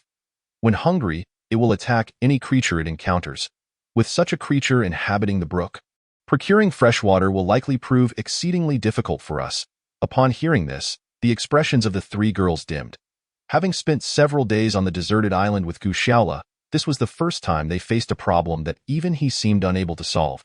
Perhaps noticing the girls' spirits flagging due to his words, Gu Shaola smiled gently and added, however, there is no need for despair. That old crocodile, formidable as it may seem, is merely a cold-blooded reptile devoid of intelligence. While it has survived for millions of years on this planet, it pales in comparison to us humans. We may lack brute strength, but we possess intellect. As he spoke, Gu Shaola gestured to his head. The little monkey, Huang Jin, though oblivious to the meaning, mimicked him by scratching its own head, eliciting a cascade of melodious laughter from the three girls, which lightened the somber atmosphere in the camp. Among the trio, Lin Rui was the most mature in thought. After a brief moment of laughter, she gently asked, Captain Shaola, you don't intend to eliminate that crocodile, do you? Gu Shaola placed the various mushrooms he had collected onto a banana leaf and smiled lightly. Why not? It's not that I have a personal vendetta against that crocodile. Rather, as long as it is around, we cannot draw water from the brook. If we rely solely on the fruits from these coconut trees, we will scarcely last half a month. The law of the jungle has always been one of survival of the fittest. There's nothing more to say about it. And have you devised a plan to deal with it? Surely you don't intend to confront the crocodile with just your spear or machete? Lin Jiao inquired curiously. Gu Shaola could only smile wryly. Little Jiao, do you truly envision me as Rambo from First Blood? I lack such prowess, and with the meager weapons we currently possess, even if that crocodile were to lie still, we would struggle to breach its defenses. Then how do you plan to handle it? I've heard that these crocodiles have long lifespans, often living to 70 or 80 years, even over 100. You're not considering trying to outlast it on this deserted island, are you? Ning Lei, who had remained silent until now, chimed in. Outlast it? It would more likely be the other way around. I haven't fully formulated a specific strategy yet, but hunting that crocodile is certainly on our agenda. Once I have a well-considered plan, I will share it with you. Upon hearing Gu Shaola's words, the three girls exchanged glances and ceased their idle chatter, instinctively taking the large pile of mushrooms he had just gathered from the jungle to the water's edge for cleaning. Unbeknownst to them, shortly after Gu Shaola departed from that treacherous brook, two men from Qin Wei's camp, stepping cautiously, arrived at the same spot to fetch water. These were none other than Lao Chong and Lao Wei. Currently in a subordinate position within the camp, Given their age and portly figures, moving through the jungle was quite cumbersome. However, they had no choice. The power dynamics in the camp did not favor them, and they were compelled to endure the discomfort of fetching water from the jungle, despite their previous authoritative positions in the company. Damn it, Qin Wei and Lao Ma, those two scoundrels. I'll be sure to teach them a lesson when I get out of here. Lao Wei grumbled as he walked. He had spent several days recovering in the camp after Lao Ma had broken his nose, and now that he was feeling better, the task of finding food and water naturally fell on him. Meanwhile, Lao Cheng remained silent, trudging along without a word. Cheng, why are you so quiet? Have you been intimidated by those two rascals, Qin Wei and Lao Ma? We are the leadership in the company, even stranded on this island. We shouldn't be at their beck and call, Lao Wei asked, clearly disgruntled. Being bossed around by those two insignificant characters? Humph, this is merely a temporary situation. Lao Cheng halted his steps and coldly scoffed. Let me put it this way. In the company, I am your subordinate. Just give the word and I, Lao Wei, will brave any danger for you. Lao Wei's eyes lit up at Lao Cheng's words. After ensuring no one was following them, he lowered his voice. Lao Wei, do not be deceived by how lively Qin Wei and Lao Ma seem right now. There are ways to eliminate them. Previously, when I suggested sending that flirtatious Shaoli to Gu Shaola's camp to procure medicine, it was actually a ploy to sow discord between Qin Wei and Gu Shaola. Upon hearing this, Lao Wei quickly asked in a hushed tone, You mean you're planning to use them against each other? Lao Cheng nodded, a cold smirk on his face. Exactly. However, although Gu Shaola is formidable, he does not seem inclined to engage in conflict with Qin Wei and his lot. Of course, it's possible that this is due to the presence of 3 beautiful women around him, which makes him indifferent to someone like Shaoli. Then, does that mean your plan has failed? Lao Wei asked, disappointment evident in his voice. Failed? Humph. In this jungle, scheming against a couple of individuals is a trivial matter. I am merely in search of a plan that won't raise suspicion. Lao Cheng scoffed. As they conversed, the two men gradually approached the brook that Gu Shaola had recently visited. Wow, there's fresh water here. How wonderful, Cheng. I haven't had a proper drink in days. Today, I'm going to drink my fill, Lao Wei exclaimed joyfully as he hurried towards the water's edge. Lao Wei, wait, Lao Cheng, having previously encountered the wild boar at this very spot, felt a tinge of apprehension and quickly called out to his companion, who was rushing heedlessly toward the water. However, his words were slightly delayed. Just as Old Wei joyfully crouched by the stream, scooping up a handful of water to bring to his lips, a massive rock beside him suddenly stirred. Chapter 69. The grim news. Indeed, that enormous rock was actually the great saltwater crocodile that Gu Shaola had encountered. In the midst of Old Chang's astonished gaze, the rock abruptly opened its gaping maw filled with sharp teeth, clamping down on Old Wei's leg. Ah, Chong, save me! Old Wei, seized by terror, cried out desperately while struggling to free his leg from the crocodile's grasp. Yet before Old Chong could react, the colossal crocodile violently shook its head, dragging Old Wei's nearly 200-pound body into the water. Help! Save me! Submerged, Old Wei reached out his arm, attempting to seek assistance from Old Chong. But the crocodile offered no chance of escape. The creature executed its ultimate predatory maneuver, the death roll, submerging Old Wei in a whirlpool of water. In an instant, Old Wei's hefty form was spun around as if it were a mere rag sack. His mouth agape in a futile attempt to scream, only to be filled with river water. This technique was the crocodile's lethal secret weapon, designed to drown struggling prey in a swift motion. Watching his old subordinate and friend, Old Wei, spiraling in the water, Old Chong stood in shock. The horrifying scene rendered him paralyzed. He could not muster the courage to save him, let alone run away as his legs trembled uncontrollably. Only able to retreat slowly while clutching his knees, at that moment, after gulping down several mouthfuls of river water. Old Wei had completely lost the strength to resist, and in the fleeting instant his head broke the surface. He weakly cried out, Help! Save me! Unfortunately, this was the last sound he could muster. The great crocodile, clutching Old Wei's body, gently swayed on the water's surface, sending up a splash before both man and beast suddenly sank into the depths. In an instant, the water was left with only the faintest ripples, devoid of any trace of life. It was only at this moment that Old Chong fully awakened. Yet his reaction was not to rescue Old Wei. Despite Old Wei being his most trusted partner on the deserted island, at that moment, Old Chang's singular thought was to flee this accursed jungle. As for Old Wei, well, in his eyes, he was already a dead man. To risk his life to save a corpse was utterly against Old Chang's principles. Unaware of the tragedy unfolding in the jungle, Gu Xiaola, sitting in his camp, understood that unless the crocodile lurking near the water source was dealt with, their journey on the deserted island was destined for a tragic end. However, it was easier said than done. How could they eliminate such a large crocodile? History had recorded several infamous man-eating crocodiles, and locals had even employed military force to hunt them down, taking considerable time to kill those beasts. Now, with only the meager strength of their camp, how could they hope to slay such a prehistoric giant? Gu Xiaola cast his gaze toward the distant sea, and suddenly, his eyes brightened, and he stood up. Captain Xiaola, where are you going? Lin Jiao, nearby, inquired curiously. Well, I plan to revisit the sunken lifeboat and retrieve some items.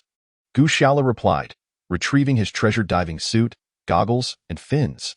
Upon seeing the captain's gear, Lin Jiao couldn't resist asking, You still want to go to the wreck? Didn't you already take everything useful from there? Gu Xiaola shook his head, saying no. I suddenly recalled there are still some things I need inside. You stay here and guard the camp. After a lunch break, Lin Rui and Ning Lei had set out on a wooden raft to fish. Thus, only the young Lin Jiao remained in the camp. Watching Gu Xiaola disappear beneath the surface, Lin Jiao murmured, What is Captain Xiaola mysteriously up to at that faraway wreck? Leaving me, a delicate maiden, to guard the place without a hint of chivalry. I had been pondering what sparks might fly if I spent time alone with him, but it seems that will not come to pass.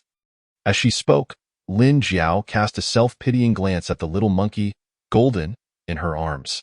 The little creature seemed to understand her words, emitting a series of chirps, unsure if it was empathizing with her or mocking her. Meanwhile, Gu Xiaola had swum far away, once again arriving at the spot where he had defeated the great white shark. This location was at least 3 kilometers away from the sandy beach of their deserted island. Where the lifeboat that Qin Wei and Old Chang had originally arrived was now resting submerged. Although the great white shark had been eliminated, they were close to open waters, and it was not impossible for other sharks or large predatory fish to appear. Hence, Gu Xiaola carefully observed the underwater surroundings for any signs of danger before taking a deep breath and submerging himself. At that same time, not more than 5 kilometers from Gu Xiaola's camp, Qin Wei was busy constructing a new camp with Old Ma and the internet celebrity girl, Xiao Li. This time, they intended to build a more solid shelter, specifically gathering numerous branches and logs at the edge of the jungle. Despite lacking many tools, they worked diligently to erect this makeshift abode. However, among the three, Qin Wei was slight and frail. Old Ma was the only one who could be considered a laborer, while the recently recovered middle-aged woman, Director Huang, could only weakly cheer them on from the sidelines. After nearly 2 hours of toil, their shelter had only begun to take shape, yet they were all drenched in sweat. Wiping his brow, Qin Wei cursed, Damn it, where have Old Chang and Old Wei gone? We sent them to fetch water, knowing we were parched from working, and they still haven't returned. Old Ma, setting down a bundle of branches, wiped his own sweat and slowly remarked, Could something have happened? Don't you remember the last time we went for water, we encountered a wild boar? If it weren't for Gu Xiaola's timely arrival, we would have been in quite a predicament. Old Ma's words sent a chill through Qin Wei. Indeed, the tropical jungle was rife with venomous snakes and ferocious beasts, and it wouldn't be surprising if Old Chang and Old Wei encountered some misfortune. Just as he thought this, an unsettling rustling sound echoed from deep within the jungle. Qin Wei and Old Ma quickly dropped their branches, grasping 2 stout sticks, ready and alert, fearing that some large beast might emerge from the thicket. However, after a moment of commotion, it was not a fearsome creature that emerged, but a disheveled Old Chang. His clothes were caked with mud, and his face and hands bore numerous visible wounds from apparent falls. No, it's bad, Old Wei, Old Chang gasped for breath, running and shouting. What happened to Old Wei? Old Chang, speak clearly, Qin Wei demanded, his eyes narrowing with concern. Old Wei, he was eaten by a crocodile. Chapter 70. Relocating? The afternoon fishing trip for Ning Lei and Lin Rui had not gone well. After nearly 2 hours on the water surface, they had caught only 3 fish barely fit for a meal. However, Lin Rui had taken Ning Lei out for more than just fishing. She primarily wanted to gauge Ning Lei's feelings about Gu Xiaola. If this young lady remained as proud as ever, Lin Rui could feel free to pursue her own affections for Gu Xiaolu, as expected. When Lin Rui subtly inquired about Ning Lei's opinion of Gu Xiaola, the young lady immediately reverted to her wealthy demeanor. Complaining about being bossed around by Gu Xiaola since their arrival on the deserted island, in her eyes, Gu Xiaola seemed to possess no redeeming qualities. Although Lin Rui recognized that some of Ning Lei's words were merely intended to provoke, she felt a sense of relief. Upon returning to the camp, she found no sign of Gu Xiaola, only Lin Jiao lamenting her solitude while complaining to the little monkey, Golden. Lin Jiao, where's Captain Xiaola? Lin Rui inquired, puzzled, noting that they had nearly completed their tasks for the day. He said he wanted to go back to the sunken ship to salvage some useful items, Lin Jiao replied, pouting in dissatisfaction. This Gu Xiaola, always so mysteriously occupied, never informs us of his plans. He shows no respect for the women in our camp. Ning Lei set down the 3 fish in her hands and plopped down onto a banana leaf, stating, I believe that Xiao Lu must have his reasons for doing this, right? After all, he has never let us down, has he? Lin Rui smiled faintly. A few minutes later, Xiao Lu returned, this time holding several metal rods, each approximately half a meter long and about the width of his palm. Captain, what do you intend to do with these items? Lin Jiao approached and took the objects from Gu Xiaoli's hands. Her expression one of confusion. Of course they are useful, but this task is rather perilous, so I can't divulge it to you just why. Yu Xiaolu removed his diving suit and organized the metal rods. The 2 sisters, Lin Rui and Lin Jiao, exchanged glances, completely unaware of Gu Xiaoli's intentions. It was Ning Lei, sharp as ice and snow, who cast a suspicious glance at the metal rods and suddenly asked, You aren't planning to use those metal rods to kill that giant crocodile, are you? Gu Xiaolu was momentarily taken aback. He hadn't expected that this young lady, who bickered with him daily, would be the one who understood him best. He glanced at the low-cut blouse Ning Lei wore and smiled slightly. Indeed, it seems the saying big chest, no brains doesn't he always hold true. Our Ning Miss certainly has her wits about her. Especially considering she fought alongside me to drive away the hyenas. Unfortunately, his words caused Ning Lei's face to flush with embarrassment. Everyone present knew that it was Ning Lei's sudden urination that had scared away the pack of hyenas that night, and Gu Xiaoli's reminder of that incident left her feeling rather uncomfortable. She could only angrily cover her modest attire with her hands and retorted, Pervert, before turning on her heel to leave. Though Ning Lei had departed, the curious Lin Jiao was still puzzled and asked, Captain Xiaolu, how do you intend to kill the crocodile with those metal rods? While the ends are somewhat sharp, it's unlikely you can directly stab it in a vital spot, right? Gu Xiaolu chuckled, directly stab? I'm not that foolish. I plan to let it stab itself. Let it stab itself? Gu Xiaoli's words left the Lin sisters even more bewildered. He paid them no mind, intent on sharpening the edges further. Meanwhile, at another camp, several survivors anxiously watched their leader, Qin Wei. Just moments ago, Lao Cheng's grim tidings had cast a heavy shadow over their hearts. Although they had encountered numerous challenges since arriving on this deserted island, they had yet to suffer significant casualties, which only amplified their panic. Qin Wei himself felt utterly lost. The only source of fresh water was infested with a large crocodile. How would they manage this water situation? Given their meager numbers, they were unlikely to hunt the crocodile successfully. They would likely end up as mere prey. Just as he was feeling hopeless, Lao Cheng spoke up again. Qin Captain, no matter how formidable Gu Xiaola may be, he surely won't devour us like a crocodile, right? There are still plenty of coconut trees nearby. If we set up camp on that beach, we can at least survive for another month without having to venture into the jungle for water. Anything is better than dying of thirst here. Lao Cheng's words resonated with the others in the camp, including the middle-aged woman Director Huang and the internet celebrity girl Xiaoli, who both wholeheartedly agreed. Only Old Ma remained silent, though he showed no signs of dissent. Qin Wei furrowed his brow, recalling how he had been thrown by Gu Xiaolu after merely bumping into his woman. His tailbone still ached from the encounter. Would they easily consent? As the captain, he felt it was difficult to oppose their sentiment and could only nod in agreement.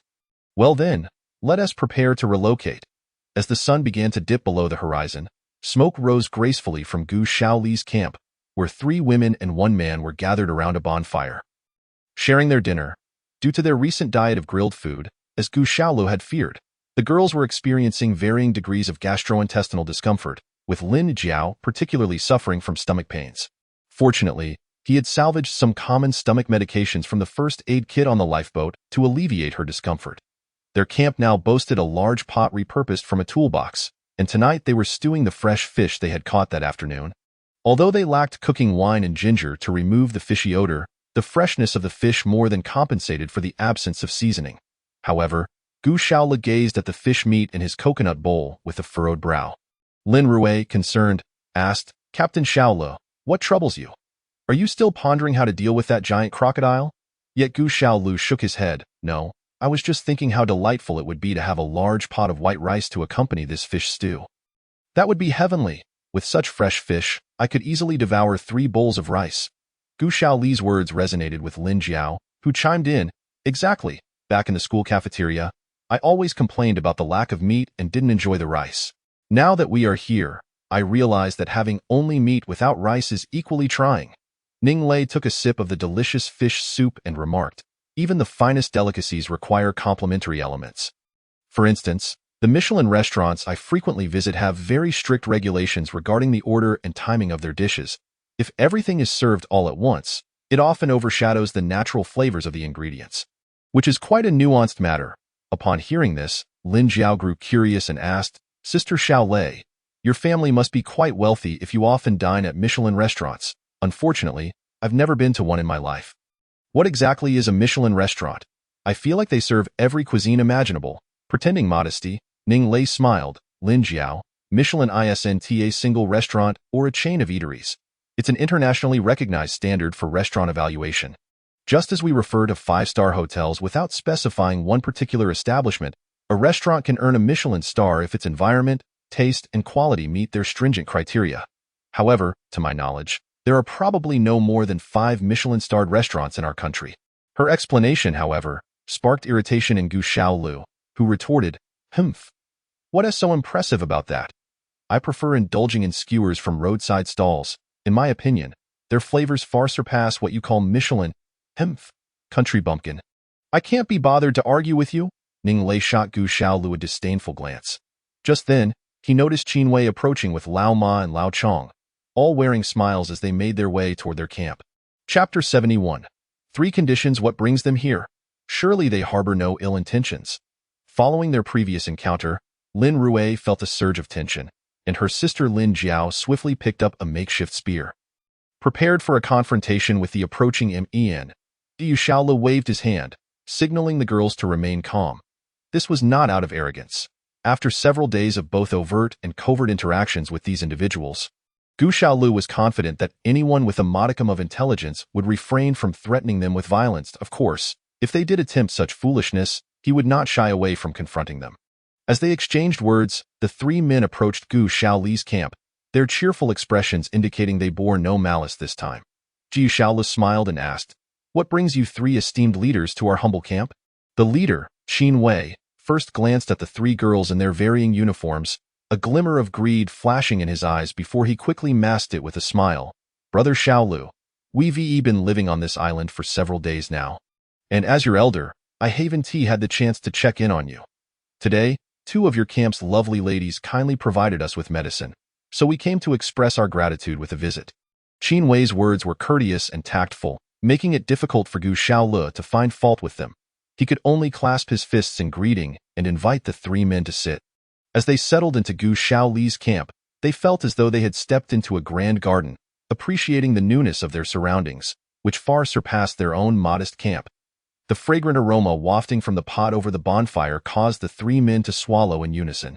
In his heart, he mused, "This Gu Shaola truly knows how to indulge. He has 3 stunning beauties adorning themselves in such alluring attire by his side, while he feasts on a sumptuous array of delicacies day after day. This is nothing short of the treatment reserved for ancient emperors. Of course, these are merely their innermost thoughts. After all, the quality of one's circumstances is not necessarily linked to their own." Gu Shaola, discerning the thoughts of the group, beckoned to the young girl Lin Jiao, instructing her to serve each of them a generous bowl of fish soup. The men were taken aback. Despite their verbal protests of no, none of them showed any inclination to refuse. They eagerly accepted the bowls, disregarding the heat, and drank deeply, swallowing both fish and broth in one go. Although a single bowl of fish was far from sufficient to satiate their hunger, Qin Wei and the others felt too embarrassed to request more, instead gesturing for Lin Jiao to refrain from serving them again. With a faint smile, Gu Shaola inquired, "Esteemed leaders, your visit to my humble camp must entail more than mere expressions of gratitude. Wouldn't you agree?" Qin Wei, Lao Ma, and Lao Cheng exchanged glances, their expressions suddenly darkening. Eventually, it was Qin Wei who lowered his voice and confessed, "To be frank, Gu Shaola, we three have come seeking your assistance." "Seeking my assistance? For what matter?" Gu Shaola asked, taken aback, and promptly pressed for clarification. Let me first inform you of a troubling incident. This afternoon, Old Wei ventured to the water source in the jungle to fetch water and was devoured by a crocodile. Qin Wei sighed softly. Such a thing occurred? Though he had braced himself for some grim news, the realization that a vibrant, living person had been consumed by a crocodile astonished Gu Shaola. Moreover, Old Wei had previously been the manager of Gu Shaola's project team at the internet company, making him a direct superior. While Old Wei was known for his sharp and unsympathetic nature, they had worked together for several years, and hearing of his demise evoked a sense of melancholy within Gu Shaola, reminding him of the fragility of life on this deserted island. Indeed, who could argue with that? Just earlier today, Old Wei and I went to a small river to collect water, and then alas, Lao Cheng took over from Qin Wei, recounting in detail the harrowing encounter he and Old Wei had at the water's edge. Although Gu Shaola had not witnessed the event firsthand, he found Lao Cheng's account credible, especially considering his own previous encounter with that very crocodile. Had it not been for the sharp instincts of the little monkey, Wang Jin, he too might have fallen prey to that lurking beast. I share your sorrow over Manager Wei's untimely passing. However, Qin Wei, you mentioned needing my help. What exactly do you require? Gu Shaola inquired casually. Well, you see, our camp's survival capacity is already precarious, and now, having lost a vital member, it has become even more challenging. Without delving into specifics, with that crocodile lurking about, none of us dare approach the water's edge. Therefore, we concluded that relocating near your camp is our only option. After all, your camp still has a few coconut trees that could sustain us for a time. Wouldn't it be a joyous occasion if we all survived? Qin Wei smiled apologetically.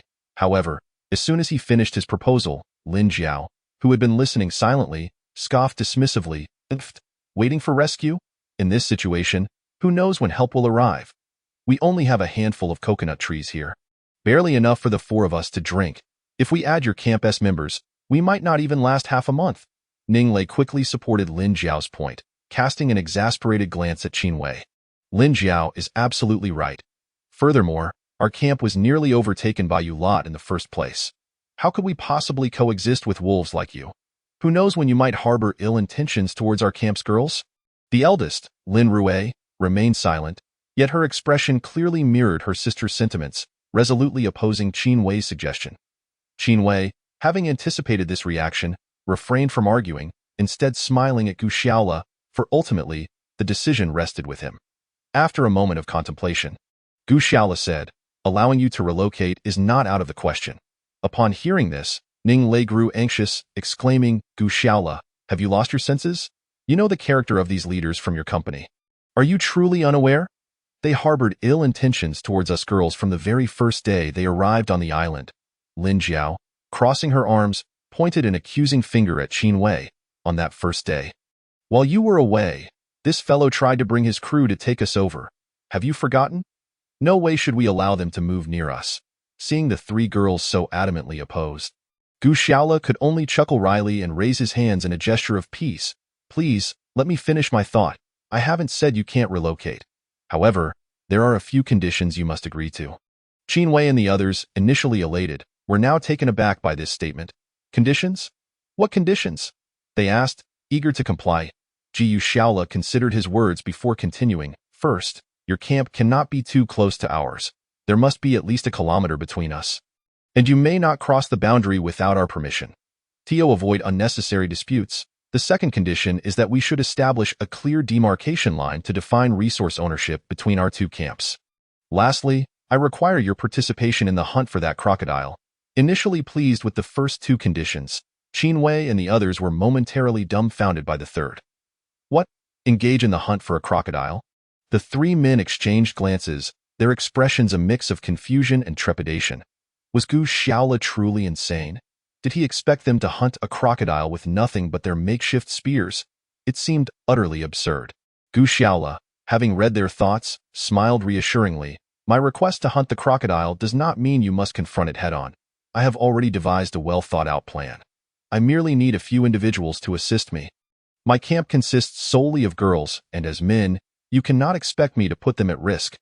Therefore, if you join me in this endeavor, I believe we have over a 70% chance of success. Upon hearing this, the three girls began to understand their leader's intentions. Such a caring captain was indeed rare. Even on a deserted island, he continued to look out for their well-being, deeply touching their hearts.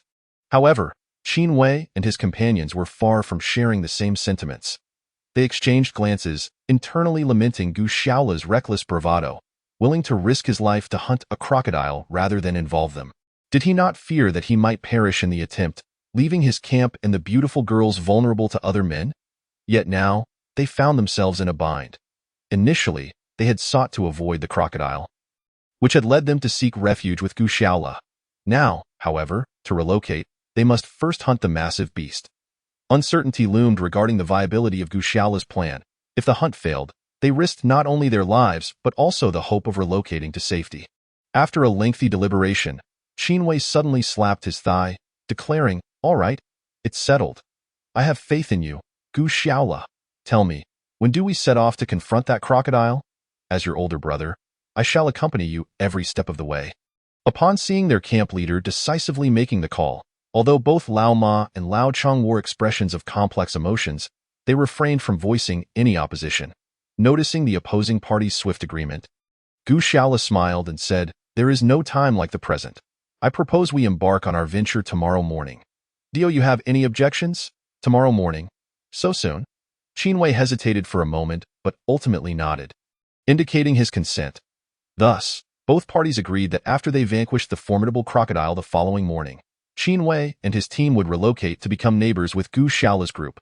Lin Rui, with a hint of concern, approached and asked, "Captain, are you certain that the plan to hunt the crocodile tomorrow is foolproof and devoid of risks?" Gu Xiaola set down the metal rod in his hand and, smiling at the mature woman clad in a female officer's uniform, replied, "In this world, is there truly such a thing as a flawless plan? Especially when it comes to hunting a creature as perilous as a crocodile. However, I reason that while this beast is indeed formidable, it remains a cold-blooded reptile with a rather limited intellect. Hence, I believe we have a considerable chance of success with our plan tomorrow." Lin Rui nodded thoughtfully, glancing at Lin Jiao and Ning Lei, who had also approached before asking, "But there is something I am uncertain whether I should voice or not. We are all comrades in the same camp, sharing the same boat. What is there to hold back? Please, speak freely." "Very well, it's not just me. Both Xiao Lei and Xiao Jiao share this concern. Are you truly at ease collaborating with your former company leaders and colleagues? Besides worrying about the risks posed by the crocodile, we are somewhat apprehensive that these individuals might create trouble for you behind your back." Lin Rui's words resonated with Gu Xiaola, who acknowledged with a nod that the girl's concerns were not unfounded. While Qin Wei's camp appeared to be a symbiotic partnership on the surface, it was, in reality, a latent competitive relationship. Although Gu Xiaola's group currently seemed quite dominant, it was well known that he alone was the pillar supporting their camp. Any misfortune befalling Gu Xiaola would undoubtedly lead to dire consequences for the Lin sisters, and Ning Lei. "Go reassure them." Gu Xiaola patted Lin Rui's shoulder, saying, "Rest assured, your captain is not one to fall easily. After all, I have 3 beautiful ladies in my camp awaiting my affection. For their sake alone, I cannot afford to perish. Ultimately, my goal is to become a human teddy bear." What began as a rather solemn declaration from Gu Xiaola transformed into a humorous quip. Lin Jiao playfully delivered a light smack to his head, exclaiming, "Humph! You aspire to be a teddy bear? I have loftier aspirations. Even as a dog, I would prefer to be a refined and elegant chihuahua rather than a mere mutt." Gu Xiaola quickly interjected, "No worries. Whatever breed you may claim, I fear nothing that a teddy bear does not discriminate against its companion species. Whether you are a chihuahua or a Tibetan mastiff, I welcome all." "Yuck! I am a human. I refuse to engage with you mongrels." Ning Lei and Lin Jiao began to playfully squabble, while Lin Rui observed them with a bemused smile, hoping that tomorrow's plan would proceed smoothly without any unforeseen complications. After a night of wind and rain, the weather had cleared significantly by evening. So, have Gu Shaola and his team agreed for us to relocate? Trouble? What kind of trouble? The middle-aged woman, Director Huang, inquired with evident confusion. Her health clearly having improved. The trouble is that Gu Shaola has requested that the three of us men accompany him into the jungle tomorrow to hunt that crocodile. What? Hunt a crocodile? Has Gu Shaola lost his mind? With just you fellows, you'll be lucky to escape if you encounter a crocodile, let alone kill it. That's tantamount to seeking death, Shaoli exclaimed in disbelief. Indeed. However, Gu Shaola made it clear that if we do not comply with his condition, our relocation will be off the table.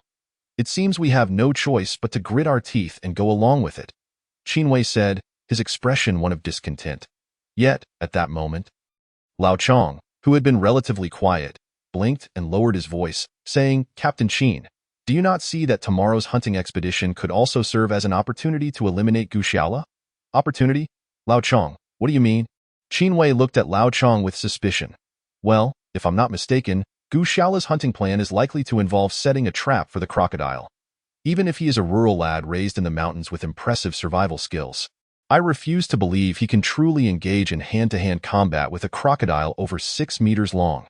A collective gasp escaped the group as they absorbed Lao Chang's ruthless logic.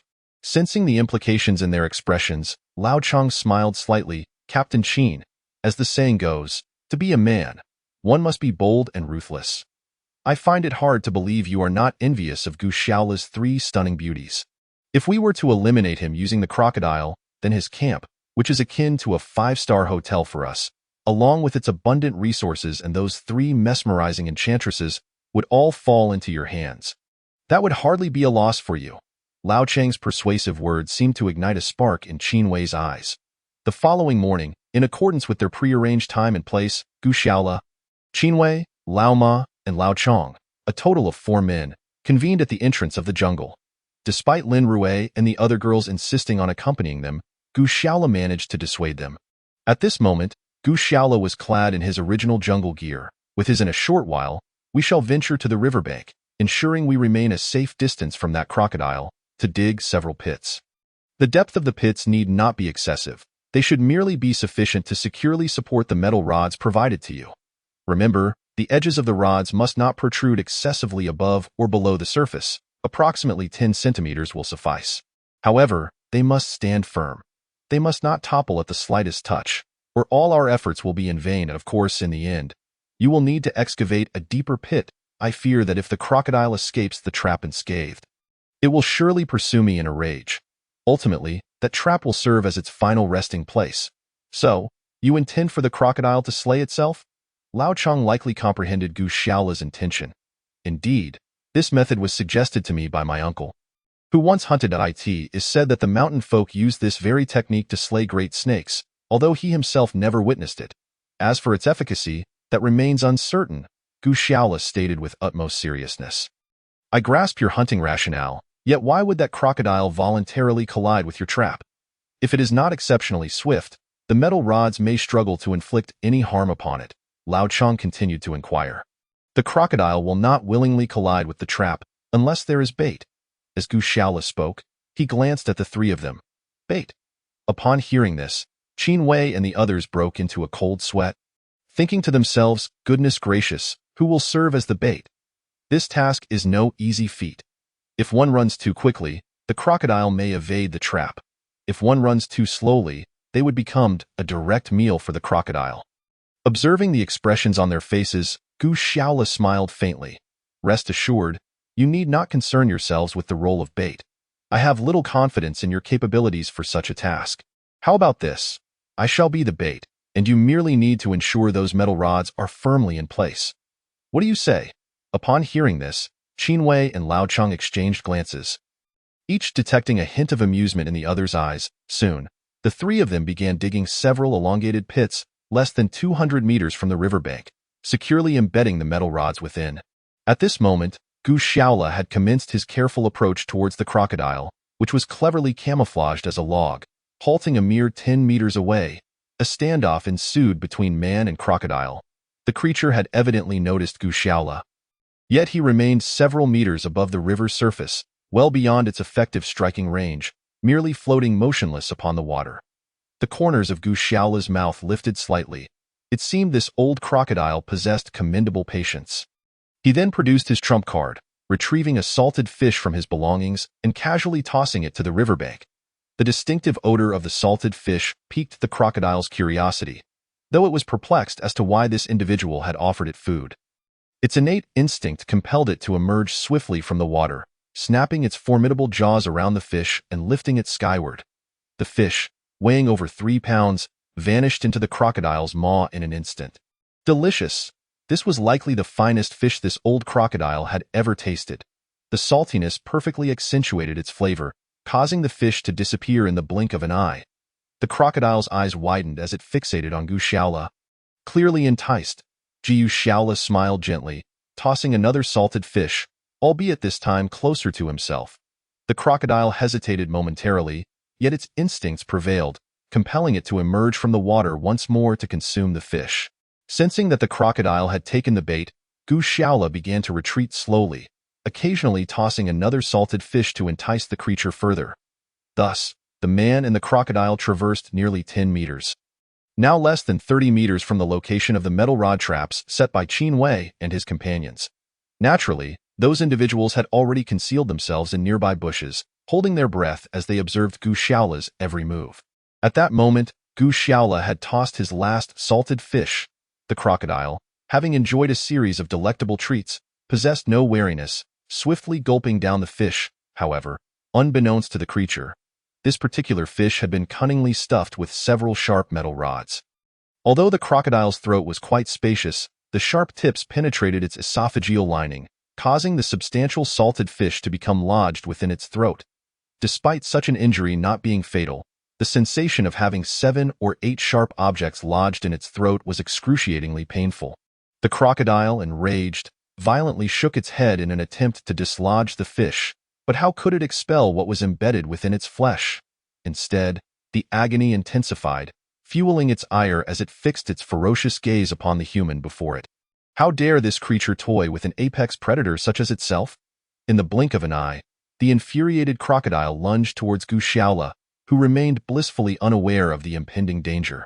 Even the onlookers, hidden nearby, were taken aback. The crocodile, which typically ambled leisurely when seeking food, was now a formidable predator, its 6-meter-long form surging forward with astonishing speed. Its 4 limbs propelled it off the ground, sending clouds of dust and debris into the air. The distance of approximately 10 meters that separated Gu Xiaola from the crocodile was rapidly diminished within mere seconds, though panic surged within Gu Xiaola. He was, after all, a child of the mountains, having engaged in hunting before. His reflexes and agility remained commendable. As the colossal crocodile lunged at him, he deftly rolled aside, narrowly evading its gaping jaws, without pausing to regain his footing. He scrambled towards the metal rod traps with all fours. Having suffered such a considerable setback, the crocodile was not inclined to let him escape easily. Its short limbs flailed in a desperate chase.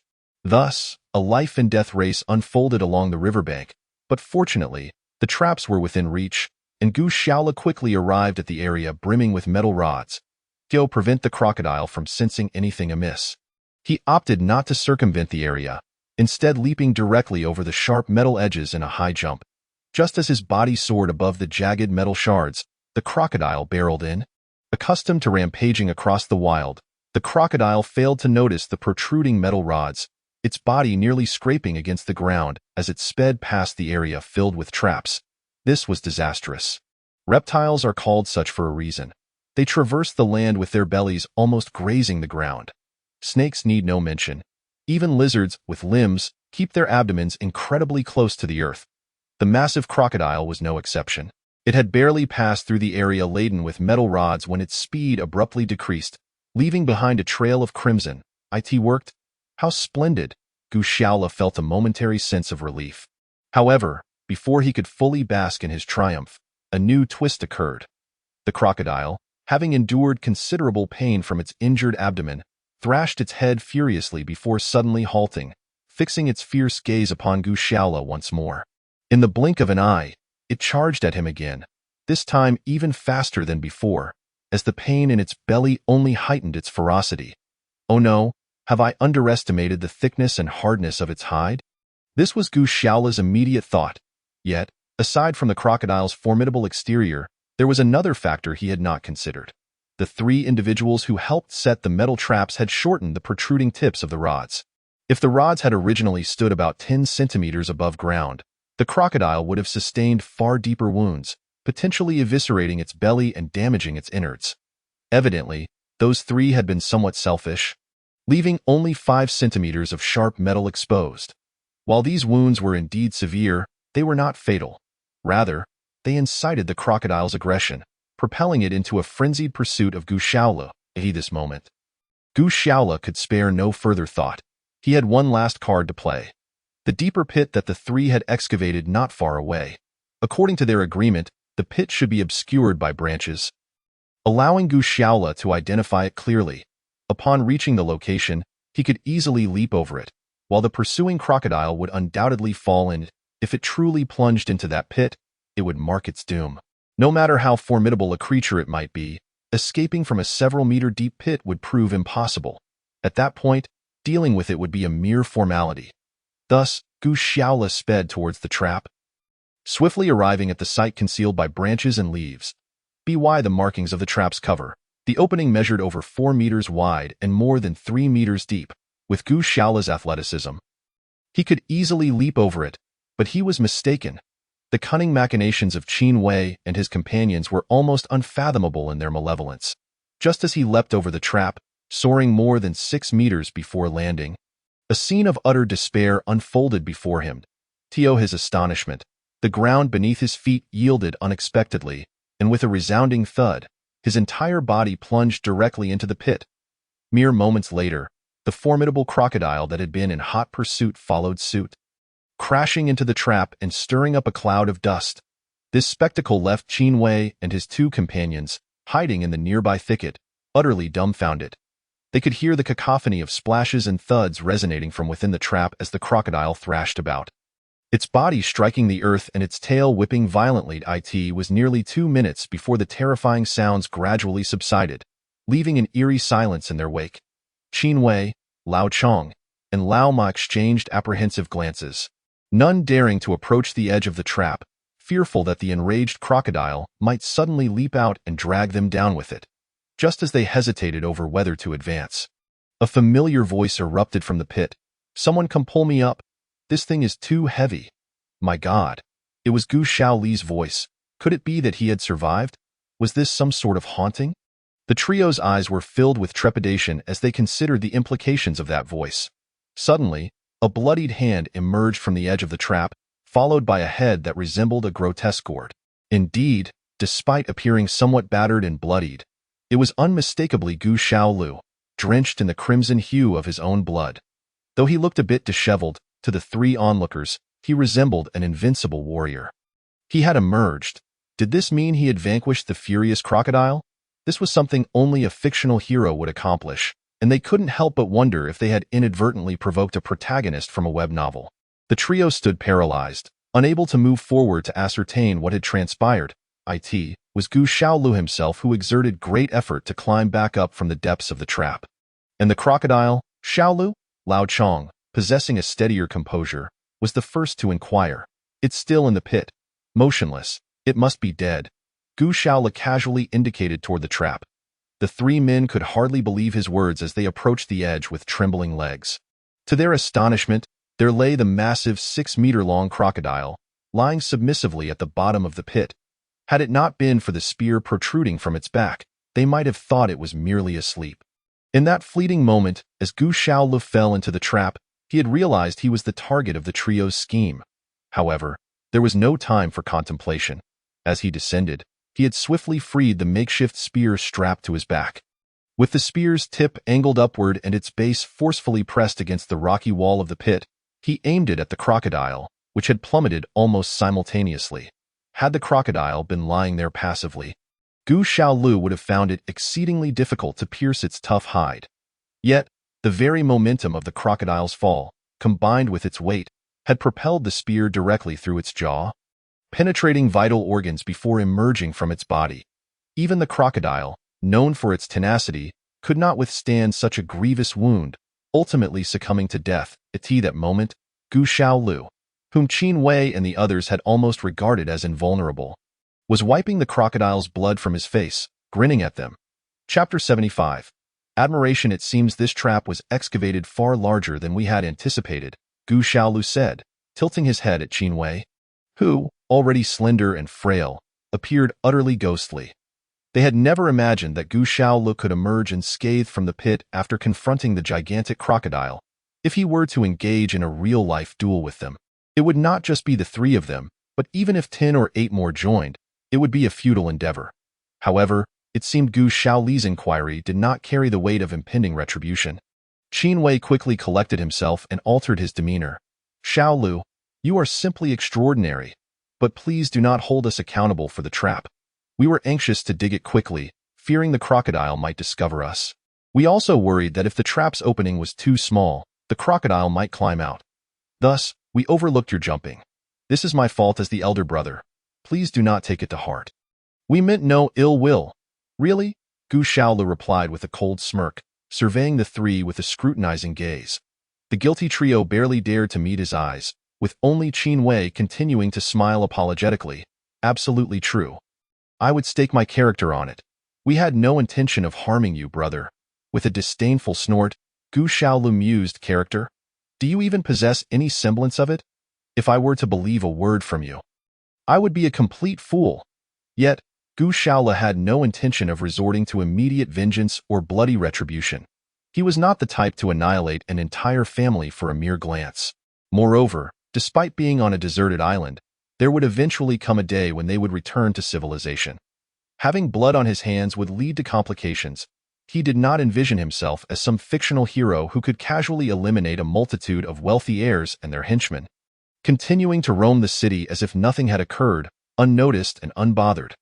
Such a scenario was utterly implausible in the real world, where even minor accidents garner incessant media coverage, let alone a murder.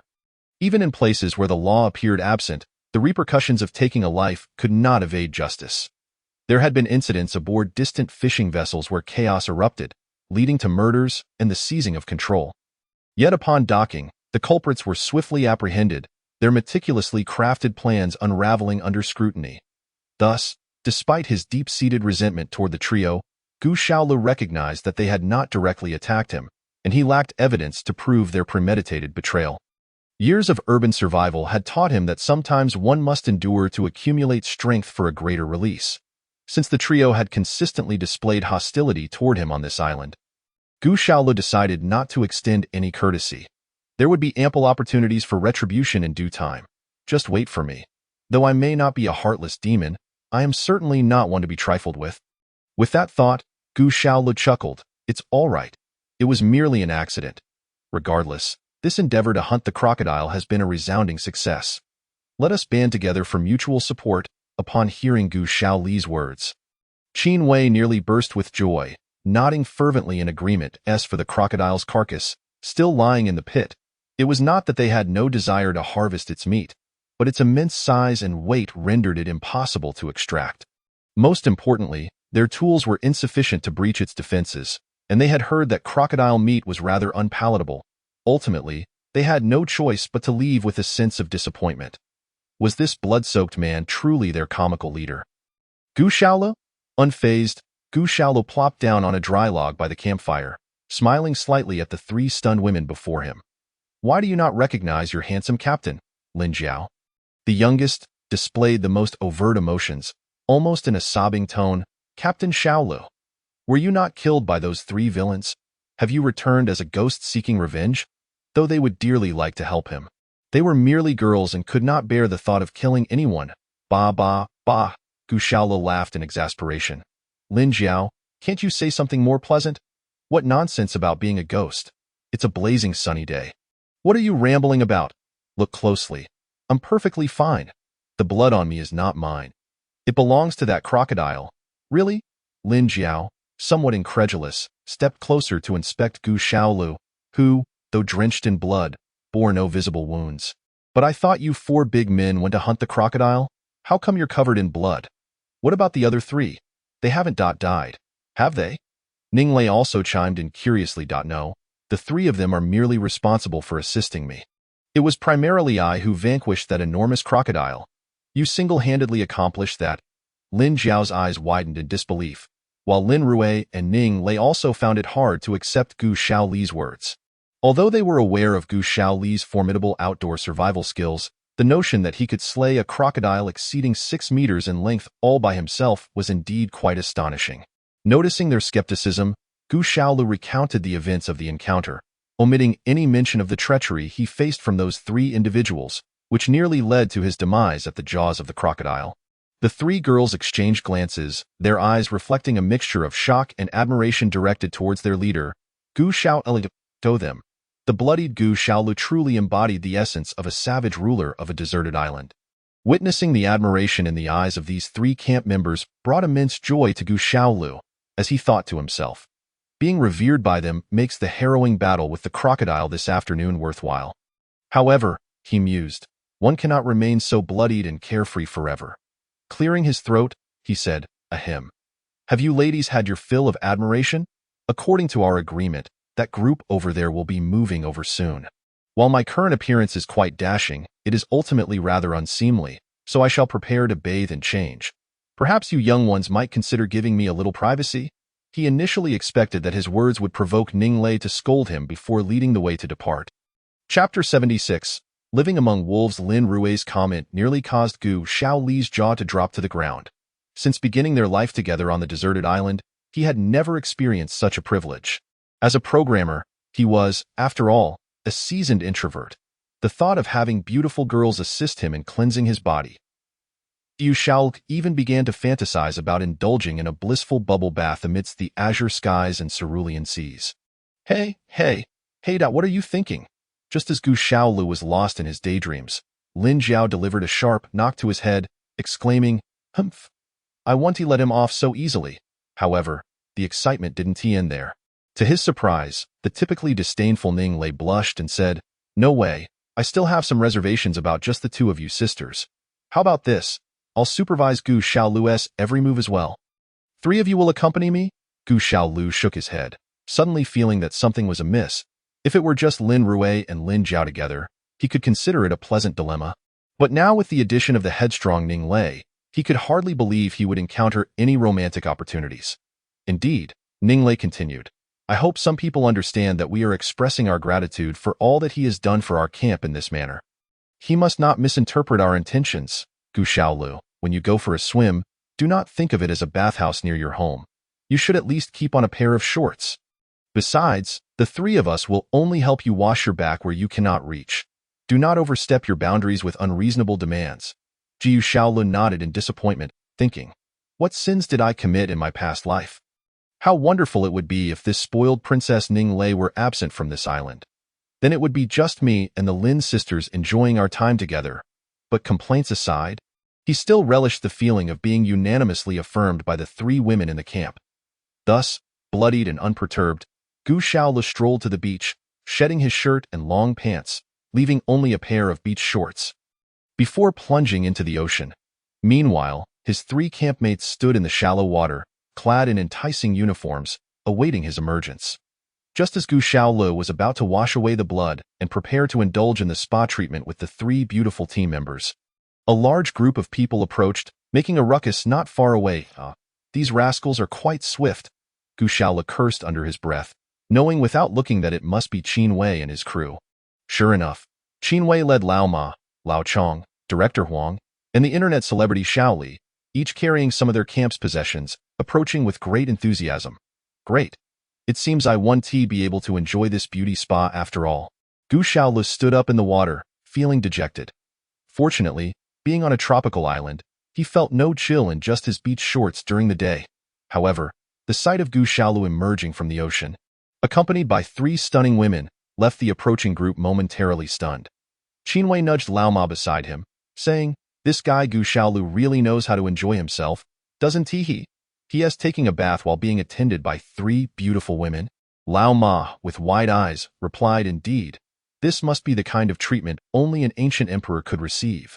Yet, Unlike the other men, Xiaoli, the internet celebrity, fixated her gaze on Gu Xiaolu, still dripping with water. His well-toned physique glistening in the sunlight, the six-pack abs particularly prominent. Wow! I never expected Gu Xiaolu to have such a great body. No wonder he has so many girls around him.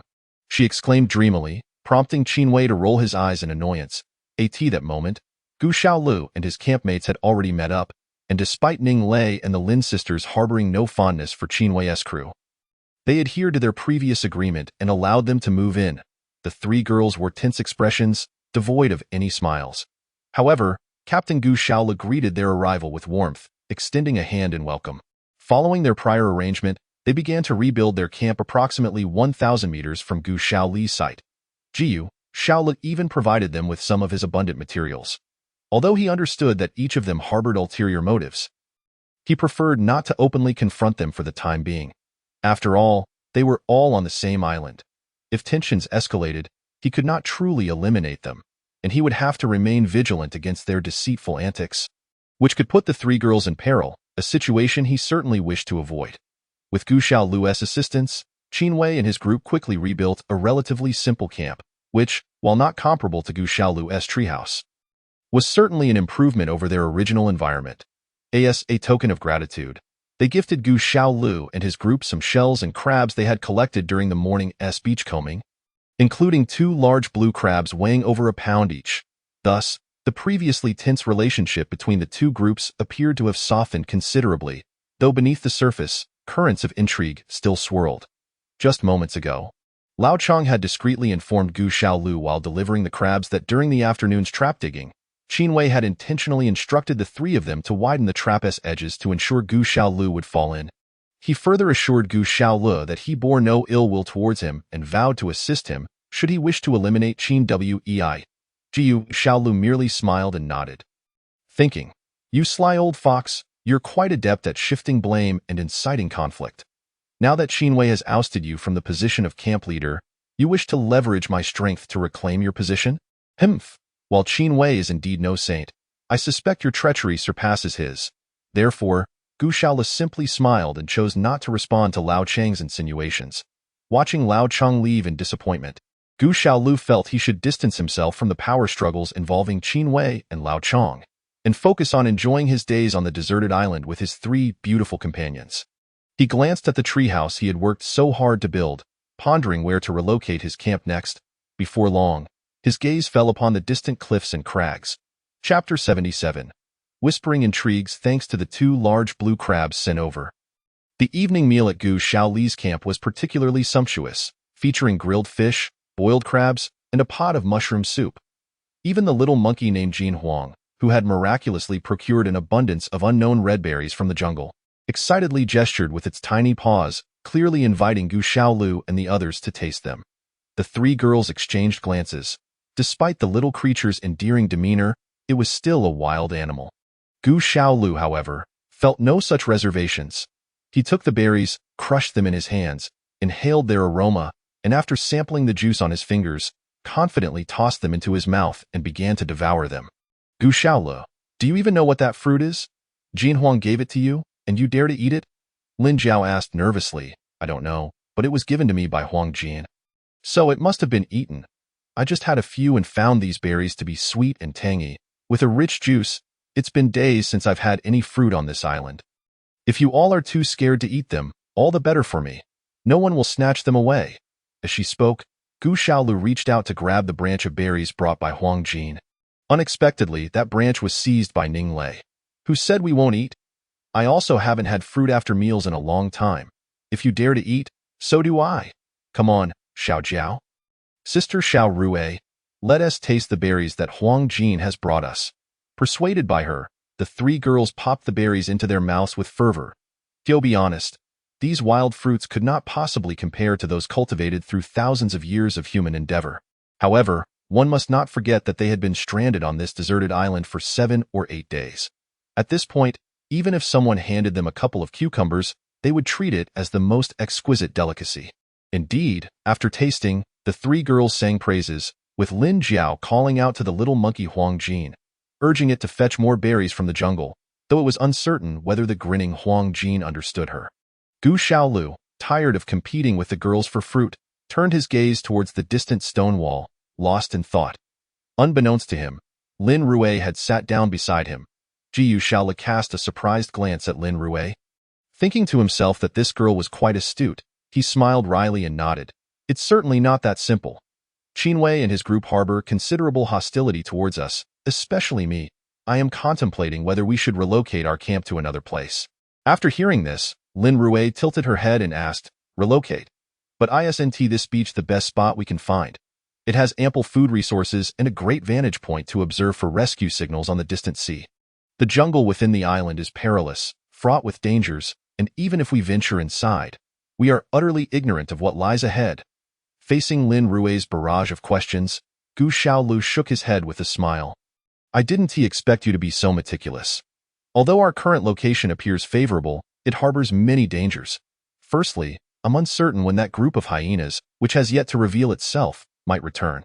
Lastly, I can't shake the feeling that there are other potential threats lurking here. My instinct tells me that we shouldn't linger. Lin Rue nodded seriously and then inquired, then, Captain Xiaolu, where shall we move? We won't be forced into the jungle, will we?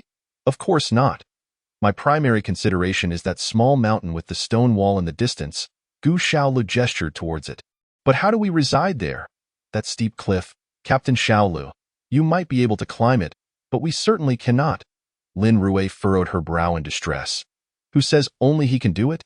Ning Lei plopped down beside Lin Rue, her brow furrowed as she said, Gu Xiaolu, I don't know why you want to go to that sheer cliff, but let me tell you.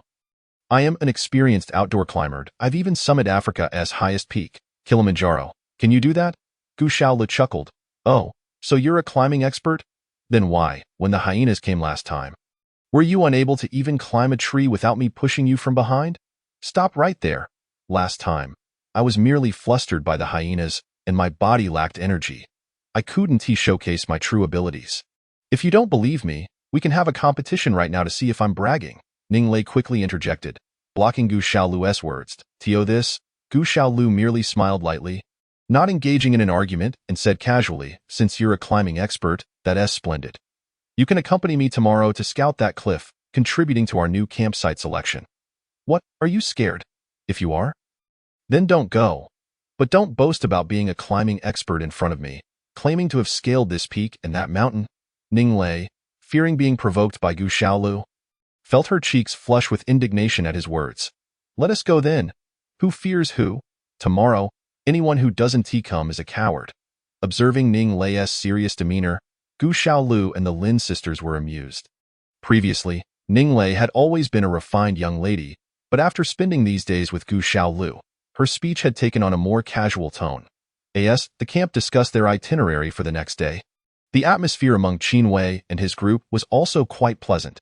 That evening, they feasted on the salted fish provided by Gu Xiaolu. After days of hunger, they gorged themselves on the delicious food. In the midst of their meal, Qinwei glanced at the ever-cautious Lao Chong beside him.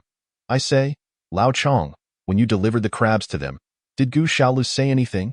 Feeling guilty, Qinwei was worried that Gu Xiaolu might hold a grudge over the afternoon's events. Lao Chong smiled slightly.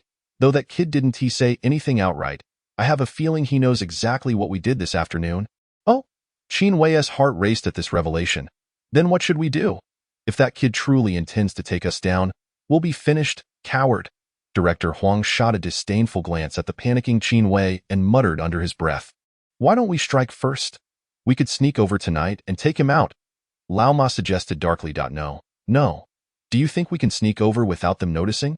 If our ambush fails, have you considered the consequences? Lao Chong smiled sinisterly. Consequences? Qinwei's expression froze. He understood the implications all too well. If they couldn't eliminate Gu Xiaolu, the fate of the three men was all but sealed. They didn't possess the resilience of that giant crocodile. Observing the look on Qinwei's face, Lao Chong smiled and said, Actually, Captain Qin needn't worry too much. That kid is currently living a blissful life with his wife and child. As long as we don't provoke him, I'm certain he won't easily take action against us. However, for the sake of the entire island, our camp will always have a competitive relationship with theirs. So we should prepare early. Qinwei contemplated for a moment, then suddenly slapped his thigh and declared, Then it's settled. tomorrow morning, all the men in our camp will rise to work, even if we don't play dirty. I, Qin Wei, refuse to be outdone by that Gu Xiaolu who emerged from the mountains. Chapter 78. Rock climbing that night, Gu Xiaolu hardly rested well. Firstly, he was somewhat uneasy about Qin Wei and his group. And secondly, a subconscious sense of crisis lingered in his mind. Therefore, at the break of dawn the next day, Gu Xiaolu gently moved closer to the sleeping girls, glancing at Ning Lei, who was still clutching Huang Jin's tail in her dreams. In the morning light, the young lady's eyes were tightly shut, and a single glistening tear clung to her long, delicate eyelashes. What kind of dream is this silly girl having? It must be tough for her. Transitioning from a life of privilege to becoming a survivalist in the wilderness, Jiyu Shaola contemplated inviting her to accompany him on an adventure to the stone wall, but thought better of it. Such matters were easier handled by a man. Thus, he quietly maneuvered his way down the rope ladder from the treehouse, preparing essential gear for the journey in addition to his ever-present machete, woven vines, Swiss Army knife, and lighter. Gu Xiaolu also brought along some dry grass for kindling. What do you need that for? Ning Lei, who followed him down, asked curiously. Better safe than sorry. I believe it might come in handy. Without lifting his head, Gu Xiaola continued to prepare the gear for their departure. At that moment, the little monkey Huang Jin, which had been nestled among the three girls, was stirred awake by their voices. It climbed down the large tree, chattering curiously at the two of them. Huang Jin, do you wish to join us? Ning Lei greeted it, and the little monkey, displaying a surprising understanding, promptly leaped onto her shoulder. Chattering animatedly, surely, this little creature's agility surpassed that of both of them, right? Why not take it along? Perhaps it could assist us on our journey. Thus, a man, a woman, and a little monkey set off after scribbling a note about their exploration of the distant stone cliffs and the sandy beach of the campsite. Heading towards what Gu Xiaola believed to be the ideal location for their new home. As it was still early, the sun lingered just above the horizon, yet to ascend fully. Although visibility on the deserted island was relatively clear, the light remained somewhat dim. A thin veil of mist floated above the island in the morning glow, and it was not long before Gu Xiaola and Ning Lei found their clothes dampened by the moisture. You know, you could have at least chosen a better day to venture out, Ning Lei complained as she followed Gu Xiaola, less than 3 meters behind, patting her damp clothes. Truly, the nature of a person is hard to change. This young lady has been living on a deserted island for over a week, yet her haughty temper remains. Gu Xiaola shook his head with a wry smile. I say, Miss Ning, you ought to observe the island's climate closely. If you wish to find pleasant weather, you might need to wait several months. Although Ning Lei was reluctant to concede, she recognized the truth in Gu Xiaola's words. Yet, she continued to grumble, then why not just enjoy a good sleep in the treehouse on the beach? Why must we venture out to scout a new campsite? I truly cannot fathom your reasoning. Jiyu Shaola, weary of the futile argument, quickened his pace. Noticing his silence, Ning Lei had no choice but to grit her teeth and follow closely behind. Thus, the trio, comprising a man, a woman, and the little monkey Huang Jin, who was yawning on Gu Xiaola's shoulder, swiftly vanished into the mist of the beach. The distant cliffs appeared deceptively close, yet the trek proved to be quite lengthy. After over an hour of continuous walking, they had barely covered the distance of 10 kilometers to arrive at the base of the cliff. However, as they approached the rocky precipice, the terrain became increasingly treacherous. With the soft, thick white sand replaced by scattered stones and puddles, consequently, their pace slowed significantly. What kind of path is this? It's so difficult to traverse, Ning Lei lamented. Humph, can you walk at all? I can manage just fine, Ning Lei retorted, still stinging from Gu Xiaola's earlier comment. Well, fortunately, it seems we are not too far from the cliff. Perhaps another 10 or 20 minutes of walking will suffice. Gu Xiaola waved his hand, and the little monkey on his shoulder also chattered, though it was unclear whether it was encouraging Ning Lei or joining Gu Xiaola in teasing her. As the old adage goes, even a seemingly short journey can be long. Despite the remaining distance not appearing far, it took them nearly half an hour to finally reach the foot of the cliff. Jiyu Shaola examined the rocky face closely, noting that while it seemed steep from afar, there were indeed angles suitable for climbing. Turning to Ning Lei, who was rubbing her sore feet, he asked, So, do you have the confidence to ascend, O master of rock climbing? All right, prepare yourself. We are about to begin our ascent, Gu Xiaola declared with a smirk. Meanwhile, Lin Rui and Lin Jiao had awoken nearly an hour after Gu Shaola and Ning Lei had departed. The daylight had brightened significantly, and upon descending from their treehouse, they discovered the message Gu Shaola had left for them on the beach. Lin Rui furrowed her brow. I wonder if Gu Shaola and the others will find a suitable place this time. Don't worry, sister. I believe Gu Shaola has considerable skills in the wild. A mere cliff should pose no challenge for him. Lin Jiao reassured her. I'm just worried about one thing. What are you worried about? Lin Rui asked. Taken aback, I'm concerned that my brother-in-law might get snatched away by someone else. You see, he and Ning Lei are alone in the mountains, and if emotions run high, who knows what might happen. Isn't that quite normal? Lin Jiao speculated with a mischievous grin. What nonsense have you been learning at school?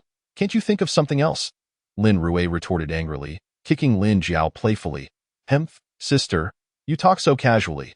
You were the one who said you wanted to win over Gu Shaola on your first day here. It has been nearly 10 days, yet you haven't made any progress. Are you perhaps a bit out of practice? If you can't manage, just say so. Maybe your younger sister could surpass you. Lin Jiao teased as she dodged away, covering her backside. Stop your rambling. I can't shake the feeling that our current relationship is quite satisfactory. Besides, if Gu Shaola were the type to be easily swayed by appearances, he would have shown his true colors by now.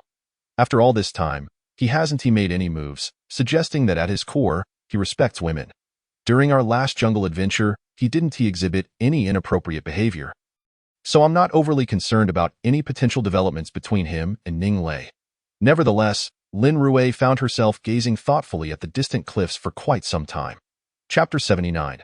The cave. At that moment, Gu Shaola and Ning Lei had already scaled nearly 40 meters of the rock wall. Although it was easier to climb than anticipated, the remaining distance to the summit, close to 100 meters, was still quite taxing. The little monkey Huangjin had already climbed onto the cliff, its light body and naturally equipped climbing claws allowing it to ascend effortlessly, pausing occasionally to make faces at them. This little creature seemed to be mocking their slow progress. Gu Shaola wiped the sweat from his brow and glanced down at Ning Lei, who was 2 levels below him, and of course, how could we possibly compare to it? Ning Lei huffed, breathless and perspiring. How much higher do we have to go? I feel like we've been climbing forever without seeing the top. Ning Lei, you really ought to step it up. Didn't you boast about conquering Mount Kilimanjaro? That mountain is nearly 6,000 meters high. How can you be so exhausted after barely climbing 60 meters? Gu Shaola chuckled, looking down at Ning Lei.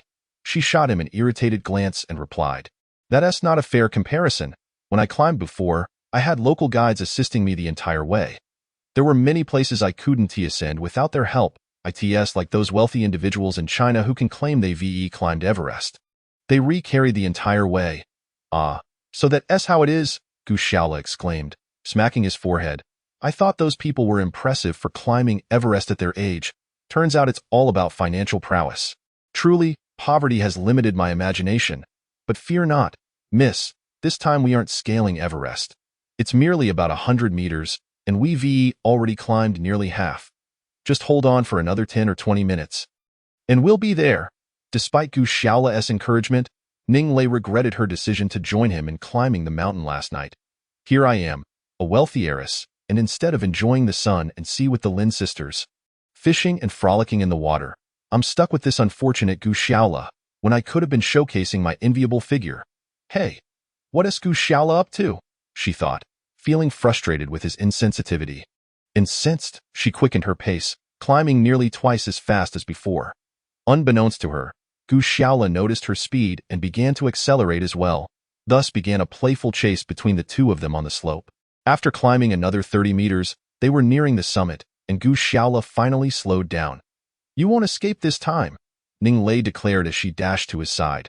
Reaching for his foot, Gu Shaola did not evade her grasp, allowing her to hold onto his ankle. Do you think I want to pull you off this cliff and send you tumbling to your doom?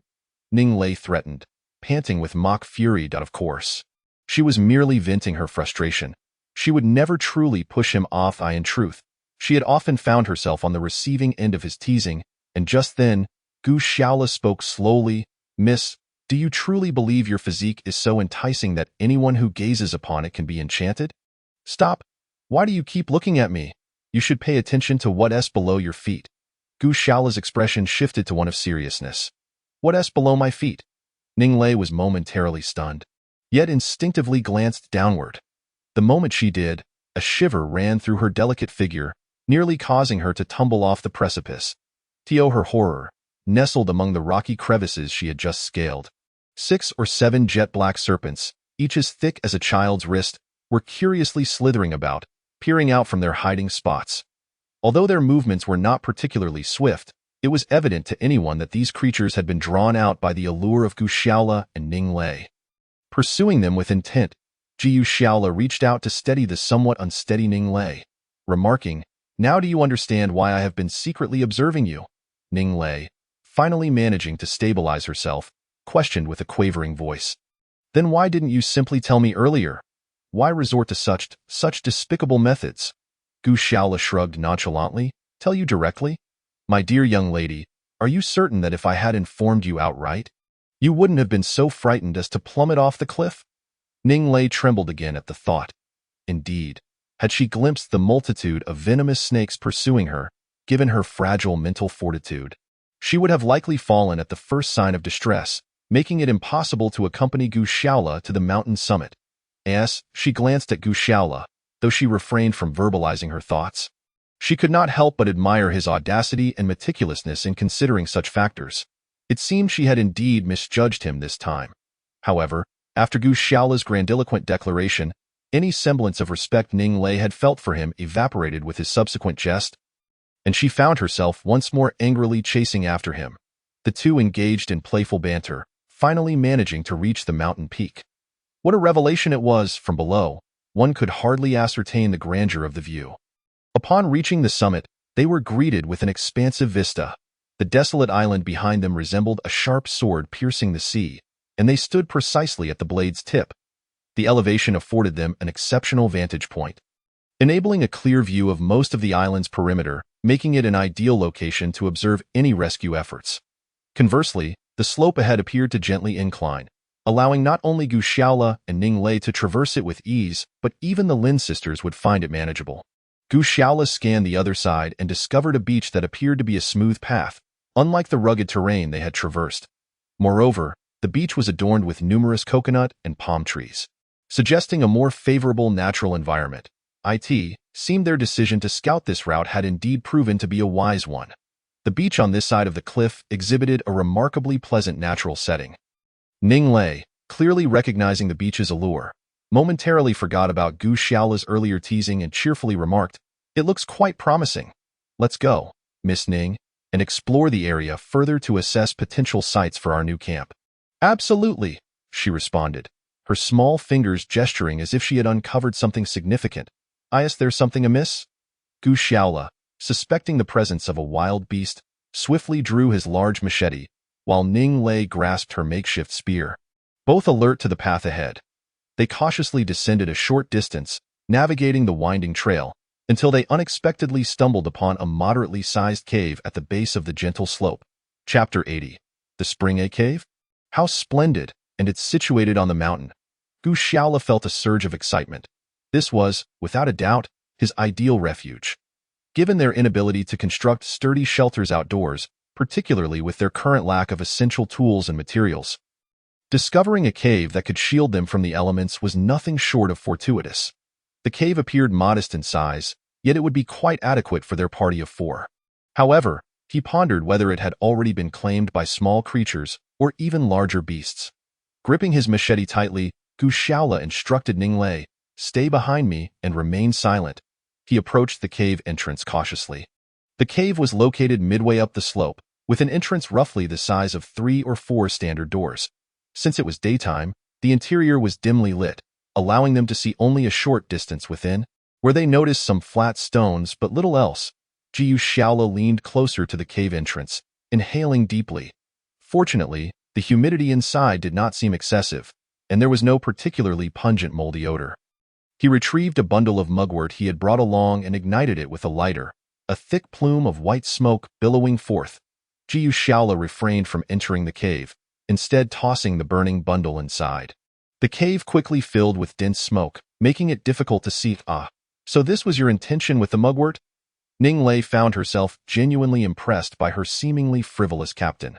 Gu Xiaola's outdoor survival skills were evidently not to be underestimated. He humbly waved his hand, signaling the little monkey, Huang Jin, and Ning Lei to step back from the cave entrance. In truth, it was a simple tactic. When he accompanied his uncle hunting in the mountains as a child, he would often carry mugwort. If he encountered a cave where he was uncertain about the presence of larger beasts or venomous creatures, he would ignite it and toss it inside. No matter how formidable a bear might be, it would be forced out by the smoke. Gu Shaola's words startled Ning Lei. A bear? Are you suggesting there could be a bear in this cave? Gu Shaola chuckled. It's unlikely for such a cave to harbor large predators, especially since it is somewhat distant from the forest, making hunting inconvenient for them. However, there may be smaller creatures within, and you'll likely see them soon.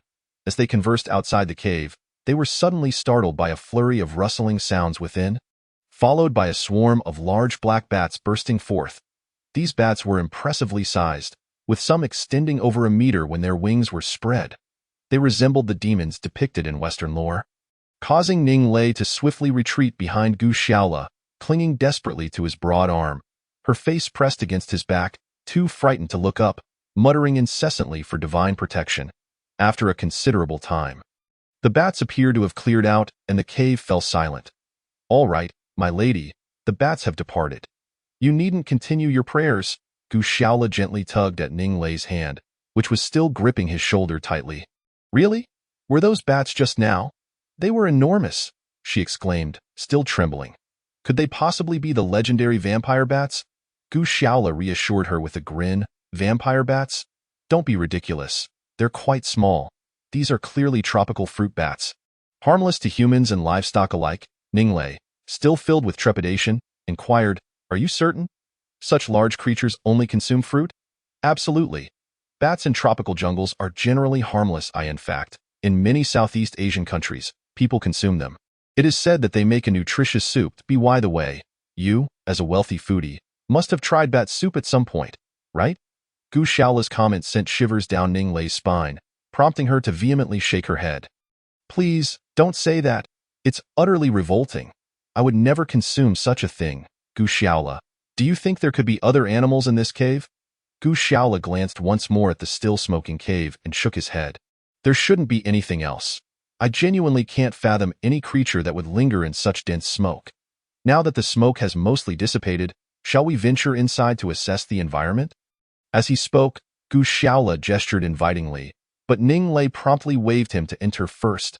The little monkey, Huang Jin, also chirped nervously, seemingly hesitant to enter. Gu Shaola chuckled, recognizing the cleverness of both the girl and the monkey. He then took hold of his machete and cautiously stepped into the cave. Yet, as they entered, they felt a sticky layer of white substance beneath their feet. Ugh, what is this? It's disgusting, Ning Lei exclaimed loudly from behind him. That must be the droppings of those fruit bats.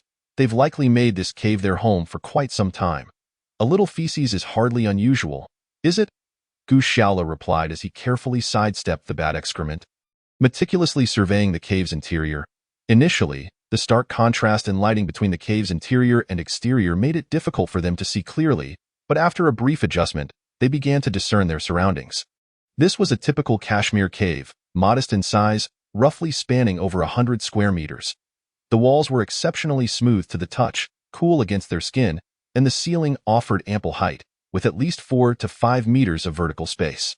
Moreover, aside from the rather unpleasant bat droppings, the cave was devoid of any other debris, rendering it an excellent temporary shelter for their party. Gu Shaola meticulously inspected the surroundings and found no other issues. Satisfied, he nodded and remarked, It appears that as long as we clear away this bat guano, this place will be fit for habitation. Ning Lei, covering her nose with her hand and tiptoeing cautiously behind Gu Shaola, immediately chirped in a high-pitched voice upon hearing this, Clean up the droppings? Who's going to do that? You don't mean to suggest that it's just the two of us who will handle it, do you? The bat droppings here are nearly 3 inches thick, and how are we supposed to clean it without a water source? Gu Shaola remained silent. While it was true that Ning Lei was exhibiting her haughty temperament as a young lady, her concerns were not unfounded. Without water to wash away such a thick layer of bat droppings, it would likely take days to clear them away. Just then, a lively little monkey named Huang Jin bounced into their view, chattering excitedly. Although Gu Shaola did not understand monkey language, He could surmise that the little creature had made some discovery. He followed the monkey to an inconspicuous stalagmite, where the monkey stopped and gestured animatedly. Gu Xiaola, puzzled, reached out to touch the stalagmite and was astonished to find it was wet. Furthermore, he discovered that a clear stream of water flowed gently from the apex of the stalagmite. Is this a spring? Cautiously, he dipped his finger in the water and brought it to his lips. It was indeed fresh water. Gu Xiaola was elated, nearly jumping for joy. For those of them who had survived in the wilderness, a stable and clean source of fresh water was the most coveted resource. The primary reason for their relocation was the difficulty of obtaining fresh water at their previous beach. Now that they had found a spring in this cave, it felt like a divine gift. With this location as their base, the four of them could sustain themselves on this island without significant issues. Although Ning Lei was also happy, her face still bore a hint of gloom. It was not for any other reason except that her earlier crowing about the lack of water had now been countered by the discovery of a spring, and it seemed inevitable that they would have to clean up the thick layer of bat droppings.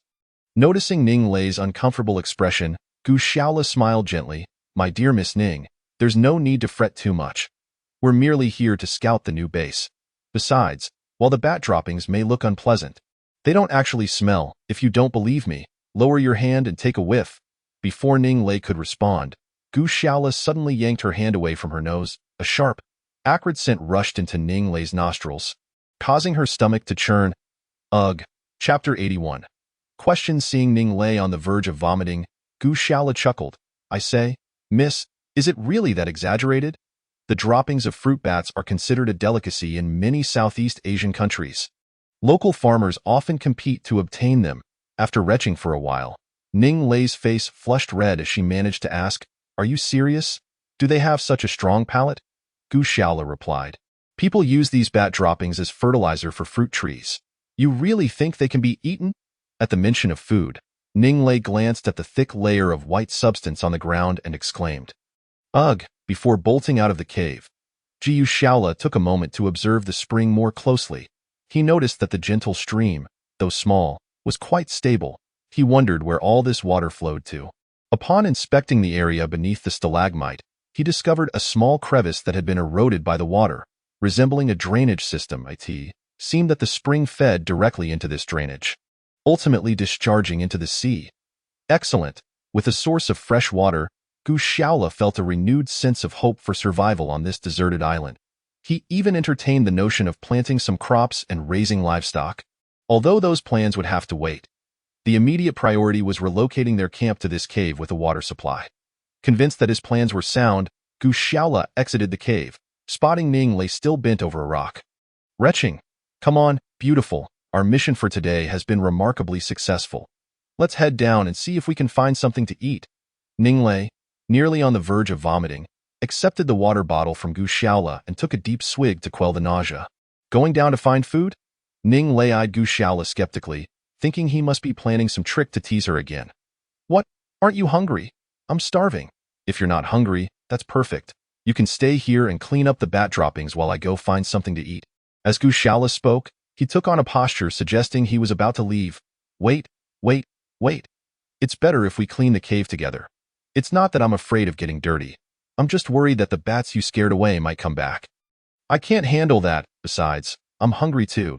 I'll accompany you to find food. Ning Lei quickly added, pointing at the little monkey. Come on, Huang Jin, let's go find something to eat. The little creature seemed to understand, leaping onto Ning Lei's shoulder and excitedly gesturing toward the beach below. Sister? Gu Xiaola raised an eyebrow, puzzled at Ning Lei's choice of words. How did that hierarchy come about? Now you are calling yourself a sister? What is so surprising about that? We've all agreed with Huang Jin that I'm its second sister. Xiao Rui is its elder sister, and Xiao Jiao is, naturally, its big sister. Ning Lei explained, gently stroking Huang Jin's soft golden fur. The monkey sisterhood? Gu Xiaola couldn't help but chuckle, but then he paused, recalling something. And what about me? You three have all been assigned as its sisters. What does that make me? Oh, right. Xiao Jiao said you're its uncle. Ning Lei pondered for a moment before replying. Uncle? Are you kidding me? You all get to be its older sisters, and I get demoted to uncle.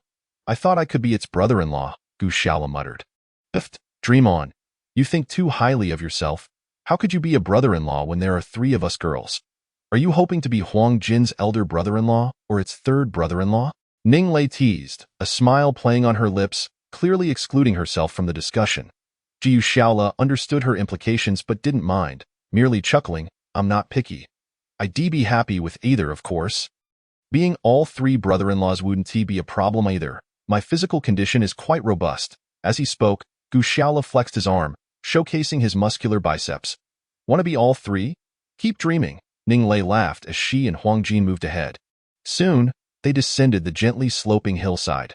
Wow, this place is stunning. The beach they currently stood upon was already beautiful, but the beach just a short distance away was even more enchanting. The soft, white sand beneath their feet led to a dense grove of coconut trees less than 50 meters away, with their side of the beach littered with fallen coconuts. What was even more remarkable was the abundance of seafood resources in this area. They hadn't walked far before spotting several large crabs the size of soccer balls leisurely scuttling along the shore. Coconut crabs? Looks like we're in for a treat today. Gu Shaola seized a spear and aimed at a large crab, throwing it with precision. The spear pierced the crab's shell, pinning it to the sand. Wow! Awesome! Ning Lei clapped her hands in delight, and even the little monkey performed flips in excitement. Such large coconut crabs would cost at least 2,000 yuan back home, but alas, there was no French wine or an elegant Western restaurant here. Sigh. Ning Lei's earlier excitement waned into disappointment. Why the pessimism, my dear miss? No matter how exquisite the environment is, can it rival the breathtaking natural beauty of this pristine island with its blue skies, azure sea, and white sandy beach? One must learn to be content and find joy. Consider how many perished in the shipwreck.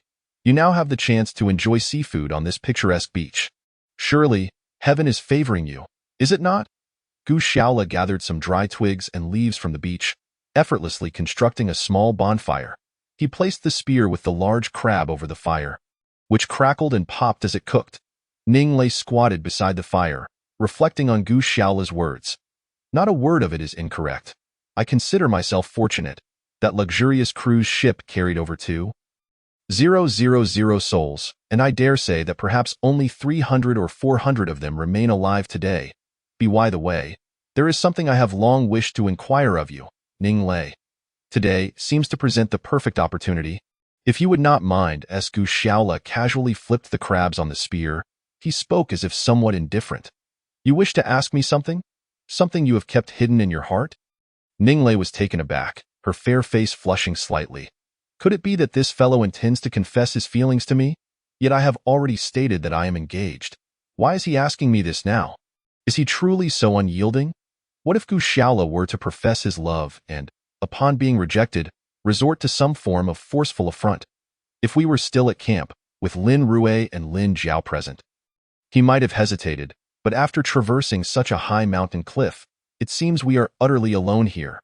Even if I were to scream, I doubt anyone would hear me. What if he attempts to take liberties with me? In a mere span of seconds, this young lady's mind raced through several scenarios that, of course, Gu Shaola remained entirely oblivious to her thoughts. What's wrong with you? He inquired, perplexed. I have a fiancé. Ning Lei hardly registered Gu Shaola's earlier question, stammering in response. What are you talking about? Who inquired about your fiancé? I merely wish to ask, given your status, should you not have been residing in the first-class accommodation on the cruise, the upper deck? How could you have failed to board a lifeboat? My heavens, is that truly the question at hand? Ning Lei nearly wished to bury her head in the sand, having foolishly assumed that Gu Shaola would confess his feelings to her. After collecting herself, she glanced at the crabs on Gu Shaola's spear, which were beginning to exude a tantalizing aroma, and stammered. I was not on the deck at the time. Thus, I did not manage to board the lifeboat. Not on the deck? Then where were you? Gu Shaola was taken aback. He was acutely aware of the circumstances surrounding the cruise. It was inconceivable that someone of Ning Lei's affluent background would not promptly board a lifeboat. Even those from their company, like Lao Chong and Lao Wei, who resided in second-class cabins, managed to secure a spot on a lifeboat. The thought of Ning Lei merely floating on the surface with a life jacket was simply implausible. Chapter 82. An unexpected discovery. Noticing Gu Shaola's bewildered expression, Ning Lei felt a twinge of embarrassment. In truth, I sneaked away from home. I booked my ticket under the guise of our family maid. Deliberately selecting the same inferior cabin as you? Ning Lei's explanation only deepened Gu Xiaola's confusion. Why would a well-bred young lady choose to book a ticket under her maid's name? Realizing that Gu Xiaola still did not comprehend, she shook her head. In any case, the situation is rather complex. I am merely clarifying why I did not board a lifeboat. Other matters are my private affairs and do not necessitate your knowledge. Gu Xiaola blinked in contemplation for a moment. I say, Ning Lei, are you not perhaps exaggerating? Claiming to be a daughter of a wealthy family while, in reality, you are just another worker in the city? Like those boastful individuals on certain forums who claim to have just arrived in America, presenting themselves as successful figures to impress others. You? Ning Lei was incensed, her delicate face aflame. If you think I am such a person, so be it. I stand by my words. The virtuous need not prove themselves. Regardless, we are on a deserted island, and it is futile for me to explain myself further. Believe what you wish. Seeing that Ning Lei was clearly agitated, Gu Xiaola offered a gentle smile. Very well, I shall take your word for it. In truth, being a wealthy heiress has little allure. I suspect you lack the freedom I enjoy as an ordinary citizen.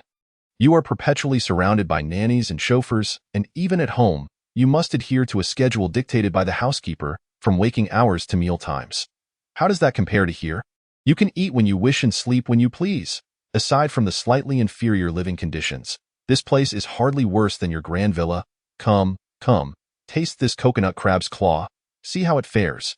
As Gu Xiaola spoke, he grasped one of the crab's large claws with a banana leaf, pulling it forcefully. The crab's front claw yielded, revealing a generous portion of tender, steaming white meat, the aroma of seafood wafting through the air.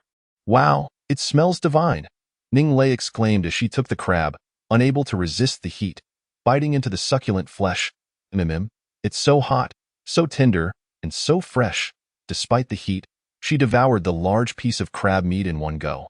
How does it measure up to the Michelin-starred restaurants you frequent?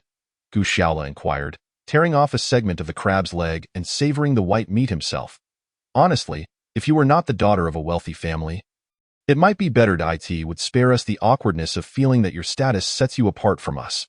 Ning Lei, having already polished off a claw, replied, As for my identity, you can think what you wish.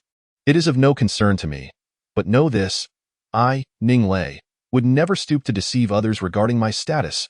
Moreover, I hope you refrain from sharing our conversation with the Lin sisters.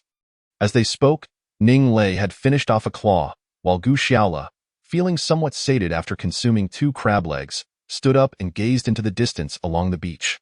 Huh? What is that? Due to the sun's glare, Gu Xiaola had to shield his forehead with his hand to peer intently at the horizon. What do you see? Ning Lei, having stood up with a contented burp after her 4th crab leg, gently inquired, Oh, you see that object near the reef at my 12 o'clock position on the horizon? An object? Ning Lei followed Gu Xiaola's finger and, indeed, discerned a silvery, ship-like form anchored amidst the rocks. Is that a ship? Splendid.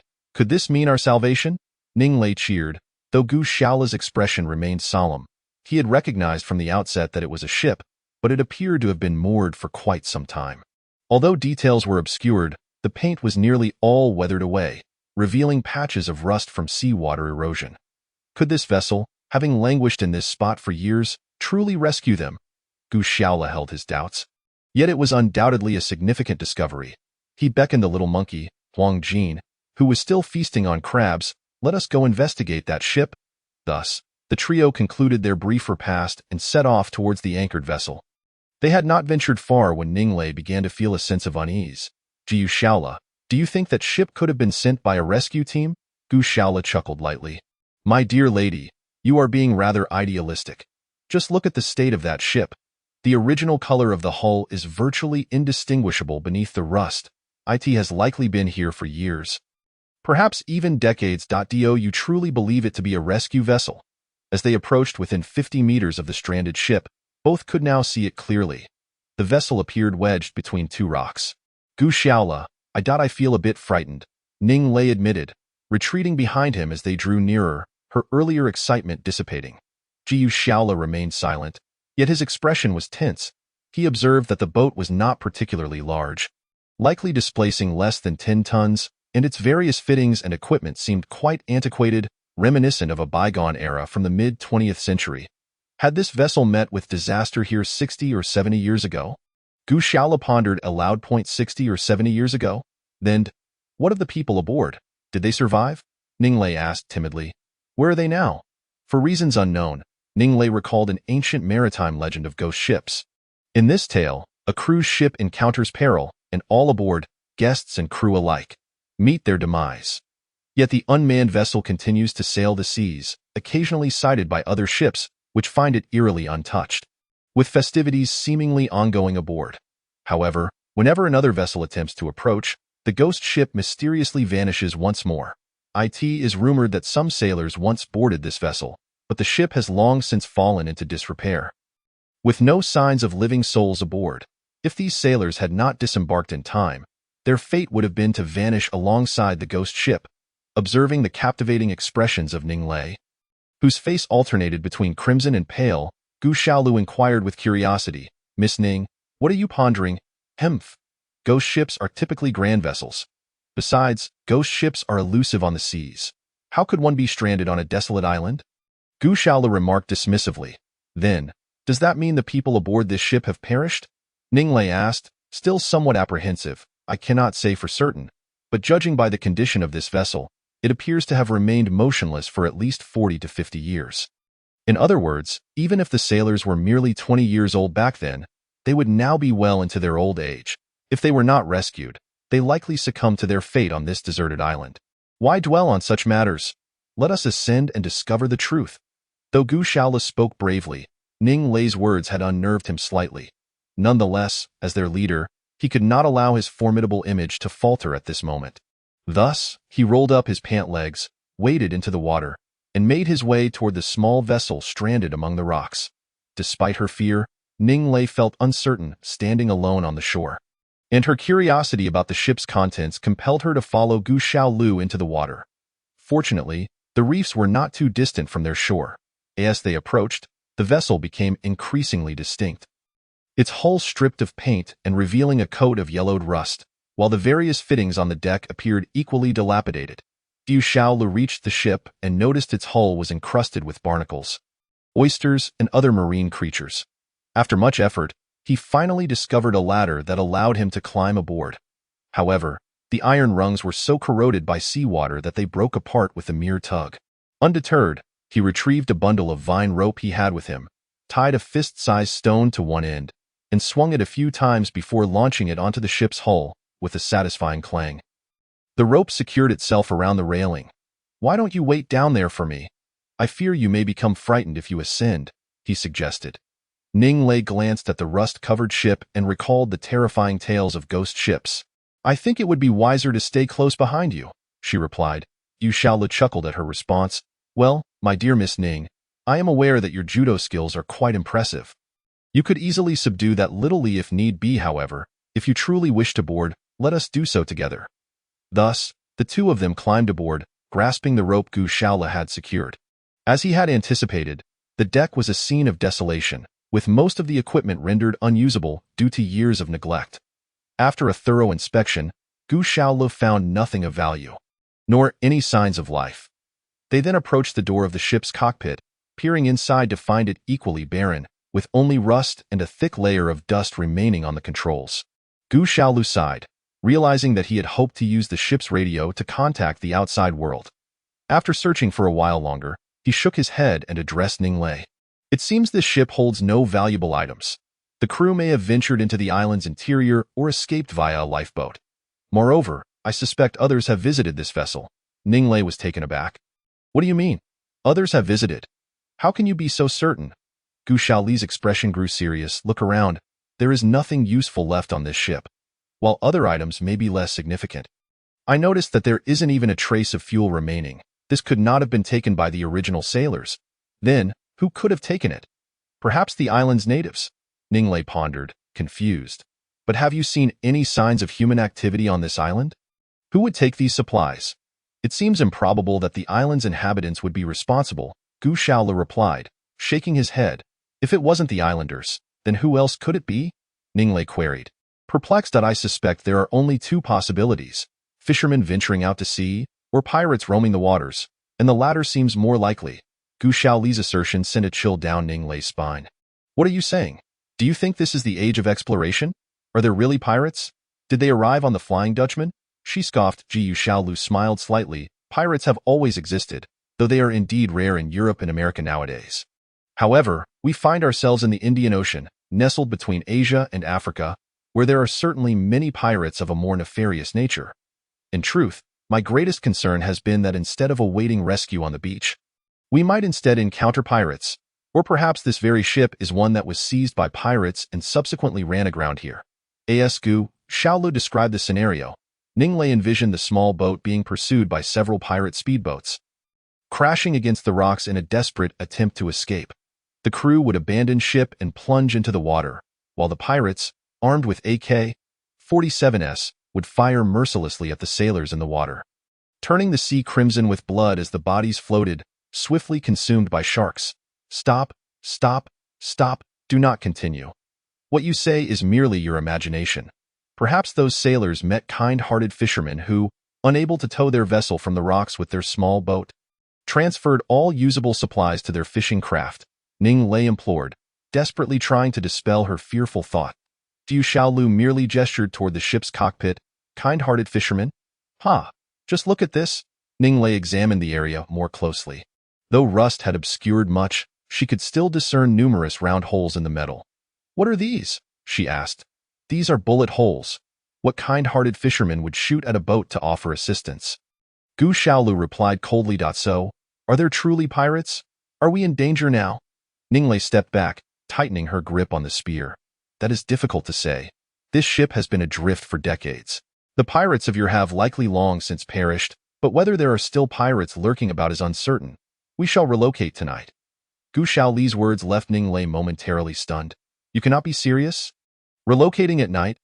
Even if there is a threat of pirates, must we act so hastily? Moving at night seems rather rash. Gu Xiaolu shook his head in response. My insistence on moving at night is not solely due to the potential threat of pirates. I also feel that being so close to my company's camp is unwise. At that moment, not far from Gu Xiaoli's camp, Qin Wei and Lao Chong were gathering wood to reinforce their shelter. However, the two were distracted, stealing glances at the neighboring camp. The Lin sisters had already risen and were gathered around a campfire, grilling the fresh fish they had caught that morning. That Gu Xiaolu is one lucky bastard. How on earth does he manage to have 3 stunning beauties surrounding him? Qin Wei exclaimed. Lao Chong, you mentioned last time that Gu Xiaolu and those girls seem to share no special bond. Yet with those delectable fish constantly drawing them in, it is only a matter of time before something happens. We shall see how long they can endure. Qin Wei observed the sisters from a distance, imagining how splendid it would be to claim ownership of that camp. I say, Captain Qin, there's no need to rush.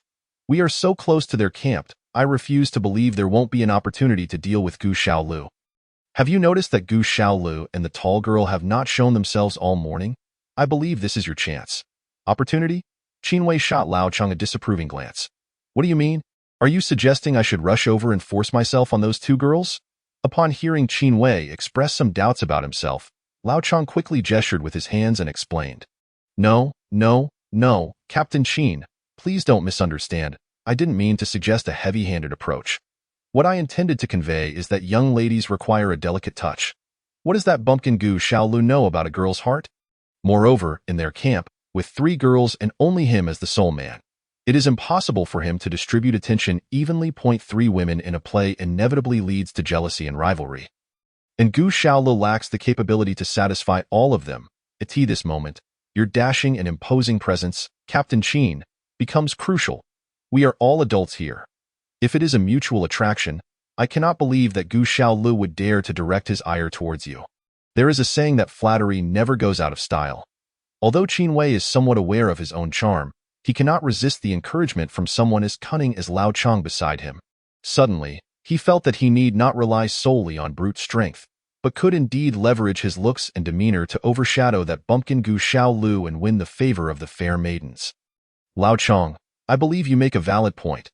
As for me, I shall first greet the 2 lovely ladies and see if they take a liking to my type of handsome. With that, Qin Wei actually tousled his hair, which resembled a bird's nest, and confidently strode towards Gu Xiaoli's camp. Observing his somewhat amusing figure, Lao Chong smirked slyly. Humph, fool, with your demeanor, Do you really think you can compete with Gu Xiaolu for women?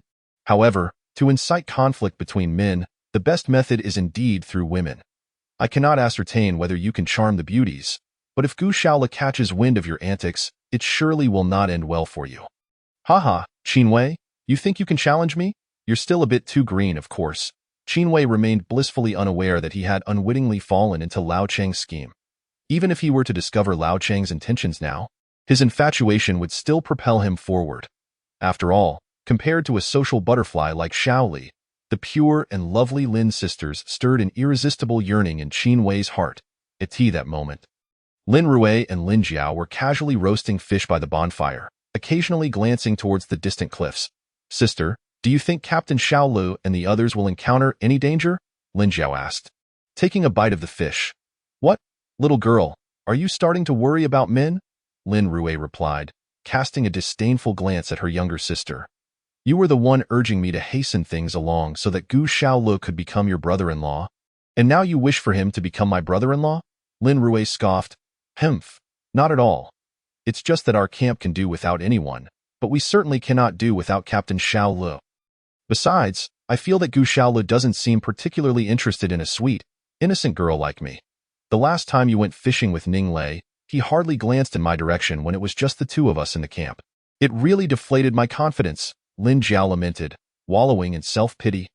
Lin Rui found herself at a loss for words regarding her sister, who was merely a self-proclaimed experienced woman. Nevertheless, she couldn't deny Lin Jiao's point. Anyone could be absent from the camp, but they certainly could not do without their leader, Gu Xiaolu. Just as the two sisters exchanged banter, the self-proclaimed epitome of charm, Qinwei, swaggered over with an air of supreme confidence. What brings him here? Lin Jiao questioned, puzzled, the weasel paying a visit to a chicken. Surely there are no good intentions behind it. Little Jiao, we must be cautious. He must have noticed that Gu Xiaolu is absent from the camp and is here to take advantage. Lin Rui said, tightening her grip on the makeshift spear Gu Xiaolu had prepared for their protection point. Two lovely ladies, would you mind if I came over for a sip of water? Qinwei sauntered over, grinning foolishly, disregarding whether the girls welcomed him, and plopped down directly opposite them. This weather is truly sweltering. After toiling all morning with Lao Chong in our camp, I feel as though I might perish from thirst. So I shamelessly came to seek refreshment from you two beauties. Lin Jiao and Lin Rui exchanged glances, and Lin Jiao handed him a coconut bowl filled with water. Wow, your skin is truly exquisite. So fair and delicate, though a bit sun-kissed, I must say. It is just that your Captain Gu Xiaolu does not appreciate such beauty. If you were in our camp, I would never allow such stunning beauties to fish for themselves. You would simply relax in our cozy shelter, adorned beautifully every day, as if you were on a luxurious seaside vacation, enjoying fine food and drink, while all the laborious tasks would be left to me and the other men in the camp. As Qinwei rambled on, Lin Rui merely smiled without responding. However, the younger Lin Jiao couldn't help but ask, Captain Qin, is that true? If we sisters were to join your camp, would we be treated that well?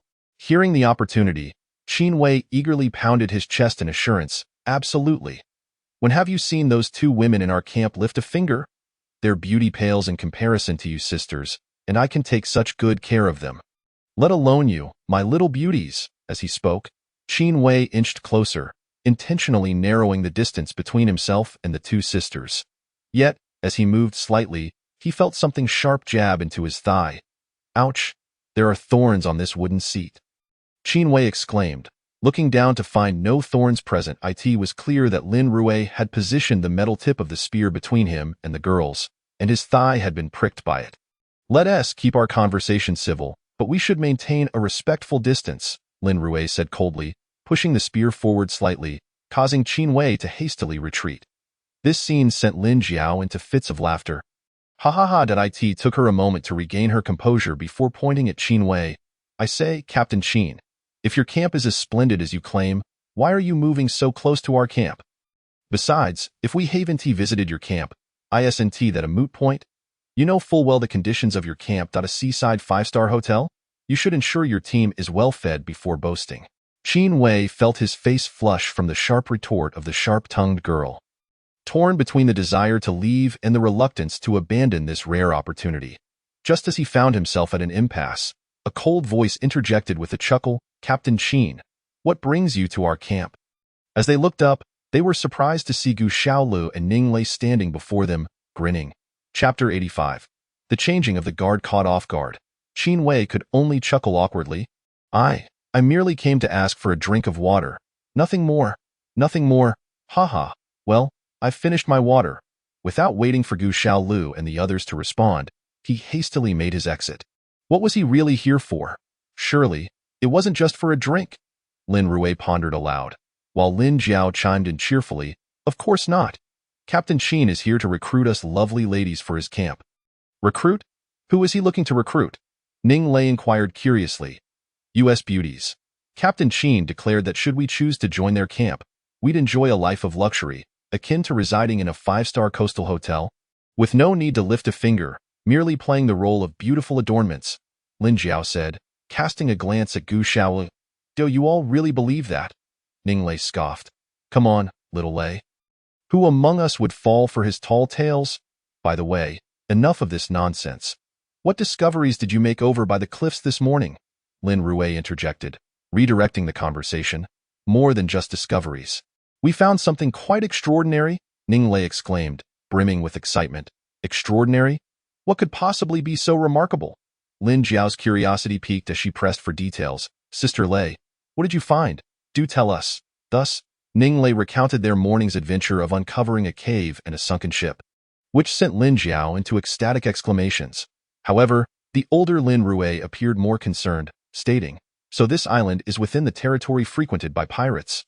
Gu Xiaolu nodded, therefore, we must promptly prepare for relocation. Our presence on the beach is far too conspicuous. But didn't he, Sister Lei, just say we need to climb cliffs to reach that cave? You two found it quite challenging. We will surely struggle even more. Lin Jiao, with a hint of worry, inquired, aren't you afraid? In a little while, this afternoon, I shall venture once more to that precipice to fashion for you a more climbable rope ladder. Thus, our relocation this evening should pose no difficulties. Gu Xiaolu, as she spoke, busily gathered the ropes that had long been prepared at the campsite, wrapping them around herself until she was completely ensconced, before slowly rising to her feet. Are we truly moving tonight? Why the haste? Isn't it perilous to act under the cover of darkness? Lin Rui asked, her voice laced with concern. No, my intentions extend far beyond mere relocation. I wish to create the illusion that the four of us have departed this desolate island, thereby alleviating any lingering thoughts of us from those at the opposing camp, Gu Xiaolu declared with resolute determination, turning once more towards the precipice. To her astonishment, she discovered several individuals within the camp regarding her with disdainful glares. What is the matter with you? Why are you looking at me in such a manner? Qin Wei queried, surveying the crowd with confusion. What's going on? Captain Qin, I heard someone just ran over to the opposite camp to flirt with their lovely maiden. Director Huang, a middle-aged woman, adjusted her high glasses and remarked with an air of sarcasm. What? Flirting with a lovely maiden? I merely went to request a bowl of water, besides, as the captain of our camp. Is that not within my rights? Qin Wei retorted with widened eyes. Whether or not you flirted with their lovely maiden is not our concern, but if your actions jeopardize the harmonious relationship we have just established with Gu Xiaolu's camp, I fear the responsibility will rest heavily upon your shoulders, Director Huang replied with a cold smile, her companions nodding in agreement. Even the steadfast supporter, the programmer Old Ma, seemed to have shifted sides. Qin Wei, momentarily bewildered, pondered how a simple visit to Gu Xiaolu's camp and a few words exchanged with two young girls could have escalated to such a grave offense. This must surely be the work of that old scoundrel, Lao Chong. Realizing the machinations at play, Qin Wei pointed an accusatory finger at Lao Chong. You scoundrel, are you the one spreading slanderous tales about me? That underhanded trick to visit Gu Xiaolu's camp was your idea, wasn't it? Now you seek to turn the tables on me. I shall have my revenge. As he spoke, Qin Wei picked up a stick and charged towards Lao Chong, but before he could land a blow, he felt a heavy kick to his legs that sent him crashing to the ground with a thud. Old Ma, you. Qin Wei intended to accuse Old Ma of betrayal, but his words were cut short by a resounding slap. This time, it was not Old Ma who struck him, but the enchanting Shaoli from the company, with whom he had just begun to forge an ambiguous relationship. Shaoli, you too. Qin Wei clutched his reddened face. Momentarily at a loss for words, Spit! Do you think I am inferior to the 3 girls at Gu Shaola's camp? Xiao Li's words resonated with others, who began to berate Qin Wei for his insatiable greed.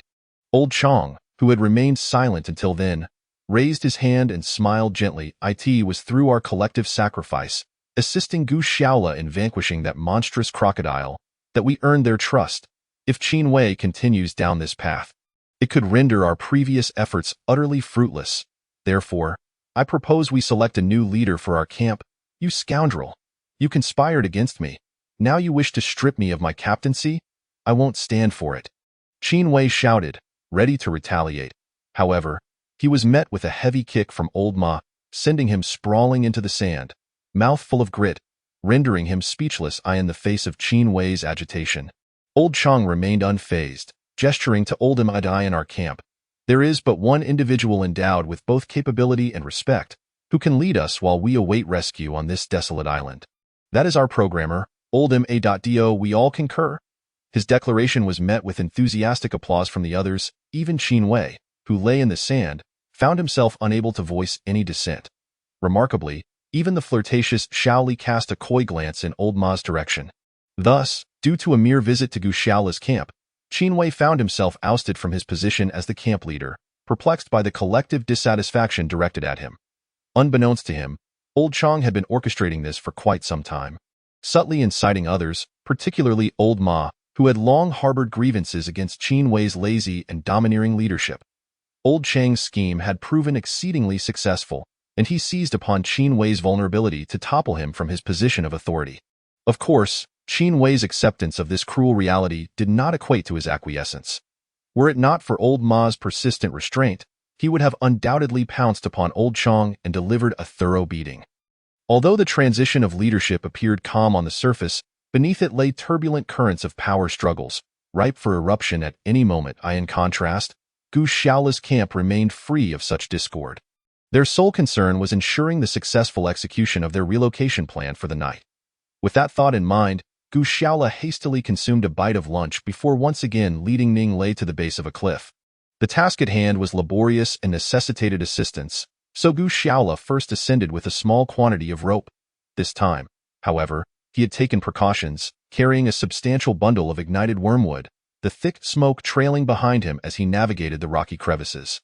Soon, a multitude of dark serpents emerged from the crevices of the cliff, fleeing from the noxious smoke that overwhelmed their senses, abandoning their instinct to attack humans. In doing so, Gu Shaola effectively opened a passage for their group, ensuring they would not encounter the serpents' harassment during their ascent later that night.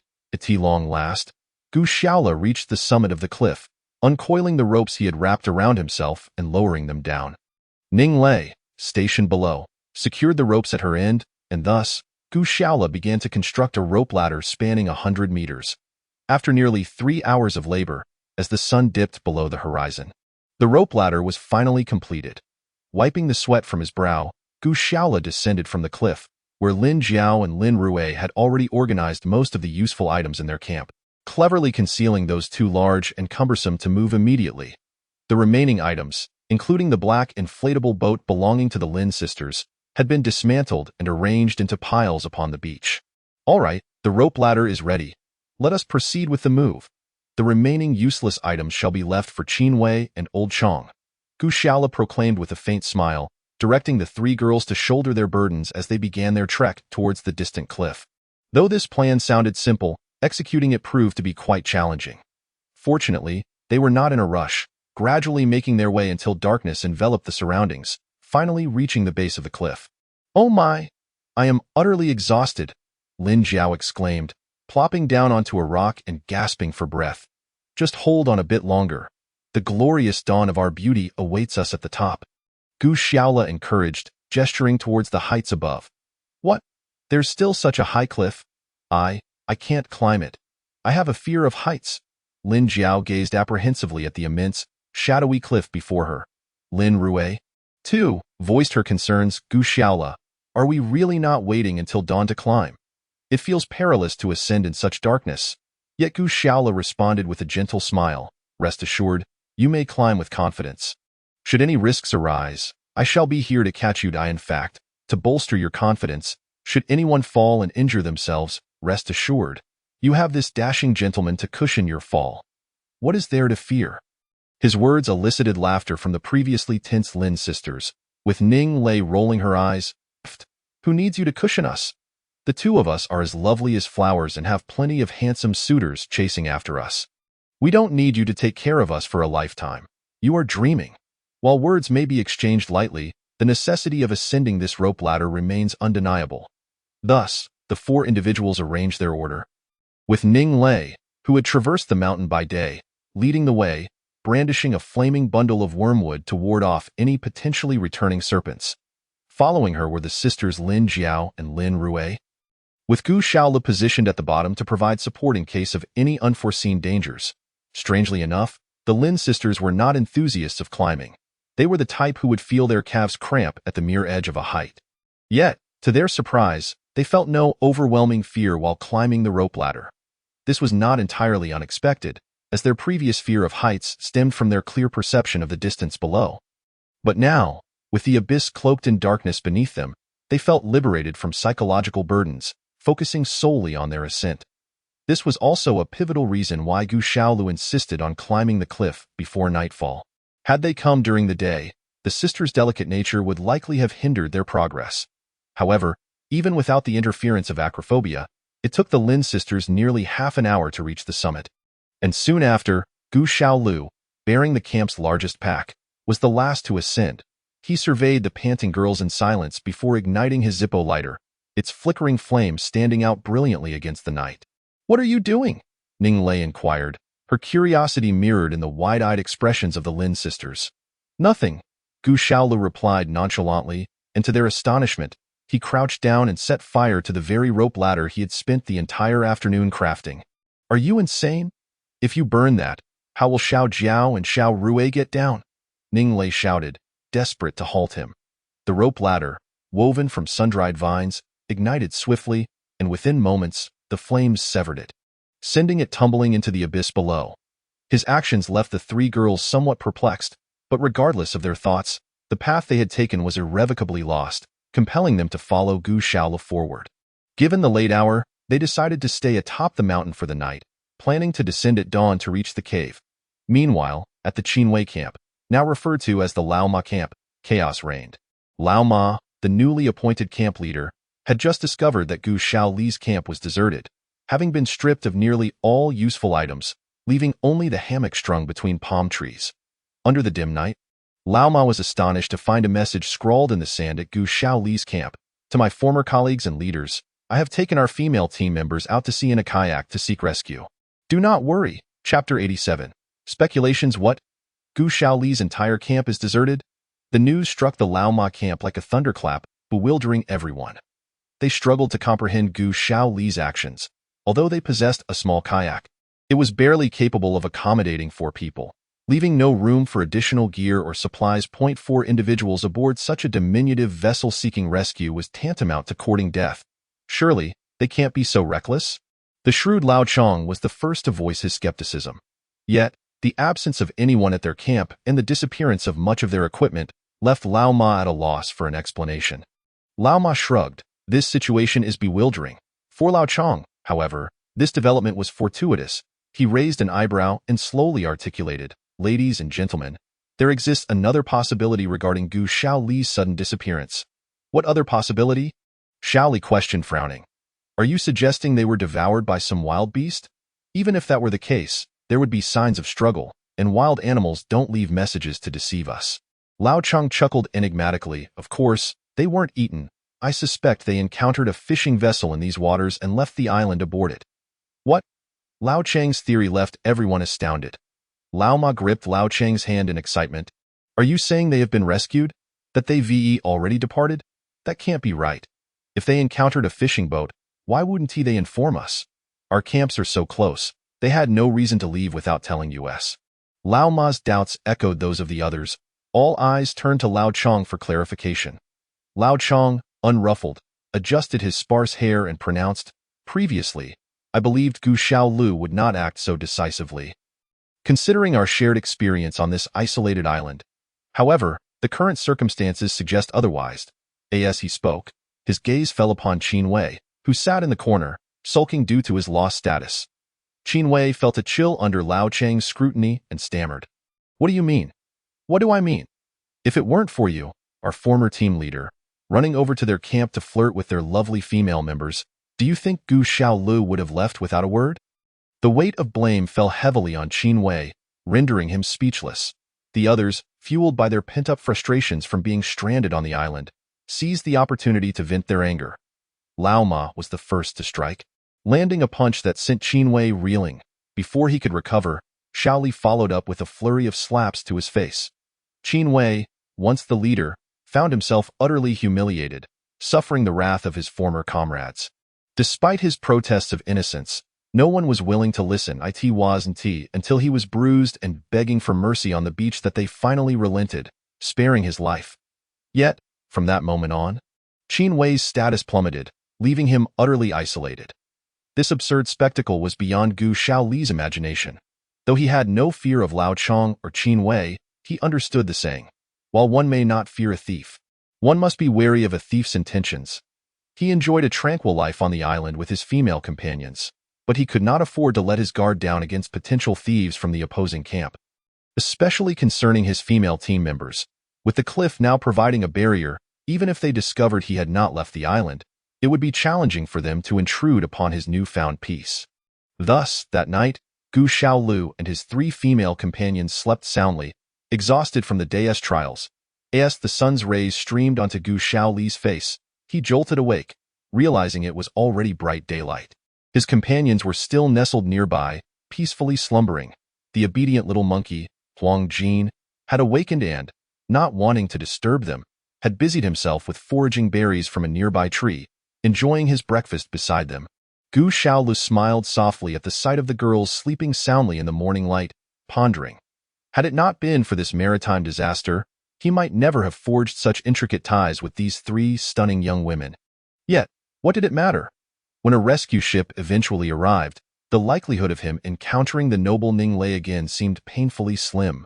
However, she confided to herself yesterday that she had stealthily escaped from home. Such a scenario seems to exist solely within the realms of melodramatic romances, where a destitute youth fortuitously encounters a runaway heiress, leading to an unforgettable love affair fraught with complications and entanglements. Surely, there would be some underlying family fortune conspiracies, not to mention the interferences of the heiress's original affluent fiancé, and perhaps even the betrayal of the poor boy's childhood sweetheart. A series of chaotic events would undoubtedly unfold. Ultimately, the impoverished lad's identity would undergo a dramatic reversal, culminating in him becoming a billionaire and triumphantly marrying the wealthy girl, thus ascending to the pinnacle of life. Jiyu Shaola suddenly pondered that she ought to consider becoming a screenwriter. Such a cliché plot could easily be stretched into a 40 or 50 episode drama, couldn't it? Yet, clichés are ultimately just that, cliché. In her teens, she would occasionally be moved to tears by those romantic dramas. But as time passed, she increasingly regarded such brainless narratives as mere distractions to charm naive youths. Anyone with a modicum of life experience knows these tales are sheer nonsense. Nevertheless, Gu Xiaola still believed that Ning Lei was not lying. For her demeanor since their acquaintance did not suggest a fade of vanity. Moreover, as she herself stated, she was currently trapped on a deserted island. Fabricating such a tale would offer her no advantage. Yet, what could have driven this foolish girl to flee remains a perplexing enigma. Jiyu Shaola shook her head with a wry smile, thinking to herself how futile it was to fret over such trivial matters. She added some firewood to the campfire, stoking the flames higher, and began skewering the salted fish she had brought along for roasting in no time. The oils from the fish began to emit an enticing aroma under the intense heat, wafting across the summit of the cliff, even prompting the nearby little monkey to chirp joyfully. Chapter 88. The Cave with Running Water. Wow, you're up early to prepare breakfast for us? Truly, you are a wonderful captain. Lin Jiao, the first to awaken from her slumber, exclaimed cheerfully. Soon after, Lin Rui and Ning Lei also stirred, gazing at the sizzling fish on the fire, drooling in anticipation. What can I say? Being your captain isn't easy, especially when I have to look after such a large group. What if I end up unable to find a wife? Gu Xiaola quipped while turning the fish. Upon hearing this, Ning Lei stood up, her waist twisting indignantly, pointing at Gu Xiaola. Did I say? I am not that petty. Gu Xiaola, Let me assure you, I will fulfill the promised reward. I pledge that once we escape, I will hand you 5 million in cash and arrange for you to take a high-ranking position in one of my family's subsidiary companies. You'll be set for life. Her declaration left Lin Jiao and Lin Rui astonished, particularly the younger Lin Jiao, who, filled with envy, grasped Ning Lei's delicate arm and whispered, "My dear sister Lei, I had no idea you were so capable. If you can offer such a deal, then how about this? I want to ask for money. Once I graduate from university, would you be able to arrange for me to become a junior regional manager in your company? I'd be content being a white-collar lady." Seeing such flattery, Ning Lei was buoyed, gently patting Lin Jiao's arm and assuring her, "Don't worry, dear sister. While I can't guarantee much, I can certainly ensure that you'll have a vice president position in one of our publicly listed subsidiaries with a salary exceeding 500,000. Lin Jiao's heart soared at this promise. Although her university was decent, the current job market was daunting. After graduation, securing a job with a 500,000 salary seemed far-fetched, especially since her sister, who had been in the workforce for years, only earned a little over 100,000. However, just as the sisters were reveling in their elation, a splash of cold water was thrown over them, none other than the oblivious Gu Xiaola, who scoffed, "Oh please. High-ranking executives and 500,000 salaries. Those are mere empty promises here on this deserted island." His words irked Ning Lei, and she turned to him, saying, "Gu Xiaola, do you still doubt me? Fine. I have no valuables on me. But this Longines F45 watch my father gifted me last year is worth over 1 million. Here, take it for now. So you want to claim I haven't put down a deposit." As she spoke, Ning Lei removed the gleaming watch from her wrist and presented it to Gu Xiaola. He examined the watch. While he wasn't particularly knowledgeable about timepieces, its exquisite craftsmanship and luxurious embellishments indicated it was undoubtedly valuable. However, he shook his head. "No thanks, my dear Miss Ning. I was merely jesting. You needn't promise me anything. Keep your watch. After all, you're still in a situation where you've escaped from home. If we ever manage to leave this island, you might need it for sustenance. I may be poor, but I'm not destitute enough to accept a girl's belongings. You snuck out from home?" "Miss Xiaola?" Lin Jiao exclaimed, her curiosity piqued. Ning Lei felt a surge of frustration, regretting her earlier slip of the tongue that revealed such a significant secret to Gu Xiaola. Now, the entire camp was aware. "There are many things I can't explain to you, but you two sisters must trust me. What I've just said holds true." Yet Gu Xiaola, growing impatient, interjected, "Enough already. Whether you're truly a rich girl or not is irrelevant at the moment. Our priority is to fill our bellies and prepare to move down the mountain. Don't you realize we still have a mountain of tasks ahead of us?" His words jolted the girls from their reverie, and they eagerly began devouring their roasted fish. Once breakfast was consumed, Gu Xiaola led the 3 girls, with the little monkey, Golden, perched on his shoulder, grinning and directing their path down the relatively flat slope. After only a few turns, they reached the cave that Ning Lei had visited with Gu Xiaola the previous day. From the outside, the cave appeared dark and forbidding, and the Lin sisters, especially Lin Jiao, who had not been there before, hesitated, retreating a step. Perhaps feeling embarrassed by Gu Xiaola's earlier teasing, Ning Lei stepped forward, pointing into the dark cavern. "Fear not, ladies. There is nothing to dread in this cave anymore. As modern women, we should not remain mere ornaments. We must be brave. Come, follow me inside." Unfortunately, before she could finish her sentence, a flurry of flapping wings erupted as a swarm of large fruit bats, each over 1 meter long, burst forth from the cave. Caught completely off guard, Ning Lei screamed, "Oh my goodness!" and dove beneath Gu Xiaola. The other 2 girls were no better off. Lin Jiao, terrified, lost control and collapsed to the ground. Paralyzed with fear, Gu Xiaola, having anticipated this scenario, swiftly retrieved some burning wormwood and held it high, tossing it into the cave. Soon, the remaining bats, unable to endure the thickening smoke, fluttered away in a frenzy. "All right, brave women of the new era, shall we open our eyes now?" Gu Xiaola gently tapped Ning Lei, who was still trembling beneath him. Slowly, she turned her head, scrutinizing the surroundings before scrambling to her feet to tidy her clothes and hair. Clearing her throat, she scolded, "Gu Xiaola, are you trying to trick me?" Gu Xiaola found himself momentarily speechless at the unreasonable demands of this young lady, leaving Ning Lei momentarily at a loss for words. Are you saying they consider this cave their home? Lin Rue inquired from the side. Exactly, Gu Shaola confirmed with a nod. We humans, the spirits of all living things. While it's true this cave was once the bat's home, it is now ours since we claimed it. Come, ladies, let us venture inside. As he spoke, Gu Shaola gestured gallantly for them to enter. Although the girls had just been frightened, they followed Ning Lei's lead with renewed determination and stepped boldly into the cave. After a thorough inspection of the cave, Ning Lei pointed to a stalactite in the corner, saying, Sisters, look here. This cave has a remarkable feature. Running water.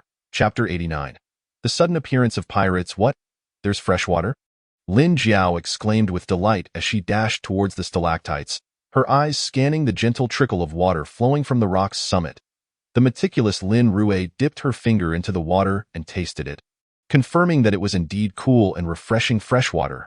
But how could such a resource exist in this cave? Well, Gu Shaola cleared his throat and spoke. I suspect that beneath this cave lies an underground river stretching from the island's heart to the shore. Due to water pressure, a small spring has formed here. But rest assured, the underground water has been filtered through layers of rock and gravel, ensuring its quality is quite good. Likely on par with the bottled mineral water we usually drink back home. It should be perfectly safe to consume, which means we won't have to venture into the perilous jungle for fresh water anymore. As soon as Gu Shaolu finished speaking, little Lin Jiao leaped up, cheering, That's wonderful, Captain Shaolu. You are simply amazing. We can live happily in this cave from now on. However, her exuberance was quickly met with Ning Lei's dissent. Bah? Who would want to live with someone like him? Little Jiao, don't speak carelessly. We are merely seeking refuge here temporarily. No matter how nice it is, it can't compare to our civilized society. Just think about it. Other than the pleasant scenery, we lack almost all material conditions and would be forced to live in near savagery. I certainly do not wish to continue this way. Though Ning Lei's words were like a splash of cold water. Gu Shaolu was already accustomed to such remarks. He clapped his hands and said, All right, ladies, whether you wish to live this way or not, we must remain here for now. This cave is the best shelter we have found so far. If you desire a 5-star hotel, feel free to search for one on your own. Now, let us get to work and clear away the thick layer of bat droppings from the cave floor. Upon hearing this, the 3 girls instinctively felt nauseated, but given their intention to stay, they had no choice. Thus, the 4 of them picked up some rudimentary cleaning tools they had prepared and began the arduous task of removing the thick, white bat excrement from the floor. Fortunately, with a water source already available in the cave, the task, while slightly unpleasant, was not overly laborious. However, this cave had been home to the large fruit bats for countless generations. And the thickness of the droppings was considerable. It took them the entire morning to clean the over 100 square meter cave. Wow! The air is so much fresher now. Ning Lei took a deep breath and suddenly glanced at Gu Shaolu, who was sitting on a rock, wiping the sweat from his brow. Gu Shaolu, we girls have worked so hard and gotten dirty. We plan to take a shower in this cave, Samael. Don't you think you should have some awareness? Gu Shaolu wiped the sweat from his forehead and looked at Ning Lei with a puzzled expression. What awareness? It's just a shower. It's not like I haven't seen it before. It's not like I haven't experienced it. You all go ahead. I'll take a break and definitely want to peek. Bah! I don't believe you for a second. Hurry, hurry, hurry outside. Lin Jiao, having just wet her pants, was the most eager to bathe. The other 2 girls, who had been washing in seawater for days and were uncomfortable, eagerly followed Lin Jiao's lead, urging Gu Shaolu to leave. Girls can be such a hassle, Gu Shaolu complained, thinking that this wasn't the ocean, and it would be unlikely to sneak a peek. Reluctantly, he exited the cave. Soon, the sounds of 3 girls splashing and playfully teasing each other filled the cave, filling Gu Shaoli's mind with all sorts of fanciful thoughts. Yet, no matter how much he imagined, it remained just that, imagination. The cave's interior was dimly lit, and peering inside from the entrance revealed nothing but darkness. Gu Shaolu sighed, shaking his head, and glanced at the large pile of bat droppings they had just managed to clear away. These droppings were rich in nutrients, making them top-notch fertilizer for flowers and vegetables. Although the area outside the cave was a flat stretch of sandy land, it was barren and devoid of any flora. Gu Shaolu pondered whether he should bring some vegetables and fruits to cultivate here. Suddenly, his gaze drifted towards the distant wreck of a ship that had run aground, still gently bobbing with the waves. Seeing it, an ominous premonition washed over him. Indeed, his hasty move to the cave was not only to evade Qin Wei and his camp's harassment, but primarily to avoid potential pirate visits to the deserted island. With this thought in mind, Gu Shaola climbed back to the hilltop, using the binoculars he had found in the lifeboat that had sunk with Qin Wei's group to scrutinize the distant sea. Meanwhile, as Gu Shaolu and his companions were relocating, Old Ma and his group were not idle. They had deduced that Gu Shaolu had taken 3 beauties and left on a fishing boat. Thus, they promptly moved to occupy Gu Shaoli's previous spot, claiming the hammock he had painstakingly constructed. Naturally, the hammock was too small for everyone, so only Old Ma, Shaoli, and the middle-aged woman, Director Huang, could sleep in it. The rest, Qin Wei and Lao Chong, continued to sleep on the sandy beach beneath the trees. After all the commotion, everyone was exhausted, and Qin Wei, being the least favored in the camp, was assigned to go fishing. It was afternoon, and the scorching sun beat down on the sea surface. While others sought refuge in treehouses or under the shade, Qin Wei, with a long face and bearing numerous wounds, stood in the water. Fishing, he grumbled as he fished, cursing Old Ma and Shaoli for their swift betrayal. But he harbored even greater resentment for Lao Chong, that cunning trickster who had ensnared him. Leaving him in such a predicament, just as he continued to complain, he suddenly heard a faint engine sound approaching, the low hum. He recognized it as the sound of those swift, small boats often seen near the shore. Initially, he thought it might be his imagination, but soon he realized the sound was growing closer and clearer. Could it be? Was someone truly coming to rescue them? Qin Wei quickly lifted his head and gazed out at the sea. Indeed, he spotted a swiftly moving speck approaching their deserted island from several kilometers away. As it drew nearer, Qin Wei discerned that it was a silver-colored speedboat. Overjoyed, he waved his hands and shouted at the boat. However, just as he began to call out, he suddenly hesitated, sensing something was amiss. The speedboat carried 4 men, and ominously, they did not appear to be rescuers or sailors from another vessel. All 4 were shirtless, their dark skin glistening and terrifyingly. Each one was armed with an AK-47. Could it be? Were they the legendary pirates? The horrifying title echoed in Qin Wei's mind. Chapter 90. The ambush. At that moment, one of the burly men on the speedboat seemed to have spotted Qin Wei. He shouted something to his companions, and instantly, the small boat revved its engines and surged towards Qin Wei's camp. Even someone as dim-witted as Qin Wei could tell that the 4 men on the boat were far from benevolent. However, the speedboat was now merely 100 meters from the beach. And one of the men, seeing Qin Wei attempt to flee, wasted no time in removing his AK-47 and firing a volley of bullets at him. The bullets skimmed across the water, creating small splashes as they narrowly missed Qin Wei, sending him into a panic. He had harbored a flicker of hope that these men might be local fishermen, but it was clear now that no fisherman would open fire without provocation. Fortunately, Qin Wei was slender and nimble, and miraculously, he evaded injury from the barrage. That moment, he cursed his parents for not giving him 2 more legs and sprinted towards the camp where Old Ma and Lao Chong were resting. The others in the camp had already sensed something was amiss. The few who were still lounging under the trees hurriedly inquired about what was happening. There are pirates. Pirates are chasing me. Qin Wei gasped, wiping the sweat from his brow. In truth, they didn't need him to explain. They could see for themselves that just as Qin Wei arrived at the camp, the silver speedboat had sped to the shoreline. And the 4 fierce-looking, dark-skinned men, armed with AK-47s, were rushing towards their camp like wolves on the hunt.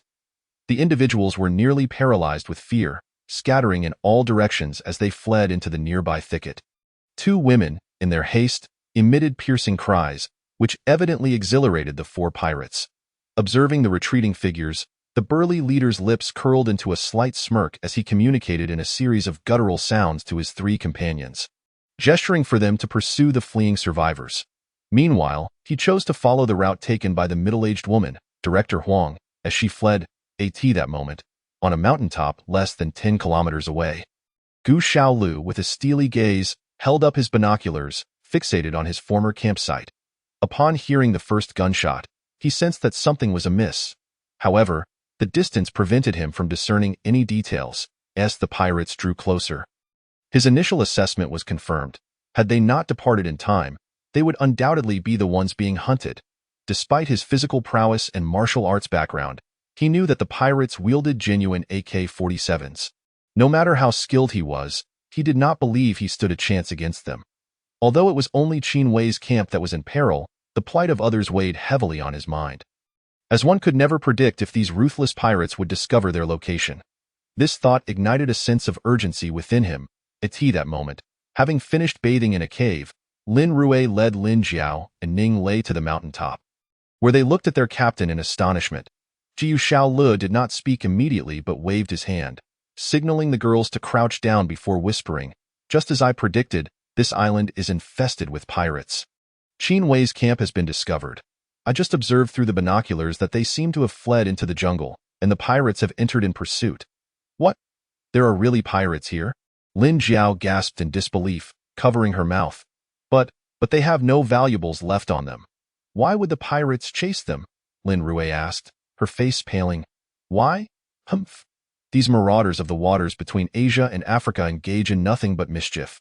Capturing men typically means robbing them of their possessions, and often they are executed on the spot." Gu Shaola glanced at Ning Lei as he spoke. Unsettled by his gaze, she nonetheless shared her knowledge. "From what I understand, if they capture women, they often become tools for their depravity, ultimately sold into slavery or used to extort ransom from their families." "What?" The youngest, Lin Jiao, was so frightened that she sat down abruptly, trembling as she said, "I don't want that, Brother Shaolu. If I were to fall into the pirates' hands, just kill me instantly. I would rather die than endure their humiliation." Gu Shaolu shook his head, countering, "You underestimate these fiends. From what I know, even in death, they would not spare your corpse." His words drained the color from the faces of the three girls. After a long pause, Lin Rui finally asked in a quivering voice, "Then, what should we do now?" Gu Shaola remained silent for a moment before whispering, "For now, our best course of action is to closely monitor the pirates' movements and hope they do not discover us. That would be the best outcome, however. If they do find us, we must flee into the jungle. After all, they are armed with heavy weaponry, and we stand no chance against them." The girls nodded silently, realizing that regardless of the dangers posed by crocodiles, sharks, pythons, or hyenas, the most perilous threat to humanity always comes from its own kind.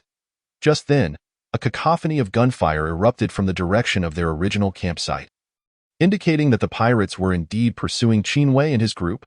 Ning Lei's beautiful eyes narrowed in worry as she gently nudged Gu Shaolu, asking, "Do you think the pirates will kill them all?"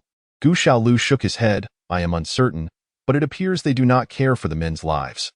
Although we have had our disputes with them, I do not wish to see anyone perish at the hands of those pirates." As he spoke, he tightened his grip on the spear in his hand. "Are you planning to rescue them?" Ning Lei raised an eyebrow.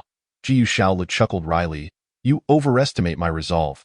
I am not some American captain, armed with a mere firewood stick of a spear to take on their AK-47s. I just feel compelled to do something." While they conversed atop the mountain, a new development unfolded a few kilometers away at the campsite. The tallest and most robust of the black pirate leaders had dragged the plump, fair-skinned director Huang from the jungle. The middle-aged woman was evidently terrified, trembling so violently that she had no strength left. As the pirate leader pulled her along like a lifeless dog, he shouted something loudly, his words indistinct across the distance. "What are they doing?" Lin Jiao asked, her voice trembling. "Children shouldn't look at such things." Lin Rui, more experienced, shielded her sister's eyes with her hand. Then, shortly after a few gunshots, another pirate emerged from the trees. This time, he carried no captive, but Gu Shaola quickly recognized the backpack in his possession as belonging to Lao Ma from the opposing camp. He whispered urgently, "This is bad. Lao Ma from the other camp may have met his fate." Though the girls could not see what was happening, Gu Shaoli's words conveyed the grim reality, deepening their anxiety. Moments later, the remaining two pirates emerged from the jungle, cursing as they did so, and it appeared they had failed to capture anyone else. The pirate leader and his three subordinates gestured animatedly for some time before two of them boarded a speedboat and soon departed the island. The remaining two, armed with AK-47s, patrolled the beach, seemingly on the lookout for additional survivors. In a hushed tone, Lin Jiao said, "Brother Shaolu, why haven't they all left? Why are two still on the beach? I'll go down alone and see if there's an opportunity to take them out one by one." At this suggestion, The three girls erupted in protest. No, absolutely not. That's tantamount to seeking death, Lin Rue exclaimed first. Lin Jiao vigorously shook her head in disagreement, and even Ning Lei, who usually opposed Gu Xiaolu, frowned and shook her head. Gu Xiaolu merely smiled.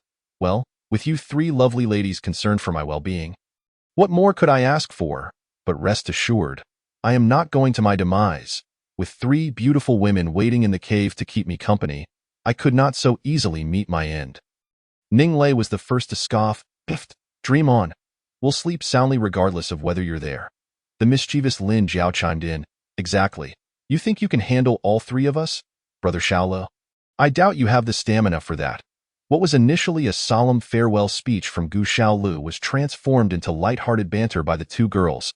Ultimately, Lin Rue shook her head, stopping her sister's antics, and took Gu Xiaoli's hand, saying, Captain, we will support whatever decision you make, but this is not merely an adventure in the jungle.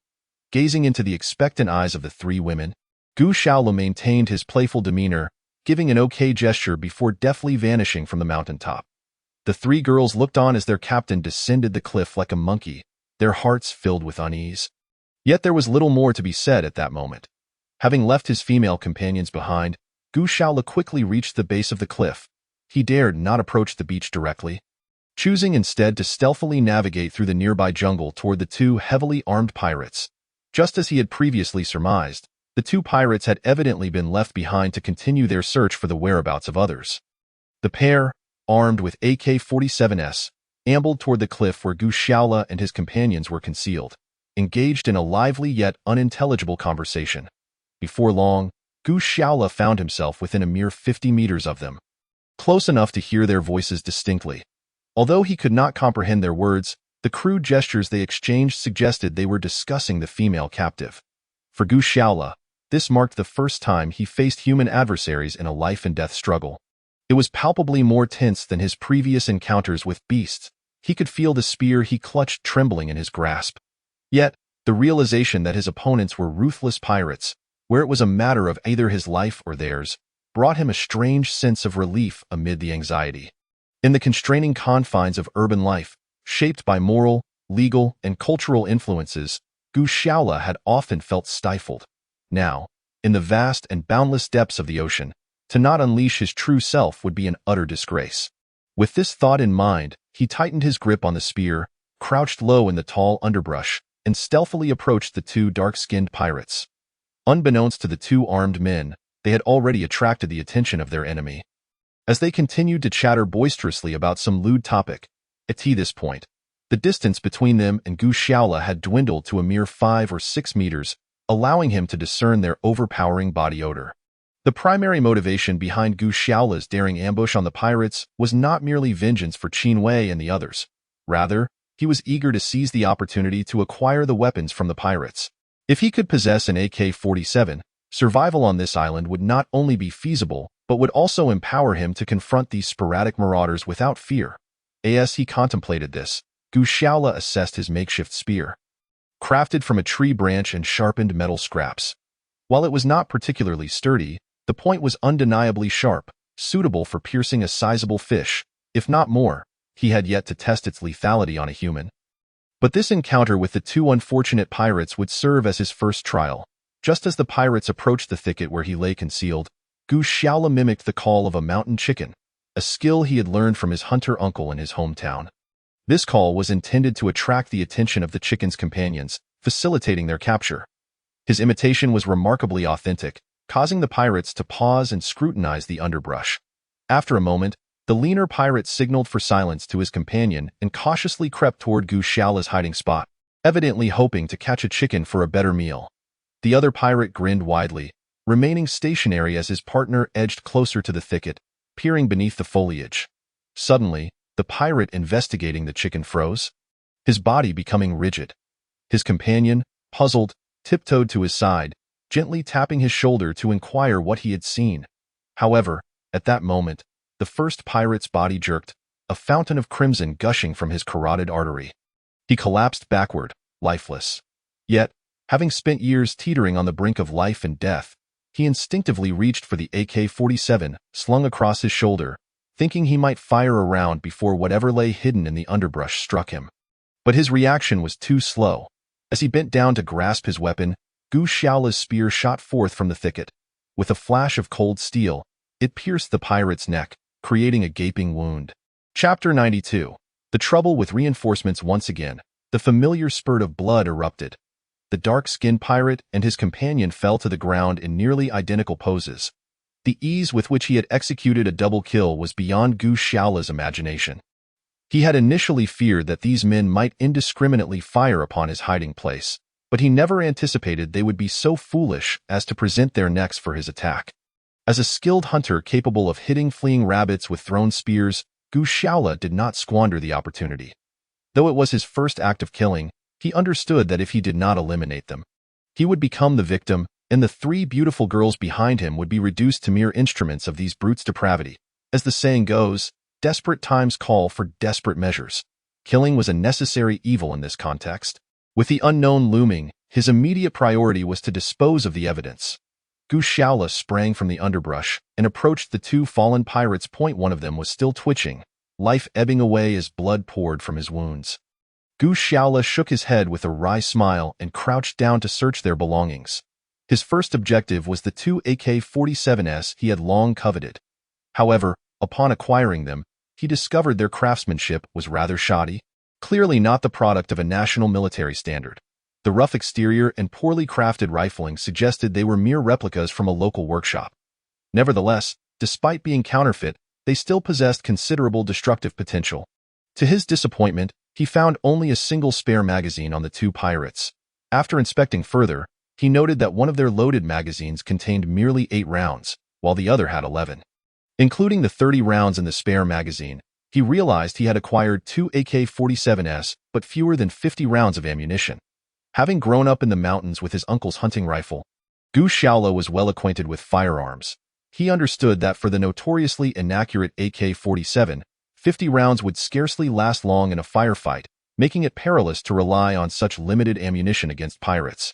Regardless, he had gained something from this encounter. In addition to the weapons and ammunition, he found 2 lighters, several packets of unbranded cigarettes, and a tactical dagger of unknown origin. The glimmering blade captivated him. Far superior to the Swiss Army knife he had been using to amuse children. After hastily disposing of the 2 corpses into the surging sea, Gu Xiaola estimated that their blood would soon attract predatory sharks, ensuring these malevolent figures would ultimately return to the vast ocean. Once he had completed this task, he wiped the sweat from his brow and glanced at the 2 crude AK-47s hanging around his neck. Just moments after he had scaled the summit, the distant roar of a motorboat grew louder. He looked up to see the same silver speedboat approaching, now carrying 3 burly black men in addition to the 2 pirates he had seen earlier. A third, armed with an AK-47, had joined them. However, the middle-aged woman, Supervisor Huang, was conspicuously absent, and Gu Xiaola could only speculate about her fate. But the harsh reality of survival in this environment left no room for mourning the fate of other camp survivors. He hastened to scramble up the cliff, quickly reaching the summit to observe the speedboat. Fortunately, the trio remained oblivious to the demise of their comrades, their attention fixated on the deserted beach. The apparent leader of the pirates continued to curse loudly, believing the 2 missing men were merely hiding and taking a break. However, after surveying the beach, the little leader began to sense something was amiss. He called out to his 2 subordinates, and the 3 gathered to discuss, evidently growing suspicious of their absent companions. After a brief consultation, they began to search the beach, but this time they were clearly more vigilant, each holding their AK-47s and scanning different directions. Though Gu Xiaola possessed weapons of his own while lying atop the cliff, he felt little confidence in his ability to take down the 3 pirates from such a distance. The AK-47, known for its considerable recoil and average accuracy, was further compromised by the uncertainty of the makeshift versions he now possessed. At this range, he feared that pulling the trigger would send the gun barrel pointing skyward. Thus, unless absolutely necessary, one must never draw a firearm with ease. He crouched low, his eyes anxiously fixed on the 3 pirates below the cliff. Fortunately, these ruffians seemed oblivious to the presence of anyone on the cliff, their gazes primarily scanning the beach beneath. Soon enough, they made a discovery. Despite Gu Xiaola's efforts to dispose of the two pirate corpses and cover the blood that had spilled onto the sand, the task had been executed in haste. The arterial spray had been copious, rendering the traces difficult to erase completely. Consequently, the three pirates quickly found remnants of blood on the beach, leading them to the very spot where Gu Xiaola had lain in ambush among the shrubs. They began to chatter loudly, evidently recognizing the gravity of the situation. It appeared that the trio had differing opinions on how to handle the matter. One of them, visibly agitated, brandished an AK-47, clearly suggesting that they were more than capable of avenging their fallen comrades against the despicable ambusher. Meanwhile, the tallest of the pirates, a small leader, remained silent, only pointing towards the cliff's edge after his subordinates had finished speaking, uttering something inaudible. Chapter 93. Unmasked. Oh no. Could it be that this fellow knows I am up here? Gu Xiaola's heart sank as he lay concealed at the cliff's summit, his grip on the firearm tightening involuntarily. Thankfully, the elevation from their beach to his position was at least 100 meters. Should they dare to ascend from below, he could easily eliminate these pirates from his vantage point. Yet, although the three pirates turned their heads in his direction, conversing amongst themselves, they took no immediate action. Instead, they began making their way towards the silver speedboat where they had docked. Gu Xiaola felt a wave of relief wash over him. Could it be that these rogues had faltered? Retreating in fear? That would truly be splendid. Just as he began to relax, he suddenly heard a soft voice calling from behind. Captain Xiaola! Captain Xiaola! Is it safe now? Can we come out? Without turning his head, Gu Xiaola recognized the voice of the youngest, Lin Jiao. Good heavens! Here I am, on edge, and these three young ladies seem to think I am merely entertaining them. Gu Xiaola sighed in resignation, nodding in acknowledgement while signaling them to remain silent. It turned out that the three beautiful young women had mimicked his actions, crawling on the ground until they reached Gu Xiaola's side. He mused that had it not been for the imminent danger, he might have playfully given one of them a gentle tap on the head. Wow, Brother Xiaola, you got guns, exclaimed the observant Lin Jiao, her eyes gleaming at the sight of the two AK-47s cradled in his arms, nearly crying out in delight. Hush, lower your voice. There are still three pirates below. I'm not yet certain what their next move will be, Gu Xiaola insisted, gesturing emphatically towards the silhouettes of the three men below. Wow, there really are pirates. They look quite imposing, Lin Jiao exclaimed in awe. Indeed, even their gait exudes a ferocity reminiscent of the bloodthirsty marauders portrayed in films, chimed in Ning Lei. Gu Xiaola felt his patience wearing thin. Here he was, tense and alert, while these two young ladies were marveling at the physique of the pirates. May I remind you both that we are currently in a perilous situation, being pursued by pirates. Not merely spectators of an action-packed film. Fortunately, the perceptive Lin Rue noticed the change in Gu Xiaola's expression and quietly intervened to silence her companions. The two, recognizing the gravity of the situation, immediately zipped their lips. Nevertheless, Lin Jiao, unable to contain her curiosity, reached out to touch the AK-47 hanging from Gu Xiaola's neck. What about the original owners of these guns, Captain Xiaola? After a prolonged moment of silence, Ning Lei posed a question that had been lingering in her mind. Without lifting his gaze, Gu Xiaola casually replied, I pierced the carotid artery of the owner with a spear and tossed him into the sea. By now, I suspect a shark has already claimed him. His response sent a shiver down the spines of the three girls at the cliff's edge. Though the victims were pirates, they were still lives lost. Yet, Gu Xiaola's demeanor suggested that he felt no different than if he had just dispatched two wild dogs. Suddenly, a dreadful premonition washed over the three girls. Could it be that their familiar Captain Xiaola was not the mild-mannered urbanite he portrayed, but rather a psychologically deranged and malevolent killer? Were they not, in essence, cohabitating with a potential maniac? What if one day he were to unleash his violent tendencies upon them, not merely subjecting them to indignities, but perhaps even ending their lives? As this thought crossed her mind, the youngest, Lin Jiao, turned pale and trembled as she asked, Brother Xiaola, you haven't done this sort of thing before, have you? At that moment, Gu Xiaola's focus remained fixated on the three pirates below the cliff. He had little time to ponder the inner turmoil of the young women. Have I done it? Oh, I have in the past. But it's been so long that I've become somewhat rusty. You wouldn't suddenly feel the urge to eliminate us, would you? I assure you, I'm quite useful, beyond helping with laundry, tidying up, and cleaning. I could even assist you in cosplaying your favorite maid character." Lin Jiao exclaimed, "So, Brother Shaola, even if you were to eliminate Sister Lei and Sister Rui, you ought to keep me as your maid to attend to your needs, right?" Her words left Ning Lei and her elder sister, Lin Rui, seething with indignation. While Ning Lei was somewhat restrained, Lin Rui thought, this little wretch would sell out her own sister just to save her skin. However, being the older and more composed sibling, she merely asked Gu Shaola in a subdued tone, "Captain Shaola, when you mentioned having done things in the past, what exactly were you referring to?" Gu Shaola, still not lifting his head, responded nonchalantly, "What else could it be?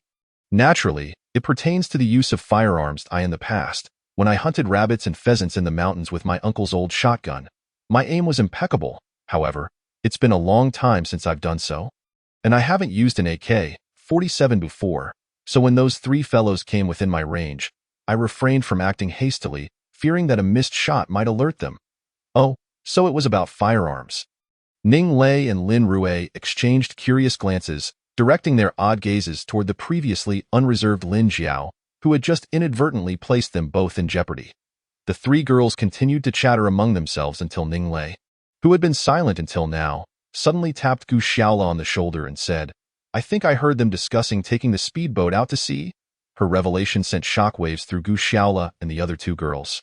They had never anticipated that these cunning pirates would employ such a diversionary tactic, leaving one behind on the beach to draw their attention while the other two stealthily circled behind the cliff by sea to launch a surprise attack. Had it not been for Ning Lei's understanding of French, they might have unwittingly fallen into the pirates' trap. Chapter 94. Gunfire. Lin Jiao, the youngest among them, exhibited the most unstable demeanor, her voice tinged with tears as she implored, "Xiao Lu, what shall we do now?" In contrast, Lin Rui and Ning Lei remained composed, albeit their anxious gazes were fixed upon Gu Shaolu, hoping their captain would not disappoint them once more.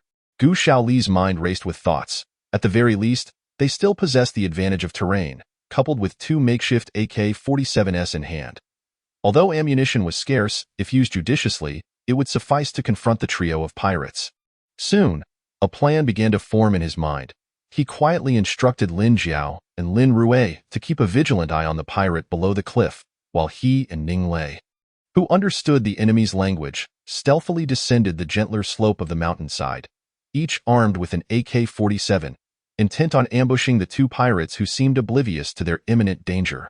Yet, despite the simplicity of the words, Gu Shaolu felt a pang of uncertainty as it was his first time leading girls into a confrontation with pirates. He glanced at Ning Lei, who was gripping her weapon tightly, and remarked, "Miss Ning, I recall you once mentioned to Lin that you were the shooting champion at school. Why do you seem so tense now?"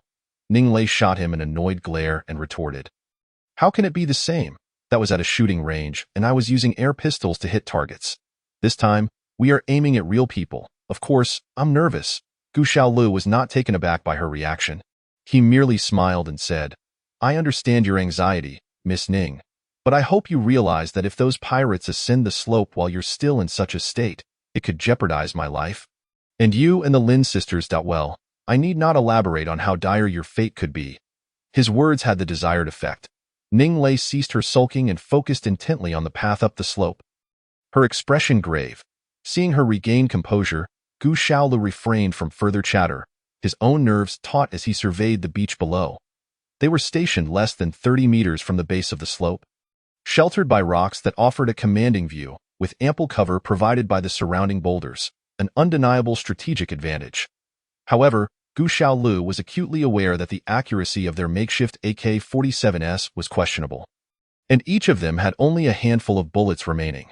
Thus, he had repeatedly cautioned Ning Lei to wait until the pirates were within effective range before firing, emphasizing the necessity of a lethal shot.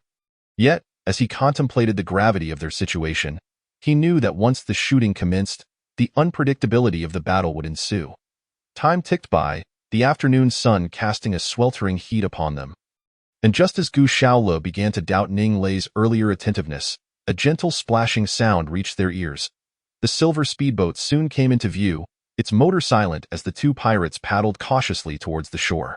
Those wretched pirates, they actually know to turn off the engine to avoid detection. Gu Shaolu cursed inwardly, realizing the cunning of the pirates exceeded his expectations. Fortunately, he had prepared for this moment. With a smirk, he hefted his AK-47 in readiness. The two pirates maneuvered the speedboat to the shore, dropped anchor, and after a hushed exchange, they cautiously ascended the beach, armed with submachine guns. Clearly, they intended to flank Gu Xiaolu and his group from the gentler slope. Just as Ning Lei had predicted. The pirates moved stealthily, their dark skin gleaming under the afternoon sun, while the pirate leader smirked, confident in his familiarity with the island. He deduced that the assailants must be hiding among the cliffs. And despite the loss of 2 of his men, he felt little alarm. The attackers were likely survivors from maritime disasters, pampered city dwellers who could not possibly match the ferocity of those like him, who lived amidst bloodshed and peril. Furthermore, they were unfamiliar with the operation of their makeshift AK-47s. While these weapons held great destructive potential, improper handling could lead to self-inflicted harm. The pirate leader's excitement grew at the prospect of capturing delicate women. Knowing that such prizes were highly coveted among chieftains, potentially fetching a king's ransom. With a conspiratorial glance at his comrades, they began to stealthily ascend the slope. Meanwhile, Gu Xiaolu and Ning Lei, concealed on either side of the slope, felt their own tension mounting. Though they observed the pirates inching closer to their ambush, neither had experienced such a close-quarters confrontation before. Gu Xiaolu, despite having just felled 2 pirates, was sweating profusely. Closer, closer, closer, he mentally chanted, gripping his weapon tightly, intent on achieving a decisive strike. In his intense focus, he nearly forgot about the ever-volatile Ning Lei at his side. Just as the pirates approached within 20 meters, a sharp series of gunfire erupted. "Don't fire all at once," Gu Xiaolu shouted in desperation. But his warning came too late, for amid the gunfire, a girl's startled cry pierced the air. Ning Lei had been jolted backward by the recoil of her AK-47. Collapsing onto the slope, her shots scattering wildly. Only the first 2 bullets finding their mark while the rest soared harmlessly into the sky. Gu Xiaolu, exasperated by the scene, yelled, "This wasteful girl can't do anything right." Yet, there was no time for complaints. He quickly steadied himself and aimed at the pirates below. Chapter 95. Repelling the attack regrettably, the only effect of Ning Lei's errant barrage was to startle the 2 pirates, who had been indulging in dreams of capturing more female prisoners. In an instant, the seasoned duo found cover and launched a counterattack against Gu Xiaolu and Ning Lei, who had now revealed their positions. What should have been a sure ambush had devolved into a tense firefight. Gu Xiaolu, firing back, was filled with frustration. But there was no turning back now. Ning Lei, fully aware of her blunder, lay silent behind a nearby rock. Fortunately, after expending a few bullets, Gu Xiaolu had mastered the handling of the AK-47, and despite not achieving perfect accuracy, he managed to suppress the 2 pirates, who dared not reveal themselves. Initially despondent over her blunder, Ning Lei's spirits lifted as she witnessed Gu Xiaolu's prowess. Alas, her weapon was now out of ammunition, and fortunately, Gu Xiaolu had not risked loading extra rounds into her unreliable magazine. Leaving her to silently cheer him on, however, prolonged stalemate posed a dilemma for Gu Xiaolu. With only a limited supply of ammunition, 40 rounds in total, and having lost a significant number due to Ning Lei's misfire, he soon found himself with less than 10 rounds remaining. While he held the tactical advantage, the need for a steady supply of bullets was paramount to maintain their firepower. Soon, in a bid to conserve the last of their ammunition, Gu Xiaolu refrained from firing. This emboldened the pirates below, who had been passively enduring attacks, to unleash their fury. These bloodthirsty scoundrels, known for their brutality in murder, pillaging, and assaulting women, had never encountered such humiliation before. They found themselves cowed by a mere survivor of a shipwreck. As Gu Xiaolu's ammunition dwindled, the ferocity of these 2 pirates surged. Leveraging their firepower advantage, they positioned 2 AK-47s against the rocks and unleashed a barrage towards Gu Xiaolu and Ning Lei. Bang, bang, bang. The deafening gunfire shattered the rocks beside Gu Xiaolu and Ning Lei, sending chips flying, and left Ning Lei, who was cowering behind, screaming in terror. "Stay calm. Do not be afraid.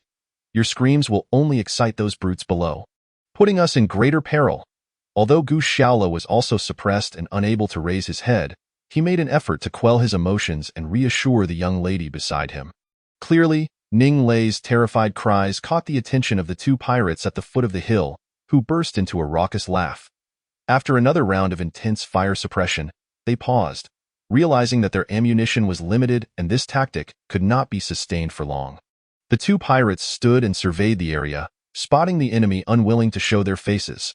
The tall leader muttered something to his companion, evidently instructing him to cautiously ascend the slope and ascertain whether the figures above truly had run out of ammunition. The latter, though reluctant and wanting to curse, succumbed to the authority of his superior, cautiously clutching his weapon and inching his way up the rocky terrain. In truth, Gu Shaola still had 9 bullets left in his gun. But at this distance and position, he was unwilling to risk wasting any. He could only hope the pirate would draw closer for a decisive strike.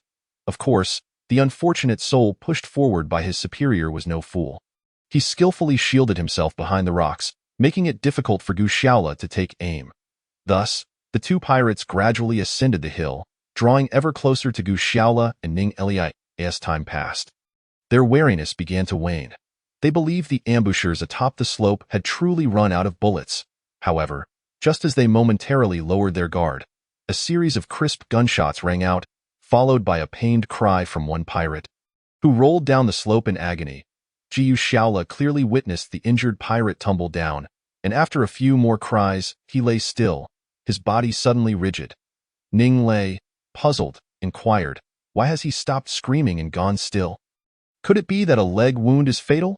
Gu Shaola shook his head and glanced at the faintly smoking muzzle of his gun, replying, "He likely fainted from the pain, being struck by a 7.62mm round from an AK-47 can tear away substantial flesh, and judging by the blood loss from that pirate's leg, I suspect his calf has been shattered."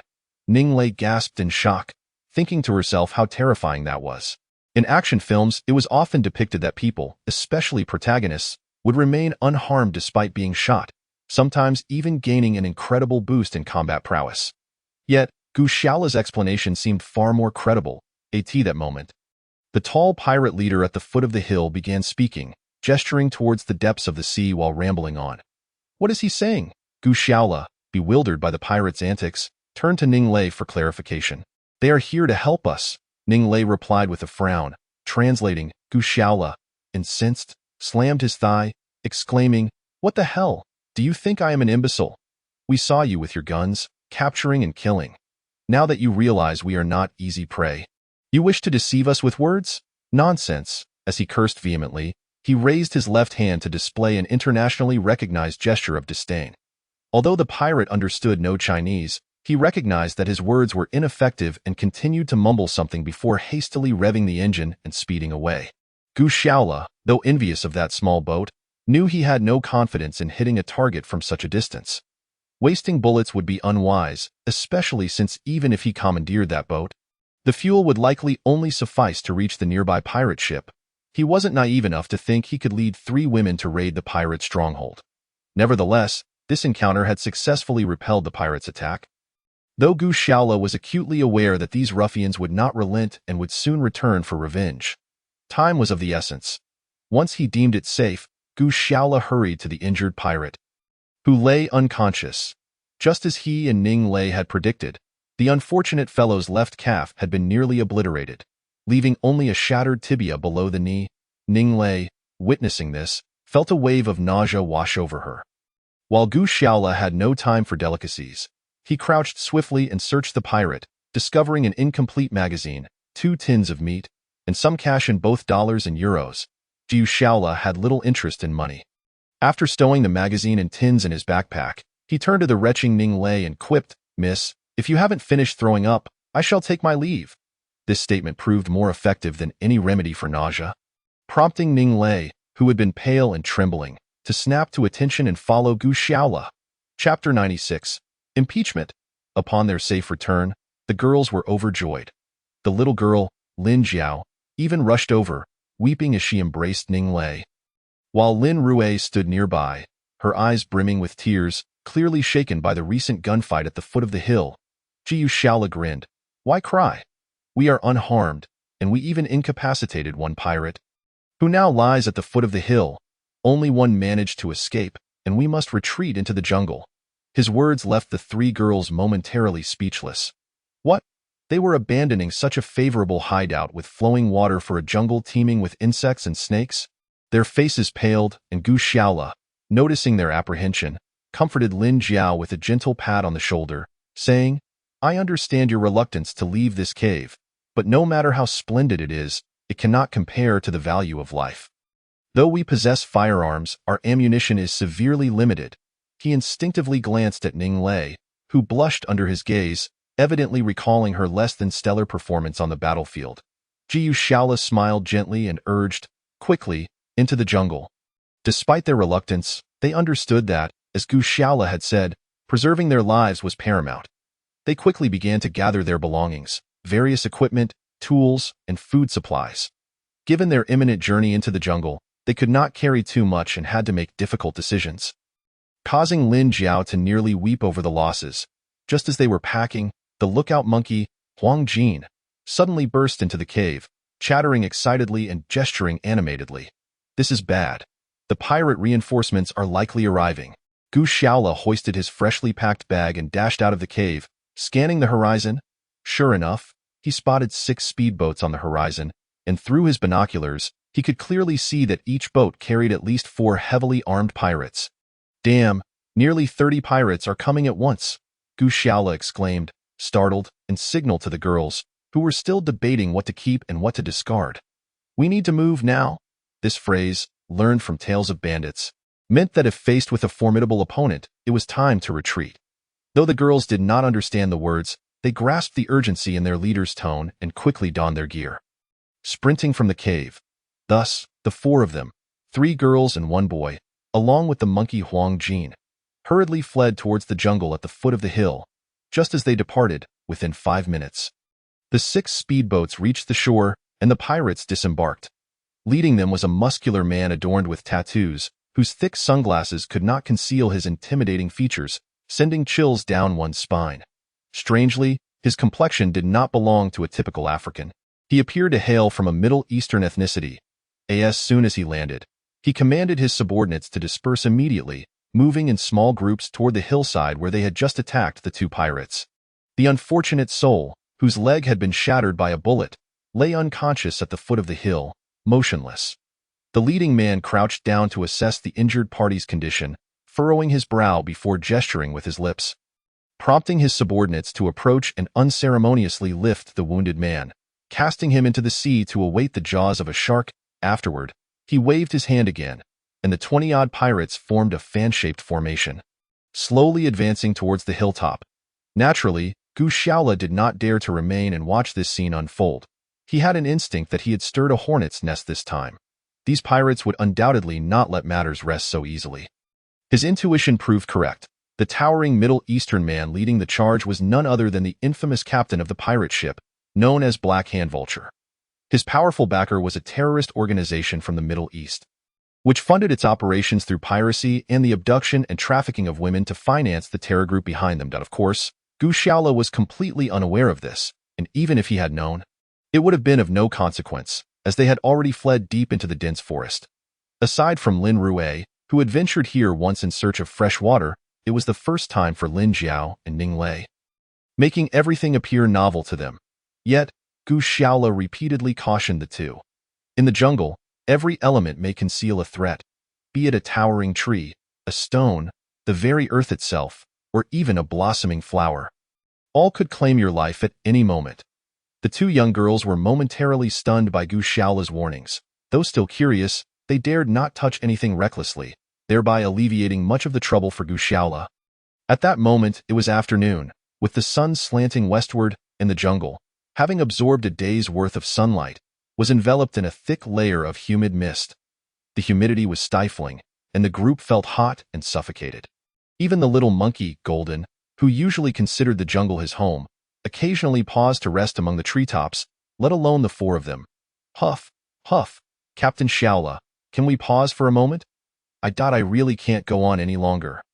Lin Jiao exclaimed, wiping the beads of sweat from her forehead as she called out to Gu Shaola, who was forging ahead, clearing the path.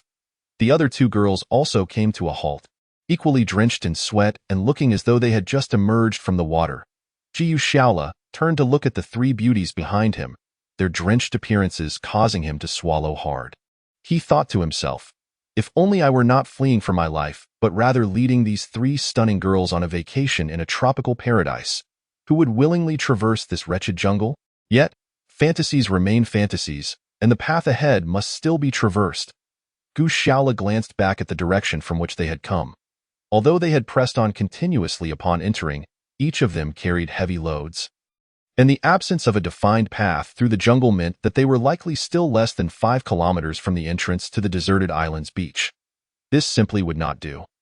Stopping now could easily lead to being caught by the pirates searching for them. Gu Shaola understood that if they paused to rest, it would be exceedingly difficult to persuade the 3 girls to rise and continue fleeing. Lin Jiao, do you recall someone at the mountain peak just mentioning to me that as long as I do not kill her, she would be willing to make my bed, do housework, and even don a maid outfit to engage in some cosplay fun? You all can rest if you wish, but Lin Jiao, why not showcase your cosplay talents right here? Gu Shaola's words caused the youngest, Lin Jiao, to turn beet red with embarrassment. Her earlier comments on the cliff had been flippant, uttered in a moment of desperation. Little did she know that Gu Shaola would take them seriously and voice them in such a public setting. Even though she often spoke boldly and pretended to be experienced, she was, at heart, merely a recent high school graduate. The notion of offering maid services to a male was merely something she had overheard online. And in truth, she had no understanding of what such services entailed. Now, Gu Shaola's remark left her utterly speechless. Lin Rui, her elder sister, could not bear to see her younger sibling in such a predicament and quickly tugged at Gu Shaola's arm, saying, Captain Shaola, what time is it? How can you still make such an inappropriate request? Ning Lei chimed in, exactly, Gu Shaola. Even if everyone knows that you nerdy boys have peculiar interests, you can't just throw caution to the wind in this vast jungle. Otherwise, we 3 sisters might have to call for your impeachment as captain. Chapter 97. Odd sounds impeachment? This remark elicited a laugh from Gu Shaola. In a team of just 4, they were to impeach their leader? Did she think she was in the U.S. Congress? However, Gu Shaola had no intention of engaging in banter with them at that moment. His peculiar request was merely to compel the ladies to follow him deeper into the jungle. So he replied with a stern expression, call it what you will. Impeachment or removal. It matters not. If Lin Jiao is not here to serve as my maid, then we better run like ducks. You. How can you be so unreasonable? We're all exhausted, and the young lady just wants to take a break. Ning Lei exclaimed, her fingers trembling with indignation. Yet, Gu Shaola wore a nonchalant expression, even adding, what's wrong? Miss Ning, if Lin Jiao isn't performing, you could step in and do a teacher cosplay instead. Fine, fine. I won't rest anymore. Lin Jiao huffed, hastily shouldering her pack once more and, in a fit of annoyance, marched to the front. Initially, it had been Gu Shaola leading the way with his machete, but now the little girl surged ahead, and before she had gone 10 meters, she exclaimed, so this is what maid service entails. I never knew. Gu Shaola continued to jest as he swung the machete in his hand, the still twitching body of the snake he had just slain writhing on the ground. Lin Rui frowned and remarked, Captain, aren't you being a bit too cruel? There's no need to go to such extremes. Gu Shaola shrugged helplessly. I have no choice. Time is of the essence. I'm genuinely concerned that the pursuers may catch up with us at any moment, and we cannot afford to wait for them to clear a path. This is the quickest solution. As he spoke, he comfortingly patted Lin Jiao's slender waist. Ning Lei, who was bringing up the rear, snorted disdainfully. Pa, you say there's no time, yet you still take the opportunity to be inappropriate with a young girl. Hurry up and release her.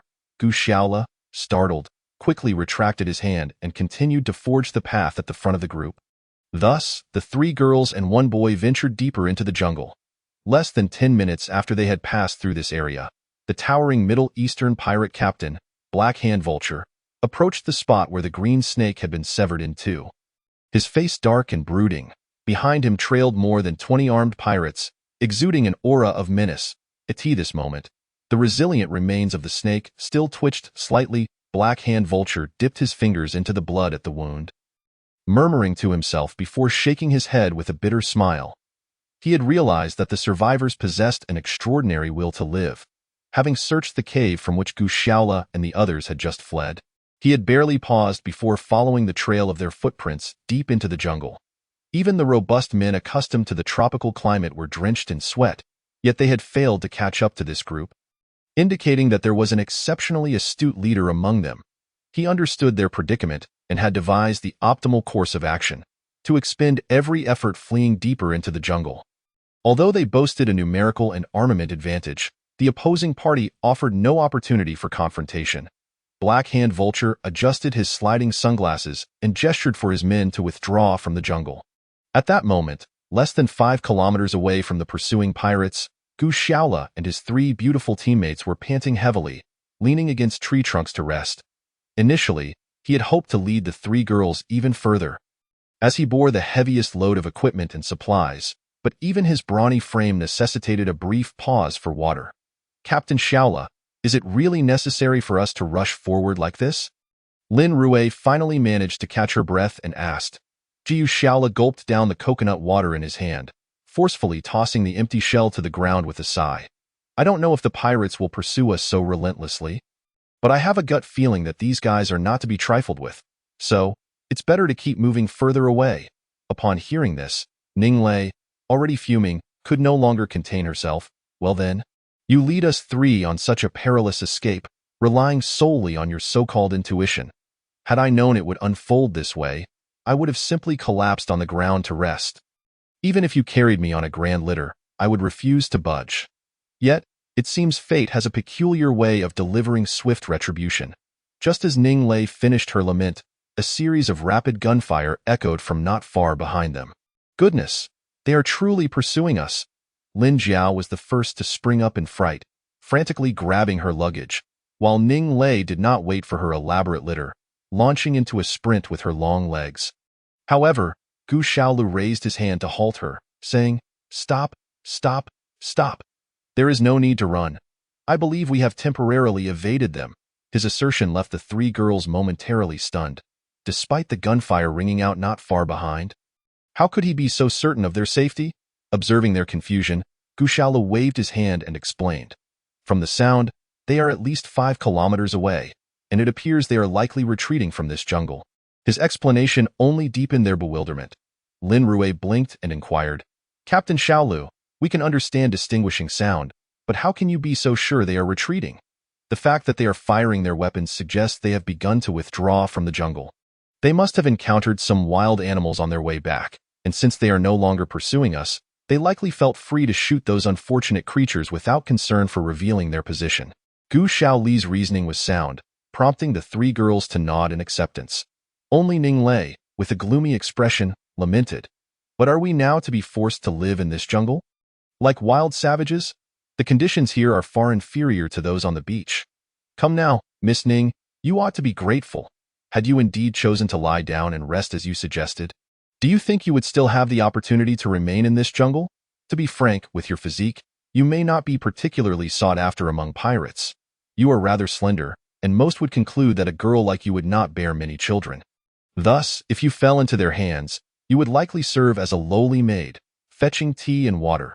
Jiu Xiaolu sighed dramatically as he spoke. Ning Lei, the pampered young lady, detested being mocked for her most prized attributes, her looks and figure. Upon hearing this, she leapt up indignantly. "Pish! I refuse to believe that. Unless that band of pirates are blind, a beauty like me would surely be in high demand anywhere." Gu Xiaolu, intent on lightening the mood, playfully asked, "In high demand? What is the source of this allure? Let me take a whiff." He feigned sniffing in her direction.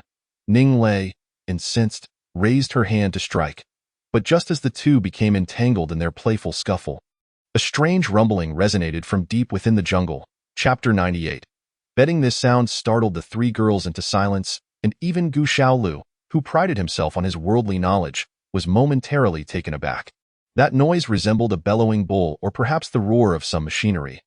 After a long pause, the 4, previously engaged in light-hearted banter, fell silent, straining to discern if any further sounds would follow. Yet, apart from that initial noise, nothing else emerged. They exchanged glances, each too stunned to speak.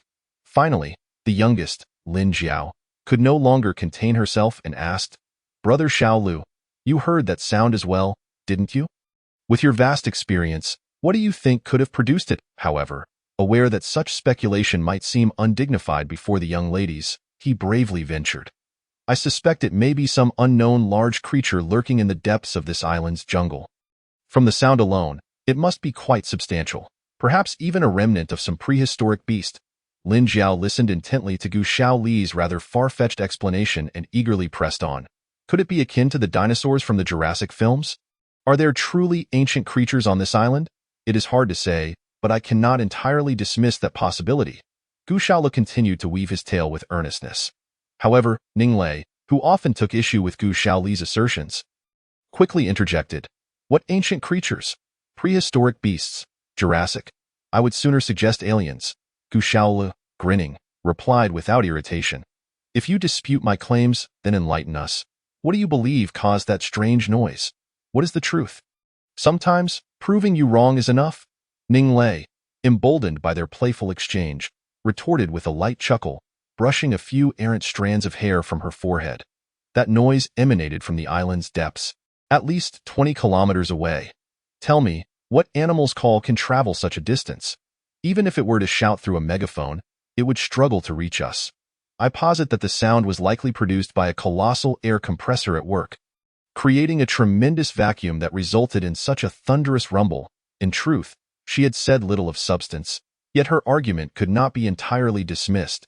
Jiu Xiaolu could only shake his head in defeat. Fine.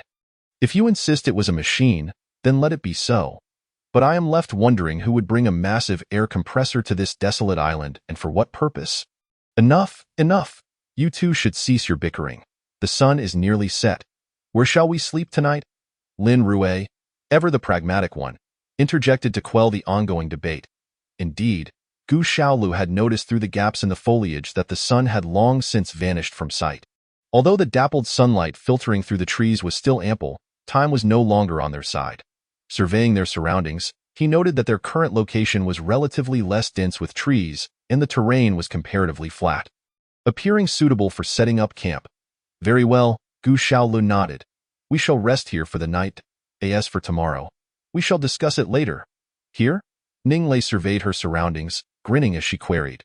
But there are neither caves nor huts. Where shall we sleep? Gu Xiaolu chuckled. My dear lady, did you truly believe I brought you here for a vacation? Where shall we sleep? Naturally, we shall sleep on the ground. The earth is blanketed with layers of leaves, and it should be quite comfortable for you to rest upon. He knelt down and patted the thick layer of fallen leaves. Wow, this is actually quite pleasant. It does feel a bit like sleeping on a mattress. The youngest Lin Jiao exclaimed with delight as she sat down on the leaves. However, Gu Xiaolu shook his head. No, no, you cannot simply lie down like that. Why not? Lin Jiao and Lin Rue exchanged curious glances. Look here. Gu Xiaolu picked up a stick and prodded the leaves where Lin Jiao had just settled. To their surprise, a large, bright red centipede, measuring a good 10 centimeters, scuttled out in alarm. The creature, evidently startled, quickly waved its many legs and fled into the distance. Oh my goodness! Lin Jiao shrieked, leaping to her feet. Brother Xiaolu, there aren't more of these creepy crawlies lurking beneath the leaves. Are there? Observing Lin Rue's pale face, Gu Xiaolu nodded, more or less. This is a tropical jungle, teeming with various flora and fauna. If you simply lie down on the leaves, who knows what insects or snakes could slither up your legs and sleeves, crawling over your delicate skin. The more Ning Lei listened, the paler her complexion grew, and she felt as though various grotesque creatures were already creeping over her body. Finally, she cried out, Stop! Stop! Stop, Gu Xiaolu! Do not say another word. If you continue, I shall lose my mind. Just tell us where we shall sleep tonight. Her outburst prompted the Lin sisters to look at Gu Xiaolu with hopeful eyes. This was precisely the reaction Gu Xiaolu had sought, and he savored his small victory. Ah, Ning Lei, so you are not as fearless as you claimed. But of course, he maintained a serious demeanor. Continuing, actually, there is nothing much to be concerned about.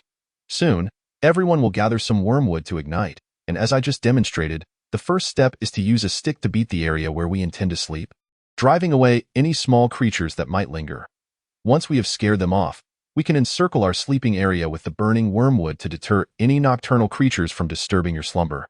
After Gu Xiaolu's words, the three girls exhibited an unprecedented enthusiasm for their task, eagerly striking the leaves on the ground. Indeed, bizarrely shaped insects, snakes, and some small field mice were swiftly expelled from their nests. Forced to flee their homes, before long, each girl had ignited the wormwood at her designated sleeping spot, creating a secure boundary for her resting place. Meanwhile, Gu Xiaola leisurely leaned against a fallen tree stump. A branch he had scavenged dangling from his mouth. Observing the beautiful girls bustling about, perched on his shoulder was a little monkey named Huang Jin, who, in equal leisure, was nibbling on a berry, seemingly puzzled by the girl's frantic activities. Occasionally baring its teeth and gesturing at Gu Xiaola as if to inquire. "Huang Jin, are you curious about what your sisters are doing?" he mused. "Well, they're busy because they're afraid of long, slender creatures sneaking into their beds at night." "Oh, and you wonder why I'm not helping? Hee hee, can I possibly compete with them? I'm a man, after all." "I'm not afraid of such things," Gu Xiaola jested, his playful banter inciting a fit of annoyance in Ninglei, who was busy arranging her sleeping area, her nose almost crinkling in indignation, yet she refrained from engaging him in argument. The Lin sisters, however, displayed less sensitivity. After arranging their beds, Lin Jiao turned to Gu Xiaola and asked, "Captain, we've been running all afternoon, and we're both weary and famished. Shouldn't we light a fire to prepare dinner?" Gu Xiaola noncommittally nodded. Dinner is indeed on the agenda, but starting a fire is out of the question. "What? Are you suggesting we eat it raw?" Ning Lei exclaimed, her frustration palpable. Indeed, the question posed by Ning Lei left the Lin sisters equally perplexed. Since their arrival on the island, they had not consumed anything raw. A matter of considerable importance. In this environment, food poisoning or diarrhea could prove fatal, as antibiotics and saline solutions were not readily available. Observing the bewildered expressions on the girls' faces, Gu Xiaola smiled enigmatically. "Lighting a fire here would merely expose our location to those pirates. If they happen upon us under the cover of night, we would be doomed. Therefore, we absolutely cannot start a fire tonight." The three girls exchanged glances, their tongues poking out in fear, relieved to have such a perceptive captain at the helm. However, the pressing question remained. If they did not light a fire, what would they eat? Gu Xiaola, discerning their thoughts, rummaged through his pack and, as if performing a magic trick, produced several Snickers bars. "Wow, Xiaola-gij, you're incredible. You actually have such provisions," exclaimed Lin Jiao, eagerly snatching the bar and pressing it to her cheek. Reluctant to unwrap it, her face alight with ecstasy, Lin Rue, equally excited, took her bar but did not immediately eat it, instead playing with it in her hands. Only Ning Lei knew that these Snickers bars had been retrieved from the pocket of the unfortunate man who had perished on their first day on the island. Initially, she had felt quite repulsed by the notion of taking items from a corpse, but now, this is delightful. Even Miss Ning graciously accepted a chocolate bar, rationalizing that she needed sustenance to contend with both nature and the wretched Gu Xiaola.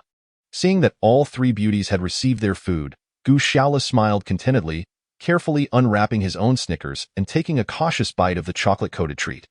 Despite their daily diet consisting of fresh, wholesome seafood, it had been ages since they had savored the comforts of urban life, especially as there were no sweet condiments to be found in the wilderness.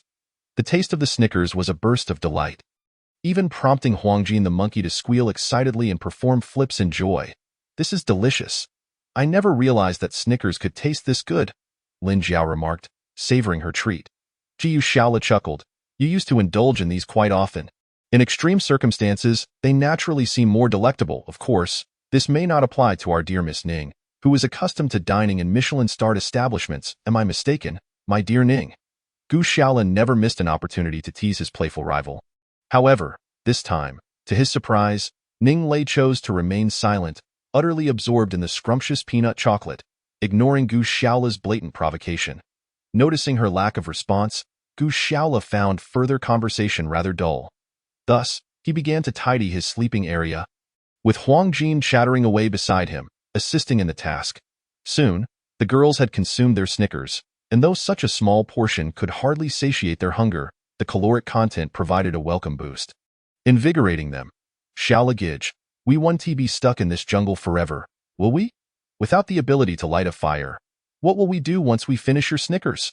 Lin Jiao asked, reclining on her soft bed of leaves while sipping coconut water. A hint of worry in her voice, Jiu Shaola had indeed contemplated this question, but having had limited interactions with the pirates, He was uncertain about their intentions concerning the pursuing forces. This could become troublesome. However, Lin Jiao's concerns were valid. Foraging for food in the jungle would undoubtedly be more challenging than along the beach, and without fire, their survival would be precarious. The weight of these thoughts loomed heavily upon him. At that moment, Gu Xiaola glanced at Huang Jin, who appeared quite content after the peanut chocolate, leisurely grooming its fluffy golden effort. Jiu Xiaola couldn't help but muse, "It must be wonderful to be a monkey like you. This jungle is your home. Even if we humans cannot survive, you will thrive here, and before long, you can chase after any female monkey that catches your fancy. They won't demand dowries or houses. What bliss! Unlike my dismal predicament." Suddenly, he noticed that the three lovely girls had mysteriously departed from their resting spots, whispering in a nearby thicket. What could they be up to? Just as Gu Xiaola rose to caution them against wandering too far in the dangerous jungle, he heard Ning Lei exclaim, "Gu Xiaola, don't stand up."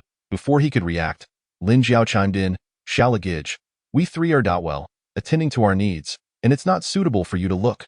Gu Xiaola managed a wry smile, berating himself for his lack of composure. Lin Jiao offered compliments, while Lin Rui silently nodded in agreement. However, Ning Lei, who had refrained from sparring with Gu Xiaola earlier due to the snickers, was not swayed. "Really?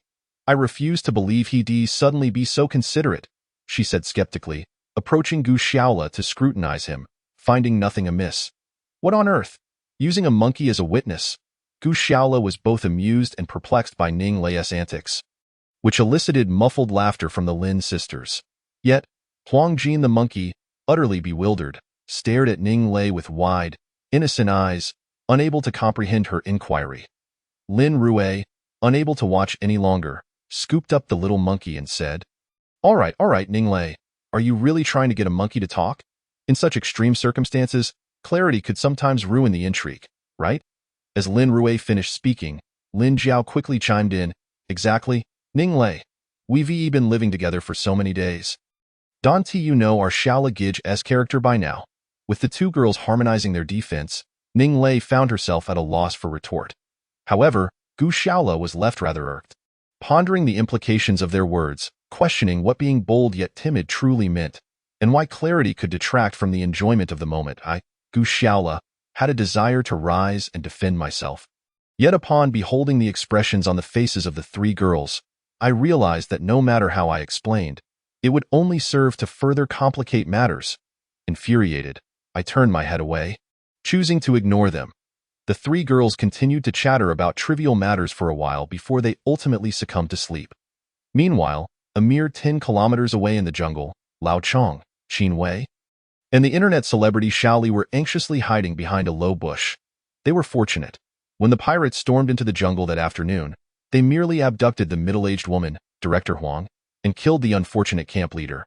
Lao Ma, now, only the three of them remained as survivors. "Qin Wei, are you absolutely certain that Lao Ma is dead?" Lao Chong inquired, casting a suspicious glance at Qin Wei. "Without a doubt. Lao Ma was running in the same direction as I was when I heard the pirate fire his gun. The bullets sent the dead leaves and twigs flying around me.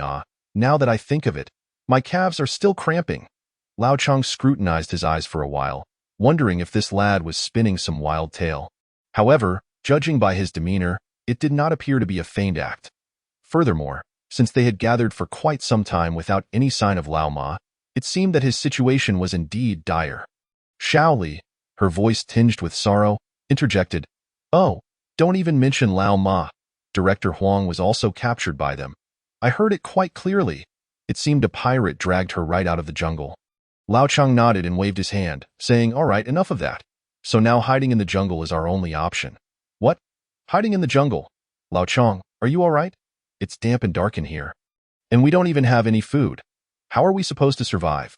We aren't Tarzan who can climb trees and pick fruit." Upon hearing this, Qin Wei immediately voiced his objections. "Haha," Lao Chong responded with a cold chuckle. "Our team consists of just the three of us now. Are you dissatisfied with my suggestion?"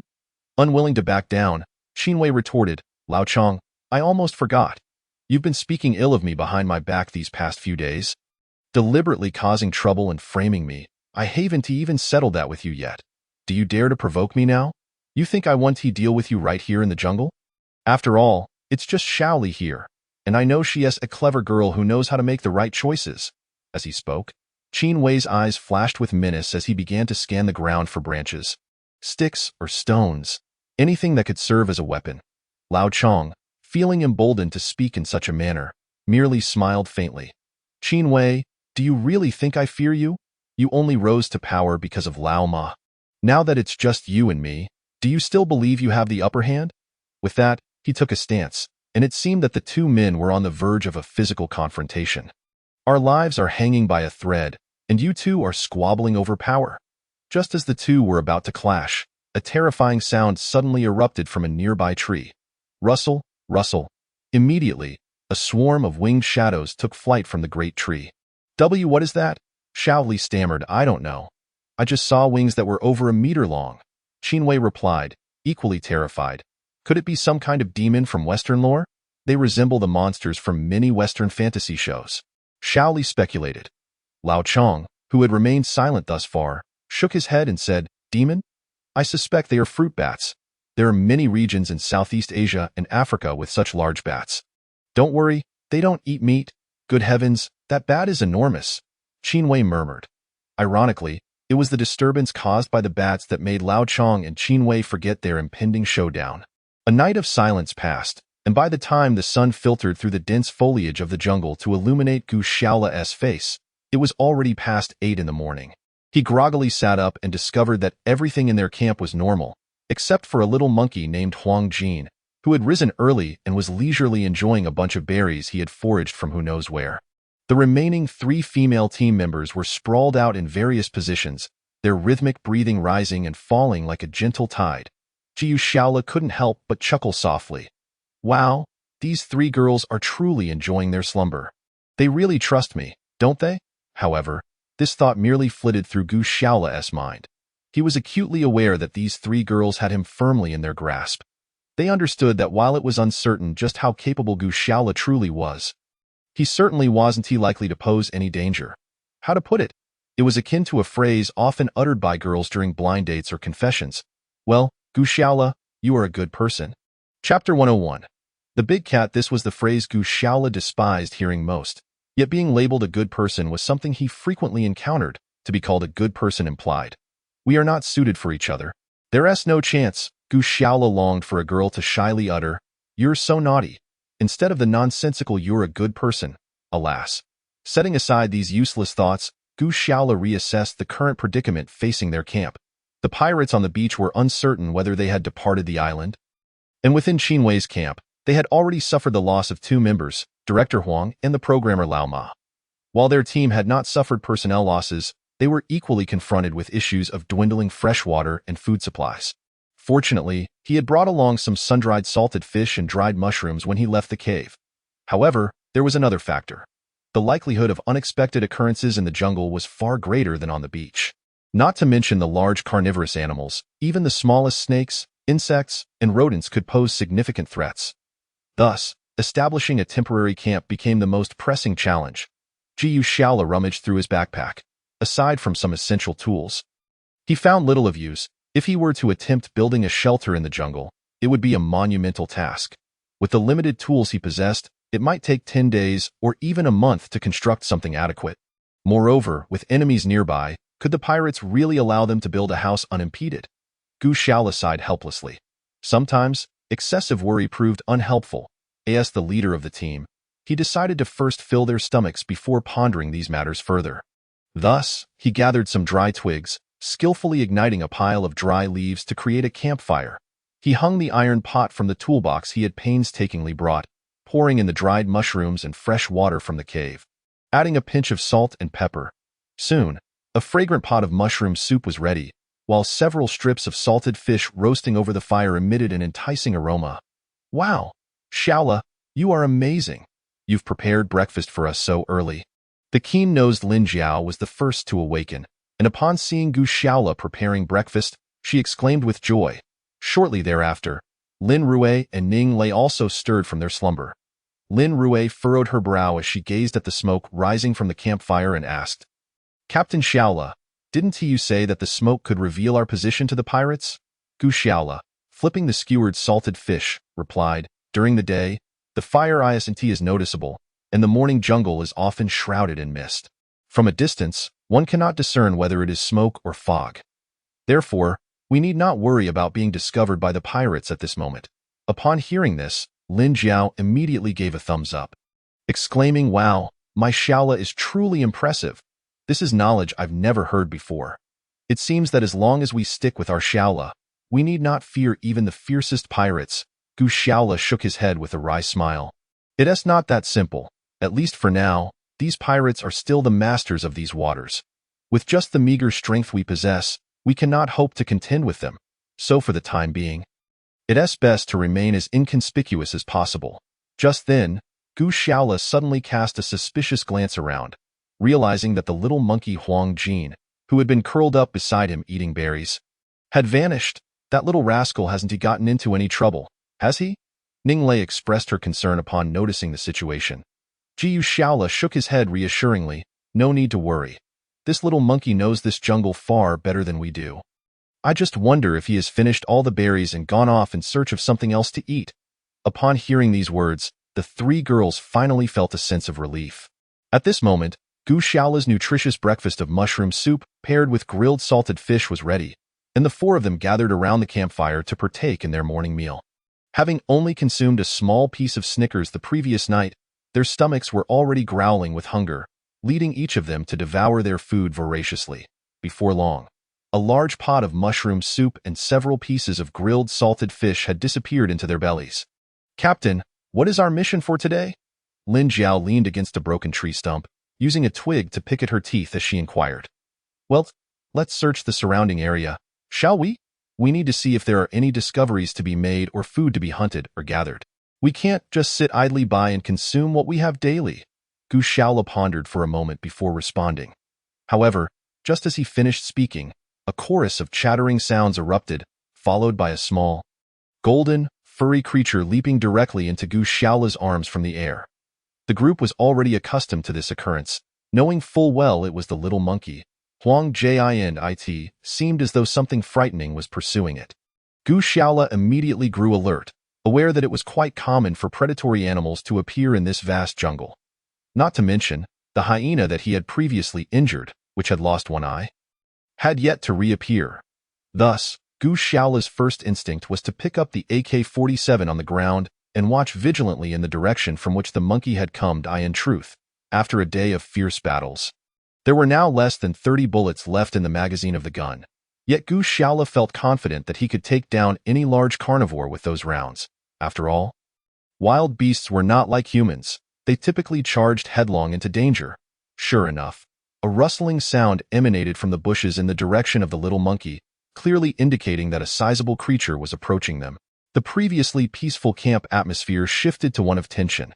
The three girls each grasped their weapons tightly, fixated on the swaying undergrowth. Having spent so much time on the deserted island, the girls had begun to muster their courage, thinking, after being chased by those pirates yesterday, it would be utterly unreasonable to be bullied by wild animals today. Even the little monkey, Huang Jin, perched on Gu Shaola's shoulder, bared its teeth and chattered incessantly at the moving bushes, clearly ready to confront whatever was chasing it. As the sound drew nearer, Gu Shaola placed his finger on the trigger of the AK-47, prepared to fire at any moment. However, he was still somewhat concerned that the pirates had not left the island. If he were to fire recklessly, he could expose their location, ultimately leading to greater trouble. Therefore, he resolved to wait and see what would unfold as the rustling in the bushes came within 10 meters of their position. It finally halted. The creature seemed acutely aware that someone was waiting for it, thus it cautiously remained hidden in the undergrowth, reluctant to reveal itself. The incessant chattering from Huang Jin seemed to irritate the creature. And suddenly, the bushes erupted with movement, followed by a flash of white as a large figure leapt from the thicket. Before anyone could comprehend the situation, it soared onto a tree branch over 3 meters high. As a few leaves fluttered down, they finally discerned that the creature was an entirely white large cat.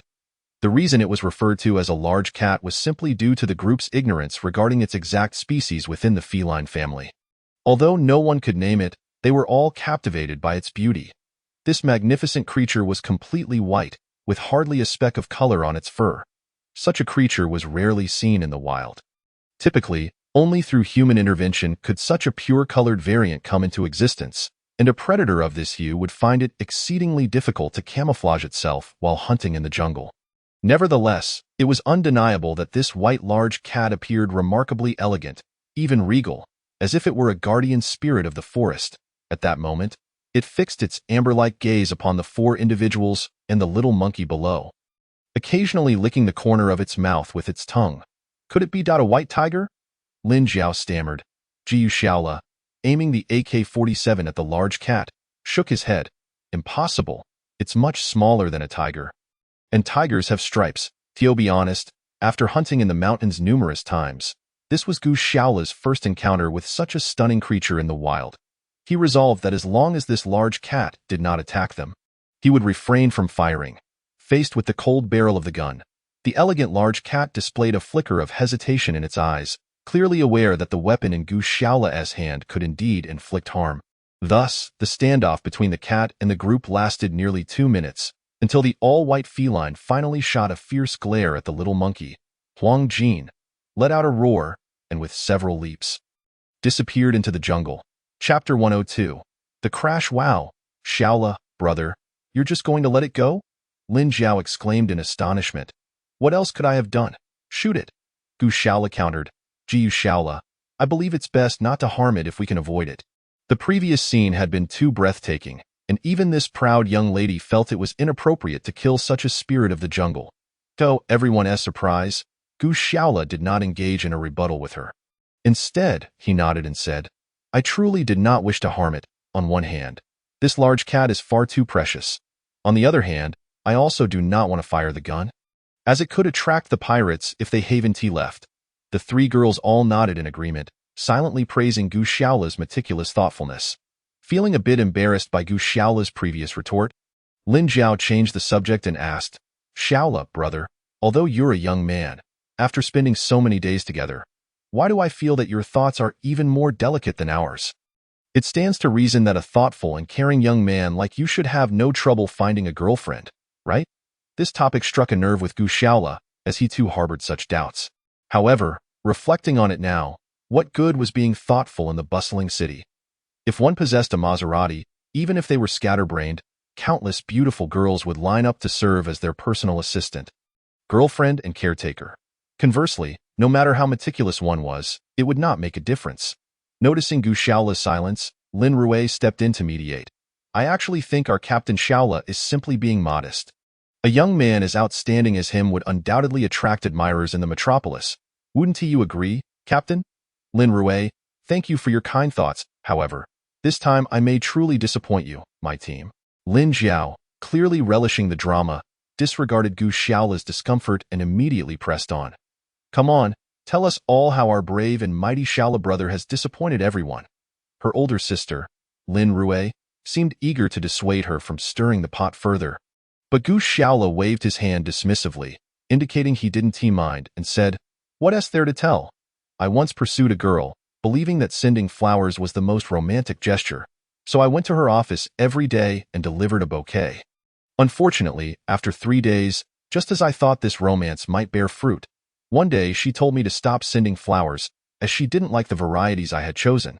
At that moment, he was perplexed.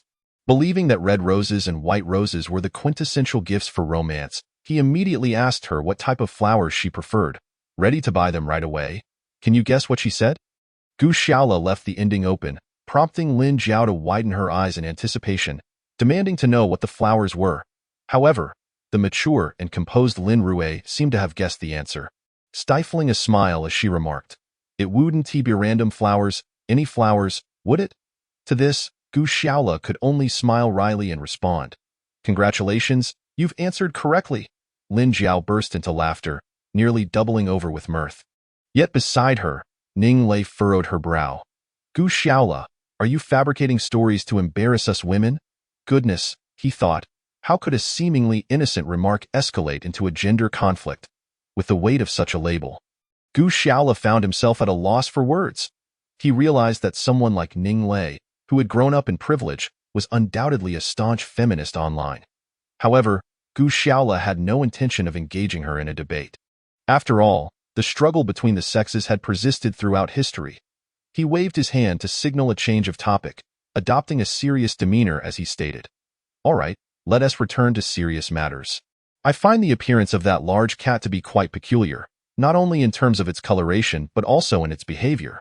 Just moments ago, its retreat clearly indicated that it recognized the threat posed by my AK-47. As Gu Xiaola's words echoed, everyone recalled the peculiar nature of the large cat they had recently encountered. Could it be that this creature was familiar with firearms? Lin Jiao inquired curiously. Gu Xiaola nodded, explaining, "It is not uncommon for wild animals to recognize guns. They possess intelligence and memory. If someone has previously harmed them or their kin with such a weapon, they are likely to develop a fear of it. This knowledge could even be passed down through generations, however, considering they were on a deserted island. The fact that this unique breed of cat recognized firearms suggested only one possibility. It had been harmed by pirates or its kind had suffered at their hands in the past." Gu Xiaola's explanation left the three girls somewhat bewildered. Ning Lei, perplexed, asked, "Is it so strange that pirates often roam these waters and might have wounded beasts in the jungle?" Yet, Gu Xiaola shook his head with a subtle smile. "I believe there may be advantageous insights for us within this situation. But enough of that. Let us prepare to search the surrounding area." Just as he finished speaking, the little monkey, Huang Jin, perched on his shoulder, suddenly began chattering excitedly. Initially, everyone feared another wild beast was approaching, but upon observing the monkey's gestures pointing into the distance, they understood it was indicating a path. The group exchanged glances, despite their uncertainty regarding the monkey's intentions. Gu Xiaola decisively declared, "Let us go. I'm curious to see what discoveries Huang Jin might lead us to." Thus, the four of them, accompanied by the monkey, took with them some basic tools and weapons, leaving their campsite unguarded as they set off in the direction indicated by the little creature. The time was still morning, and the humidity in the jungle was relatively low as the heat from the night had transformed into dew on the foliage. The sun had only recently risen, and the temperature was quite pleasant, making their trek far more enjoyable compared to the frantic rush they had experienced the previous afternoon. After walking approximately 3 to 4 kilometers, Gu Xiaola suddenly halted, his gaze fixated on a patch of jungle ahead. "Xiaola Gij, what's wrong?" Lin Jiao asked, squeezing in beside him curiously. "Everyone, be cautious. There may be something in the woods ahead." Gu Xiaola's unfinished sentence startled the three girls. "Something? Could it be that large cat again?" Sensing their thoughts, Gu Xiaola shook his head and explained, "No, many large trees have fallen in that area, and there are signs of charring. I suspect something has crashed there. Possibly an explosion or fire. What could have crashed there and caused such destruction?"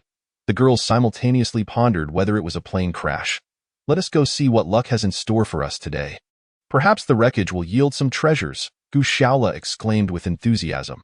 Upon hearing that it was indeed a plane crash, the three girls became excited, eagerly following Gu Xiaola as they hurried into the disheveled jungle. However, upon entering, they felt a wave of disappointment, for it was evident from the collapsed and charred remnants that the aircraft had been down for quite some time. What useful items could possibly remain from a plane that had been wrecked for so long? Yet, Gu Xiaola seemed undeterred, striding confidently toward the heart of the jungle where the crash site lay. Indeed, among the tangle of fallen trees lay a relatively sizable aircraft. Its design suggested it was of an earlier era, featuring the classic straight-winged, twin-engine configuration. The once colorful fuselage had long since peeled away, revealing a rusty exterior. Gu Xiaola deduced that the plane had crashed with such force that the front section had broken off upon impact, leaving only the rear half wedged among the trees.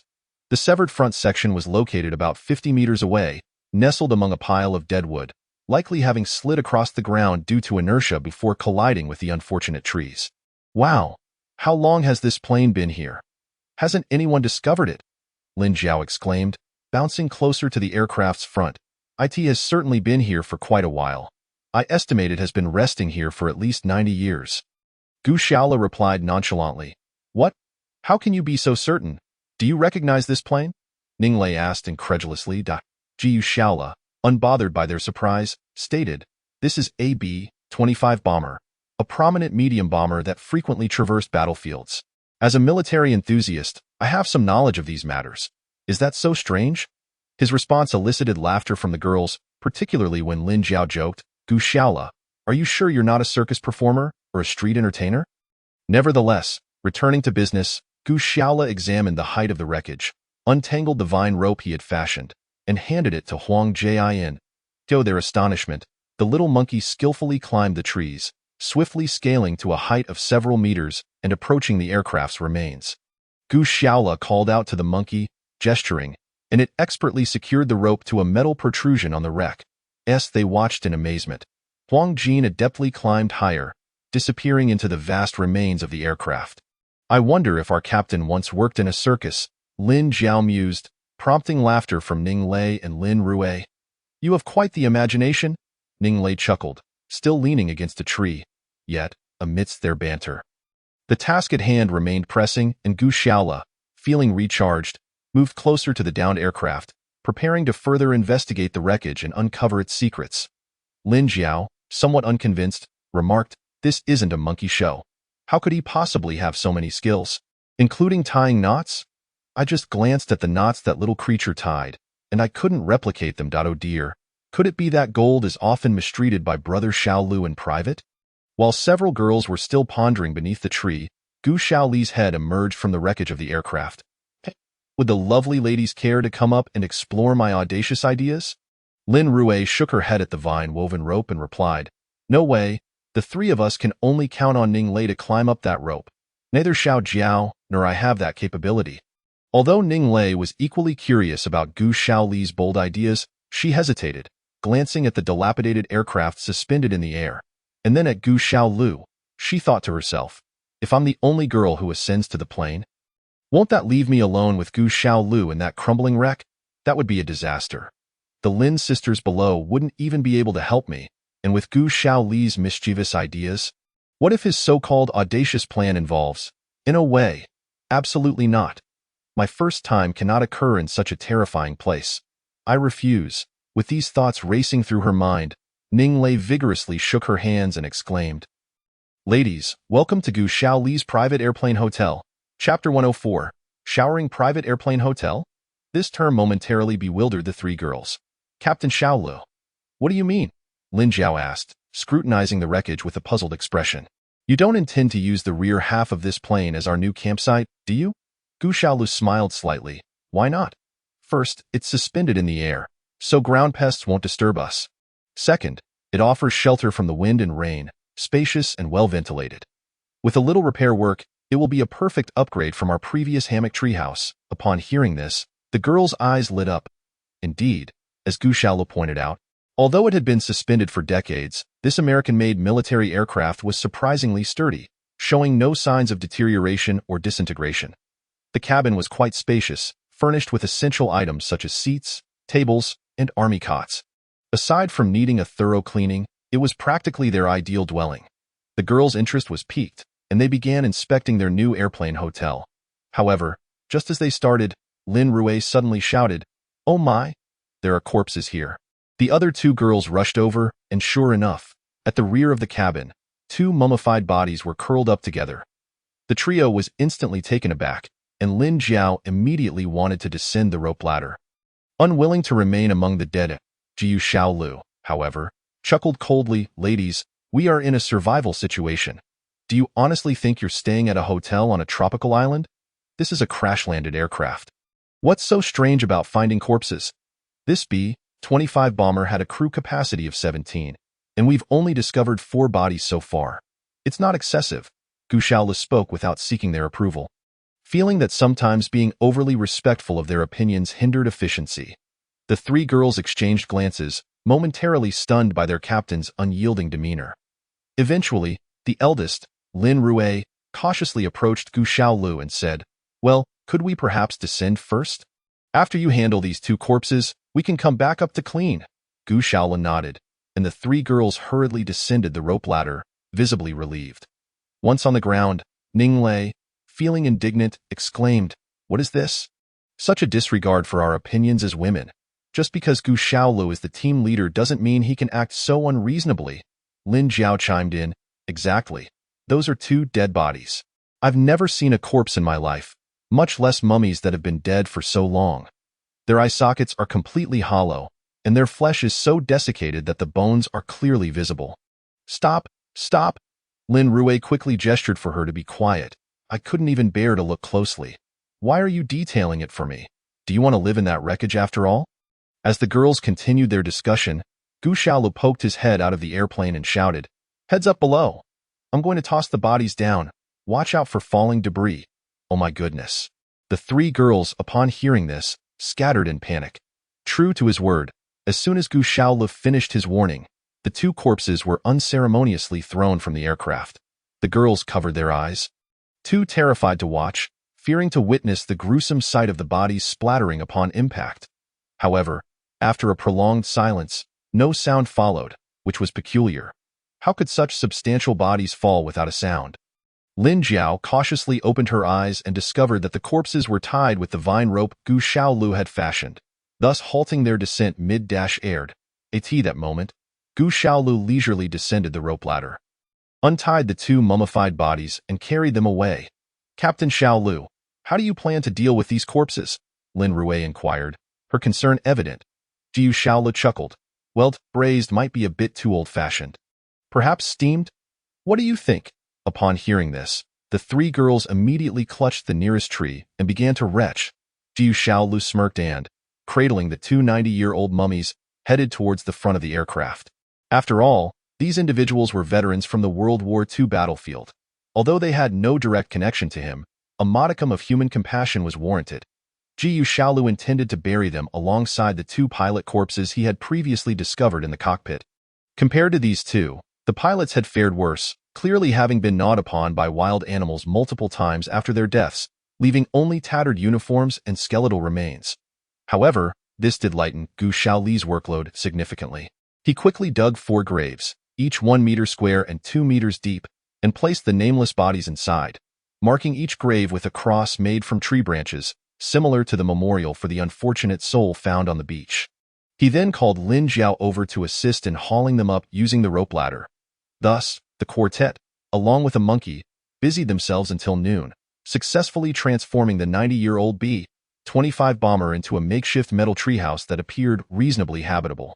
Of course, due to the extensive damage from the crash, Gu Xiaolu had to hammer and repair numerous areas, although the massive breach at the front of the cabin remained beyond repair. Nevertheless, he made do by collecting vines and similar plants to fashion a curtain for the entrance. After all, they were in a tropical jungle, where ground-dwelling snakes, insects, and ants were abundant, and the air was rife with bothersome mosquitoes and flies. Once everything was in order, Gu Xiaolu surveyed their new home with satisfaction, casting a glance at the 3 women, who were now covered in dirt from their cleaning efforts, and felt an urge to burst into laughter. His expression, however, only served to infuriate Ning Lei, who had been working diligently. "I say, Gu Xiaolu, we've been laboring for so long and are now covered in grime. As the leader, you don't care about us, and instead, you mock us? Is this how you treat your team?" "Dear Miss Ning, my laughter is not mockery. Rather, I find joy in seeing you all working like rural housewives here. Please do not misunderstand my intentions." Gu Xiaolu replied, attempting to suppress his amusement. "Pa, who is your little housewife? You must understand that we are merely members of this camp, brought together by the shipwreck. You'd best not get the wrong idea. Our relationship isn't that intimate." "Oh, really? I thought we had already forged a profound revolutionary bond. Since that's the case, I had intended to inform you about a lovely little waterfall on the hillside behind us. It would be perfect for bathing." Chapter 105. Regarding hunting, what? There's a waterfall on the hillside behind us? Lin Jiao exclaimed, leaping up in excitement. "Xiaolu, are you pulling our leg?" Upon hearing this, the girl's desire for a refreshing wash grew stronger after having cleaned decades of dust from the aircraft. Of course, Gu Xiaolu, would never deceive anyone. However, for those who are adamant about establishing boundaries, I believe they can skip it, Gu Xiaolu replied, casting a sidelong glance at the ever-indignant Miss Ning. The young lady was acutely aware that she had once again fallen into Gu Xiaolu's trap. It was evident that he had anticipated her outburst and was deliberately provoking her anger, leading her to a point where retreat was impossible. Despite her understanding that she was being manipulated, her fiery temperament as a young lady overwhelmed her, leaving her speechless in her suppressed fury. Fortunately, the presence of Lin Rue, the ever-kind-hearted, provided a semblance of relief. She waved her hand, signaling Ning Lei to cease her defiance. "Oh, Xiao Lei, Haven't you figured out what kind of person Captain Shaola is? He is merely teasing you with words. Would he truly prevent you from taking a shower? Lin Jiao chimed in eagerly. Yes, Brother Shaola. Could you bear to let us three beauties stand here covered in dirt? Please lead us to a place where we can wash up. Thus, the four descended the rope ladder and followed Gu Shaola for nearly 2 to 3 kilometers, eventually discovering a gently flowing stream beneath a rocky outcrop. Is this the waterfall you mentioned? Ning Lei asked incredulously, gazing at the small cascade with a drop of barely 3 meters. What? Is this waterfall too grand for you? Gu Shaola feigned surprise. Too grand? My heavens, the showerhead in my bathroom at home has a stronger flow than this waterfall, Ning Lei retorted, her nose almost crinkling in indignation. Wow, Sister Xiao Lei, how grand is your bathroom? Lin Jiao inquired with a look of envy. It was Ning Lei's moment to boast. It's not that large, really. My personal bathroom is just over 200 square meters. It has 3 bathtubs and 4 showerheads. Oh, and I almost forgot to mention a small swimming pool. She then cast a triumphant glance at Gu Shaola, and then? Gu Shaola asked, his eyes narrowing at Ning Lei. What do you mean and then? Ning Lei replied, somewhat perplexed. I was wondering if you brought those 3 bathtubs for showerheads and that little swimming pool with you. That if not, I suggest you take a shower in my natural little waterfall without further ado. Gu Shaola's remarks left Ning Lei momentarily speechless, and it was only with the swift intervention of Lin Jiao and Lin Rui that another verbal conflict was averted. However, since the 3 girls were preparing to wash up, Gu Shaola felt it inappropriate to linger, although he secretly wished to join them in their bathing. He feigned propriety and waved. You ladies can bathe here without worry. Huang Jin and I will patrol the area to ensure no ill-intentioned individuals approach. Humph, as if you won't sneak a peek. Hurry up and leave, Ning Lei commanded, her frustration palpable. Jiu Shaola sighed internally, lamenting that while he guarded such 3 precious treasures, he could only gaze without the luxury of exploration. Such is the bittersweet nature of life. Neither humans nor monkeys possess an abundance of troublesome matters. Yet he wondered if this little creature would also grow up to be a henpecked husband. After his musings, Gu Shaola did not dare to wander too far. After all, they were still deep within the tropical jungle. What if a wolf or leopard were to emerge from the underbrush? He sought refuge in a shady spot, leaning against a tree, listening to the cheerful chatter of the girls by the waterfall. Yet, he remained indecisive. It wasn't that he was a paragon of virtue, but rather, he felt that if he were to act on his impulses in such an environment, he would become indistinguishable from the very individuals he scorned. Never mind, never mind. It was best to focus on the present. Gu Shaola shook his head, dismissing those thoughts. He gazed toward the beach, pondering whether the pirates had departed. They had traversed quite a distance from the shore, estimating they were now over 20 kilometers away. Considering the physical exertion required to traverse that distance through the jungle, he doubted the pirates would venture so far in pursuit. Moreover, he still possessed an entire magazine of 30 rounds in his AK-47, though he would not resort to using it lightly to avoid drawing attention. Not far off, the girls seemed to be enjoying themselves more with each passing moment, as Gu Shaola could even hear Lin Jiao and Ning Lei singing, their melodious voices drifting through the air, giving the impression that they were on vacation. Jiu Shaola chuckled to himself, realizing that surviving alone in this vast wilderness might be easier, yet devoid of the company of these lovely companions. His days would certainly be filled with loneliness. One must gain some and lose some. At least engaging in witty banter with the young lady Ning could alleviate the tedium of their surroundings. This waterfall was, in fact, discovered by the little monkey Huang Jin, who seemed quite familiar with the terrain.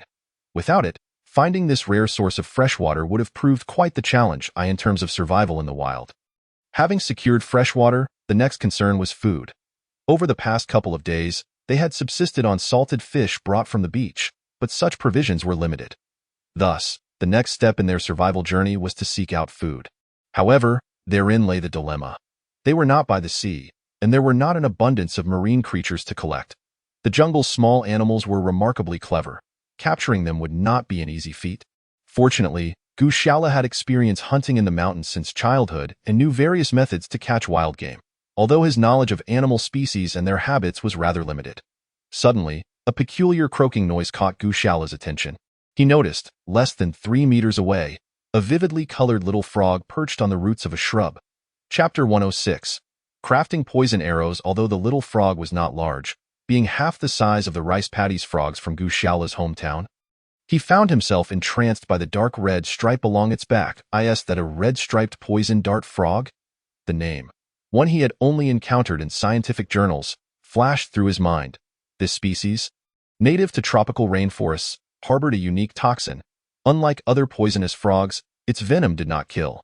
Rather, it induced sudden paralysis in its victims, allowing the frog to escape in the ensuing chaos. Yet, Gu Xiaola was uncertain if the frog before him was indeed the legendary red-striped poison dart frog. As luck would have it, just then, the soil beneath the frog began to shift, and a small wild mouse, which fed on such creatures, emerged. In a startling turn of events, the moment the mouse turned, its body stiffened, collapsing to the ground as if it had ingested a potent rodenticide. Wow! This little fellow's tranquilizer is quite effective, Gu Xiaola exclaimed with delight, quickly capturing both the red-striped poison dart frog and the now rigid mouse. Leaving Huang Jin, the little monkey, looking perplexed, wondering what use these unappetizing items could serve. However, at that moment, a series of startled cries echoed from the direction of the waterfall. Gu Xiaola hastily rushed over to investigate, only to be stunned by the scene before him. The three girls huddled together under the rocky overhang, pointing and shouting at the stream, where a dark green venomous snake was swimming leisurely. "Xiaola, hurry and save us! That lecherous snake won't leave!" Lin Jiao trembled as she called out. From the waterfall, Ning Lei's voice rang out in frustration. "Gu Xiaola, enough already. I asked you to drive the snake away, not to dawdle. Are you peeking at us?" Gu Xiaola grinned and replied, "Lady Ning, since you doubt me so, why not come out and supervise while I drive the snake away?" As he exchanged banter with Ning Lei, he picked up a stick and poked at the dark snake. With a swift motion, he sent the snake tumbling several meters away, where it quickly slithered off in retreat. Though the snake had caused quite a stir among the girls, for Gu Xiaola, it was merely a trivial task easily accomplished. "Well, the danger has been eliminated. If you lovely ladies are still concerned, I can stay here to guard your bathing process. Surely, none of you have any objections?" Unfortunately, his generous offer was met with unanimous dissent from the three girls. As soon as they saw Gu Xiaola depart, they hurried to put on their clothes, fearing the emergence of any venomous creatures. For being in a state of undress was simply too embarrassing. Two sisters, did you see Gu Xiaola helping us chase away that large snake just now? Lin Jiao inquired as she put on her clothes. Is there even a need to ask? If he hadn't been peeking, would he have felt so guilty as to ask me to supervise him? Ning Lei replied indignantly while dressing herself. "Oh, come on. Xiao Lei, didn't we agree on this beforehand? As long as it's not a matter of principle, it's perfectly fine for Captain Xiaola to indulge a little in this trivial matter. Especially since he just came to our rescue." Lin Rui maintained her usual conciliatory stance. Although she knew Lin Rui had a point, Ning Lei still seemed unconvinced. That moment, Lin Jiao, with a playful smile, posed a question. "I have a query. When we were standing behind the waterfall, do you think Gu Xiaola could tell us apart?" The question made both Ning Lei and Lin Rui's faces flush. Thinking this little girl was being rather silly again, "I bet Brother Xiaola can at least distinguish which one is Sister Xiao Lei." "Why?" Ning Lei immediately regretted her inquiry. Sure enough, the mischievous Lin Jiao grinned and remarked, "Because you're the biggest." Instantly, laughter erupted among the girls by the stream. "What is he doing?" The three girls were momentarily taken aback. Lin Jiao took the initiative to approach and discovered Gu Xiaola collecting small branches, skillfully sharpening them into arrowheads with a knife, coating them with a layer of dark red liquid. "Brother Xiaola, what are you up to?" "Hee, this thing is quite impressive.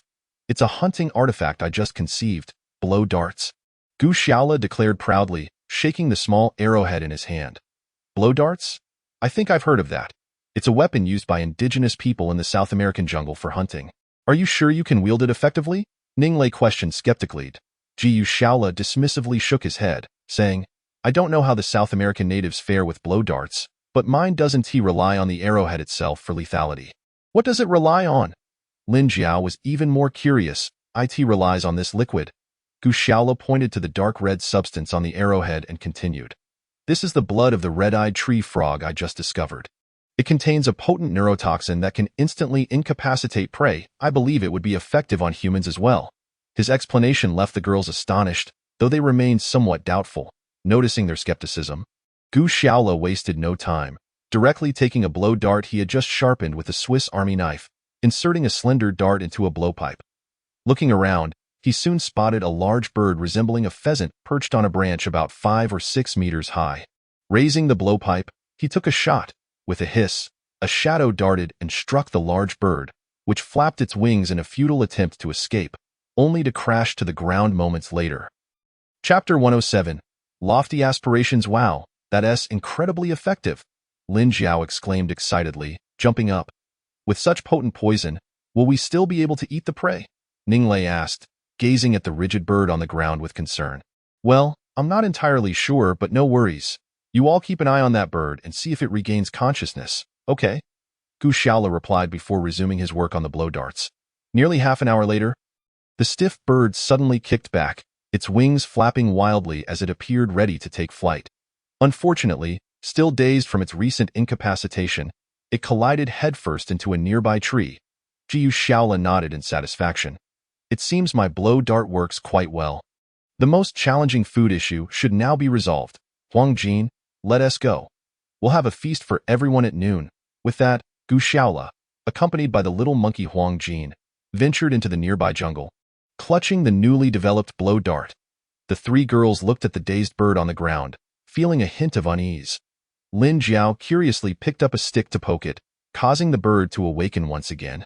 Flapping its wings and surprisingly taking off, the three girls were overjoyed. After so many days, aside from that one meal of wild boar, they had primarily subsisted on seafood. While the fish were indeed delicious, having it every day had made even the tastiest dishes feel monotonous. Additionally, the seafood lacked animal fats and cholesterol, leaving them feeling unsatisfied and hungry soon after eating. This time was different, with 2 pheasants and a hefty rabbit weighing about 5 or 6 pounds. They were in for an incredibly satisfying lunch.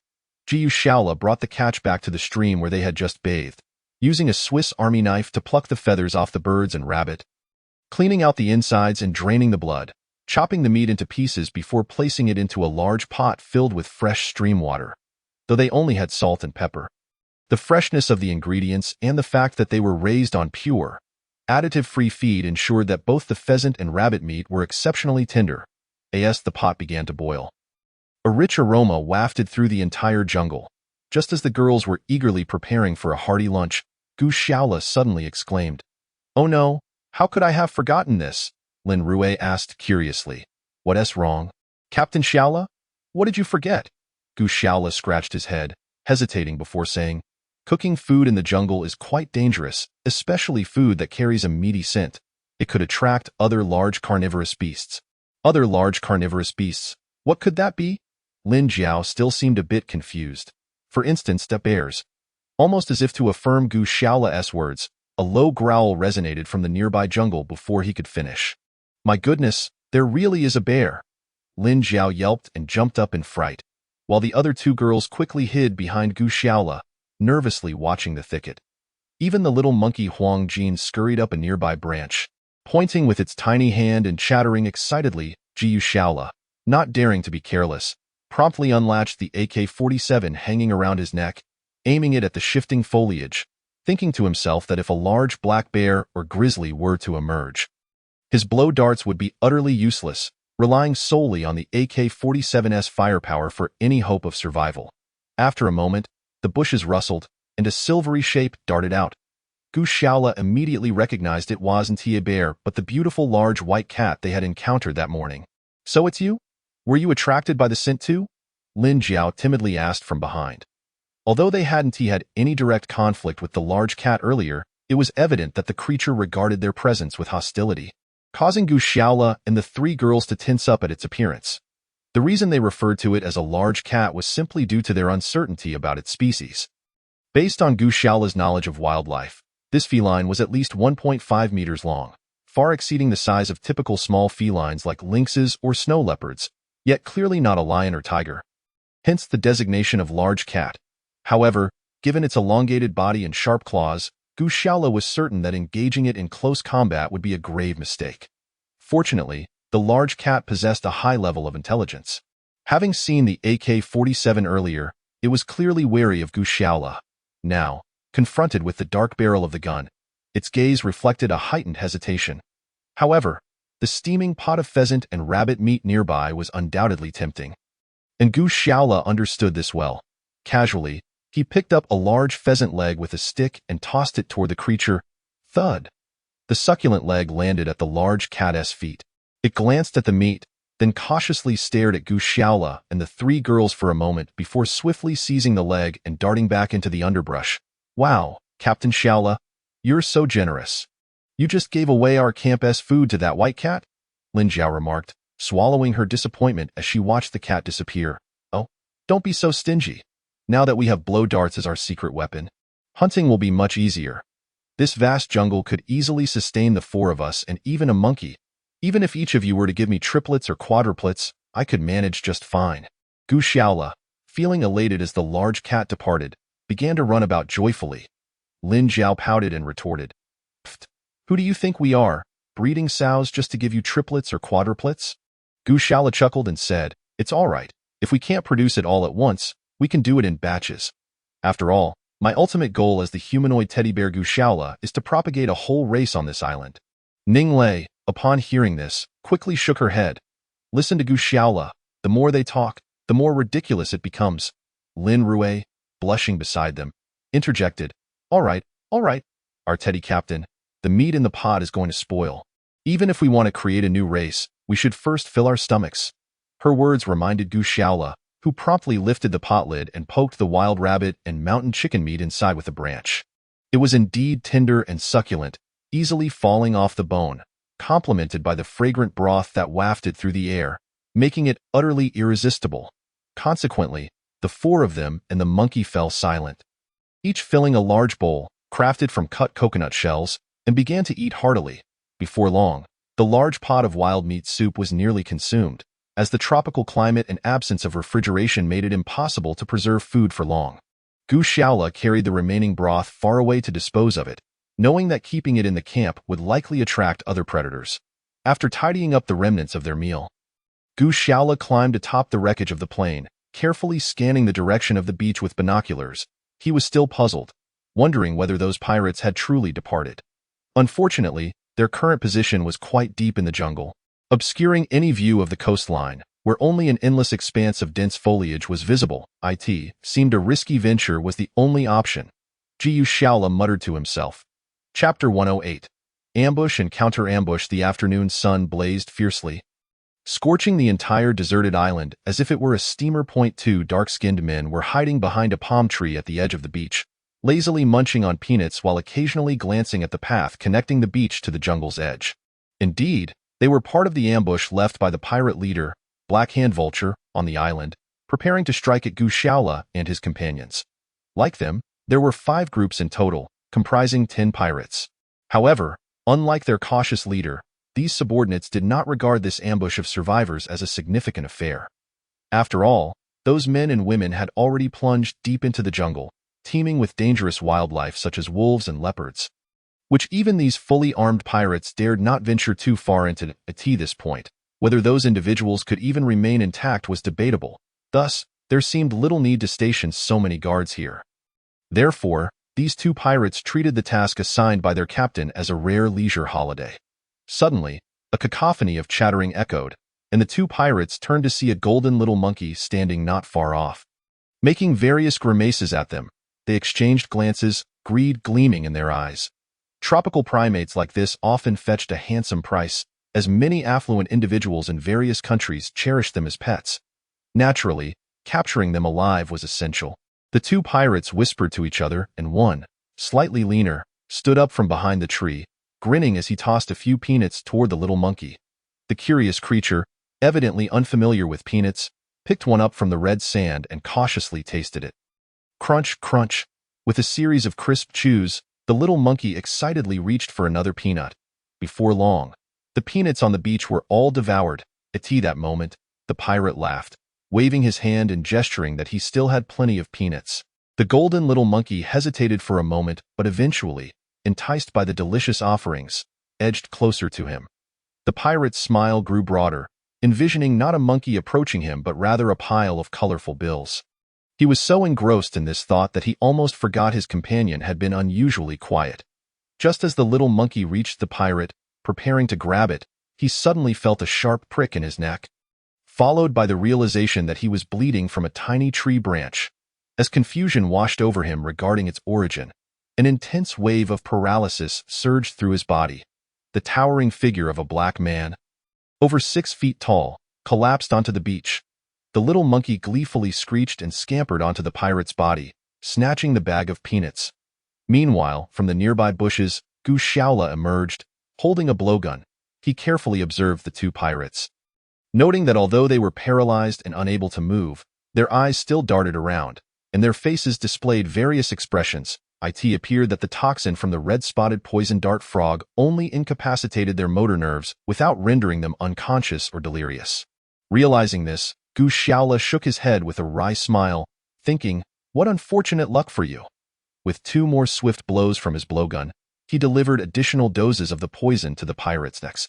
Exercising caution, Gu Shaola meticulously searched their bodies for anything useful before promptly tossing the 2 incapacitated giants into the churning sea nearby. The consequences of their fall into the water were predictable. They would surely drown and be devoured by sharks. However, the laws of the jungle dictated a ruthless survival of the fittest, leaving no room for mercy. When Gu Shaola suggested scouting the beach at noon, he faced unanimous opposition from the 3 girls, who deemed the risk far too great.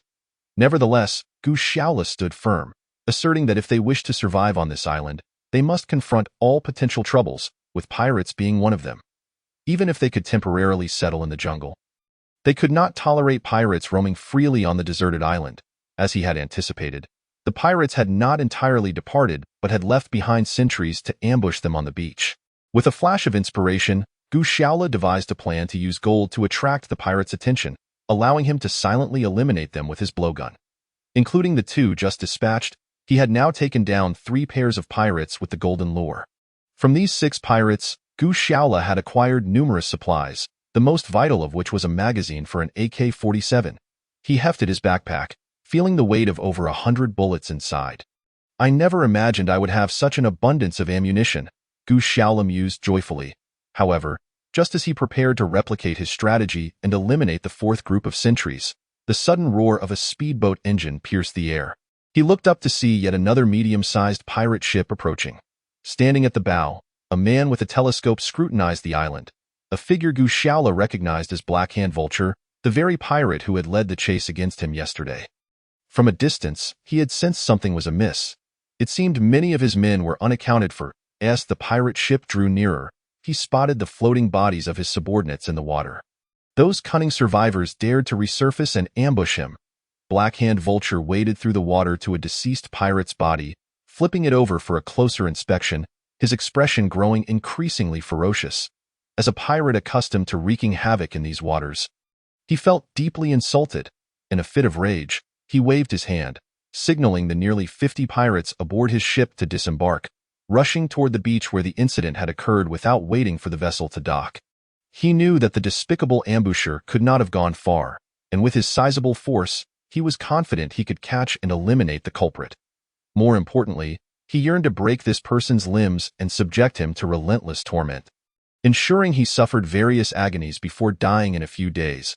Only then could he restore his honor as Blackhand Vulture. Meanwhile, Gu Shaola had already slipped into the jungle, contemplating lying low to see if he could eliminate 1 or 2 isolated pirates. Unlike yesterday when he had limited ammunition and 3 burdensome companions, he now felt light and agile, equipped with over 100 rounds of freshly acquired ammunition, ready to engage these foes. However, just then, he heard a sound that nearly filled him with despair. The urgent barking of dogs. This was bad. These pirates had brought dogs. Chapter 109. The scapegoat Gu Shaola often found himself in perilous situations, overwhelmed by a pack of hunting dogs that relentlessly pursued him to exhaustion. Having spent years hunting with his uncle, he had relied on the family's hunting dogs to contend with large beasts. The most successful instance involved capturing a massive wild boar weighing over 300 pounds, thanks to the efforts of 5 hunting dogs. Yet now, the tables had turned. The hunting dogs were the enemy's allies. While he had become the quarry, he knew that whether he was aware or not was inconsequential. The cacophony of barking quickly grew louder, clearly indicating that these keen-nosed hounds had picked up his scent. Holding an AK-47 and confronting the pirates head-on, Gu Shaola did not consider himself a valiant warrior like Rambo, capable of single-handedly taking on 50 foes in the jungle in such a complex terrain. It was nearly impossible for him to cover all angles. The enemy could easily employ suppressive fire tactics to encircle him, effectively sealing his fate. Thus, for Gu Shaola, the only viable option was to evade the confrontation. Or more plainly put, to flee. He forcefully tossed the gold from his shoulder onto a tree and signaled the little fellow to run. The creature, not foolish, sensed the danger upon hearing the shouts and barking. Quickly darting away into the thicket, now, with no worries trailing him, Gu Shaola leaned forward, sprinting almost against the thick layer of leaves carpeting the jungle floor. To lighten his load, he had already buried the bag of ammunition he had been carrying. Retaining only 2 full magazines for a desperate fight should escape prove impossible. Barely 30 seconds after Gu Shaola had dashed away, 2 large hunting dogs, controlled by the pirates, charged forward. Astonishingly, these dogs were from the formidable Dogo Argentino breed. Weighing over 80 pounds each, these adult dogs could easily overpower a robust man in a one-on-one confrontation, and together, they could hold their own against a bear for a time. The pirates, fearing the dogs would outrun them, had to restrain them with leashes. Following the 2 Dogo Argentinos, nearly 30 pirates armed with AK-47s fanned out, meticulously tracking the trace of Gu Shaola, scouring every inch of the jungle floor. The tropical jungle was bustling that afternoon. The 2 hunting dogs, accompanied by the horde of pirates, sent numerous small creatures into a frenzy, scattering in all directions. Sporadic gunfire echoed through the foliage, though it remained unclear which unfortunate animal had met its end at their hands. Gu Shaola, however, had no energy to ponder such matters. He dared not lead the enemy towards the direction he had traversed the previous day, as taking that old path could significantly increase the chance of leading them to his camp. What would become of the 3 beautiful women back home if they fell into the jaws of danger? Therefore, even at the risk of peril, Gu Shaola resolutely retreated along an unfamiliar path, hastily distancing himself.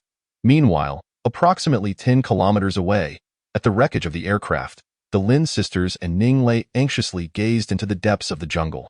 Initially, they had opposed Gu Shaola's decision to scout the beach alone, but their captain's unwavering stance compelled them to remain at the aircraft's remains, awaiting news.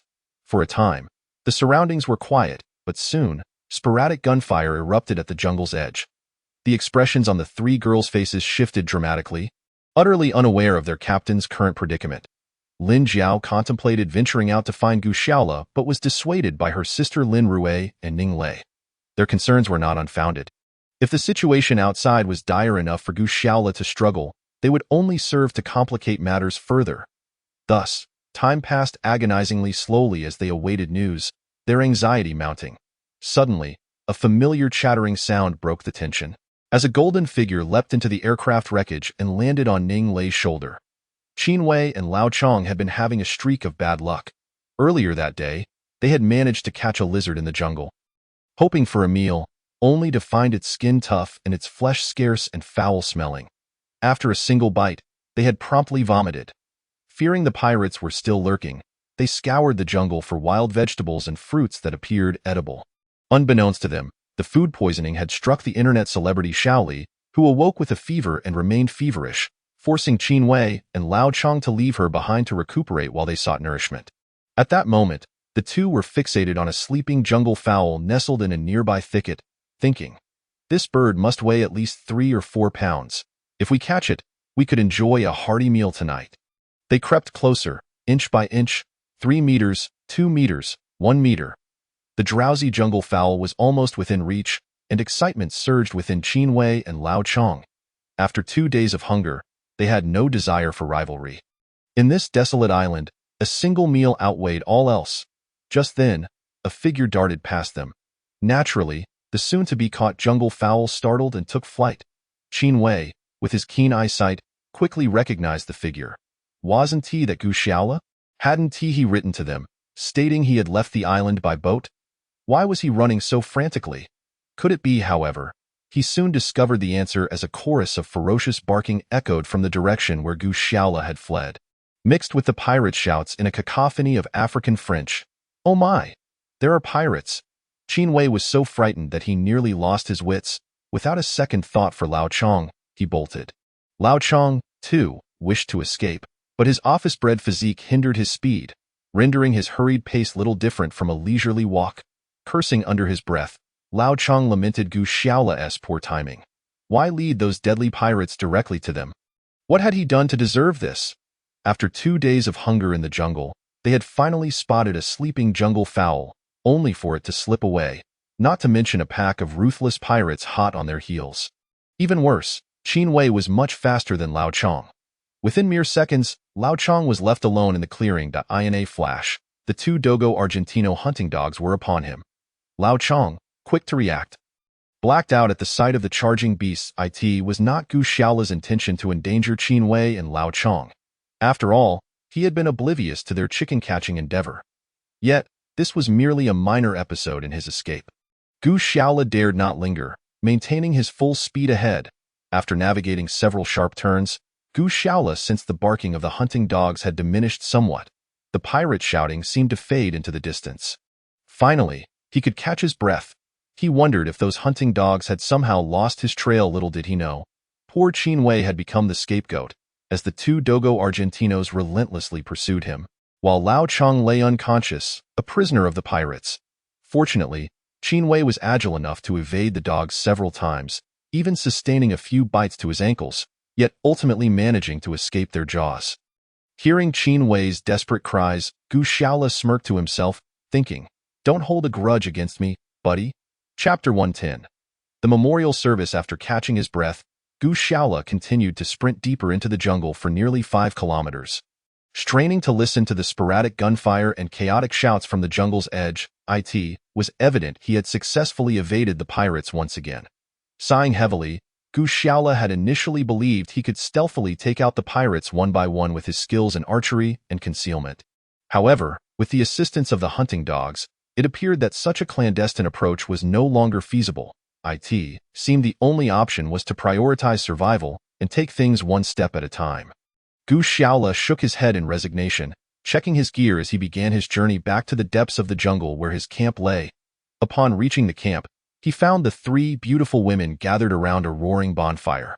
Silently standing in a circle, their eyes glistening with tears as they fixated on the flames, not uttering a word. What were they doing?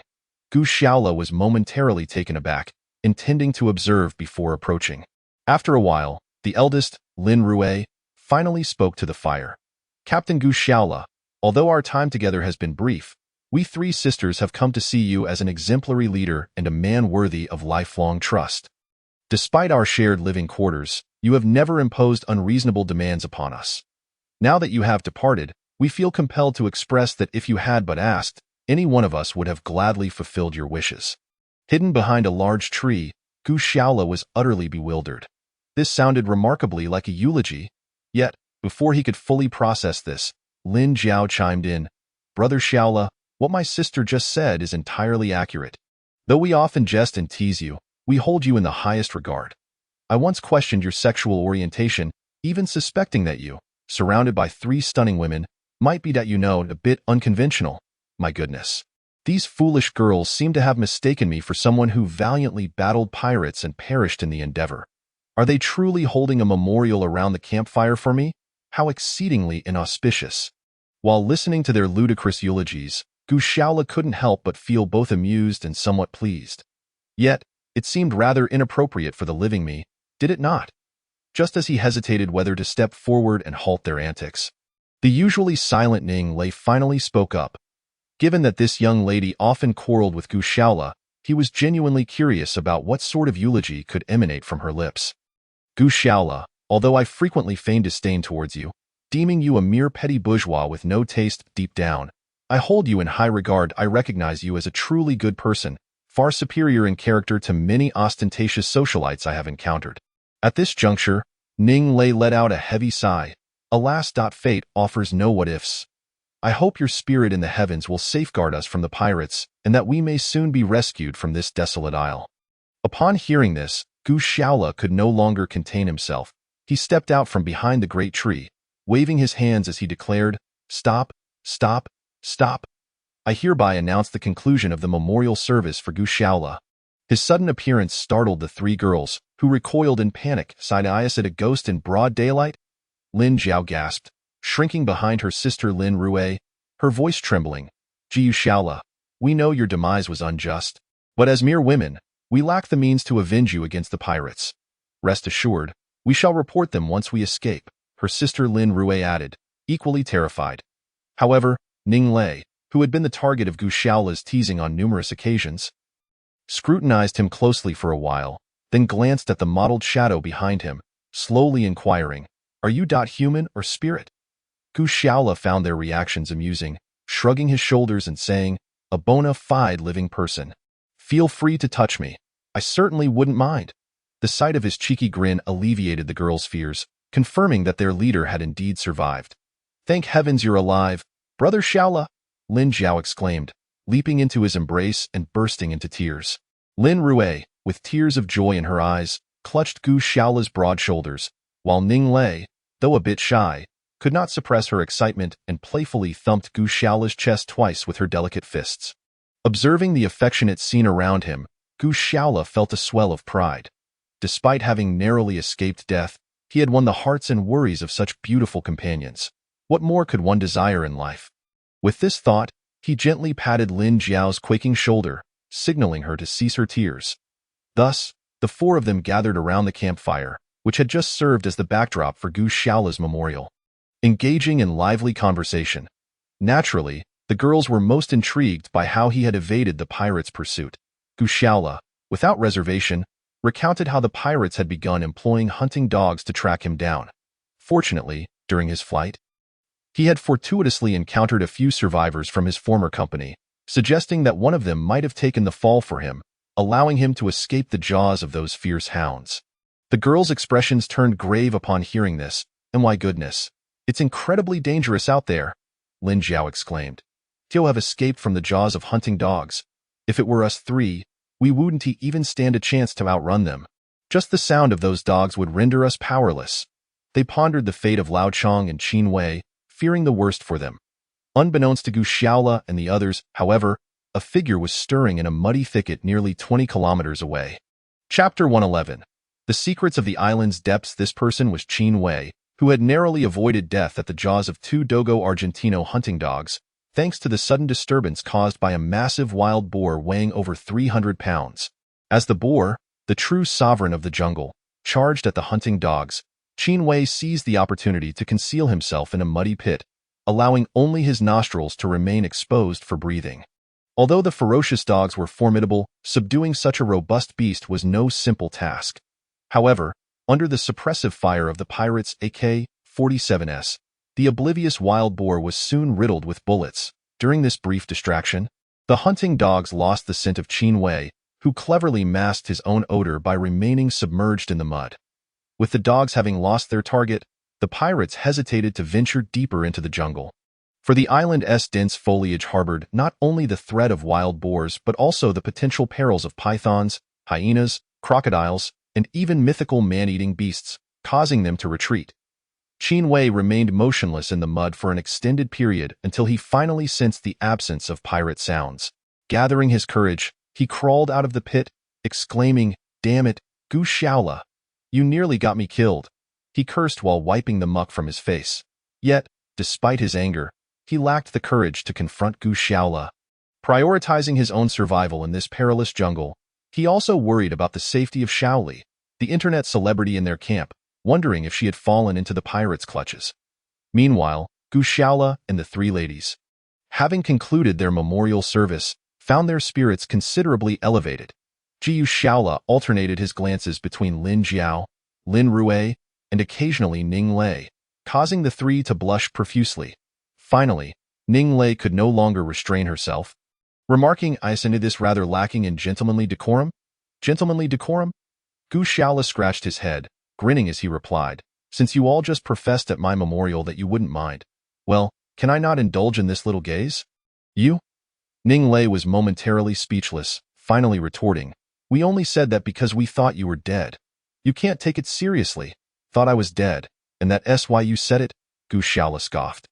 "So you were burning paper and making a mockery of my funeral, were you? How convenient. It's fine to deceive the dead, but now that I'm alive, your words no longer hold weight?"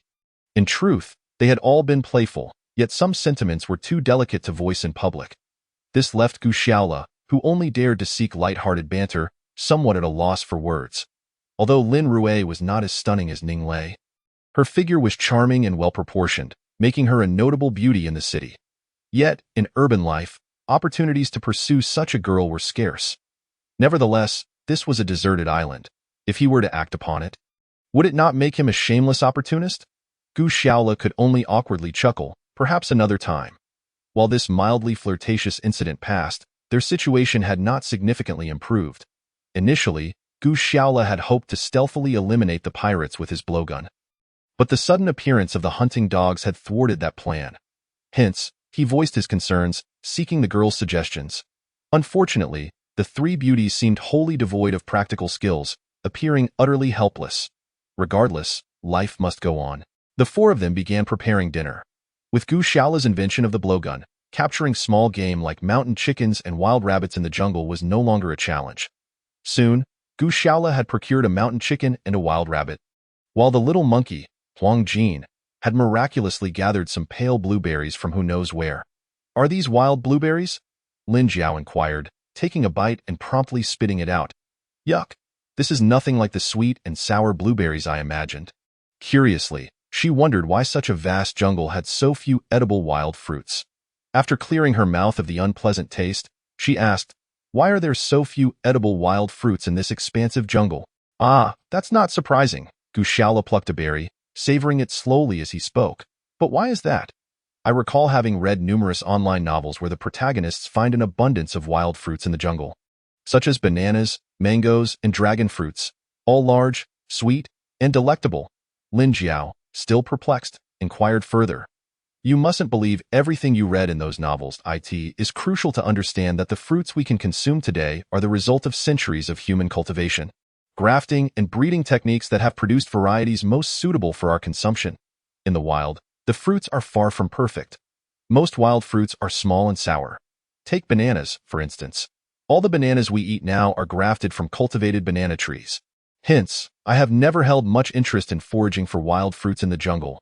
At best, they may provide us with a bit of vitamin."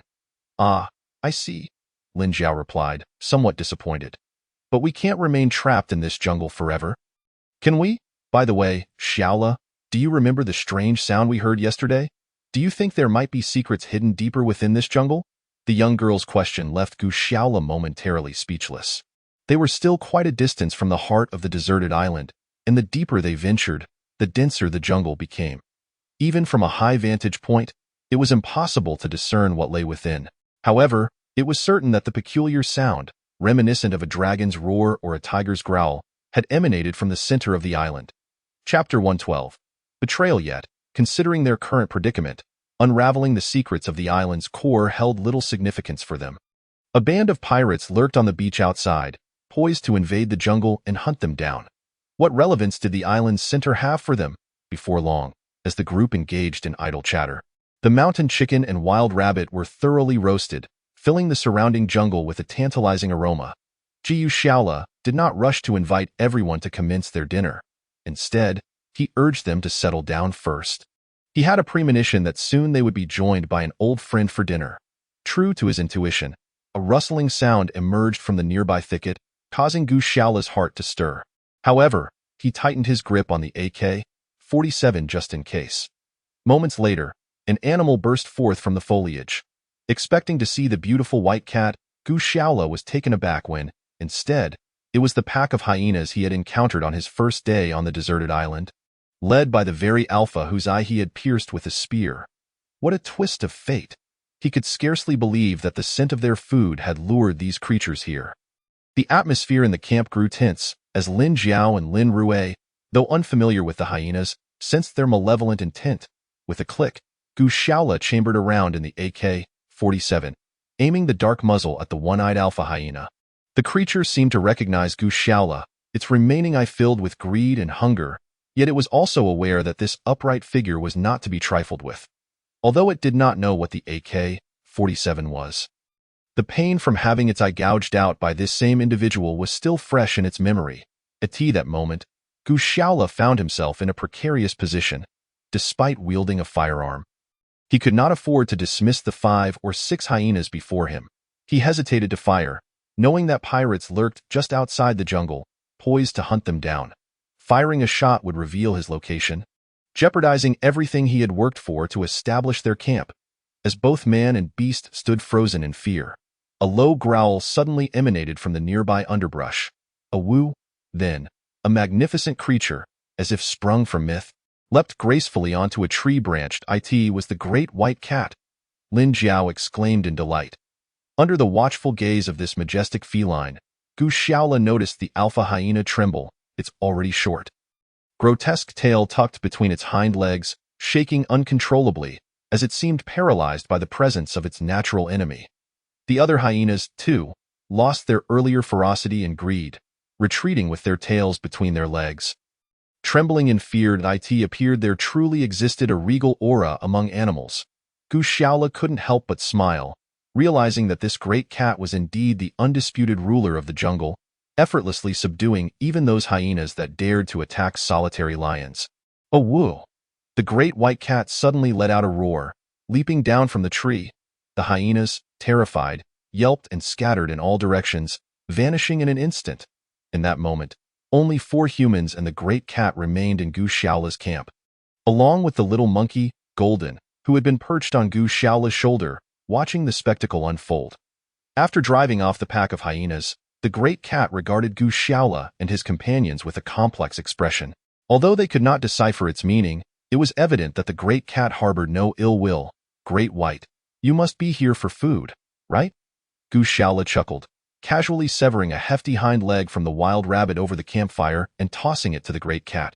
As before, the great white cat cautiously sniffed the rabbit leg before swiftly grabbing it and leaping onto a nearby tree, disappearing into the jungle with a few agile bounds. Could it be that it drove away the hyenas in exchange for food? Ning Lei pondered aloud. Why not? Gu Shaola replied. Feline species generally possess high intelligence. As the guardian of this jungle, it likely views the scavenging hyenas as little more than beggars. It would not want us to be disturbed by those beggars lest it lose its share of delicious roasted meat. Which seems quite reasonable, doesn't it? At that moment, Lin Jiao approached, excitement radiating from her. Shaola, do you think we could tame this great white cat to become a pet for our camp, just like we did with the little monkey? Golden? Gu Shaola scratched his head, contemplating her question. I can't say for certain. Golden is merely a juvenile monkey, belonging to the primate family, which naturally possesses a certain affinity for humans. However, taming a large wild feline is a different matter altogether.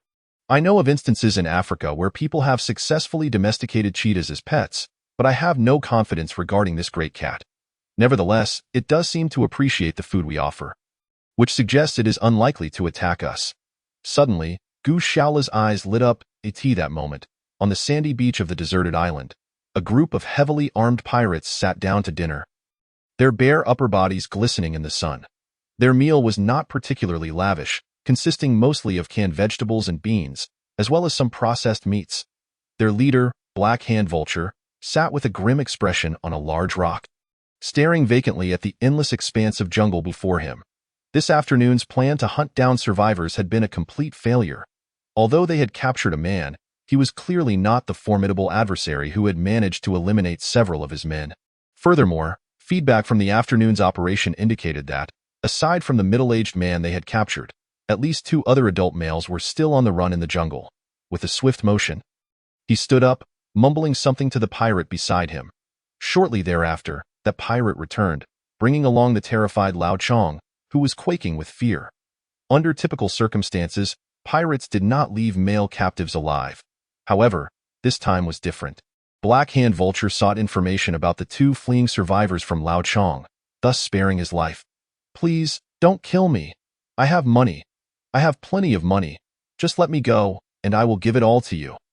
Lao Chong begged, collapsing onto the sand, repeating his pleas. The 2 pirates escorting him slapped him twice, silencing his frantic babbling. They laughed heartily and were about to continue beating him when their leader, Black Hand Vulture, gestured for them to stop. He scrutinized Lao Chong, then crouched down to meet his gaze, asking slowly, Do you know where those 2 jungle men are now? I know where the 2 of them are. As long as you don't kill me, I'll take you to catch them. I know where they are. As long as you don't kill me, I will take you to capture them." Old Chong had scarcely uttered these words when he noticed a flicker of distrust in the eyes of the towering pirate chief opposite him. He quickly added, "I also know they have a multitude of women there. Many beautiful women. Just don't kill me. I'll lead you to them in an instant." Hearing this, the black-hand vulture revealed a hint of satisfaction on his face, then murmured something in French to his accomplice, who nodded and tossed a can of beef stew to Old Chong. Chapter 113. Racking one's brain naturally, Gu Shaola and his companions were oblivious to the fact that their former superior had resolved to betray them all to the pirates. The three young women were brainstorming nearby, when Lin Jiao tilted her head in contemplation and finally said, "Brother Shaola, you are so capable. If we could evade those hunting dogs and stealthily take out a few pirates on the beach, then seize their ship and flee, wouldn't we be able to escape without needing external rescue?" Gu Shaola sighed and shook his head. "Firstly, our current firepower only allows us to seize those small boats with few crew members. However, without a larger vessel nearby to supply fuel, those small boats cannot venture far. They are even less useful than the little inflatable kayak you sisters used to reach this deserted island. At least that kayak could be rowed with paddles. We cannot row those metal speedboats. Furthermore, if we had the strength to capture a large ship, we could easily annihilate that group of pirates instead of sneaking around to steal a boat." Gu Shaola's explanation instantly dampened Lin Jiao and her sister's spirits. Nonetheless, Ning Lei, still clinging to hope, chimed in, "Don't say that. We currently have 3 or 4 AK-47s. Although our ammunition is limited, we are not without the capability to fight the pirates. Leaving aside Xiao Rui and Xiao Jiao, don't forget that I was the shooting champion in college." Ning Lei's words nearly made Gu Shaola burst out laughing in exasperation. He replied with a wry smile, "Indeed, your prowess as a shooting champion is quite impressive. A single burst could bring down an aircraft from the sky." Clearly, Gu Shaola remembered the last time they had ambushed the pirates with Ning Lei. She had lacked experience then. If given another chance, he was confident it would not be as embarrassing. Gu Shaola merely smiled and turned his gaze toward the depths of the jungle. Qin Wei had expended considerable effort to finally locate a pond suitable for bathing amidst the jungle.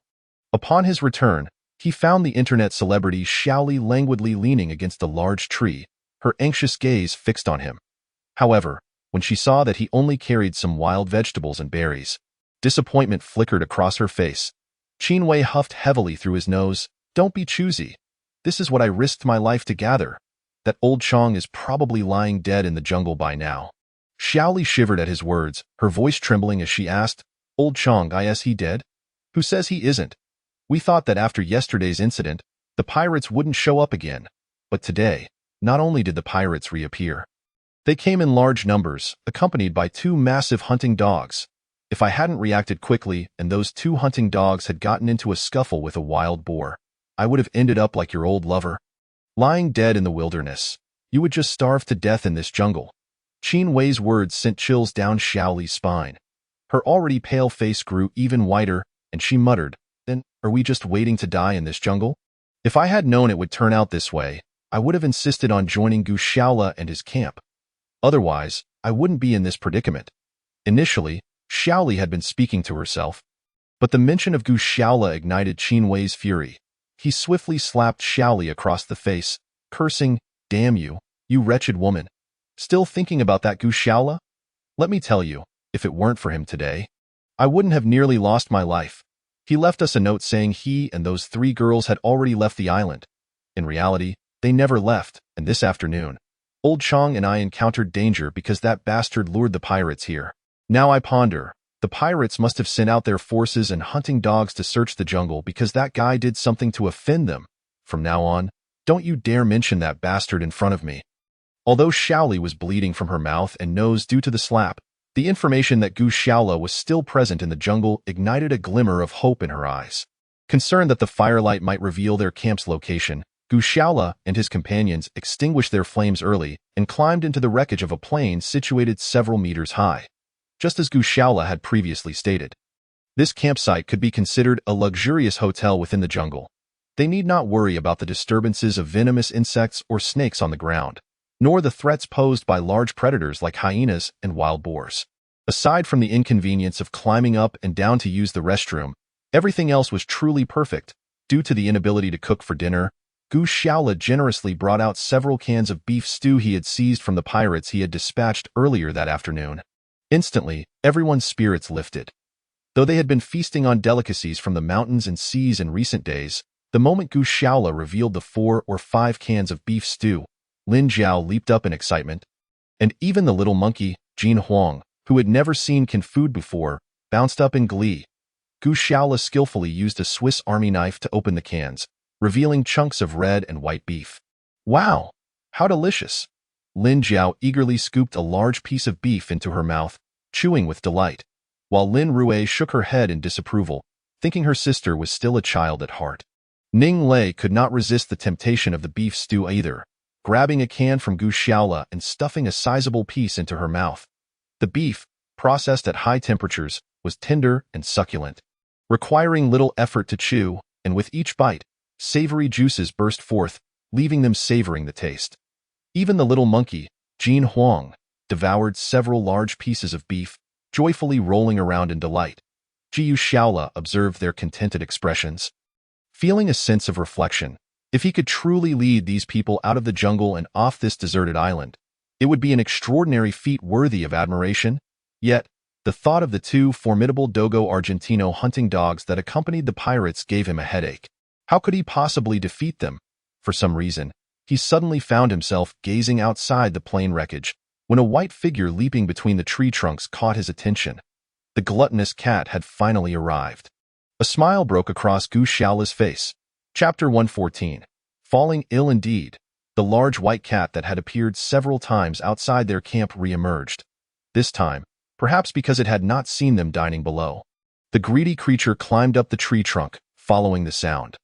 For common animals, a height of several meters would be insurmountable, but for this large cat, it was a trivial task. At this moment, it stood on a branch level with the plane wreckage. Curiously peering inside, I told you this guy would show up again. Gu Shaola chuckled as he watched the cat outside. Wow, is it possible that this creature has become addicted to our company? Lin Jiao murmured in discontent. It's all right. This large cat is quite intelligent. I even believe it could assist us in dealing with the pirates, Gu Shaola said as he opened another can of beef stew and placed it at the entrance of the plane wreckage. The large white cat, measuring over a meter in length, gazed at the fragrant can of beef stew, then glanced at the humans and little monkey inside who were indulging in their feast. It weighed the decision of whether to leap into the seemingly cage-like plane wreckage to eat the king of the jungle. Its intelligence was exceptionally high. It was well aware that these upright walking creatures could often be dangerous. Yet, the enticing aroma of food it had never tasted before continued to lure it in.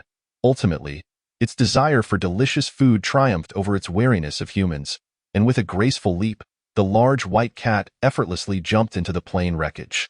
The arrival of the unexpected guest sent a wave of tension among the girls and the little monkey, Huang Jin, causing them all to cease their eating, fixating their gazes upon this uninvited presence.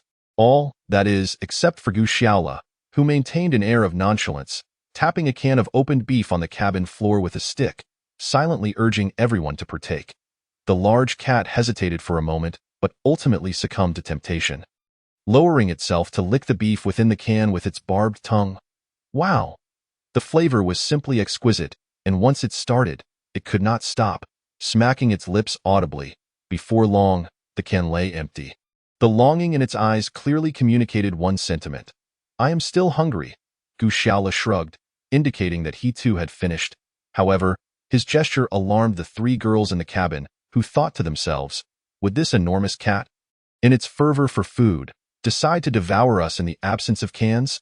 Thankfully, the big white cat merely licked its lips with lingering desire, let out a low growl, and leapt out of the cabin, swiftly disappearing into the dense, shadowy embrace of the jungle night. It was only after the cat had ventured far that Lin Jiao softly remarked, Really, Brother Shaola, we are struggling to eat ourselves. And you still have the leisure to feed a cat? Ning Lei interjected. I suspect your brother Shaola intends to employ this large cat against the pirate hounds, doesn't he? Gu Shaola nodded at Miss Ning. Indeed, it appears our Miss Ning is on her way to shedding the title of busty but brainless. You've thought of this detail, of course. To avoid being seen by certain individuals, Ning Lei suggested they find some particularly sturdy trees for cover. However, their actions were largely unnecessary, for the night had already cloaked the surroundings, and even if Gu Shaola had the intent to spy, he would only catch a glimpse of white in the darkness. Although Gu Shaola was a spirited young man, he was not so desperate as to succumb to such cravings. At tea that moment, he sat within the aircraft's cabin, repeatedly contemplating how to tame the large white cat. From the standoff it had with the hyenas earlier, it was evident that this feline had a dominating advantage over canine beasts of similar size.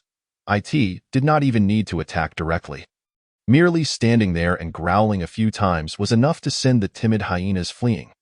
Yet, hyenas were the native beasts of this tropical jungle, possibly harboring a deep-seated reverence for the large white cat.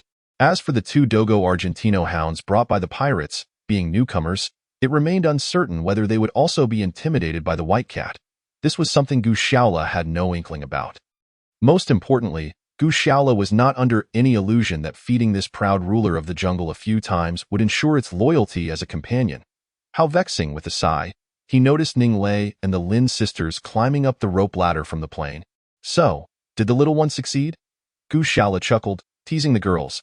Lin Jiao giggled, Brother Shaola, you're quite amusing. I've never heard of anyone failing to relieve themselves, however. I think next time the three of us go to, you, our camp leader, should accompany us, shouldn't you? At these words, Gu Shaola was taken aback. Weren't they afraid of him seeing them? Why then were they inviting him to join? Yet, judging by Lin Jiao's tone, it did not seem like a jest, and Ning lay beside her blushed and said nothing, evidently in agreement with Lin Jiao's suggestion. Seeing Gu Shaola's puzzled expression, Lin Rue eventually explained. You see? Once night falls in this jungle, it becomes quite terrifying. It's fine here in this broken plain, but once we touch the ground, we hear all sorts of strange insect chirps, bird calls, and even the cries of unknown beasts from the thickets and the ground. Although Ning Lei was not frightened to that extent, her heart was still racing.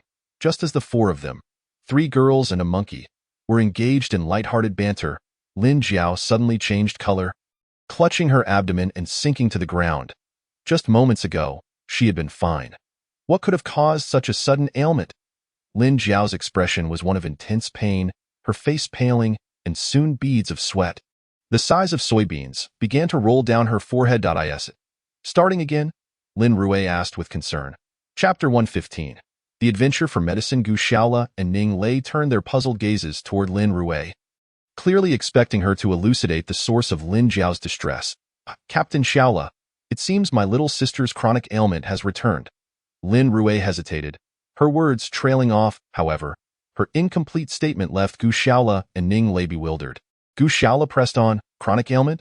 What chronic ailment? Why does it hurt so badly? Lin Rue sighed. It's not a serious condition. Ever since she started her period as a child, she has had this issue. Ning Lei, being a woman herself, quickly grasped the situation.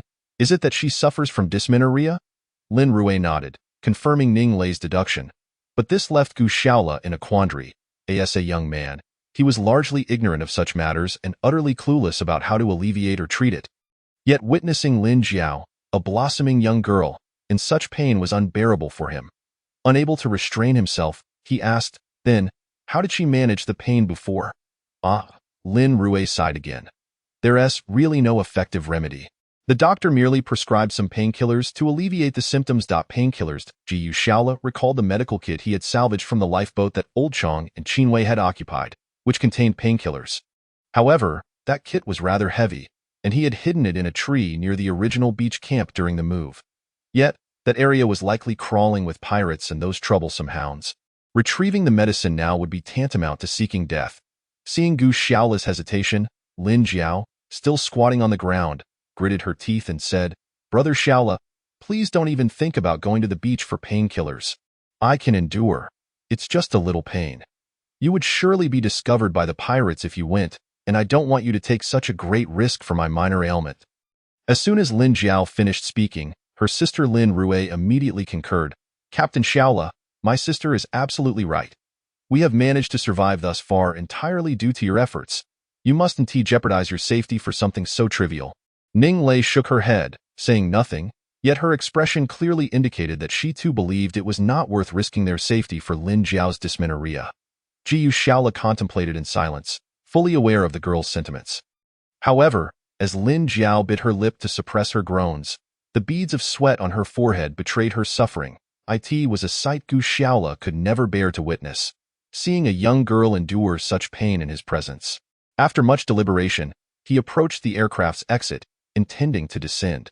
His movement immediately drew the attention of the three girls. Lin Rue rushed over, grabbing his arm. "Have you lost your mind? Going to the beach now for painkillers is suicidal." Gu Xiaola gently brushed aside Lin Rue's delicate hands with a smile. "You've all misunderstood. I'm not going to the beach for painkillers. I intend to explore the jungle to see if I can find any herbs with similar pain-relieving properties." Gu Xiaola's proposal evidently took the three girls by surprise, and they exchanged glances. Eventually, Lin Rue, still skeptical, asked, "Captain Xiaola, you're not pulling our leg, are you?"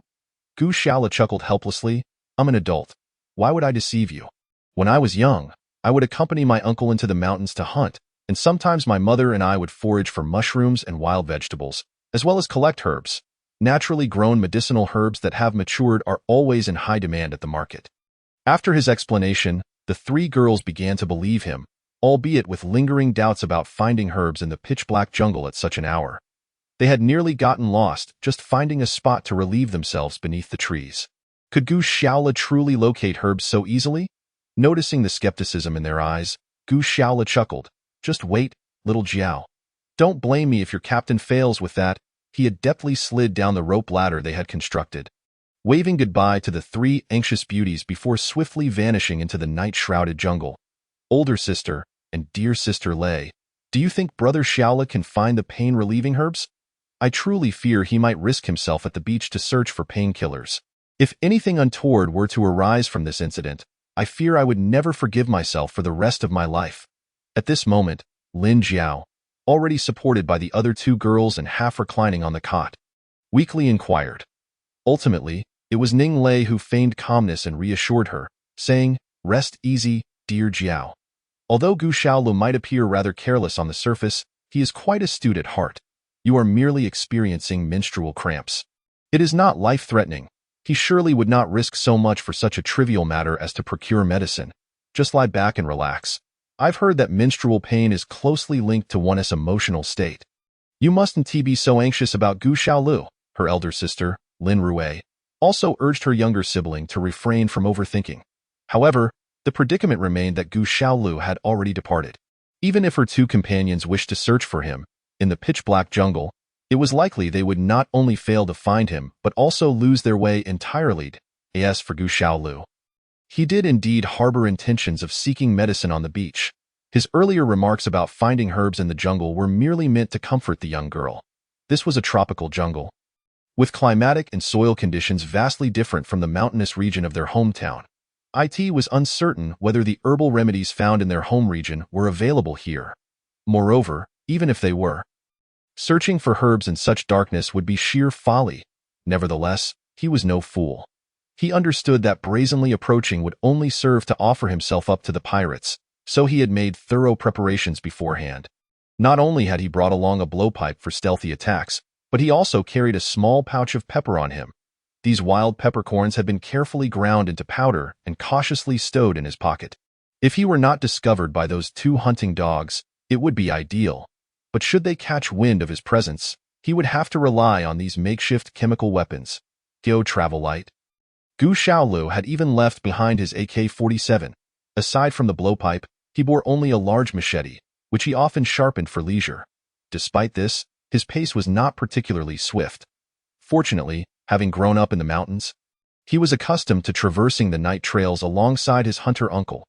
He had long since mastered the skill of navigating by the stars, ensuring he would not lose his way even in the dimly lit jungle.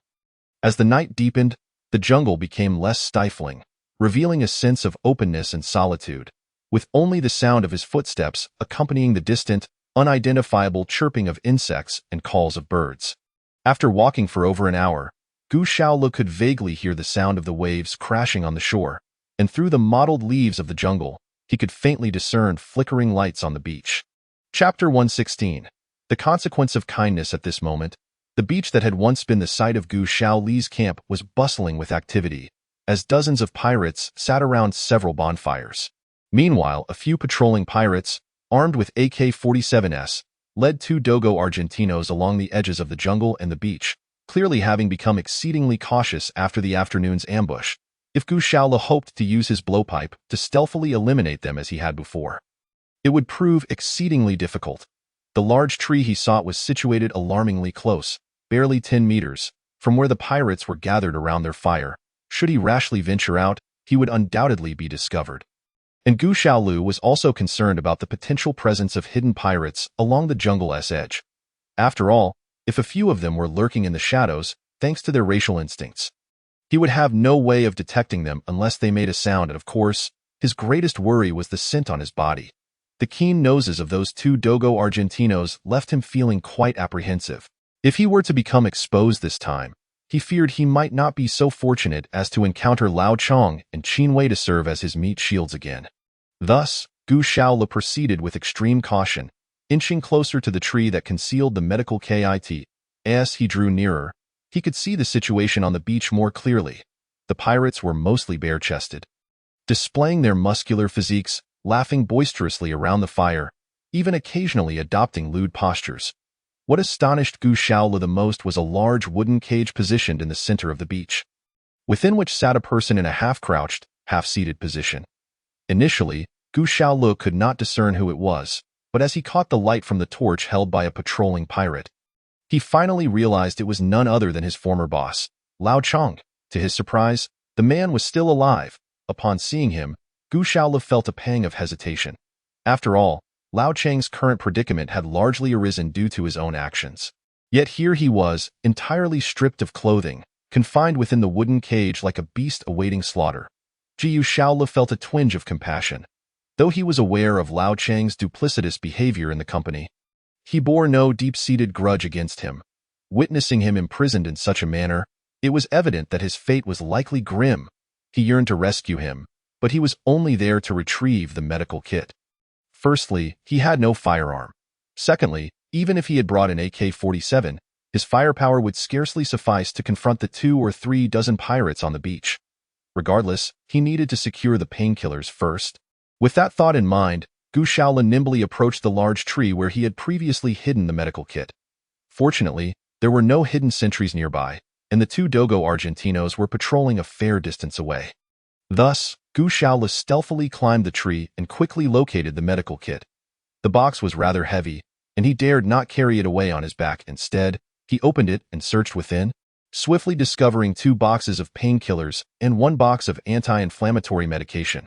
With these, Lin Jiao should be able to endure her menstrual discomfort, he mused. After contemplating for a while, he gradually slid down the tree, ultimately allowing his conscience to persuade him to take the risk of attempting to rescue Lao Chong. However, the challenge lay in how to extract him from under the watchful eyes of so many pirates. It seemed unlikely under present circumstances, but Gu Shaola possessed a remarkable quality: patience. In his youth, he had spent entire days lying in wait with his uncle while hunting beasts in the mountains. He resolved to bide his time, believing that these pirates, having been busy all day, would surely tire. Sure enough, 2 hours passed, and many of the pirates gathered around the bonfire began to doze off. Some even laid down banana leaves on the sand and fell into a deep slumber. Approximately an hour later, even the 2 Dogo Argentinos on patrol began to change shifts, one group heading off to sleep while the other remained vigilant. Each bonfire had 2 pirates keeping watch as sentinels. At last, the opportunity Gu Shaolu had been awaiting had arrived. He quietly rose from his hiding place, slowly making his way out of the jungle. Inching closer to the wooden cage that held Lao Chong, before undertaking this endeavor, he had calculated that the only remaining obstacle in his plan was the 2 pirates stationed by the bonfire beside the cage. Fortunately, while they were not asleep, they appeared exceedingly drowsy, swaying as they clutched their AK-47s, their eyes half open. Gu Shaola crawled through the sand, inching closer to their backs. With a swift blow from the blowpipe, 2 sharp projectiles whizzed through the air, striking the 2 sentinels, who promptly collapsed backward in a stupor. Based on his earlier experience from ambushing them, he knew that these darts would render an adult man unconscious for at least 10 minutes, granting him ample time to rescue Lao Chong. With the last 2 obstacles eliminated, Gu Shaolu, though still cautious, moved with greater speed, quickly navigating around the bonfire until he reached the wooden cage. At that moment, Lao Chong within the cage appeared pale and lifeless, his eyes closed. It was unclear if he had fallen asleep. Jiu Shaola gently tossed a handful of sand onto Lao Cheng's face. Startled, Lao Chong jolted awake, his eyes wide with shock as he recognized Gu Shaola standing before him. "Shoo! Manager Chong, I'm here to rescue you. Don't make a sound. Let me see how I can open this cage to let you out." Gu Shaola placed a finger to his lips, signaling for silence, then began to assess the wooden cage, pondering whether he could force it open without causing too much noise. Lao Chong, his expression a mixture of surprise and confusion, glanced at him, and then an astonishing event unfolded. Just as Lao Chong had seemed utterly weak and devoid of vitality, he suddenly shouted, "That man! He's here! He's right here! Get him!" His voice reverberated across the tranquil beach like a thunderclap, startling nearly all the pirates from their slumber. Eye in front of him, Gu Shaola was momentarily stunned as he contemplated how to rescue him. Chapter 117, The Confidant. Has Lao Chong suddenly succumbed to madness? I came here to save him, yet he is screaming as if possessed. Even if Gu Shaola wished to rescue Lao Chong, it was already too late. He swiftly executed a somersault to evade two pirates who lunged at him, then performed a parkour leap over the head of another pirate who had just approached. His movements flowed seamlessly, allowing him to elude several pirates in hot pursuit in an instant. If 3 girls were present, they would surely cheer him on. However, Gu Shaola felt no sense of triumph. Nearly 30 pirates loomed on the beach, and without a weapon in hand, a moment's carelessness could cost him his life. Thus, he dared not linger and sprinted toward the edge of the jungle. Once he entered the thicket, the lethality of the pirates' firearms would significantly diminish, greatly enhancing his chances of survival. Yet, Gu Shaola could not comprehend why. Despite his good intentions to rescue Lao Chong, this old fool would repay kindness with malice and endanger him instead. Just then, he heard Lao Chong in the wooden cage behind him emit a series of anguished roars. "Damn it! Gu Shaola, this is all your fault. My legs are broken. I won't survive. You'll never escape this deserted island. Never," followed by a cacophony of laughter that was either delirious or triumphant. Though he cursed Lao Chong inwardly, he felt an overwhelming self-reproach for his misplaced compassion, which had led him to this predicament. But regret was futile. At that moment, the pirates on the beach had nearly locked onto him as their target. The sound of gunbolts being drawn echoed behind Gu Shaola, prompting him to dive and leap again, immediately followed by a barrage of gunfire. Fortunately, the jungle was not far off, and Gu Shaola zigzagged through several turns just in time to evade the stray bullets and dashed into the underbrush. Of course, entering the jungle did not guarantee safety. He could clearly hear the frenzied barks of 2 Dogo Argentino dogs behind him. Truly, what one fears often comes to pass. Earlier, he managed to evade those pesky hunting dogs in the jungle due to the presence of Qin Wei and Lao Chong. But now that those 2 scapegoats were absent, Gu Shaola could not ascertain whether he could escape on his own soon. The cacophony of shouting men and barking dogs erupted behind him, indicating that the 2 hunting dogs had picked up his scent and were in relentless pursuit. Moreover, it seemed that this time, the dogs were not tethered by ropes, likely to ensure their speed was not hindered by human restraint, as the pirates had freed the leashes. Oh my goodness! Though Gu Shaola felt he was quite swift in the jungle, he had no confidence in racing against 2 hunting dogs. True to his fears, he soon heard the heavy panting of the dogs closing in behind him. How could they catch up so quickly? At this moment, Gu Shaola cursed his parents for not giving him 2 additional legs, but pondering such matters was clearly pointless now. The fierce Dogo Argentino dogs were already within 10 meters of him.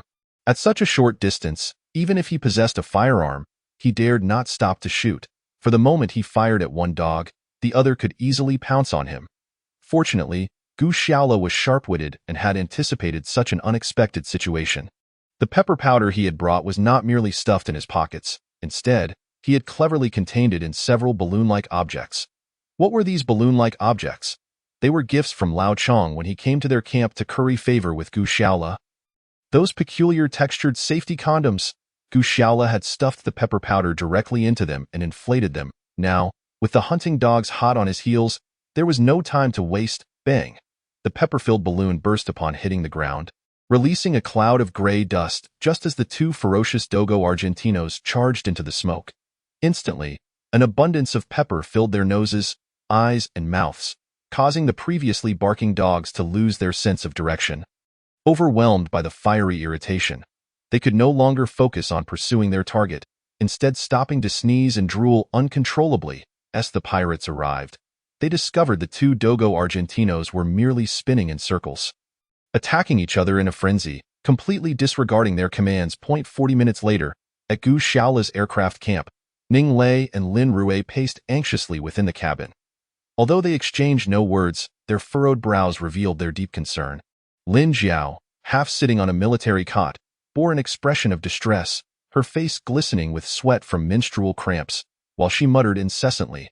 Ning Lei and Lin Rui wished to comfort her, but after much contemplation, they found themselves at a loss for words. Indeed, searching for medicinal herbs in the jungle at such an hour was inherently perilous, and what troubled them further was whether Gu Xiaola had heedlessly ventured to the beach in search of painkillers for Lin Jiao. Just as the three girls were on edge, a faint rustling sound echoed from the rope ladder outside the aircraft camp. Indeed, the person ascending was none other than their team leader, Gu Xiaola, whom they held in conflicting sentiments. Where have you been? Why did you take so long? Do you have any idea how worried we were for you? Ning Lei exclaimed, pinching her waist in frustration. Initially intending to sound more severe, she felt a softness within her heart upon seeing Gu Xiaola return unscathed, diminishing her inclination to scold him. As for Lin Rui and Lin Jiao, their eyes brimmed with tears and their voices quivered at the sight of Gu Xiaola's safe return. Observing that his beautiful teammates genuinely cared for his well-being, Gu Xiaola felt a surge of emotion. Even though his expression remained largely unchanged, it appeared that these three confidants truly worried for him, far surpassing the likes of Lao Chong and Qin Wei. I'm fine. Xiao Jiao, you're still in pain, aren't you? Gu Xiaola wiped the sweat from his brow, smiling as he retrieved 3 boxes of medicine from his pocket. Chapter 118. A Whimsical Dream. Although the girls suspected that Gu Xiaola had taken a risk to retrieve the medicine from the beach, they were still taken aback upon seeing him produce the painkillers. Ning Lei frowned and asked, "Did you really go back to our original beach camp for the medicine?" Gu Xiaola shrugged nonchalantly. "Yeah, it was nothing. A piece of cake. Xiao Jiao, hurry and take the medicine." Lin Jiao struggled to sit up from the cot, accepted the pills from Gu Xiaola, and washed them down with water from a coconut shell. However, before the medication could take effect, she hastily inquired, "Gu Xiaola, were you truly in no danger while fetching the medicine? Do you know how worried we were? I even thought it might be better for you to treat my menstrual pain thoroughly than to risk your life for painkillers." Lin Jiao's words left Gu Xiaola bewildered, scratching his head in confusion. "What do you mean by a thorough treatment for menstrual pain? I'm not a doctor, and I don't know how to treat it." Ning Lei, frowning, chimed in, "Xiao Jiao, menstrual pain isn't something just anyone can treat. In the city, it would require a high-income handsome doctor, right? Though Gu Xiaola's looks and height might meet the criteria, the wealth part seems utterly incompatible. If you really want treatment, I'll help you find some handsome guys when we get out. Just pick one to treat you." Ning Lei's explanation only deepened Gu Xiaola's confusion. What nonsense was this? Why would treating an ailment require a wealthy, handsome man? This wasn't about finding a husband or boyfriend. Being rich and handsome didn't guarantee healing. Observing their team leader's utterly perplexed expression, the oldest among them, Lin Rui, finally clarified, "Captain Gu, aren't you aware of the saying in traditional Chinese medicine, when there's flow, there's no pain? When there's pain, there's no flow? You can ponder the deeper implications yourself. When there's flow, there's no pain." Gu Xiaola contemplated for a while before suddenly slapping his thigh and exclaiming, "Such a wonderful thing exists. Xiao Jiao, if you truly want my help, I am absolutely obliged. After all, a healer must have the heart of a parent. When do we start the treatment?" Regrettably, his words only elicited a chorus of mockery from the 3 young ladies. Lin Jiao, who had evidently recovered significantly after taking painkillers, covered her mouth and giggled, saying, "You finally understand, Brother Xiaola. Unfortunately, I'm no longer in pain. As for the matter of treating ailments, perhaps that can wait for another time." Ning Lei, wearing a disdainful expression, chimed in, "You should stop trying to take advantage. Instead, why don't you tell us how you managed to get your hands on the painkillers?" In truth, Gu Xiaola had merely made a casual remark. If he were truly tasked with treating Lin Jiao's dysmenorrhea, he would likely hesitate to do so, as it fundamentally contradicted his principles. However, upon being prompted to recount the tale of acquiring the medication, His enthusiasm reignited, and he plopped down on the military cot beside Lin Jiao, animatedly narrating the story to the three girls. As he described the perilous moments, their hearts raced in unison, and only when he recounted how he escaped the pursuit of two Dogo Argentino dogs using explosive pepper-filled balloons did the girls exhale in relief. So, your former boss, Old Chong, is surely doomed at the hands of the pirates? Lin Rue inquired with a tinge of sympathy on her face. That seems likely, but I never anticipated he would direct his wrath at me. Even seeking to make me a scapegoat, Gu Xiaola sighed. He had it coming. I always knew that old man was no good, Lin Jiao retorted, clearly feeling vindicated. However, Ning Lei remained silent, her brow furrowed in contemplation. Gu Xiaola turned to her and asked, Miss Ning, do you perhaps have a different perspective? After a moment's hesitation, Ning Lei replied coolly, if Old Chong is capable of betraying you, I fear he might do the same to others in their camp. Gu Xiaola nodded, a revelation dawning upon him. Indeed, I sensed he was losing his sanity. It's likely that he has already divulged the whereabouts of Qin Wei and Xiao Li's camp to the pirates. So, what's the matter, Brother Xiaola? Are you feeling sorry for your former colleagues? Lin Jiao, her pain seemingly alleviated, asked somewhat unsatisfied as she pinched her waist. Not at all. It's simply a case of a rabbit mourning for a fox. Although our camp and theirs have never been particularly harmonious, we are all survivors of the same ship. If their fate is too tragic, how can I find joy in that? His explanation, however, did not seem to resonate with the three young women, especially when Ning Lei raised an eyebrow and coldly remarked, Oh really? Why do I get the impression that you regret the loss of that little vixen, Xiao Li? We haven't forgotten how she came to our camp to entice you. Exactly, that little vixen even struck me and my sister. If it weren't for Xiao Li's sister's timely intervention, Lin Jiao's attempt to claim a man would have ended in utter defeat, the outspoken Lin Jiao added. The focus had originally been on Gu Xiaola's dubious intentions towards the internet celebrity Xiao Li, but Lin Jiao's comments made it seem as though the three girls had been competing with Xiao Li for a man. This shift in tone rendered the atmosphere in the cabin awkward and somewhat ambiguous. Lin Rue and Ning Lei shot Lin Jiao reproachful glares, their faces flushed and silent. Jiu Xiaola, at a loss for words, glanced at his Casio sports watch. Wow, it's almost 1 a.m. Everyone has been busy all day. Let us tidy up and get some rest. We have a myriad of tasks awaiting us tomorrow. As he spoke, Gu Xiaola began to clean up the area, retrieving a sleeping bag from the overhead compartment and laying it on the floor. Despite nearly a century of wear, one could not deny the reliability of American military quality. The sleeping bag was still functional. However, just as Gu Xiaola settled in, the little monkey, Huang Jin, scampered over and squeezed in beside him, while Lin Jiao and her sister continued to sleep on the cot. And Ning Lei had fashioned a soft bedding area from parachutes, comfortably lying down. At long last, the once boisterous cabin fell silent. Despite the chirping of insects and birds outside, fatigue enveloped them, and soon all four succumbed to a deep slumber. At that moment, a black stretch Lincoln abruptly came to a halt in the center of their yard, and a woman clad in black lace emerged, cradling a small box. Upon seeing her, Gu Xiaola's parents immediately burst into tears. Rushing to embrace the small wooden box, wailing uncontrollably, Dad, Mom, what is wrong? Why are you crying? The dream Gu Xiaola found himself in was filled with panic, beads of sweat forming on his brow as he suddenly noticed that the small wooden box held his own photograph. Am I dead? Is this woman here to deliver my ashes? Gu Xiaola was utterly bewildered. Just then, the woman spoke. But rest assured, I will take care of all your daily needs from now on. The words of the woman in black lace left Gu Xiaola stunned, not merely by the content, but also by the realization that her voice belonged to none other than Ning Lei. Chapter 119. Evasive Arguments. Could it be that this woman in the black dress and veil was Ning Lei? Had he unwittingly become her husband before his death? At that moment, Gu Xiaola's mother, with a thick accent from her hometown, addressed the veiled Ning Lei. Xiao Lei, I know you love Xiaola, but you're still so young and beautiful, and your family situation is quite favorable. There must be many suitors pursuing you. Therefore, I've come to terms with it. You shouldn't cling to this small wooden box belonging to Xiaola. Move forward. If the opportunity arises, consider remarrying. As she spoke, Gu Xiaola's parents and the veiled Ning Lei were overcome with grief. Crying out loud, this revelation sent Gu Xiaola, still dreaming, into a panic. What? My mother is advising Ning Lei to remarry. That's unacceptable. I haven't even had a chance to consummate my relationship with this stunning beauty. Ning Lei, if she remarries, I'll be at a tremendous loss. In his distress, Gu Shaola forgot that he was merely dreaming and desperately shook his mother's arm, exclaiming, "No, Mom, I haven't even been with Ning Lei yet. You can't let her remarry." As he shook her, he sensed something was amiss.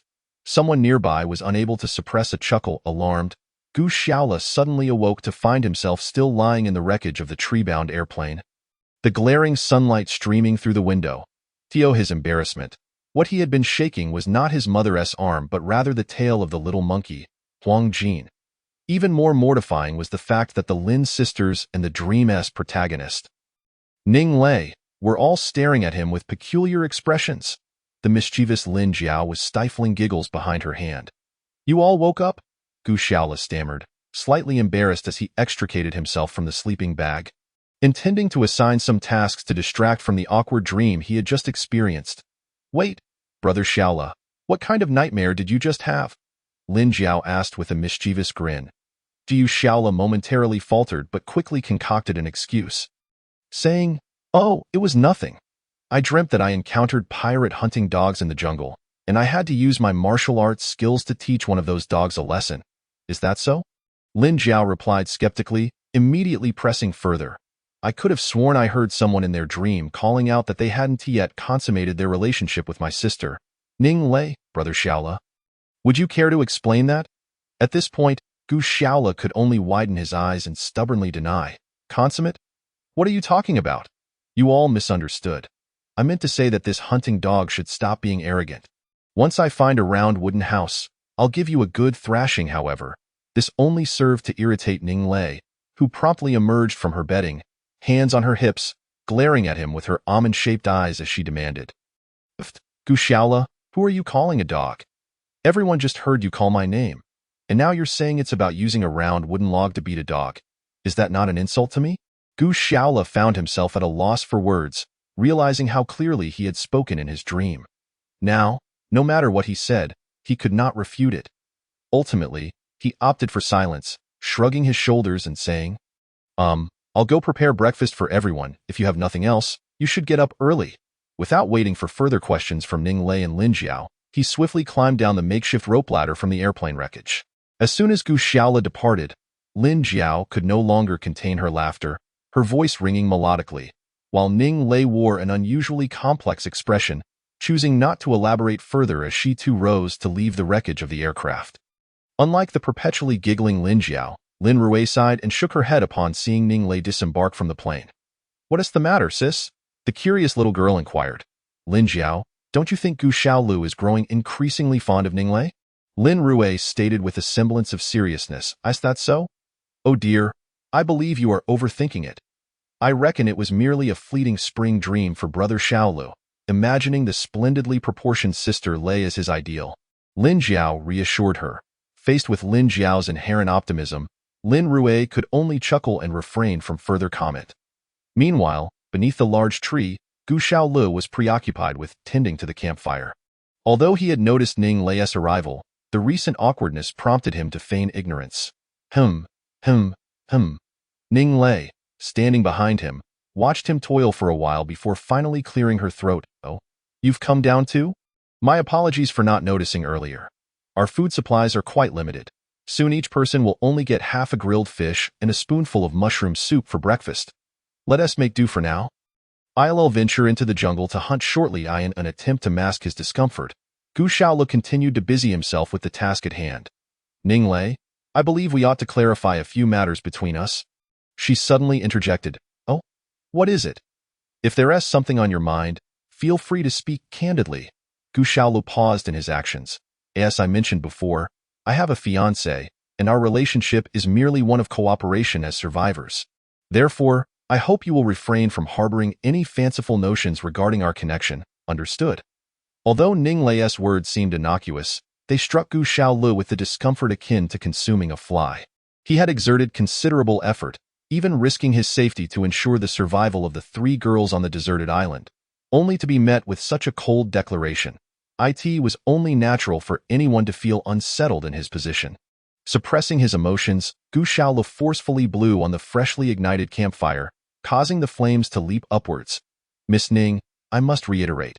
My assistance to you, Lin Rui, and Lin Jiao is solely motivated by my desire to see you thrive in your prime and not wither away on this forsaken island.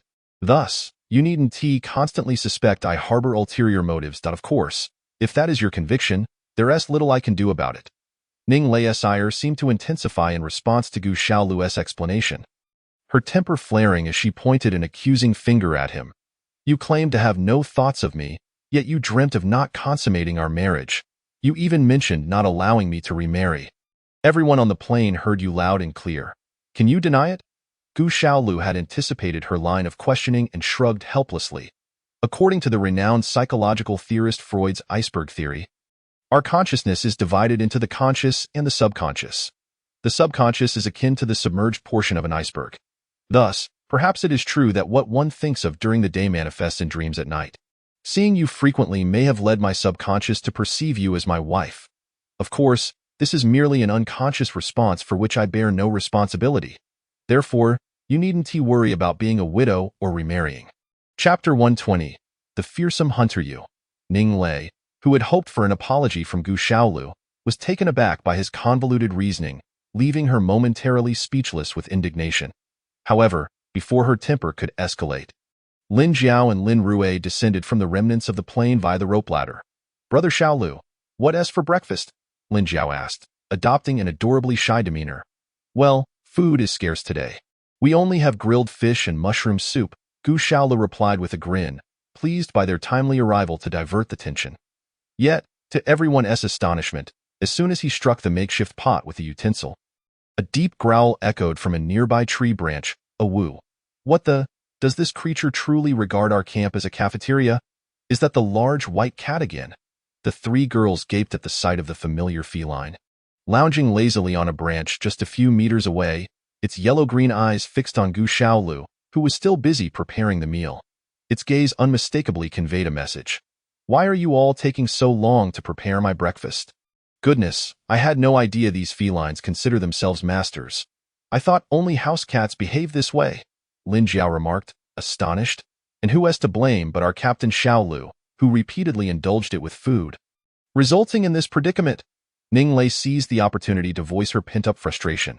Jiu Shaolu, however, remained unfazed, chuckling, no worries, I'll let it have my portion of grilled fish this morning. With that, he pulled a freshly cooked fish from the fire and tossed it onto the ground beneath the great cat.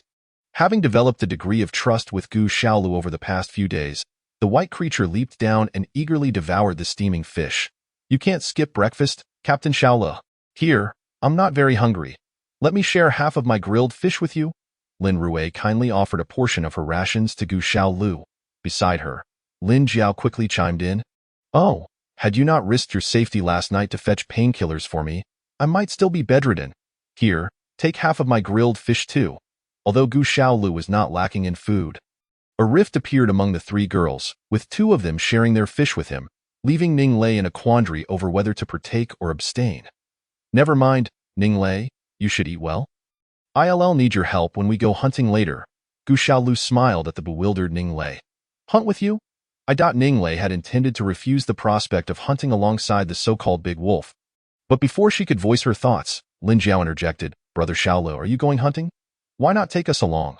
With more hands, we can surely catch more. Gu Shaolu shook his head with a smile.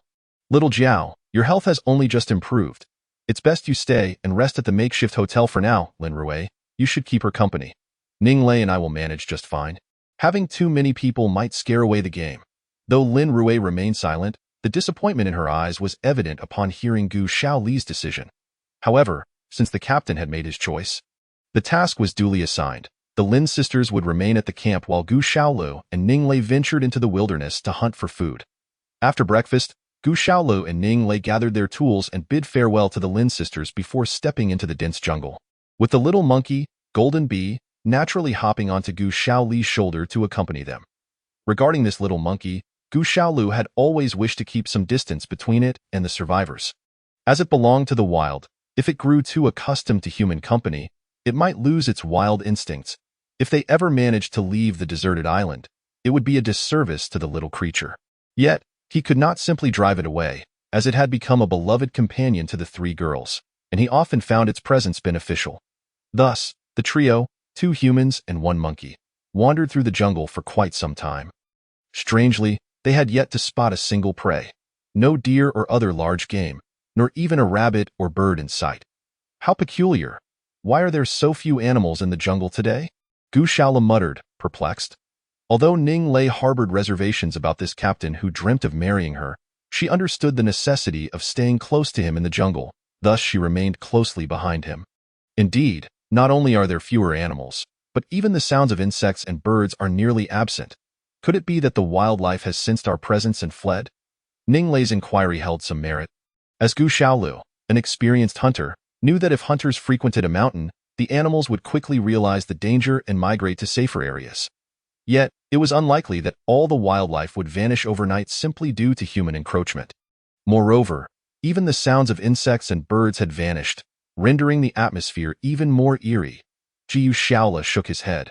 Suddenly, he was struck by the illusion that a terrifying force was influencing every living being in this jungle. Yet, he could not fathom what that force might be. The two of them proceeded slowly for over a kilometer when they unexpectedly discovered a vividly colored snake skin hanging from the branches ahead.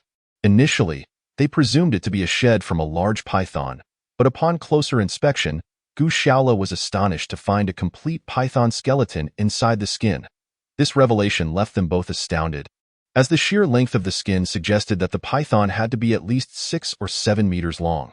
Who in this jungle could possibly prey on such a massive python and leave behind only its skin and bones?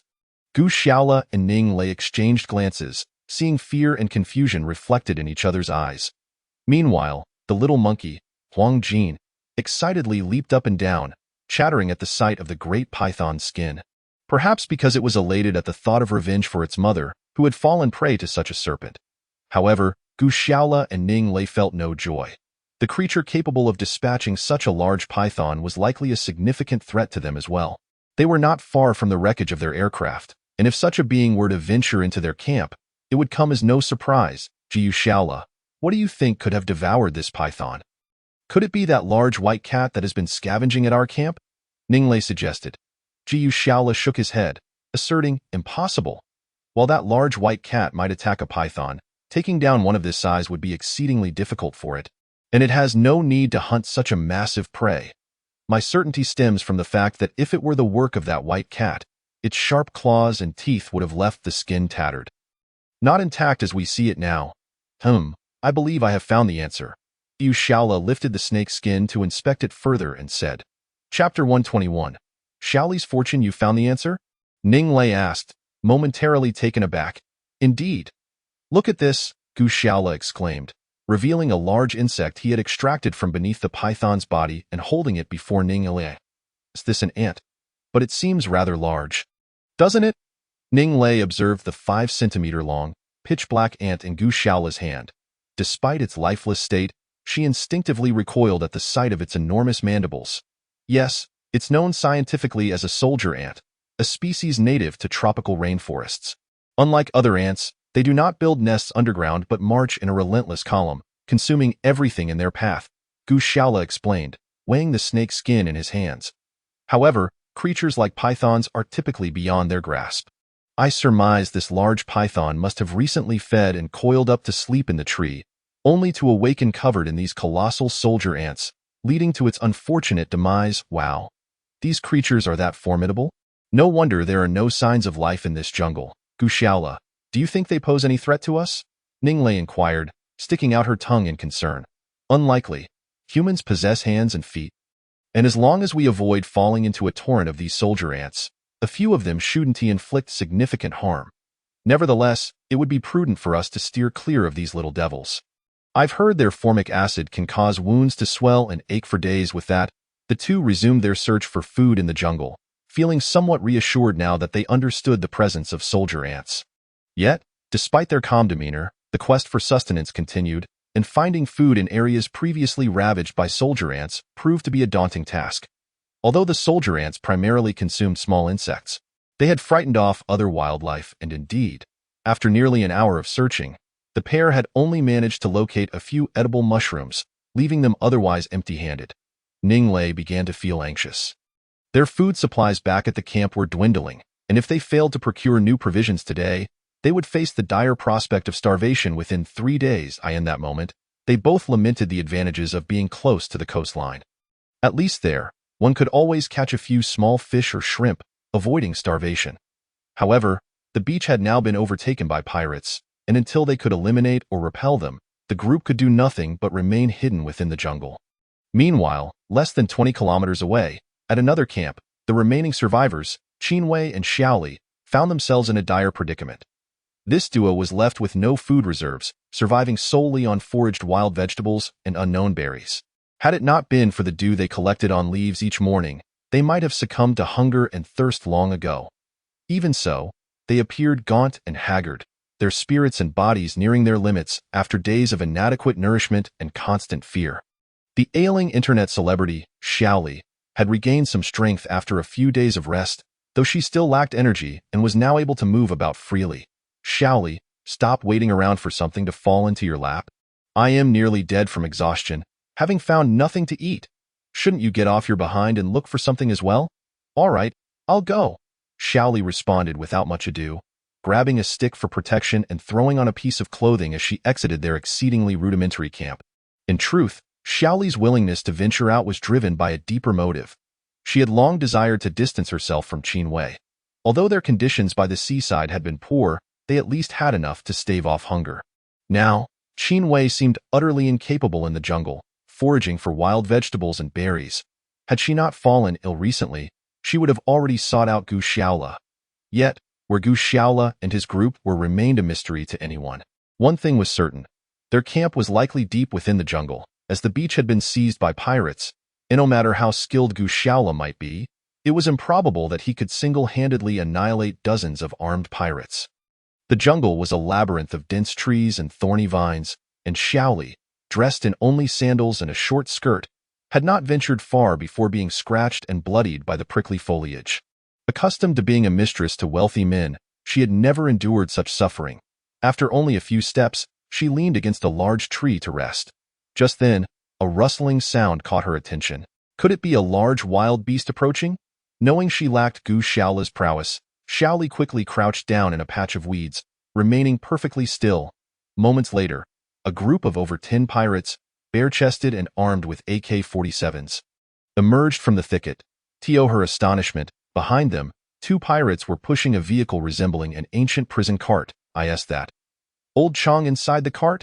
Xiaoli gasped, covering her mouth in shock as she fixed her gaze on Old Chong, who now appeared a mere shadow of his former self, devoid of the commanding presence he once had in the company, staring blankly ahead with a pale face and vacant eyes.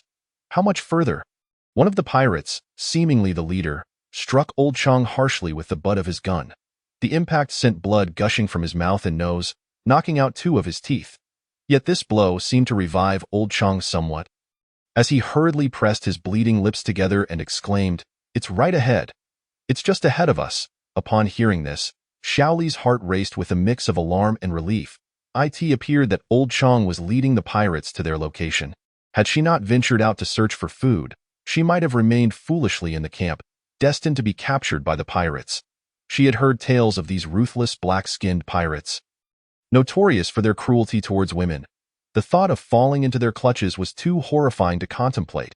As for Qinwei, who remained in the camp waiting for her, he hadn't treated her well either, always pining for the 3 enchanting women in Gu Xiaola's camp.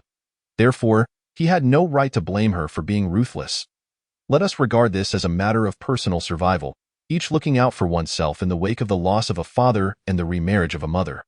With this thought, Xiaoli completely lowered her body into the thicket, quietly awaiting the pirates to pass by her. Unbeknownst to her, had it not been for Gu Xiaola's daring raid on the pirate camp the previous night to procure painkillers, and his ingenious concoction of a bomb made from pepper and a condom that had overwhelmed the 2 Dogo Argentino dogs' sense of smell, she would have been discovered long ago. Nearly 10 minutes later, Xiaoli suddenly heard a scream from the direction of their camp, followed by a series of gunshots from an AK-47, and then another anguished cry from Qinwei, mixed with Lao Chang's inexplicable howl that seemed to oscillate between pain and joy. Soon, silence fell, and the last man from their camp, Qin Wei, had fallen into the hands of the pirates. If luck were on his side, he might have already met his demise. If not, like Lao Chong, he would be left to endure an unknown amount of suffering. However, these were not considerations for Shaoli at the moment. Her sole focus was to swiftly vacate the area, the farther and faster, the better. Chapter 122. Confrontation. Gu Shaola and Ning Lei had been wandering through the jungle for nearly half a morning, finally managing to locate a mountain chicken. Utilizing Gu Shaola's remarkable blowgun skills, he effortlessly captured the bird. However, with 4 individuals in their camp and only a mountain chicken weighing less than 2 pounds, it was hardly sufficient. Moreover, there was that large white cat, whose arrival at their camp for a feast was unpredictable. Gu Shaola shook his head, realizing the need to continue the hunt. Unfortunately, the area recently traversed by army ants had driven most wildlife and birds away, and finding sustenance would require venturing deeper into the jungle. To be honest, even with his extensive hunting experience, Gu Shaola was reluctant to delve too deeply into the jungle, as the unknowns lurking in such remote, untraveled areas were difficult to ascertain. Gu Shaola, do you think after your commotion on the beach last night, those pirates would still remain by the shore?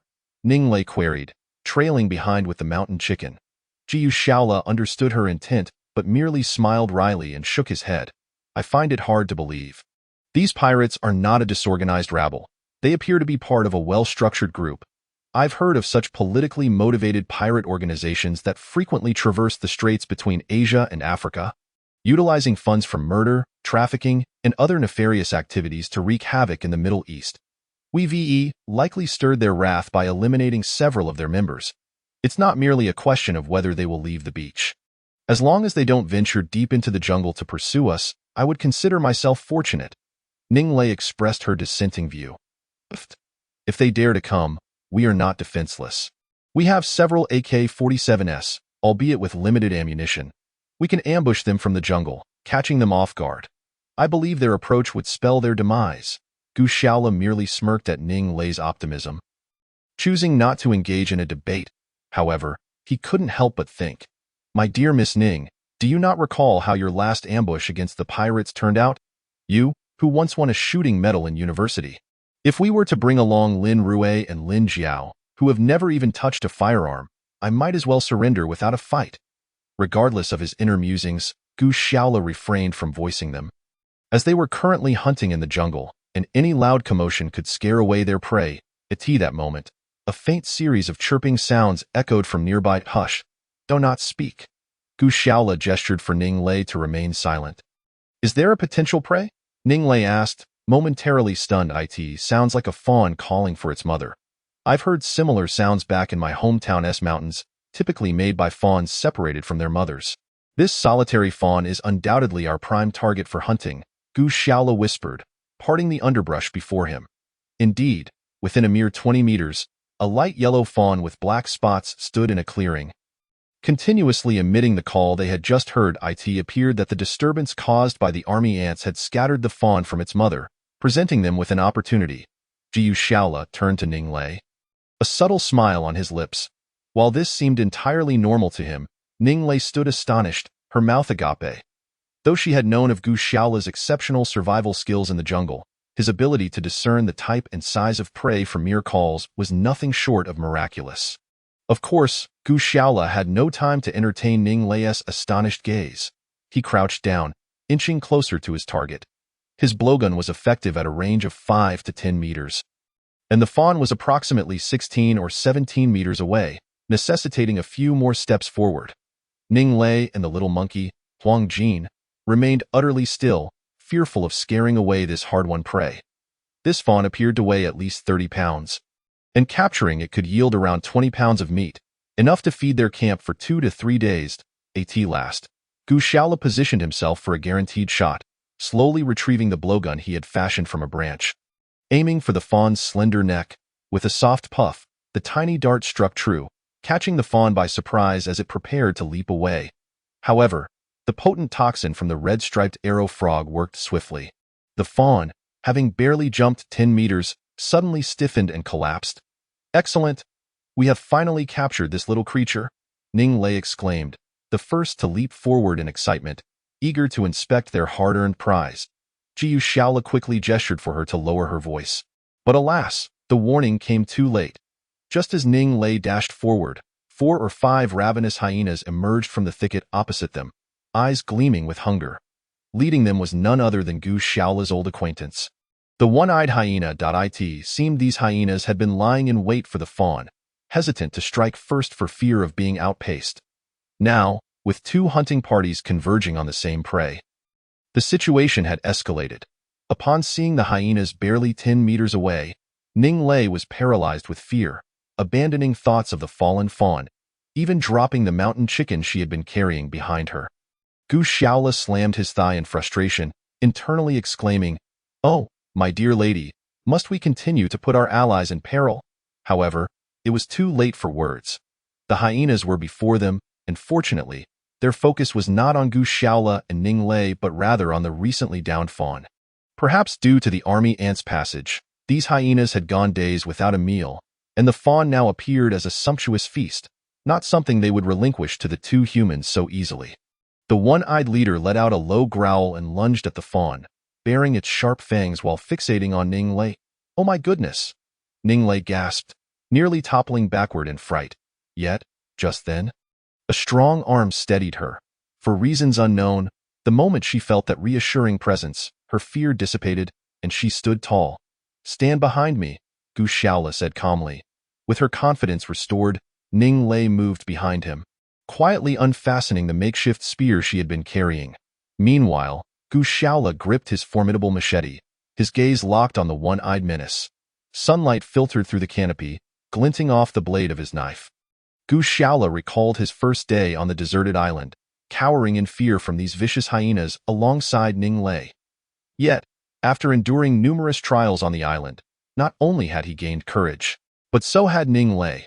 This time, they were determined not to abandon their hard-won prize. Of course, Gu Shaola's confidence stemmed primarily from the AK-47 slung across his back.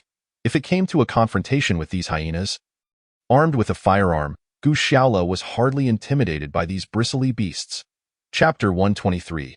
A fatal strike. It is said that, in a confrontation between individuals, the aura one exudes is of paramount importance. Even when placed between man and beast, this principle remains equally valid. If Gu Shaola and Ning Lei had merely recoiled in fear upon encountering the hyenas, even fleeing in terror, these hyenas would not only have likely seized the fawn by now, but might have also regarded these 2 living humans as prey. However, witnessing these 2 individuals standing their ground, armed with sharp weapons and gazing intently at them, even the one-eyed hyena hesitated momentarily. After all, the gleaming machete in Gu Shaola's hand was clearly a formidable deterrent. Yet the hyenas, driven nearly mad by hunger, were equally unwilling to relinquish their potential meal. The one-eyed hyena bared its elongated, sharp teeth, drool trickling from the corners of its mouth onto the ground. The low, rumbling growl served as a warning to the humans. The implication was unmistakable. "If you do not depart, do not blame us for our lack of courtesy." Gu Shaola, acutely aware of the hyena's formidable biting power, understood that they were now in a situation where they had no choice but to act. He whispered to Ning Lei behind him, "If it comes to a fight with these hyenas, do not come to my aid. Find a tree and shield your back to avoid any surprise attacks from them." At this moment, Ning Lei's spirit surged. She furrowed her willow-like brows and replied with a hint of defiance. "What are a few wild dogs to me? I fear them not." As she spoke, she brandished her spear toward the hyenas, exuding an air of a heroine refusing to be overshadowed by her male counterparts. Gu Shaola thought to himself that this young lady, Ning, was truly reckless. If she was so capable, why had she been so terrified on the first day they encountered hyenas on the island? Her legs trembling to the point she could barely climb a tree, necessitating his push to get her up. Yet, he recognized that this was not the time for jest. Nonetheless, he felt compelled to caution this suddenly impassioned heiress. "Miss Ning, it is not that I doubt your abilities, but are you aware of a particularly loathsome tactic that these hyenas employ?" Ning Lei paused, then scoffed. "Whatever vile trick they have, I am not afraid." "Is that so? I hadn't intended to mention it, but seeing your confidence compels me to warn you. These creatures specialize in a rather despicable maneuver." Once so spirited, Ning Lei froze at Gu Shaola's remark. her expression shifting dramatically. What do you mean by this maneuver? Well, these hyenas often circle behind their prey, striking when least expected, using their sharp teeth to eviscerate their victim. Gu Xiaola continued. I'm rather safe because I'm wearing thick jeans. But you. At this point, he cast a pointed glance at Ning Lei's exceedingly short uniform skirt.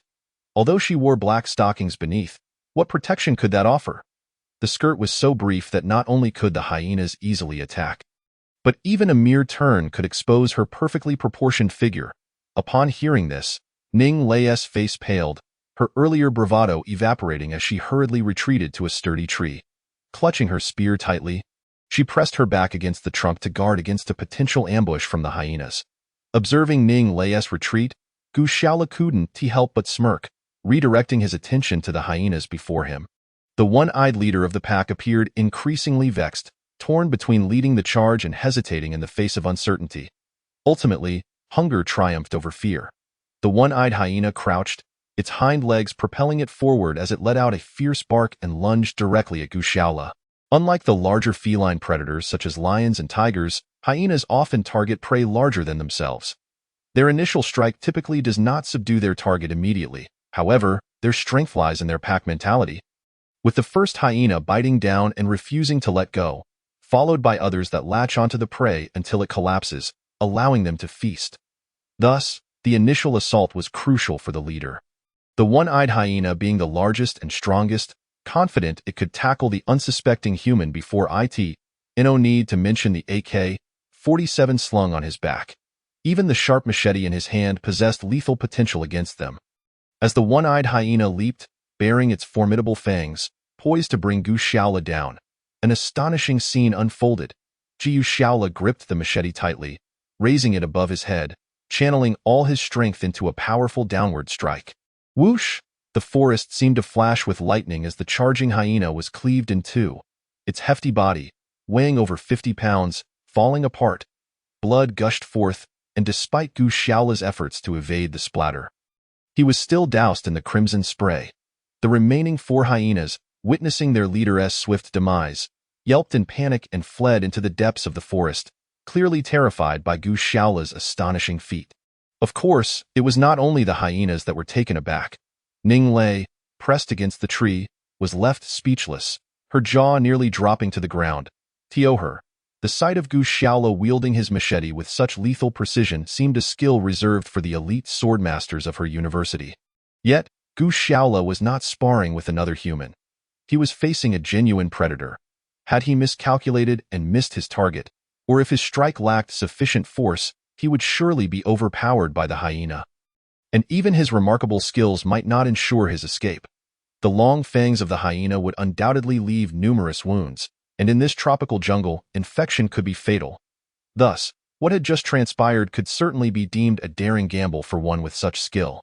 Nevertheless, Gu Xiaola had no time to ponder Ning Lei's thoughts. His immediate concern was to secure the fawn that had been struck by the blow dart. He approached the small creature, which remained rigid on the ground, seemingly still under the influence of the tranquilizer. With a smile, Gu Xiaola drew his tactical dagger and swiftly made an incision in the fawn's neck to sever its carotid artery. As the two turned to leave, a low growl suddenly emanated from a nearby tree branch. Yet, Gu Xiaola remained unfazed, for he recognized the sound all too well. Was it not the large cat accustomed to scavenging its meals? Indeed, the pure white feline had somehow perched itself a few meters above them on a branch, observing Gu Xiaola with an expression that seemed to convey both surprise and admiration. It was as if the cat had deliberately chosen to remain hidden. Watching the encounter between Gu Xiaola and the hyenas, however, upon reflection, Gu Xiaola wondered if he was overthinking it. Despite the cat's extraordinary intelligence, it was still merely a beast. Would it truly possess such cognitive abilities? Regardless, the large cat was evidently astonished by Gu Xiaola's display. It let out a few low calls from its perch before leaping silently to the ground, striding over to the remains of the hyena. With one eye having been cleaved in two, not only was blood everywhere, but the creature's innards lay strewn across the ground, saturating the grass with a gruesome sight and the air heavy with the stench of blood. Yet, the large cat seemed unconcerned. It crouched down and began to voraciously devour the heart and liver of the hyena. Ning Lei, witnessing this gruesome spectacle, tugged at Gu Shaola's arm in alarm. This is too cruel.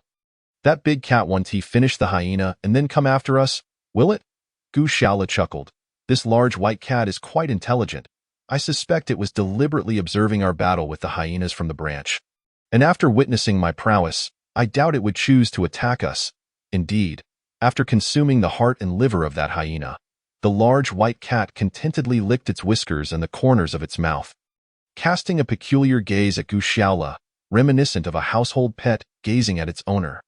The little monkey, Huang Jin, who had just leapt onto a branch out of fear, now began to exhibit heightened emotions. Springing onto Ning Lei's shoulder and chattering animatedly, guiding their path. What was most astonishing, however, was that the large white cat seemed to comprehend Gu Shaola's earlier words, trailing behind the two of them. Although it maintained a certain distance, it was unmistakably beginning to regard Gu Shaola as its personal caretaker. Just the thought of having that enormous white cat following closely behind sent a shiver down Gu Shaola's spine. Yet, glancing at the large white cat not far from him, he ultimately hesitated, standing still with a hint of trepidation. Gu Shaola, feeling quite helpless, shrugged his shoulders. Meanwhile, Lin Rue, whose thoughts were far more meticulous, noted that Gu Shaola was drenched in the hyena's blood and quickly urged, "Captain Shaola, you're so dirty. Hurry and wash up in that waterfall stream behind us." Her words jolted Gu Shaola into realization. Indeed, the sight of his blood-stained attire did evoke a certain heroic spirit. But if the blood were to dry and set into the fabric, it would become quite troublesome to cleanse. Moreover, the sensation of being so bloodied was rather uncomfortable. He needed to wash up properly. Thus, he hoisted the small deer he had just set down back onto his shoulders and remarked, with this catch, the girls were all quite delighted, especially since their food supplies had begun to dwindle over the past few days. And this morning they had barely eaten a few salted fish. Now, having captured a deer weighing over 30 pounds, they should have enough to last for a while. However, upon seeing the large white cat lounging on the grass not far from their camp, the girls began to ponder whether their meager catch would suffice for this esteemed creature. Gu Shaola had no time to discuss such matters. Being an innate optimist, he was quick to act. Shouldering the small deer along with his machete and tactical dagger as he strolled leisurely towards the waterfall before long, he arrived at the waterfall, due to a lack of rain in recent days. The water flow was not particularly abundant, yet the temperature remained refreshingly cool, perfect for a bath. He laid the small deer down flat, wielded his tactical dagger with the precision of a master chef, and swiftly skinned the deer. Then, with his machete, he chopped the carcass into numerous sizable pieces within mere minutes, separating the heart, liver, spleen, stomach, and kidneys. Utilizing the stream's water, Gu Shaola quickly cleaned the skin, meat, bones, and innards, leaving only the task of cleansing himself. Being deep in the forest, despite the presence of several beautiful companions nearby, he surmised they were likely still gossiping back at the camp. Thus, with little hesitation, he stripped off his clothing and leapt into the shallow stream, which barely reached his knees. The crystal-clear, icy water washed away the fatigue he had accumulated over the past few days. Had the water been deeper, he would have gladly immersed himself completely for a thorough swim. After cleansing the blood from his body, Gu Shaola, instead of hastily putting his clothes back on, settled against a smooth boulder by the stream, relishing the sensation of the cool water flowing over him. Ah, if only pirates would not intrude. How idyllic it would be to live here with 3 beautiful women for 3 to 5 years. Gu Shaola tilted his head towards the sky, which was as blue as the sea. Lost in daydreams. Captain Shaola, how is your bath? Need me to help scrub your back or massage your shoulders? Just as Gu Shaola was comfortably lounging in the water, lost in his fantasies about the future, a sweet voice chimed in his ear. Chapter 125. The trap. The voice nearly startled Gu Shaola out of the stream.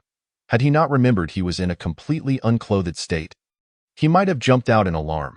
Yet, what surprised him was that the voice belonged to none other than Lin Rue, the most composed of the girls in their camp. After spending considerable time with these young ladies, he had always maintained a respectful distance, never crossing any boundaries. Though he occasionally joked with them, those were merely empty words. The last time he had bathed by the seaside, the 3 sisters had expressed a desire to assist him. But their plans were abruptly interrupted by the sudden arrival of Qin Wei and his group, who were in a rush to relocate. Being chronically single, Gu Xiaola felt a flutter of nervousness. Sitting still in the water, uncertain whether his posture would betray him, he instinctively placed his hands over his abdomen. His actions did not escape Lin Rui's notice. She chuckled softly, placing her delicate hands on his broad shoulders. Earlier in the camp, Xiao Lei informed us about your valiant feat of slaying the hyena in the jungle. We were utterly in awe. Xiao Jiao was incessantly clamoring to serve you, but I persuaded her against it. Fearing her menstrual cramps would worsen in the cold water, Captain Xiaola, I'm here to assist you. Please don't misconstrue my intentions. I simply wish to express the admiration and gratitude of the 3 female members of our team towards you. Gu Xiaola had never experienced such a peculiar feeling before. Although he had often been invited by acquaintances at work for massages or other indulgences, he had always shyly declined. Leaning his head back against the stone, he found himself closing his eyes, fully immersing himself in this tender experience. Captain Xiaola, I've always been curious. How is it that someone as capable and considerate as you, willing to risk helping Xiaojiao with her cramps? Remain single? Lin Rui inquired softly while massaging his shoulders. Well, regarding that matter, Jiu Xiaola pondered for a moment. It's not that I haven't had a girlfriend. I had one during university. However, after graduation, she became enamored with a wealthy heir and found no time to struggle with me in the city. So we parted amicably as he spoke. A bittersweet smile graced his face. Lin Rui nodded in understanding. Indeed, that girl truly failed to recognize your worth, missing out on such an exceptional man, if I were her. Even if the son of a billionaire pursued me, I would never leave Captain Xiaola. This flattery was undeniably pleasing to hear, but Gu Xiaola couldn't help but chuckle inwardly. Of course, she would say that on a deserted island. Even if the son of a billionaire came along, he would undoubtedly lack the skills required to survive in the jungle or on the beach compared to him.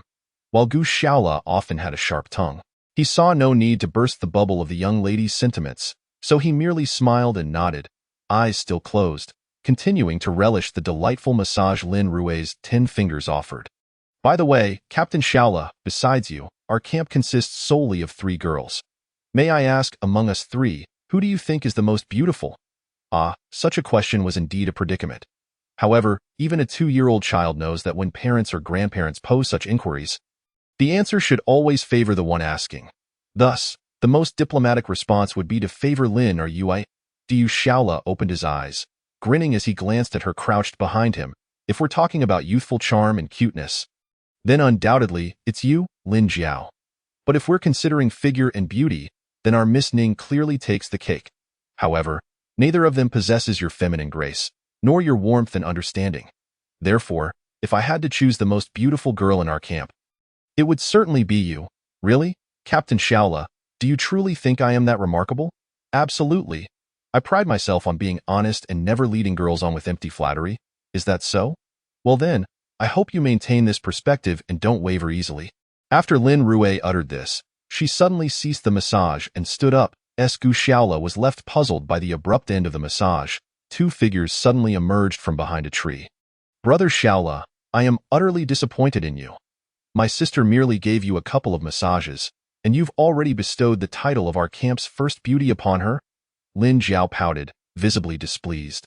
While Ning Lei, standing beside her with a striking figure, remained silent, her icy stare capable of slaying an elephant. Jiu Xiaola realized he had been outmaneuvered by these 3 young ladies. He had never anticipated that the typically gentle Lin Rui would conspire with the others to ensnare him. At that moment, Lin Rui walked over to the other 2 girls with a smile, explaining, Captain Xiaola, this is not my fault. They insisted on following me. I was merely coerced, with both hands covering her vital parts. She waved them away repeatedly, saying, Dear grandmothers, if you do not wish for me to finish my bath, then please continue to linger here by the creek. After all, I am not hungry at the moment, and that venison can be savored at any time.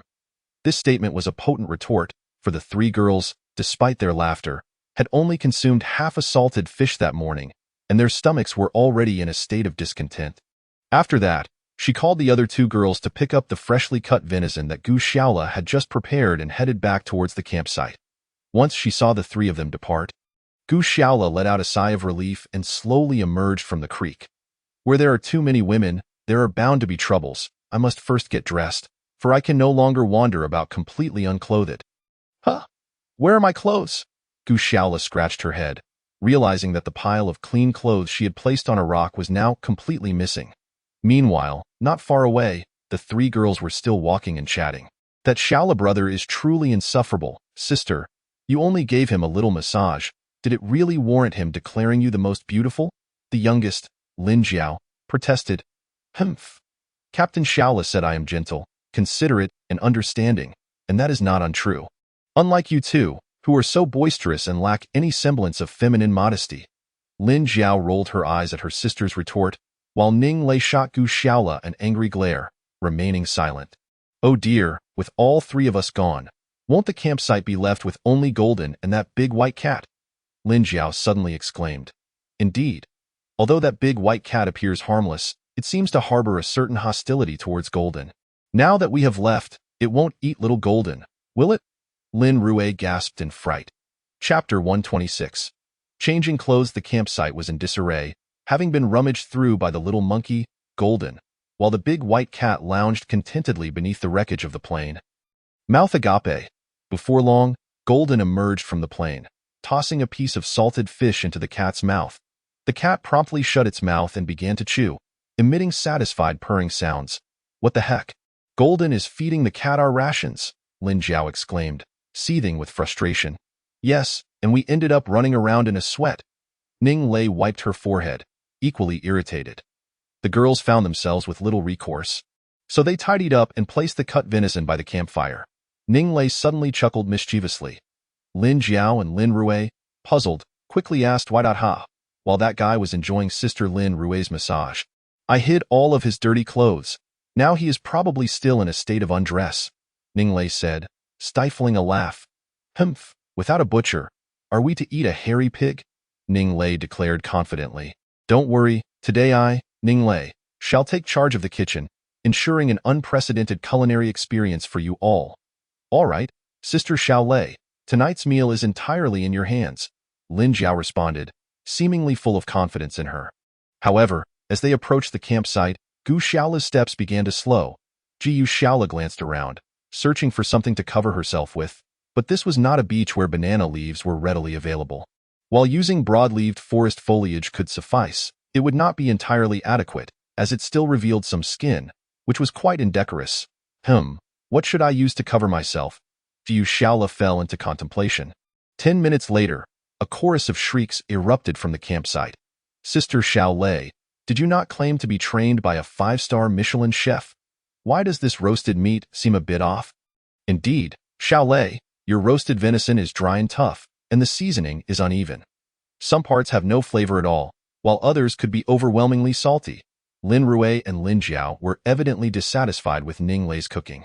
At this moment, Ning Lei's earlier confidence had faded as she stared at the 2 pieces of undercooked venison, feeling furious. However, Gu Shaola could not help but chuckle as Ning Lei cursed under her breath. Suddenly, Lin Jiao shouted, Ning Lei, is that not the hide of the little deer we just hunted? Gu Shaola had skinned the deer by the creek and hung the hide on a nearby tree to dry. The 3 girls had not noticed when they went to fetch the venison, and now it had become Gu Shaola's leather outfit.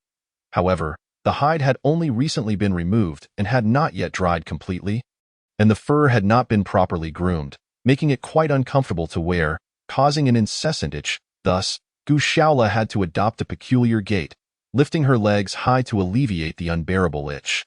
Little Lin Jiao excitedly ran to her side, reaching out to touch and admire it, filled with envy. Yet Gu Shaola bore her own suffering and quickly waved her hands, saying, Then, amidst the astonished gazes of the girls, Gu Shaola hurriedly scrambled up the wreckage of the plane, rummaging through the debris in search of clothes. Not long after, she reappeared at the plane's entrance, now clad not in the deer hide, but in a dashing dark green colonel's uniform. Wow, Shaola brother, you look incredibly handsome. Are you playing dress-up for us? Just like that, you transformed from Tarzan into a dashing figure? Little Lin Jiao was utterly captivated by Gu Shaola's transformation. Jiu Shaola chuckled, thinking to herself, if only you knew I was compelled into this. Thus, this uniform suited him quite well, and of course, the deer hide that had caused him such discomfort was now hanging out of the plane's window to continue drying. As the saying goes, clothes make the man, and for the past few days, Gu Shaola had been wearing the beach leisure wear he had pilfered from the deceased man, which the girls had not thought much of. However, now that he donned the spirited colonel's uniform, Gu Shaola's demeanor underwent a remarkable change, as if the aura of a typical nerd had vanished, leaving him with an air of sophistication.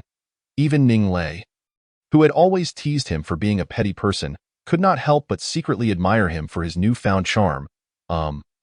Ladies, is it time for dinner?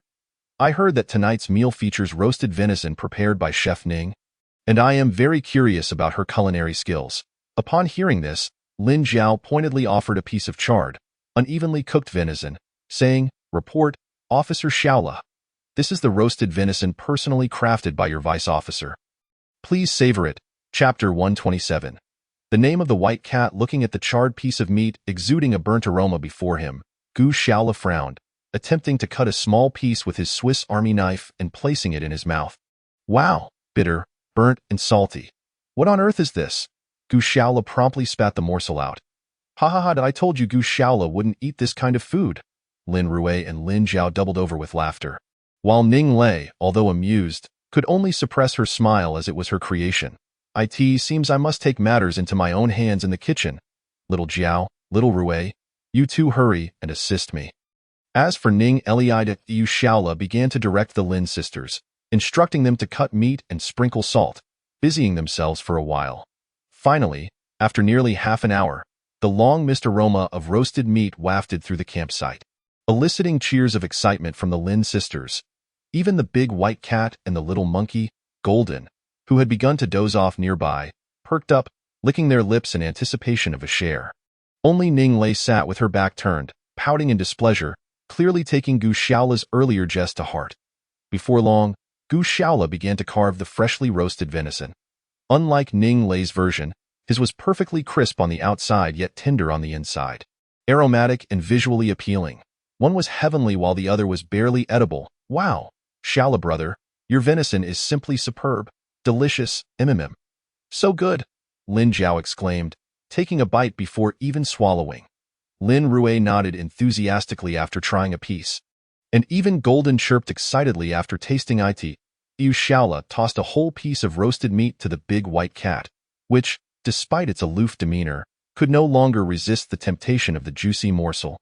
It eagerly bit into it, savoring every mouthful. Thus, the campsite became a scene of camaraderie, with 2 girls, 1 boy, a monkey, and a cat all enjoying roasted meat, while Ning Lei, seated with her back turned, resisted the tantalizing aroma, struggling against her hunger. Huh? Sister Xiao Lei, why aren't you eating? The grilled meat is most delectable when consumed hot. Lin Jiao, ever the busybody, took the initiative to cut a piece of meat and skewered it with a twig, presenting it before Ning Lei. However, Ning Lei deliberately turned her head away, refusing to glance at the enticing morsel, while internally cursing, Lin Jiao, you mischievous girl, how could you be so wicked? You know full well I'm ravenous. Yet you dangle this grilled meat before me. If I were to eat meat grilled by Gu Shaolu, wouldn't that mean I'm admitting to being shameless, acknowledging my mistakes while still daring to eat? No way, no way. I absolutely cannot eat it. Despite her relentless mental self-coaching, the alluring aroma of the grilled meat was simply beyond what her willpower could resist. Although Miss Ning maintained a posture of dignified composure, the incessant swallowing and the rumbling of her stomach betrayed her intense craving for that piece of meat. All right, my dear sister Lei, you needn't pretend any longer. We all know you're starving. Besides, our team leader Xiaolu merely shared a joke. How could you take it to heart? Lin Jiao continued her earnest persuasion. Just as Ning Lei contemplated whether to accept the grilled meat and save face, Gu Shaola suddenly snatched the skewer from Lin Jiao. If you want to eat, that's fine, but I'm still hungry, Gu Shaola declared, taking large bites of the freshly acquired grilled meat, the sizzling and greasy spectacle proving irresistibly tempting. Yu Ning Lei's brows knitted in anger as she turned away. Climbing onto the wreckage of the plane, resolutely ignoring the others, I say, Xiaolu, aren't you being a tad excessive? Lin Jiao expressed her discontent. Indeed, though Ning Lei can be rather spoiled at times, she has been with us long enough to deserve a meal, don't you think? Lin Rui chimed in. To this, Gu Shaolu merely chuckled, reflecting that if he didn't firmly establish his authority over this young lady, His leadership would forever remain unrecognized. In truth, he had been pondering whether he had been too indulgent with the girls in the camp, particularly with Ning Lei. Take today's incident of her stealthily pilfering his clothing, for instance. If anything unfortunate were to happen because of it, they might not even have a shoulder to cry on. Of course, he had no intention of denying Ning Lei her dinner entirely. He merely hoped to instill a lesson, reminding her that this was a deserted island, not her family's living room, where she could act according to her whims. While the others dined, a cat and a monkey were not idle either. The small eater, Golden, had consumed a mere morsel and felt somewhat satiated, while the large white cat, having finished its piece from Gu Xiaolu, was still far from full. However, the clever creature refrained from directly approaching the group for more food, instead opting to sit a short distance from their campfire, licking its paws, evidently waiting for Gu Xiaolu to toss it another treat. Yet, the group was so preoccupied with Ning Lei's situation that they entirely overlooked the fact that the large white cat was still hungry. They were oblivious, but Golden the monkey was quite aware, and to everyone's surprise, it boldly approached the campfire, seized a piece of grilled meat skewered on a twig, and cheerfully ambled over to the large cat. Initially, these two creatures were natural adversaries, with the large white cat holding no fondness for the sprightly monkey. However, upon seeing the piece of grilled meat in Golden's grasp, the cat's eyes glimmered with interest. Devoid of any hostility, fixated on the sizzling morsel, drooling in anticipation. Golden grinned as it offered the grilled meat to the white cat, exuding an air of confidence as if asserting its dominance in that moment. The white cat hesitated for a moment, but ultimately succumbed to the allure of the grilled meat, lowering its noble head to devour it eagerly. Only then did Gu Xiaolu and the others realize that Golden had started to feed the large white cat on their behalf. Leaving them both amused and bemused, little did they know, the spectacle was about to become even more entertaining, as Golden, taking advantage of the cat's lowered head, boldly walked up to it, extending a tiny paw to gently stroke its head. Remarkably, the monkey, usually positioned at the bottom of the food chain, seemed to relish the role of the master. The large white cat, sensing something was amiss, could only stare in bewilderment. Wow, Xiaolu, it seems this little monkey Golden is on track to become the white cat's master even before you. Lin Jiao exclaimed, her eyes filled with envy as she observed the interaction. Jiu Xiaolu chuckled. That is quite possible. Regardless of who it may be, whether it's myself or Golden, forging a bond with this large white cat will be immensely beneficial for our survival in the jungle. Especially when facing pirates. By the way, I've already thought of a name for this large white cat. What is it? Lin Jiao and Lin Rui inquired almost in unison. Let us call it Dabai. Gu Xiaolu declared, shaking his head in delight at the simplicity and appropriateness of the name. In a way, that name is too tacky. This time, I absolutely oppose it. A voice suddenly rang out from above. And without needing to look up, the group knew precisely who the dissenting voice belonged to. Indeed, it was none other than our Miss Ning. Peering down from the wreckage of the plane, her brows furrowed as she glared at Gu Xiaolu. As the leader, you may impose a food penalty on me, but you cannot strip me of my right to name the camp's pet. Truly a champion of women's rights, coming straight in with accusations. Gu Xiaolu, seasoned in such exchanges, chose not to argue, merely smiling calmly. So, you believe this large white cat is indeed our camp's pet? Very well, since it's a pet, why not join Golden in giving it a gentle stroke? Ah, Gu Xiaolu's remark was a clever ploy. Aren't you proud? Is your confidence remarkable? Then, let us see you pay the price for it. This maneuver left Ning Lei momentarily flustered. Yet her inherent pride as a young lady compelled her to demonstrate her confidence to the humble Golden. After a brief hesitation, she climbed down from the wreckage and boldly approached the large white cat that was still feasting on its meat. Sister Lei, you can't be serious, can you? Indeed, Ning Lei. This is far too dangerous. Xiaolu was merely teasing you. The Lin sisters quickly cautioned her, yet Ning Lei, resolute in her decision, paid no heed to their warnings. She advanced to within 3 meters of the large cat before pausing, unable to resist the allure of its grace and beauty. However, this was no ordinary cat, with a length nearing 1.5 meters. Even typical leopards appeared diminutive in comparison. In an effort to quell her anxiety, Ning Lei swallowed hard and took 2 steps closer. Her movement caught the attention of the large white cat, which, despite still munching on the grilled meat, emitted a low growl, clearly warning her not to approach too closely. Startled, Ninglei stumbled backward, almost losing her balance, only to be steadied by a gentle hand. A low voice reassured her, "Don't be afraid, just offer it this piece of grilled meat." It was Gu Xiaolu, extending another piece of golden grilled deer meat on a twig. Ninglei gazed at the golden-hued meat, swallowing again, but ultimately accepted the offering and presented it to the large white cat. Just then, the cat finished its second piece and, seeing the meat in Ninglei's hand, swiftly pounced, pinning it down with its paw and devouring it greedily. "Now, go ahead and give it a pat on the head," Gu Xiaolu encouraged, supporting Ninglei's slender waist with a smile. "What, are you using me as your test subject?" Ninglei inwardly cursed, yearning to decline, yet the bravado she had previously displayed echoed in her mind, leaving her with no choice but to blush deeply. Slowly, she approached the large white cat, squatting down and cautiously extending her arm to stroke the majestic creature. However, due to her fear, her hand hovered hesitantly in the air, unable to make contact with the cat's head. "Don't worry, it won't bite you." Gu Xiaolu gently pressed Ninglei's small hand onto the cat's head. Perhaps it was due to the softness of her skin that the large white cat seemed to relish this touch, unlike the disdain it had shown towards Golden. Instead, it tilted its head back, swaying side to side, appearing utterly content and comfortable. "Wow, that's wonderful. It seems it enjoys your touch. Keep going, don't stop," Gu Xiaolu boldly encouraged her. To his surprise, Gu Xiaolu, rather than opposing, smiled and replied, "All right, since you can tame it, the name it receives is entirely up to you," Peony Ninglei proposed. The name felt somewhat too feminine, prompting the Lin sisters, witnessing Ninglei's ease and petting the large cat, to eagerly support her suggestion. "We think Peony is quite a lovely name. Since you named the monkey, it's only fair that we three girls decide the name for this large cat." "Yes, henceforth, it shall be called Peony." Regarding the remarkable unanimity among the three girls, Gu Xiaolu did not refute their claims. Instead, he promptly seized a piece of roasted meat and handed it to Ninglei. "Well, in recognition of your successful taming of Mutin, the dinner ban imposed on you is hereby lifted."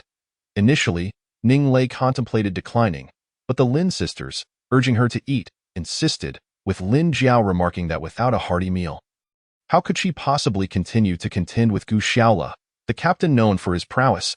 Thus, she ultimately relented and began to enjoy the roasted meat. Observing the addition of a new member to his base, Gu Xiaolu felt a swell of pride. While the three girls could only chant 666, their presence significantly bolstered his morale. Moreover, should they indeed linger on the island for an extended period, he might find himself wed to one, or perhaps even all three of them. Yet, those considerations were for another time. With Mutin, the apex predator of the jungle, now in their ranks, Gu Xiaolu felt an invigorated confidence. He gazed toward the beach beyond the jungle. "Damn it! Didn't you bring 2 Dogo Argentino dogs? Now that I have this big white cat, it's uncertain who will hunt whom." This marked the third day of the pirates' relentless pursuit of survivors on the nameless deserted island. The cold-eyed black-hand vulture fixated his gaze on the 30-plus subordinates sprawled across the beach. These past few days had been exceedingly vexing for him. It was his first encounter with such a troublesome group of shipwreck survivors since becoming a pirate. Despite deploying considerable manpower and resources and investing ample time on this desolate island, he had yet to capture all of the survivors in one fell swoop.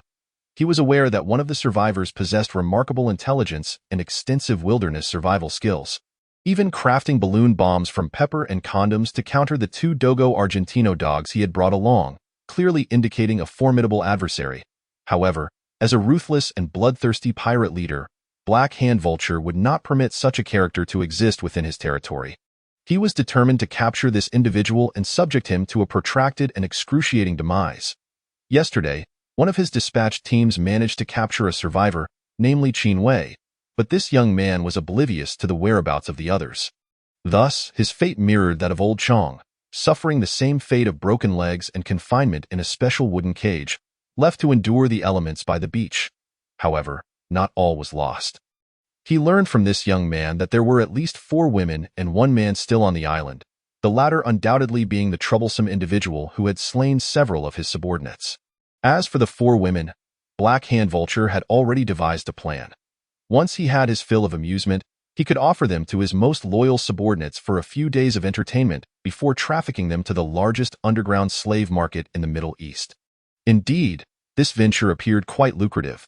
Nonetheless, confronted with the dense jungle before him, Black Hand Vulture felt a headache brewing. He had brought only 30 men, and the notion of dispersing them to scour the entirety of the jungle was utterly impractical. Moreover, should they stray too far from one another, they risked ambush by that cunning survivor. To make matters worse, many of his native black subordinates warned him of evil spirits lurking within the jungle, cautioning against venturing too deep lest they suffer a brutal fate. Black Hand Vulture dismissed such tales as mere superstitions, attributing them to the ignorance of those who failed to grasp natural phenomena. Yet the locals remained steadfast in their beliefs, complicating his efforts to search for survivors. Regardless, he resolved that today, he would capture all survivors on this island. Chapter 129. Vital supplies despite the objections of several local black subordinates. Black Hand Vulture insisted on dispatching the most elite 20 men into 2 teams, commencing an exploration into the depths of the jungle where survivors might be concealed. Each team was accompanied by a Dogo Argentino leading the way, tasked with searching while maintaining a degree of separation to avoid another pepper bomb ambush. Thus, under the scorching afternoon sun, the 2 teams of burly pirates ventured deep into the jungle. Meanwhile, Gu Shaola was formulating his own strategy. Convinced that the pirates on the beach could not remain stationary indefinitely, their impatience would compel them to form teams and infiltrate the jungle in pursuit of them. Hence, remaining idle in their camp would be tantamount to waiting for death. Thus, his sole concern after dinner last night was how to retaliate. He needed to drive these pirates away or eliminate them outright. However, he was not a mythical war god or an invincible soldier. While he possessed formidable survival skills and commendable marksmanship, he was acutely aware that he could not take on hundreds single-handedly. Thus, the key to overcoming these pirates lay primarily in strategy. Upon awakening that morning, Gu Shaola rallied the girls, urging them to rise and assist in weaving ropes and cleaning weapons. Initially, the girls were taken aback, as they only possessed 2 makeshift AK-47s, and their ammunition was limited. Did Gu Shaola intend to confront the pirates directly? Sensing their hesitation, Gu Shaola opened the large black metal box that had been resting at the camp's edge. Throughout the night, he had tirelessly worked on the lock, using strips of metal found in the plane wreckage, and his efforts bore fruit when the lock finally yielded. What lay within was a matter of great curiosity for everyone, and as the 3 girls peered inside, they gasped in astonishment. It was an entire crate of firearms. These weapons, remnants of American military supplies from World War II, had remained in excellent condition due to the sealed environment of the crate. Almost all the firearms were operational, though the crate seemed designed solely for weapon transport, containing only a limited number of magazines for each gun. It was evident that this crate had once held ammunition, now lost in the plane crash. Nevertheless, the firepower at Gu Shaola's camp was significantly enhanced, with each person now equipped with a Thompson submachine gun. While the Thompson fell short of the range and lethality of their makeshift AK-47s, it was nonetheless a reliable weapon, favored by Allied forces during the war, and notably, its recoil was less intimidating, ensuring Ning Lei wouldn't inadvertently shoot at the sky upon firing. Excitement surged among the 3 girls. They had previously been relegated to a position of passive defense against the pirates, retreating into the jungle. Now, armed with submachine guns, Lin Jiao naively believed they could charge out of the jungle and directly confront the pirates. Seizing their ship, however, Gu Shaola remained pragmatic. Despite their newfound weapons, aside from himself, Ning Lei might barely qualify as a combatant, while Lin Jiao's exuberance and Lin Rui's sheer terror at the sight of a gun rendered them less capable than even the little monkey, Huang Jin. Thus, Gu Shaola assigned the 2 girls primarily supportive roles, ensuring logistics, crafting ropes, and sharpening sticks. Although Lin Jiao was somewhat disgruntled, she ultimately acquiesced to her elder sister's persuasion and settled down to work. After a morning of diligent effort, Gu Shaola, accompanied by Ning Lei, the little monkey Huang Jin, and the ever-present large white cat, Muden, began to set traps around their camp. Gu Shaola believed in being prepared. Should the pirates indeed stumble upon their camp, they would not be caught completely off guard. However, plans often falter in the face of reality. Just as they were about to finalize their traps, the little monkey and Muden, with their heightened senses, became increasingly agitated. Though they could not articulate their distress, Gu Xiaola discerned from their shifting expressions that the pirates were drawing near. The unfortunate band of pirates that first approached Gu Xiaola's camp encountered a series of misfortunes. In the stifling heat of the afternoon jungle, they faced not only the survivors but also a host of venomous snakes, insects, and even thorny vines that impeded their progress. The 10-man team, arranged 2 by 2, had the foremost pair wielding machetes to clear the path ahead. Having strayed too far in pursuit, the scent of their quarry had faded.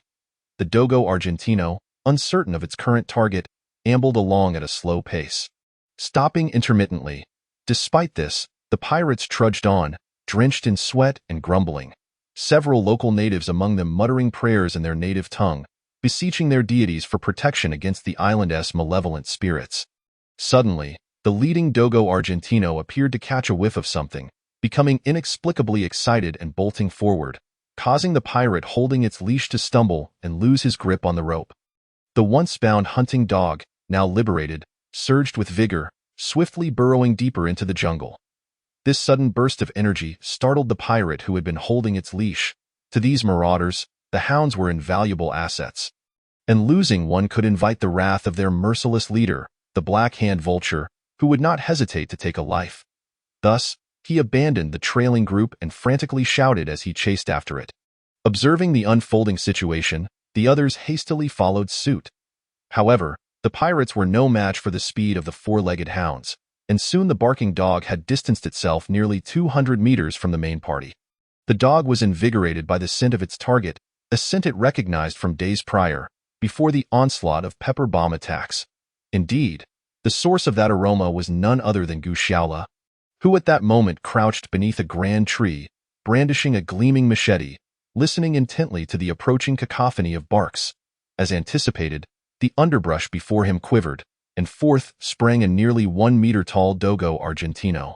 This breed is renowned for its high intelligence and impressive memory, and it recalled vividly the last time it had pursued this very target, when it had encountered a scent so pungent it would haunt it for life. Thus, this individual was now its sworn enemy. The two hounds, conditioned by the pirates to be ruthlessly aggressive towards humans, were utterly unrestrained in their intent to attack. They had even feasted upon human flesh before. Therefore, they were indifferent to the possibility of fatally injuring the person before them. Their formidable teeth and the drool cascading from their jaws revealed an insatiable yearning to devour Gu Xiaola. Chapter 130. The white demon, the pirate trailing the Dogo, was gripped by fear. Though he had been the caretaker of these hounds, he knew all too well that if this Dogo were to be harmed or perish under his watch, their merciless leader would not hesitate to eliminate him. Thus, he pursued the Dogo, despite being nearly 50 meters behind, desperately striving to keep pace.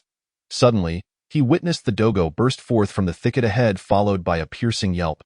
Then a chilling silence panic seized the dog handler. Could something have happened to the Dogo? Yet, he deemed it improbable. He had raised this hound for several years and was well aware of its combat prowess. Even in this jungle, it would not succumb to a hyena or a wild boar. And if it had encountered that survivor, he surmised, the creature's throat would likely have been severed. As these thoughts raced through his mind, his feet did not falter.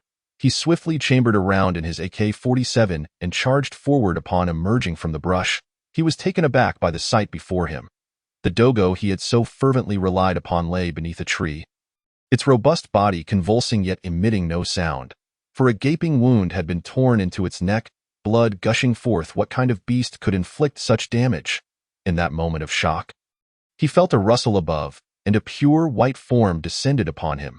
He barely had time to grasp the handle of his AK-47 before a searing pain pierced his throat. Even Gu Xiaola, who had long traversed the wilderness, felt a shiver of dread as he witnessed Muden effortlessly dispatch the Dogo and the pirate. Beside him, Ning Lei had collapsed to the ground, trembling uncontrollably, a growing puddle of urine spreading beneath her. However, Muden appeared disinterested in consuming these prey, and upon observing the pirate's wide, dilating eyes as he lay thrashing on the ground, the large white cat let out a soft growl and leapt back onto a nearby branch to lie in wait. Gu Xiaola swallowed hard. He had considered Muden's lethality, yet he had not anticipated her being so fearsome in the jungle. If she intended to lie in ambush from the trees, eliminating 3 or 5 pirates would be a trivial matter for her. The dogo that had lunged at him had, upon seeing Mutin, entirely lost its predatory instincts, likely overwhelmed by a primal fear embedded in canine DNA for large felines, rendering it incapable of defending itself against her attack. Gu Xiaola, she want to eat that pirate, will she? Ning Lei, covering her eyes, whispered from the ground. No. I believe she has little interest in bipedal animals, Gu Xiaola replied, pulling her up from the ground where she still trembled. We must move quickly. The pirates' main force will surely arrive soon. We need to devise a new ambush point. Meanwhile, the group of pirates who had lost the hound gradually approached the location where Gu Xiaola had been lying in wait. Though they were still some distance away, they faintly heard the echoes of barking and the agonized cries of their comrades, but the sounds dissipated quickly. The leader of this band of pirates, unwilling to be complacent, instructed his men to ready their AK-47s and proceed cautiously into the area from which the sounds emanated despite their fears of losing their dogs and the unfortunate pirate. The sight that met their eyes was astounding. The dogo and its handler lay lifeless in a pool of blood, their necks marred by gruesome wounds, blood still flowing profusely. Instantly, chaos erupted among the pirates. Though they were accustomed to robbing defenseless tourists and sailors, the horrific scene before them left them disoriented. Several local indigenous individuals immediately knelt, prostrating themselves and fervently praying to the heavens. The remaining pirates, though less overtly shaken, found their hands trembling around their AK-47s. The sight before them was clearly beyond their comprehension. It was evident that neither man nor dog had inflicted this carnage, yet what fearsome creature lurked in this jungle, capable of such ruthless efficiency, eliminating a ferocious dogo and its armed handler in mere moments? Could it be that the tales of a lurking demon on this desolate island were true? The fear of the unknown is boundless, and often the unseen stirs the most terrifying imaginings within the human mind. In this atmosphere of dread, these pirates, who were typically ruthless, found their resolve crumbling. All they desired was to escape this terrifying jungle. The leader, caught in a dilemma, felt an equal measure of fear and the pressure of his responsibilities. If he led his team out of the jungle without confronting the beast that had dispatched the dogo and its handler, he would surely face the wrath of the Black Hand Vulture, and no matter how terrifying the unknown demon might be, it paled in comparison to the very real threat of the Black Hand Vulture. With a steely resolve, he gestured for the remaining standing pirates to spread out, forming a fan-like formation as they scoured the thickets ahead. The 6 or 7 pirates wiped the sweat from their brows, their feet heavy as they cautiously advanced toward the shadows of the jungle, which might conceal an unfathomable horror. The remaining leader swung the butt of his gun forcefully against the backs of the 3 indigenous pirates still kneeling in prayer. But despite the blows, not one of them rose to heed his commands, remaining prostrate and motionless. Damn it, you foolish fools! What demons are you? The leader's words were cut short as a piercing scream erupted from the jungle ahead. Followed by the chilling howl of a beast, the scream came and went in an instant, and within mere seconds, all returned to silence. The pirate captain, accompanied by several of his men, rushed to investigate, only to find 2 of their comrades writhing on the ground, their throats gushing blood from gaping wounds, a death sentence looming ever nearer. What kind of fearsome beast could do this? Could it truly be the demons spoken of by those kneeling simpletons? In that moment, the small leader felt disoriented. He ordered the remaining pirates to form a circle, back to back, weapons drawn.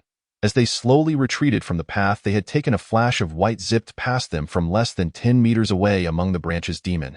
Demon! The white devil! Suddenly, an unknown pirate let out a loud shout, causing the ruthless band of pirates to lose their last vestiges of resolve. No one heeded the commands of their little leader anymore. They frantically fired their weapons as they fled into the jungle. The little leader, witnessing his inability to control the chaos, had no choice but to follow his retreating subordinates. However, after just a few strides, he heard a sound behind him akin to the clattering of a typewriter. Tap, tap, tap. Chapter 131. When will the grudges end? This is gunfire. But this was the last thought that crossed the little leader's mind before his body lurched forward. Collapsing onto the grass, his back riddled with 4 or 5 bullet wounds, blood flowing profusely. That moment, Gu Xiaola and Ning Lei were perched atop a large tree with a clear line of sight, continuously firing at the panicked pirates below. This anti-piracy sweep had devolved into a pressure-free skirmish reminiscent of shooting at moving targets, something even Gu Shaola had not anticipated. Initially, his intention was merely to rely on the natural dominance of the large cat, Muden, over the hunting dogs to eliminate the two Dogo Argentino.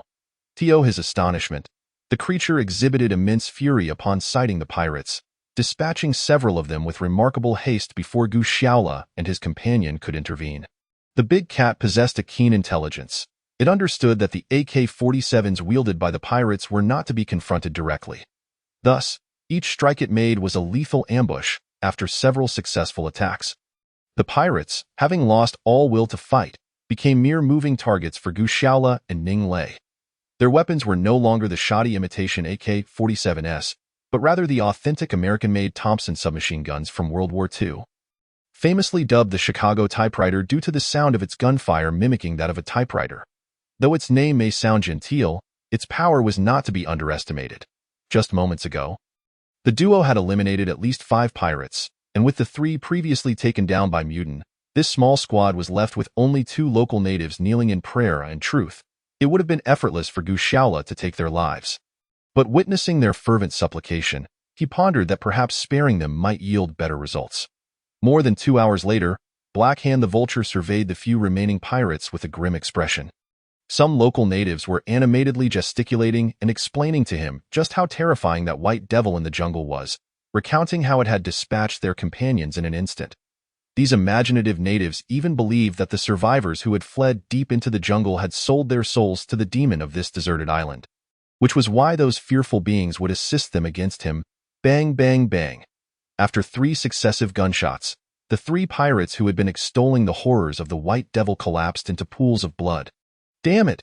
If anyone mentions that white devil to me again, I swear I'll execute them. Black Hand the Vulture, filled with rage, fired the remaining bullets from his Desert Eagle into the sky. While the lives of his black subordinates meant little to him, the 2 Dogo Argentino he cherished had been killed by the very creature they spoke of as the White Devil. This was utterly unacceptable to Black Hand the Vulture. As a pirate leader who had dominated these waters, he had never suffered such a defeat. It was a disgrace, an indelible stain upon his honor. Moreover, if the higher-ups in his organization learned of this, it would surely tarnish his reputation. This was something a great warrior could never accept. Hence, he was determined to exact revenge. He would ensure that those survivors hiding in the depths of the jungle would understand the dire consequences of crossing Black Hand the Vulture. Gu Shaola and Ning Lei, after sniping 2 pirate groups at the edge of their camp, searched for a long while. Normally, hunting for pirates in this tropical jungle would be a perilous and exhausting endeavor. But with the presence of the large cat, Muden, and the little monkey, Huang Jin, the situation had drastically changed. These 2 creatures, having lived in the jungle for quite some time, were intimately familiar with every blade of grass and tree. Particularly, Muden was not only elusive and swift, but also possessed extraordinary combat prowess. As long as they avoided direct encounters with large groups of pirates, a mere duo or trio would be but easy prey to this apex predator. After confirming that the majority of a group of around 20 pirates had been eliminated in the jungle, Gu Shaola finally exhaled a sigh of relief. The crisis had been averted, yet he was not naive enough to think that the pirates would simply relent. After suffering such substantial losses, retaliation was inevitable. Nevertheless, this was undeniably a significant victory. Upon returning to the wrecked plane camp, they were warmly welcomed by the Lin sisters, who adorned both Gu Shaola and Ning Lei with garlands of fresh flowers, as if celebrating the return of victorious generals from the front lines. Upon hearing of Muden's remarkable feats, the little girl Lin Jiao was particularly exhilarated, promptly producing the remaining roasted venison from the previous day to reward the mysterious jungle monarch. Although the big cat was still somewhat reserved around anyone other than Gu Shaola and Ning Lei, it graciously accepted the affectionate strokes from the little girl, drawn in by the delectable aroma of the roasted meat. Surprisingly, the one who seemed to bond most seamlessly with the fierce-looking Muden was the little monkey, Huang Jin. Perhaps sensing the jungle essence in both of them, Huang Jin, after growing accustomed to Muden, began to tease and provoke the seemingly ferocious big white cat, even daring to climb onto Muden's back at times. Although the weight of a small monkey was inconsequential to her, this provocative behavior irked Muden, prompting her to emit a low growl of warning. However, Huang Jin, possessing a higher intellect, was well prepared for this. He quickly brandished a piece of roasted venison he had stealthily pilfered, enticing Muden with it. Initially, Muden was furious, but upon seeing the succulent morsel, she relented and allowed the monkey to ride her for a while. Of course, the most delighted of all was Gu Xiaola. In the afternoon, he had discovered numerous supplies among the fallen pirates, including lighters, chocolate, peanuts, and canned beef. Thus, for dinner that night, they decided to celebrate at the camp, elevating their dining standards. Each person was allocated 2 cans of beef, a sausage, and some scavenged snacks, complemented by a soup made from jungle mushrooms. Wow! Tonight's dinner was truly sumptuous. The little girl Lin Jiao exclaimed excitedly, "Brother Xiaola, do you think that after killing so many pirates this afternoon, the remaining ones will be scared off?" In truth, this question was also on the minds of the other 2 girls. After all, while the plain camp was splendid, it was still deep within the jungle, teeming with tigers, leopards, wolves, snakes, insects, and other creatures. Moreover, the oppressive heat in the afternoons was quite unbearable for humans. Nevertheless, Gu Xiaola maintained a cautious demeanor, stating, "I'm not as optimistic as you all. I have a feeling that the pirates surrounding us are no ordinary band of fishermen who have spontaneously organized into a criminal group. Judging by their equipment and methods, our grievances with them are far from resolved." Chapter 132. Creating opportunities. Gu Xiaola's words doused the trio's initial excitement with a bucket of cold water. Observing their despondent expressions, Gu Xiaola smiled gently, "But let us not be overly pessimistic. This afternoon, we eliminated 14 pirates and 2 Dogo Argentino. Even if they are a formidable and organized band of pirates, such significant losses are something they cannot easily endure. Let us live in the moment and celebrate our victory today. Cheers!" With that, Gu Xiaola raised his bottle, filled with rum salvaged from the pirates earlier that afternoon, all contained in flat green bottles. In a way, this was a form of legacy. Centuries ago, during the Age of Exploration, the pirates traversing the Caribbean and Central America favored such low-proof rum. The girls, not initially planning to drink, found that it did not possess the harshness of spirits, but rather a sweet flavor. It was Ning Lei, with her wealth of experience, who explained that this rum, made from sugarcane, had such a taste. She often encountered it as a base in cocktails. Unfortunately, the pirates were too impoverished to indulge in anything but this lower-grade silver rum. Lin Jiao, curious, inquired, "Sister Lei, what is silver rum?" The so-called silver rum, also known as white rum, is derived from the fermentation of its ingredients, which, after distillation and filtration, are aged in oak barrels for approximately a year before being bottled for sale. Oh, so there must be even superior rums, right? Indeed, the rum that is aged for a year is termed silver rum, while that aged for over 3 years can be classified as gold rum. Furthermore, rums can be categorized based on the origin of their ingredients. And the ones I typically indulge in are the exquisite gold rums such as Basello, aged for over 30 years. I would hardly spare a glance at such crude white rum. Ning Lei's exuberant discourse brought a smile to Gu Xiaoli's face. "What are you laughing at? Did I err in any of my statements?" Upon hearing the laughter, Ning Lei's brows knit together once more. "No, I don't possess the extensive knowledge you do, Miss Ning. It's just that we've now resorted to fighting over the rum from the corpses of pirates. I suggest you drop the pretense. Having any rum at all is a blessing. What's this about gold rum and silver rum? Even if you wished for diamond rum, wouldn't you have to wait until we get out of here?" Well, just as Ning Lei had begun to revel in her moment of sophistication, Gu Xiaoli's teasing caused her face to flush with indignation, rendering her speechless. However, Lin Rue, beaming, interjected, all right. Today is a day for joy for everyone. So let us set aside our troubles until after today. We shall not return until we are thoroughly inebriated. Come on, Captain Xiaolu, I'll drink with you." Wow! Who would have thought that the seemingly demure and gentle Lin Rue would display such exuberance? Clinking glasses with Gu Xiaolu. At this point, Gu Xiaolu could no longer refuse to drink. Fortunately, this small flask contained only a modest amount of rum, and for a young man of his stature, this moderate 30 to 40 degree alcohol was scarcely a challenge. Thus, Gu Xiaolu lifted the bottle and tilted his head back, gulping it down in one go. He had assumed that this feat would surely incite cheers from the girls, particularly from the adorable Lin Jiao, but to his astonishment, as he set the bottle down, he found Lin Rue smiling at him, her own bottle already empty. "Wow! Sister is amazing. Little Rue is incredible. She drank much faster than Captain Gu Shaola. The two girls beside her burst into cheers. At this moment, Gu Shaola felt somewhat mortified, unable to comprehend how he, the esteemed leader of the camp, was outdrunk by a girl in her 20s. This was a tremendous embarrassment, Lin Rue. I never expected you to have such a high tolerance for alcohol. Well, since I found a worthy opponent today, let us have another round. Blushing slightly from drinking too quickly, Gu Shaola promptly retrieved 2 more bottles of rum and handed one to Lin Rue, stating, Lin Jiao, with a sly smile, remarked, Captain Xiaolu, think it through. Don't be deceived by my sister's petite and charming appearance. She is renowned as a goddess of the drinking world. Many men with impressive drinking capacities are no match for her. Are you sure you wish to challenge her? This fellow, one fears being provoked. Had it not been for Lin Jiao's words, he might have felt a bit more at ease. But now, with Lin Jiao's instigation and Ning Lei fanning the flames, Gu Shaolu began to feel emboldened. Wiping the sweat from his brow, he straightened his neck. Fear not. Even if your sister were to drink me under the table, I wouldn't let you scare me off. Saying this, he tilted his head back once more, downing another bottle of rum in a similar fashion, and when he set the bottle down, he noticed Lin Rue gazing at him with a playful smile. Although her cheeks had acquired a slight flush, she appeared entirely composed after consuming 2 small bottles of her Jiu. Shaolu truly began to feel uneasy.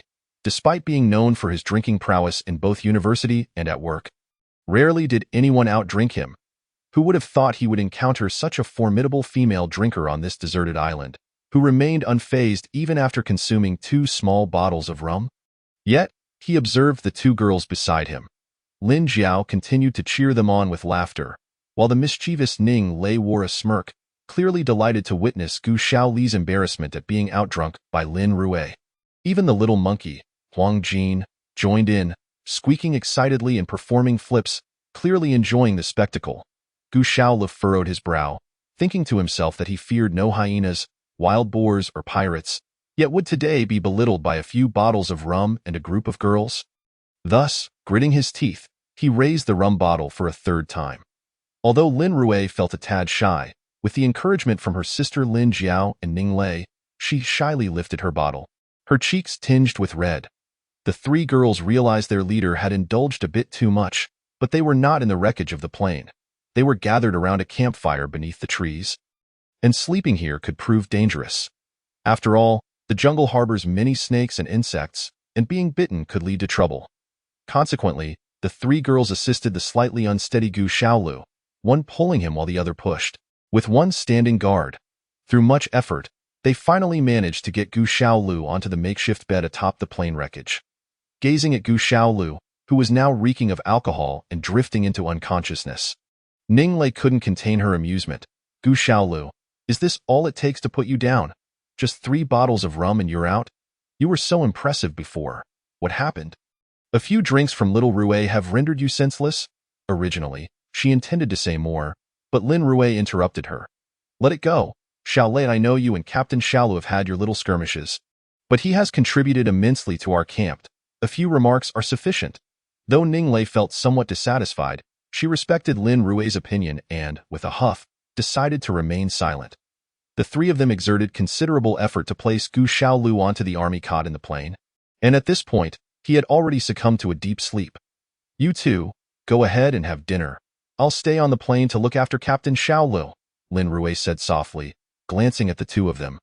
Lin Jiao and Ning Lei exchanged knowing glances, both perceiving a hint of amusement in each other's eyes.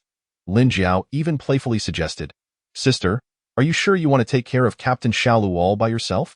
How about we both stay? Go away, you little rascal. Stop trying to meddle. Hurry and go. Lin Rue blushed as she dismissed them. Lin Jiao and Ning Lei exchanged smiles and descended the rope ladder from the plane wreckage. However, the moment they reached the ground, Lin Jiao asked with a hint of mischief, Little Rue, do you think my sister and Captain Xiaolu might, after drinking? Chapter 133. The Lamb That Wasn't Eaten. No way. If that were to happen, wouldn't it be a boon for Gu Shaolu? TSK. Don't say that. I'm not criticizing you, Little Rue, but on this deserted island, Gu Shaolu is far superior to any high-ranking gentleman back in civilization. Without him, I fear we 3 would have either starved or been devoured by beasts. If luck were to run out, we might have ended up in the hands of those ruthless pirates, becoming mere tools. If my sister were to develop some sort of extraordinary relationship with Gu Xiaolu as her sister, I must admit, I feel a tinge of envy. Listening to little Jiao's words, Ning Lei found herself at a loss for words. Indeed, she spoke the truth. Had she not encountered Gu Xiaolu on the very first day on the island, what would her situation be now? Starving? Thirsting? Or perhaps being eaten by hyenas? Sigh. If it were to end like that, it would be a relief, a clean end. But if, as Lin Jiao suggested, she had fallen into the hands of those inhumane pirates, it would be far worse than death. Yet, would she truly consider offering herself to that little nobody Gu Xiaolu? No, at least not now. However, Lin Rui clearly intended to use this opportunity of drunkenness to care for Gu Xiaolu, thereby drawing closer to him, right? They wouldn't have actually started something up there, would they? With this thought, Ning Lei cast a glance upwards at the plane wreckage, her expression filled with curiosity mingled with a touch of jealousy. Her gaze did not escape the observant little Jiao, who, while feeding Mu Dan 2 pieces of canned beef, quietly remarked, "Little Rui, technically speaking, you've known Captain Xiao Lu longer than I have. I've always believed you two were the perfect match on this deserted island, while my sister and I could only hope to be his sidekicks. It's a pity you're too proud. Otherwise, you wouldn't have let my sister take the lead." Her words caused Ning Lei's cheeks to flush crimson, and she waved her hands in denial. "Enough, enough. What on earth are they teaching you at school? What era is this? Sidekicks and concubines.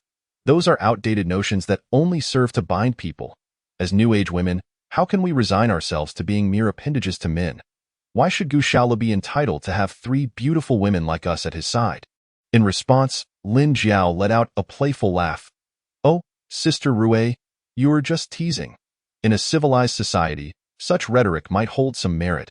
However, within the confines of this desolate island, the principles of survival dictate a brutal law of the jungle.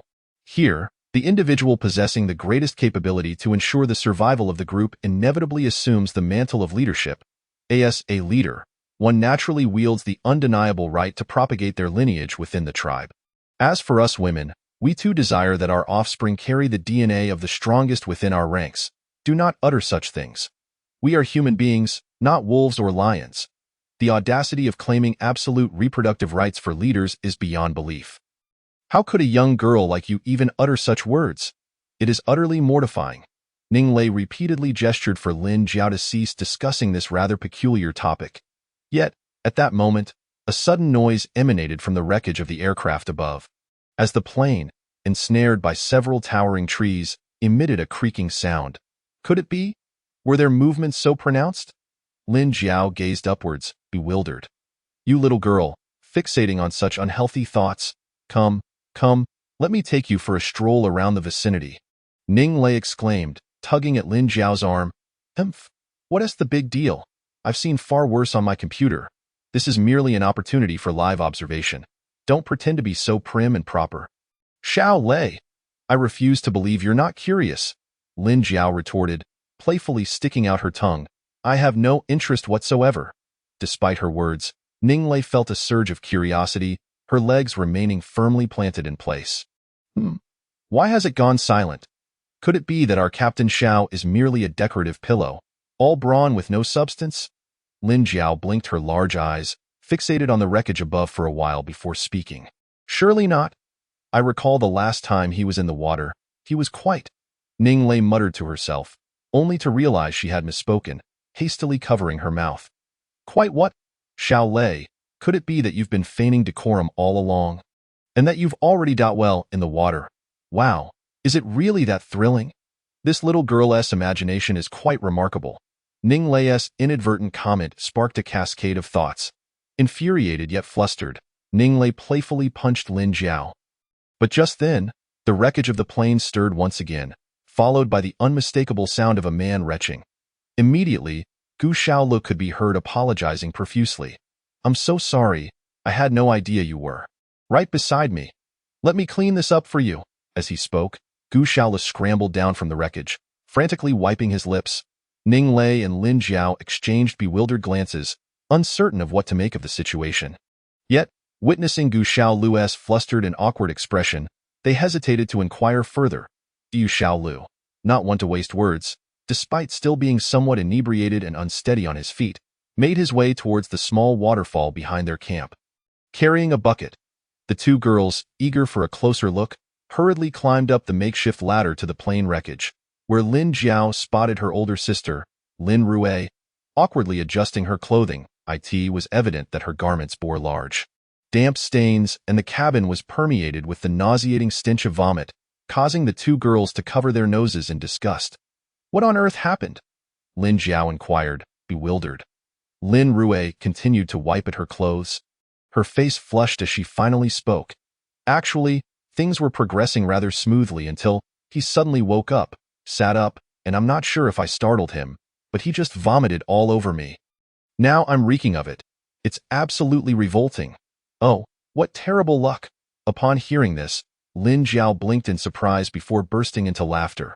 Sister, you've truly managed to catch a whiff of misfortune while attempting to savor the feast.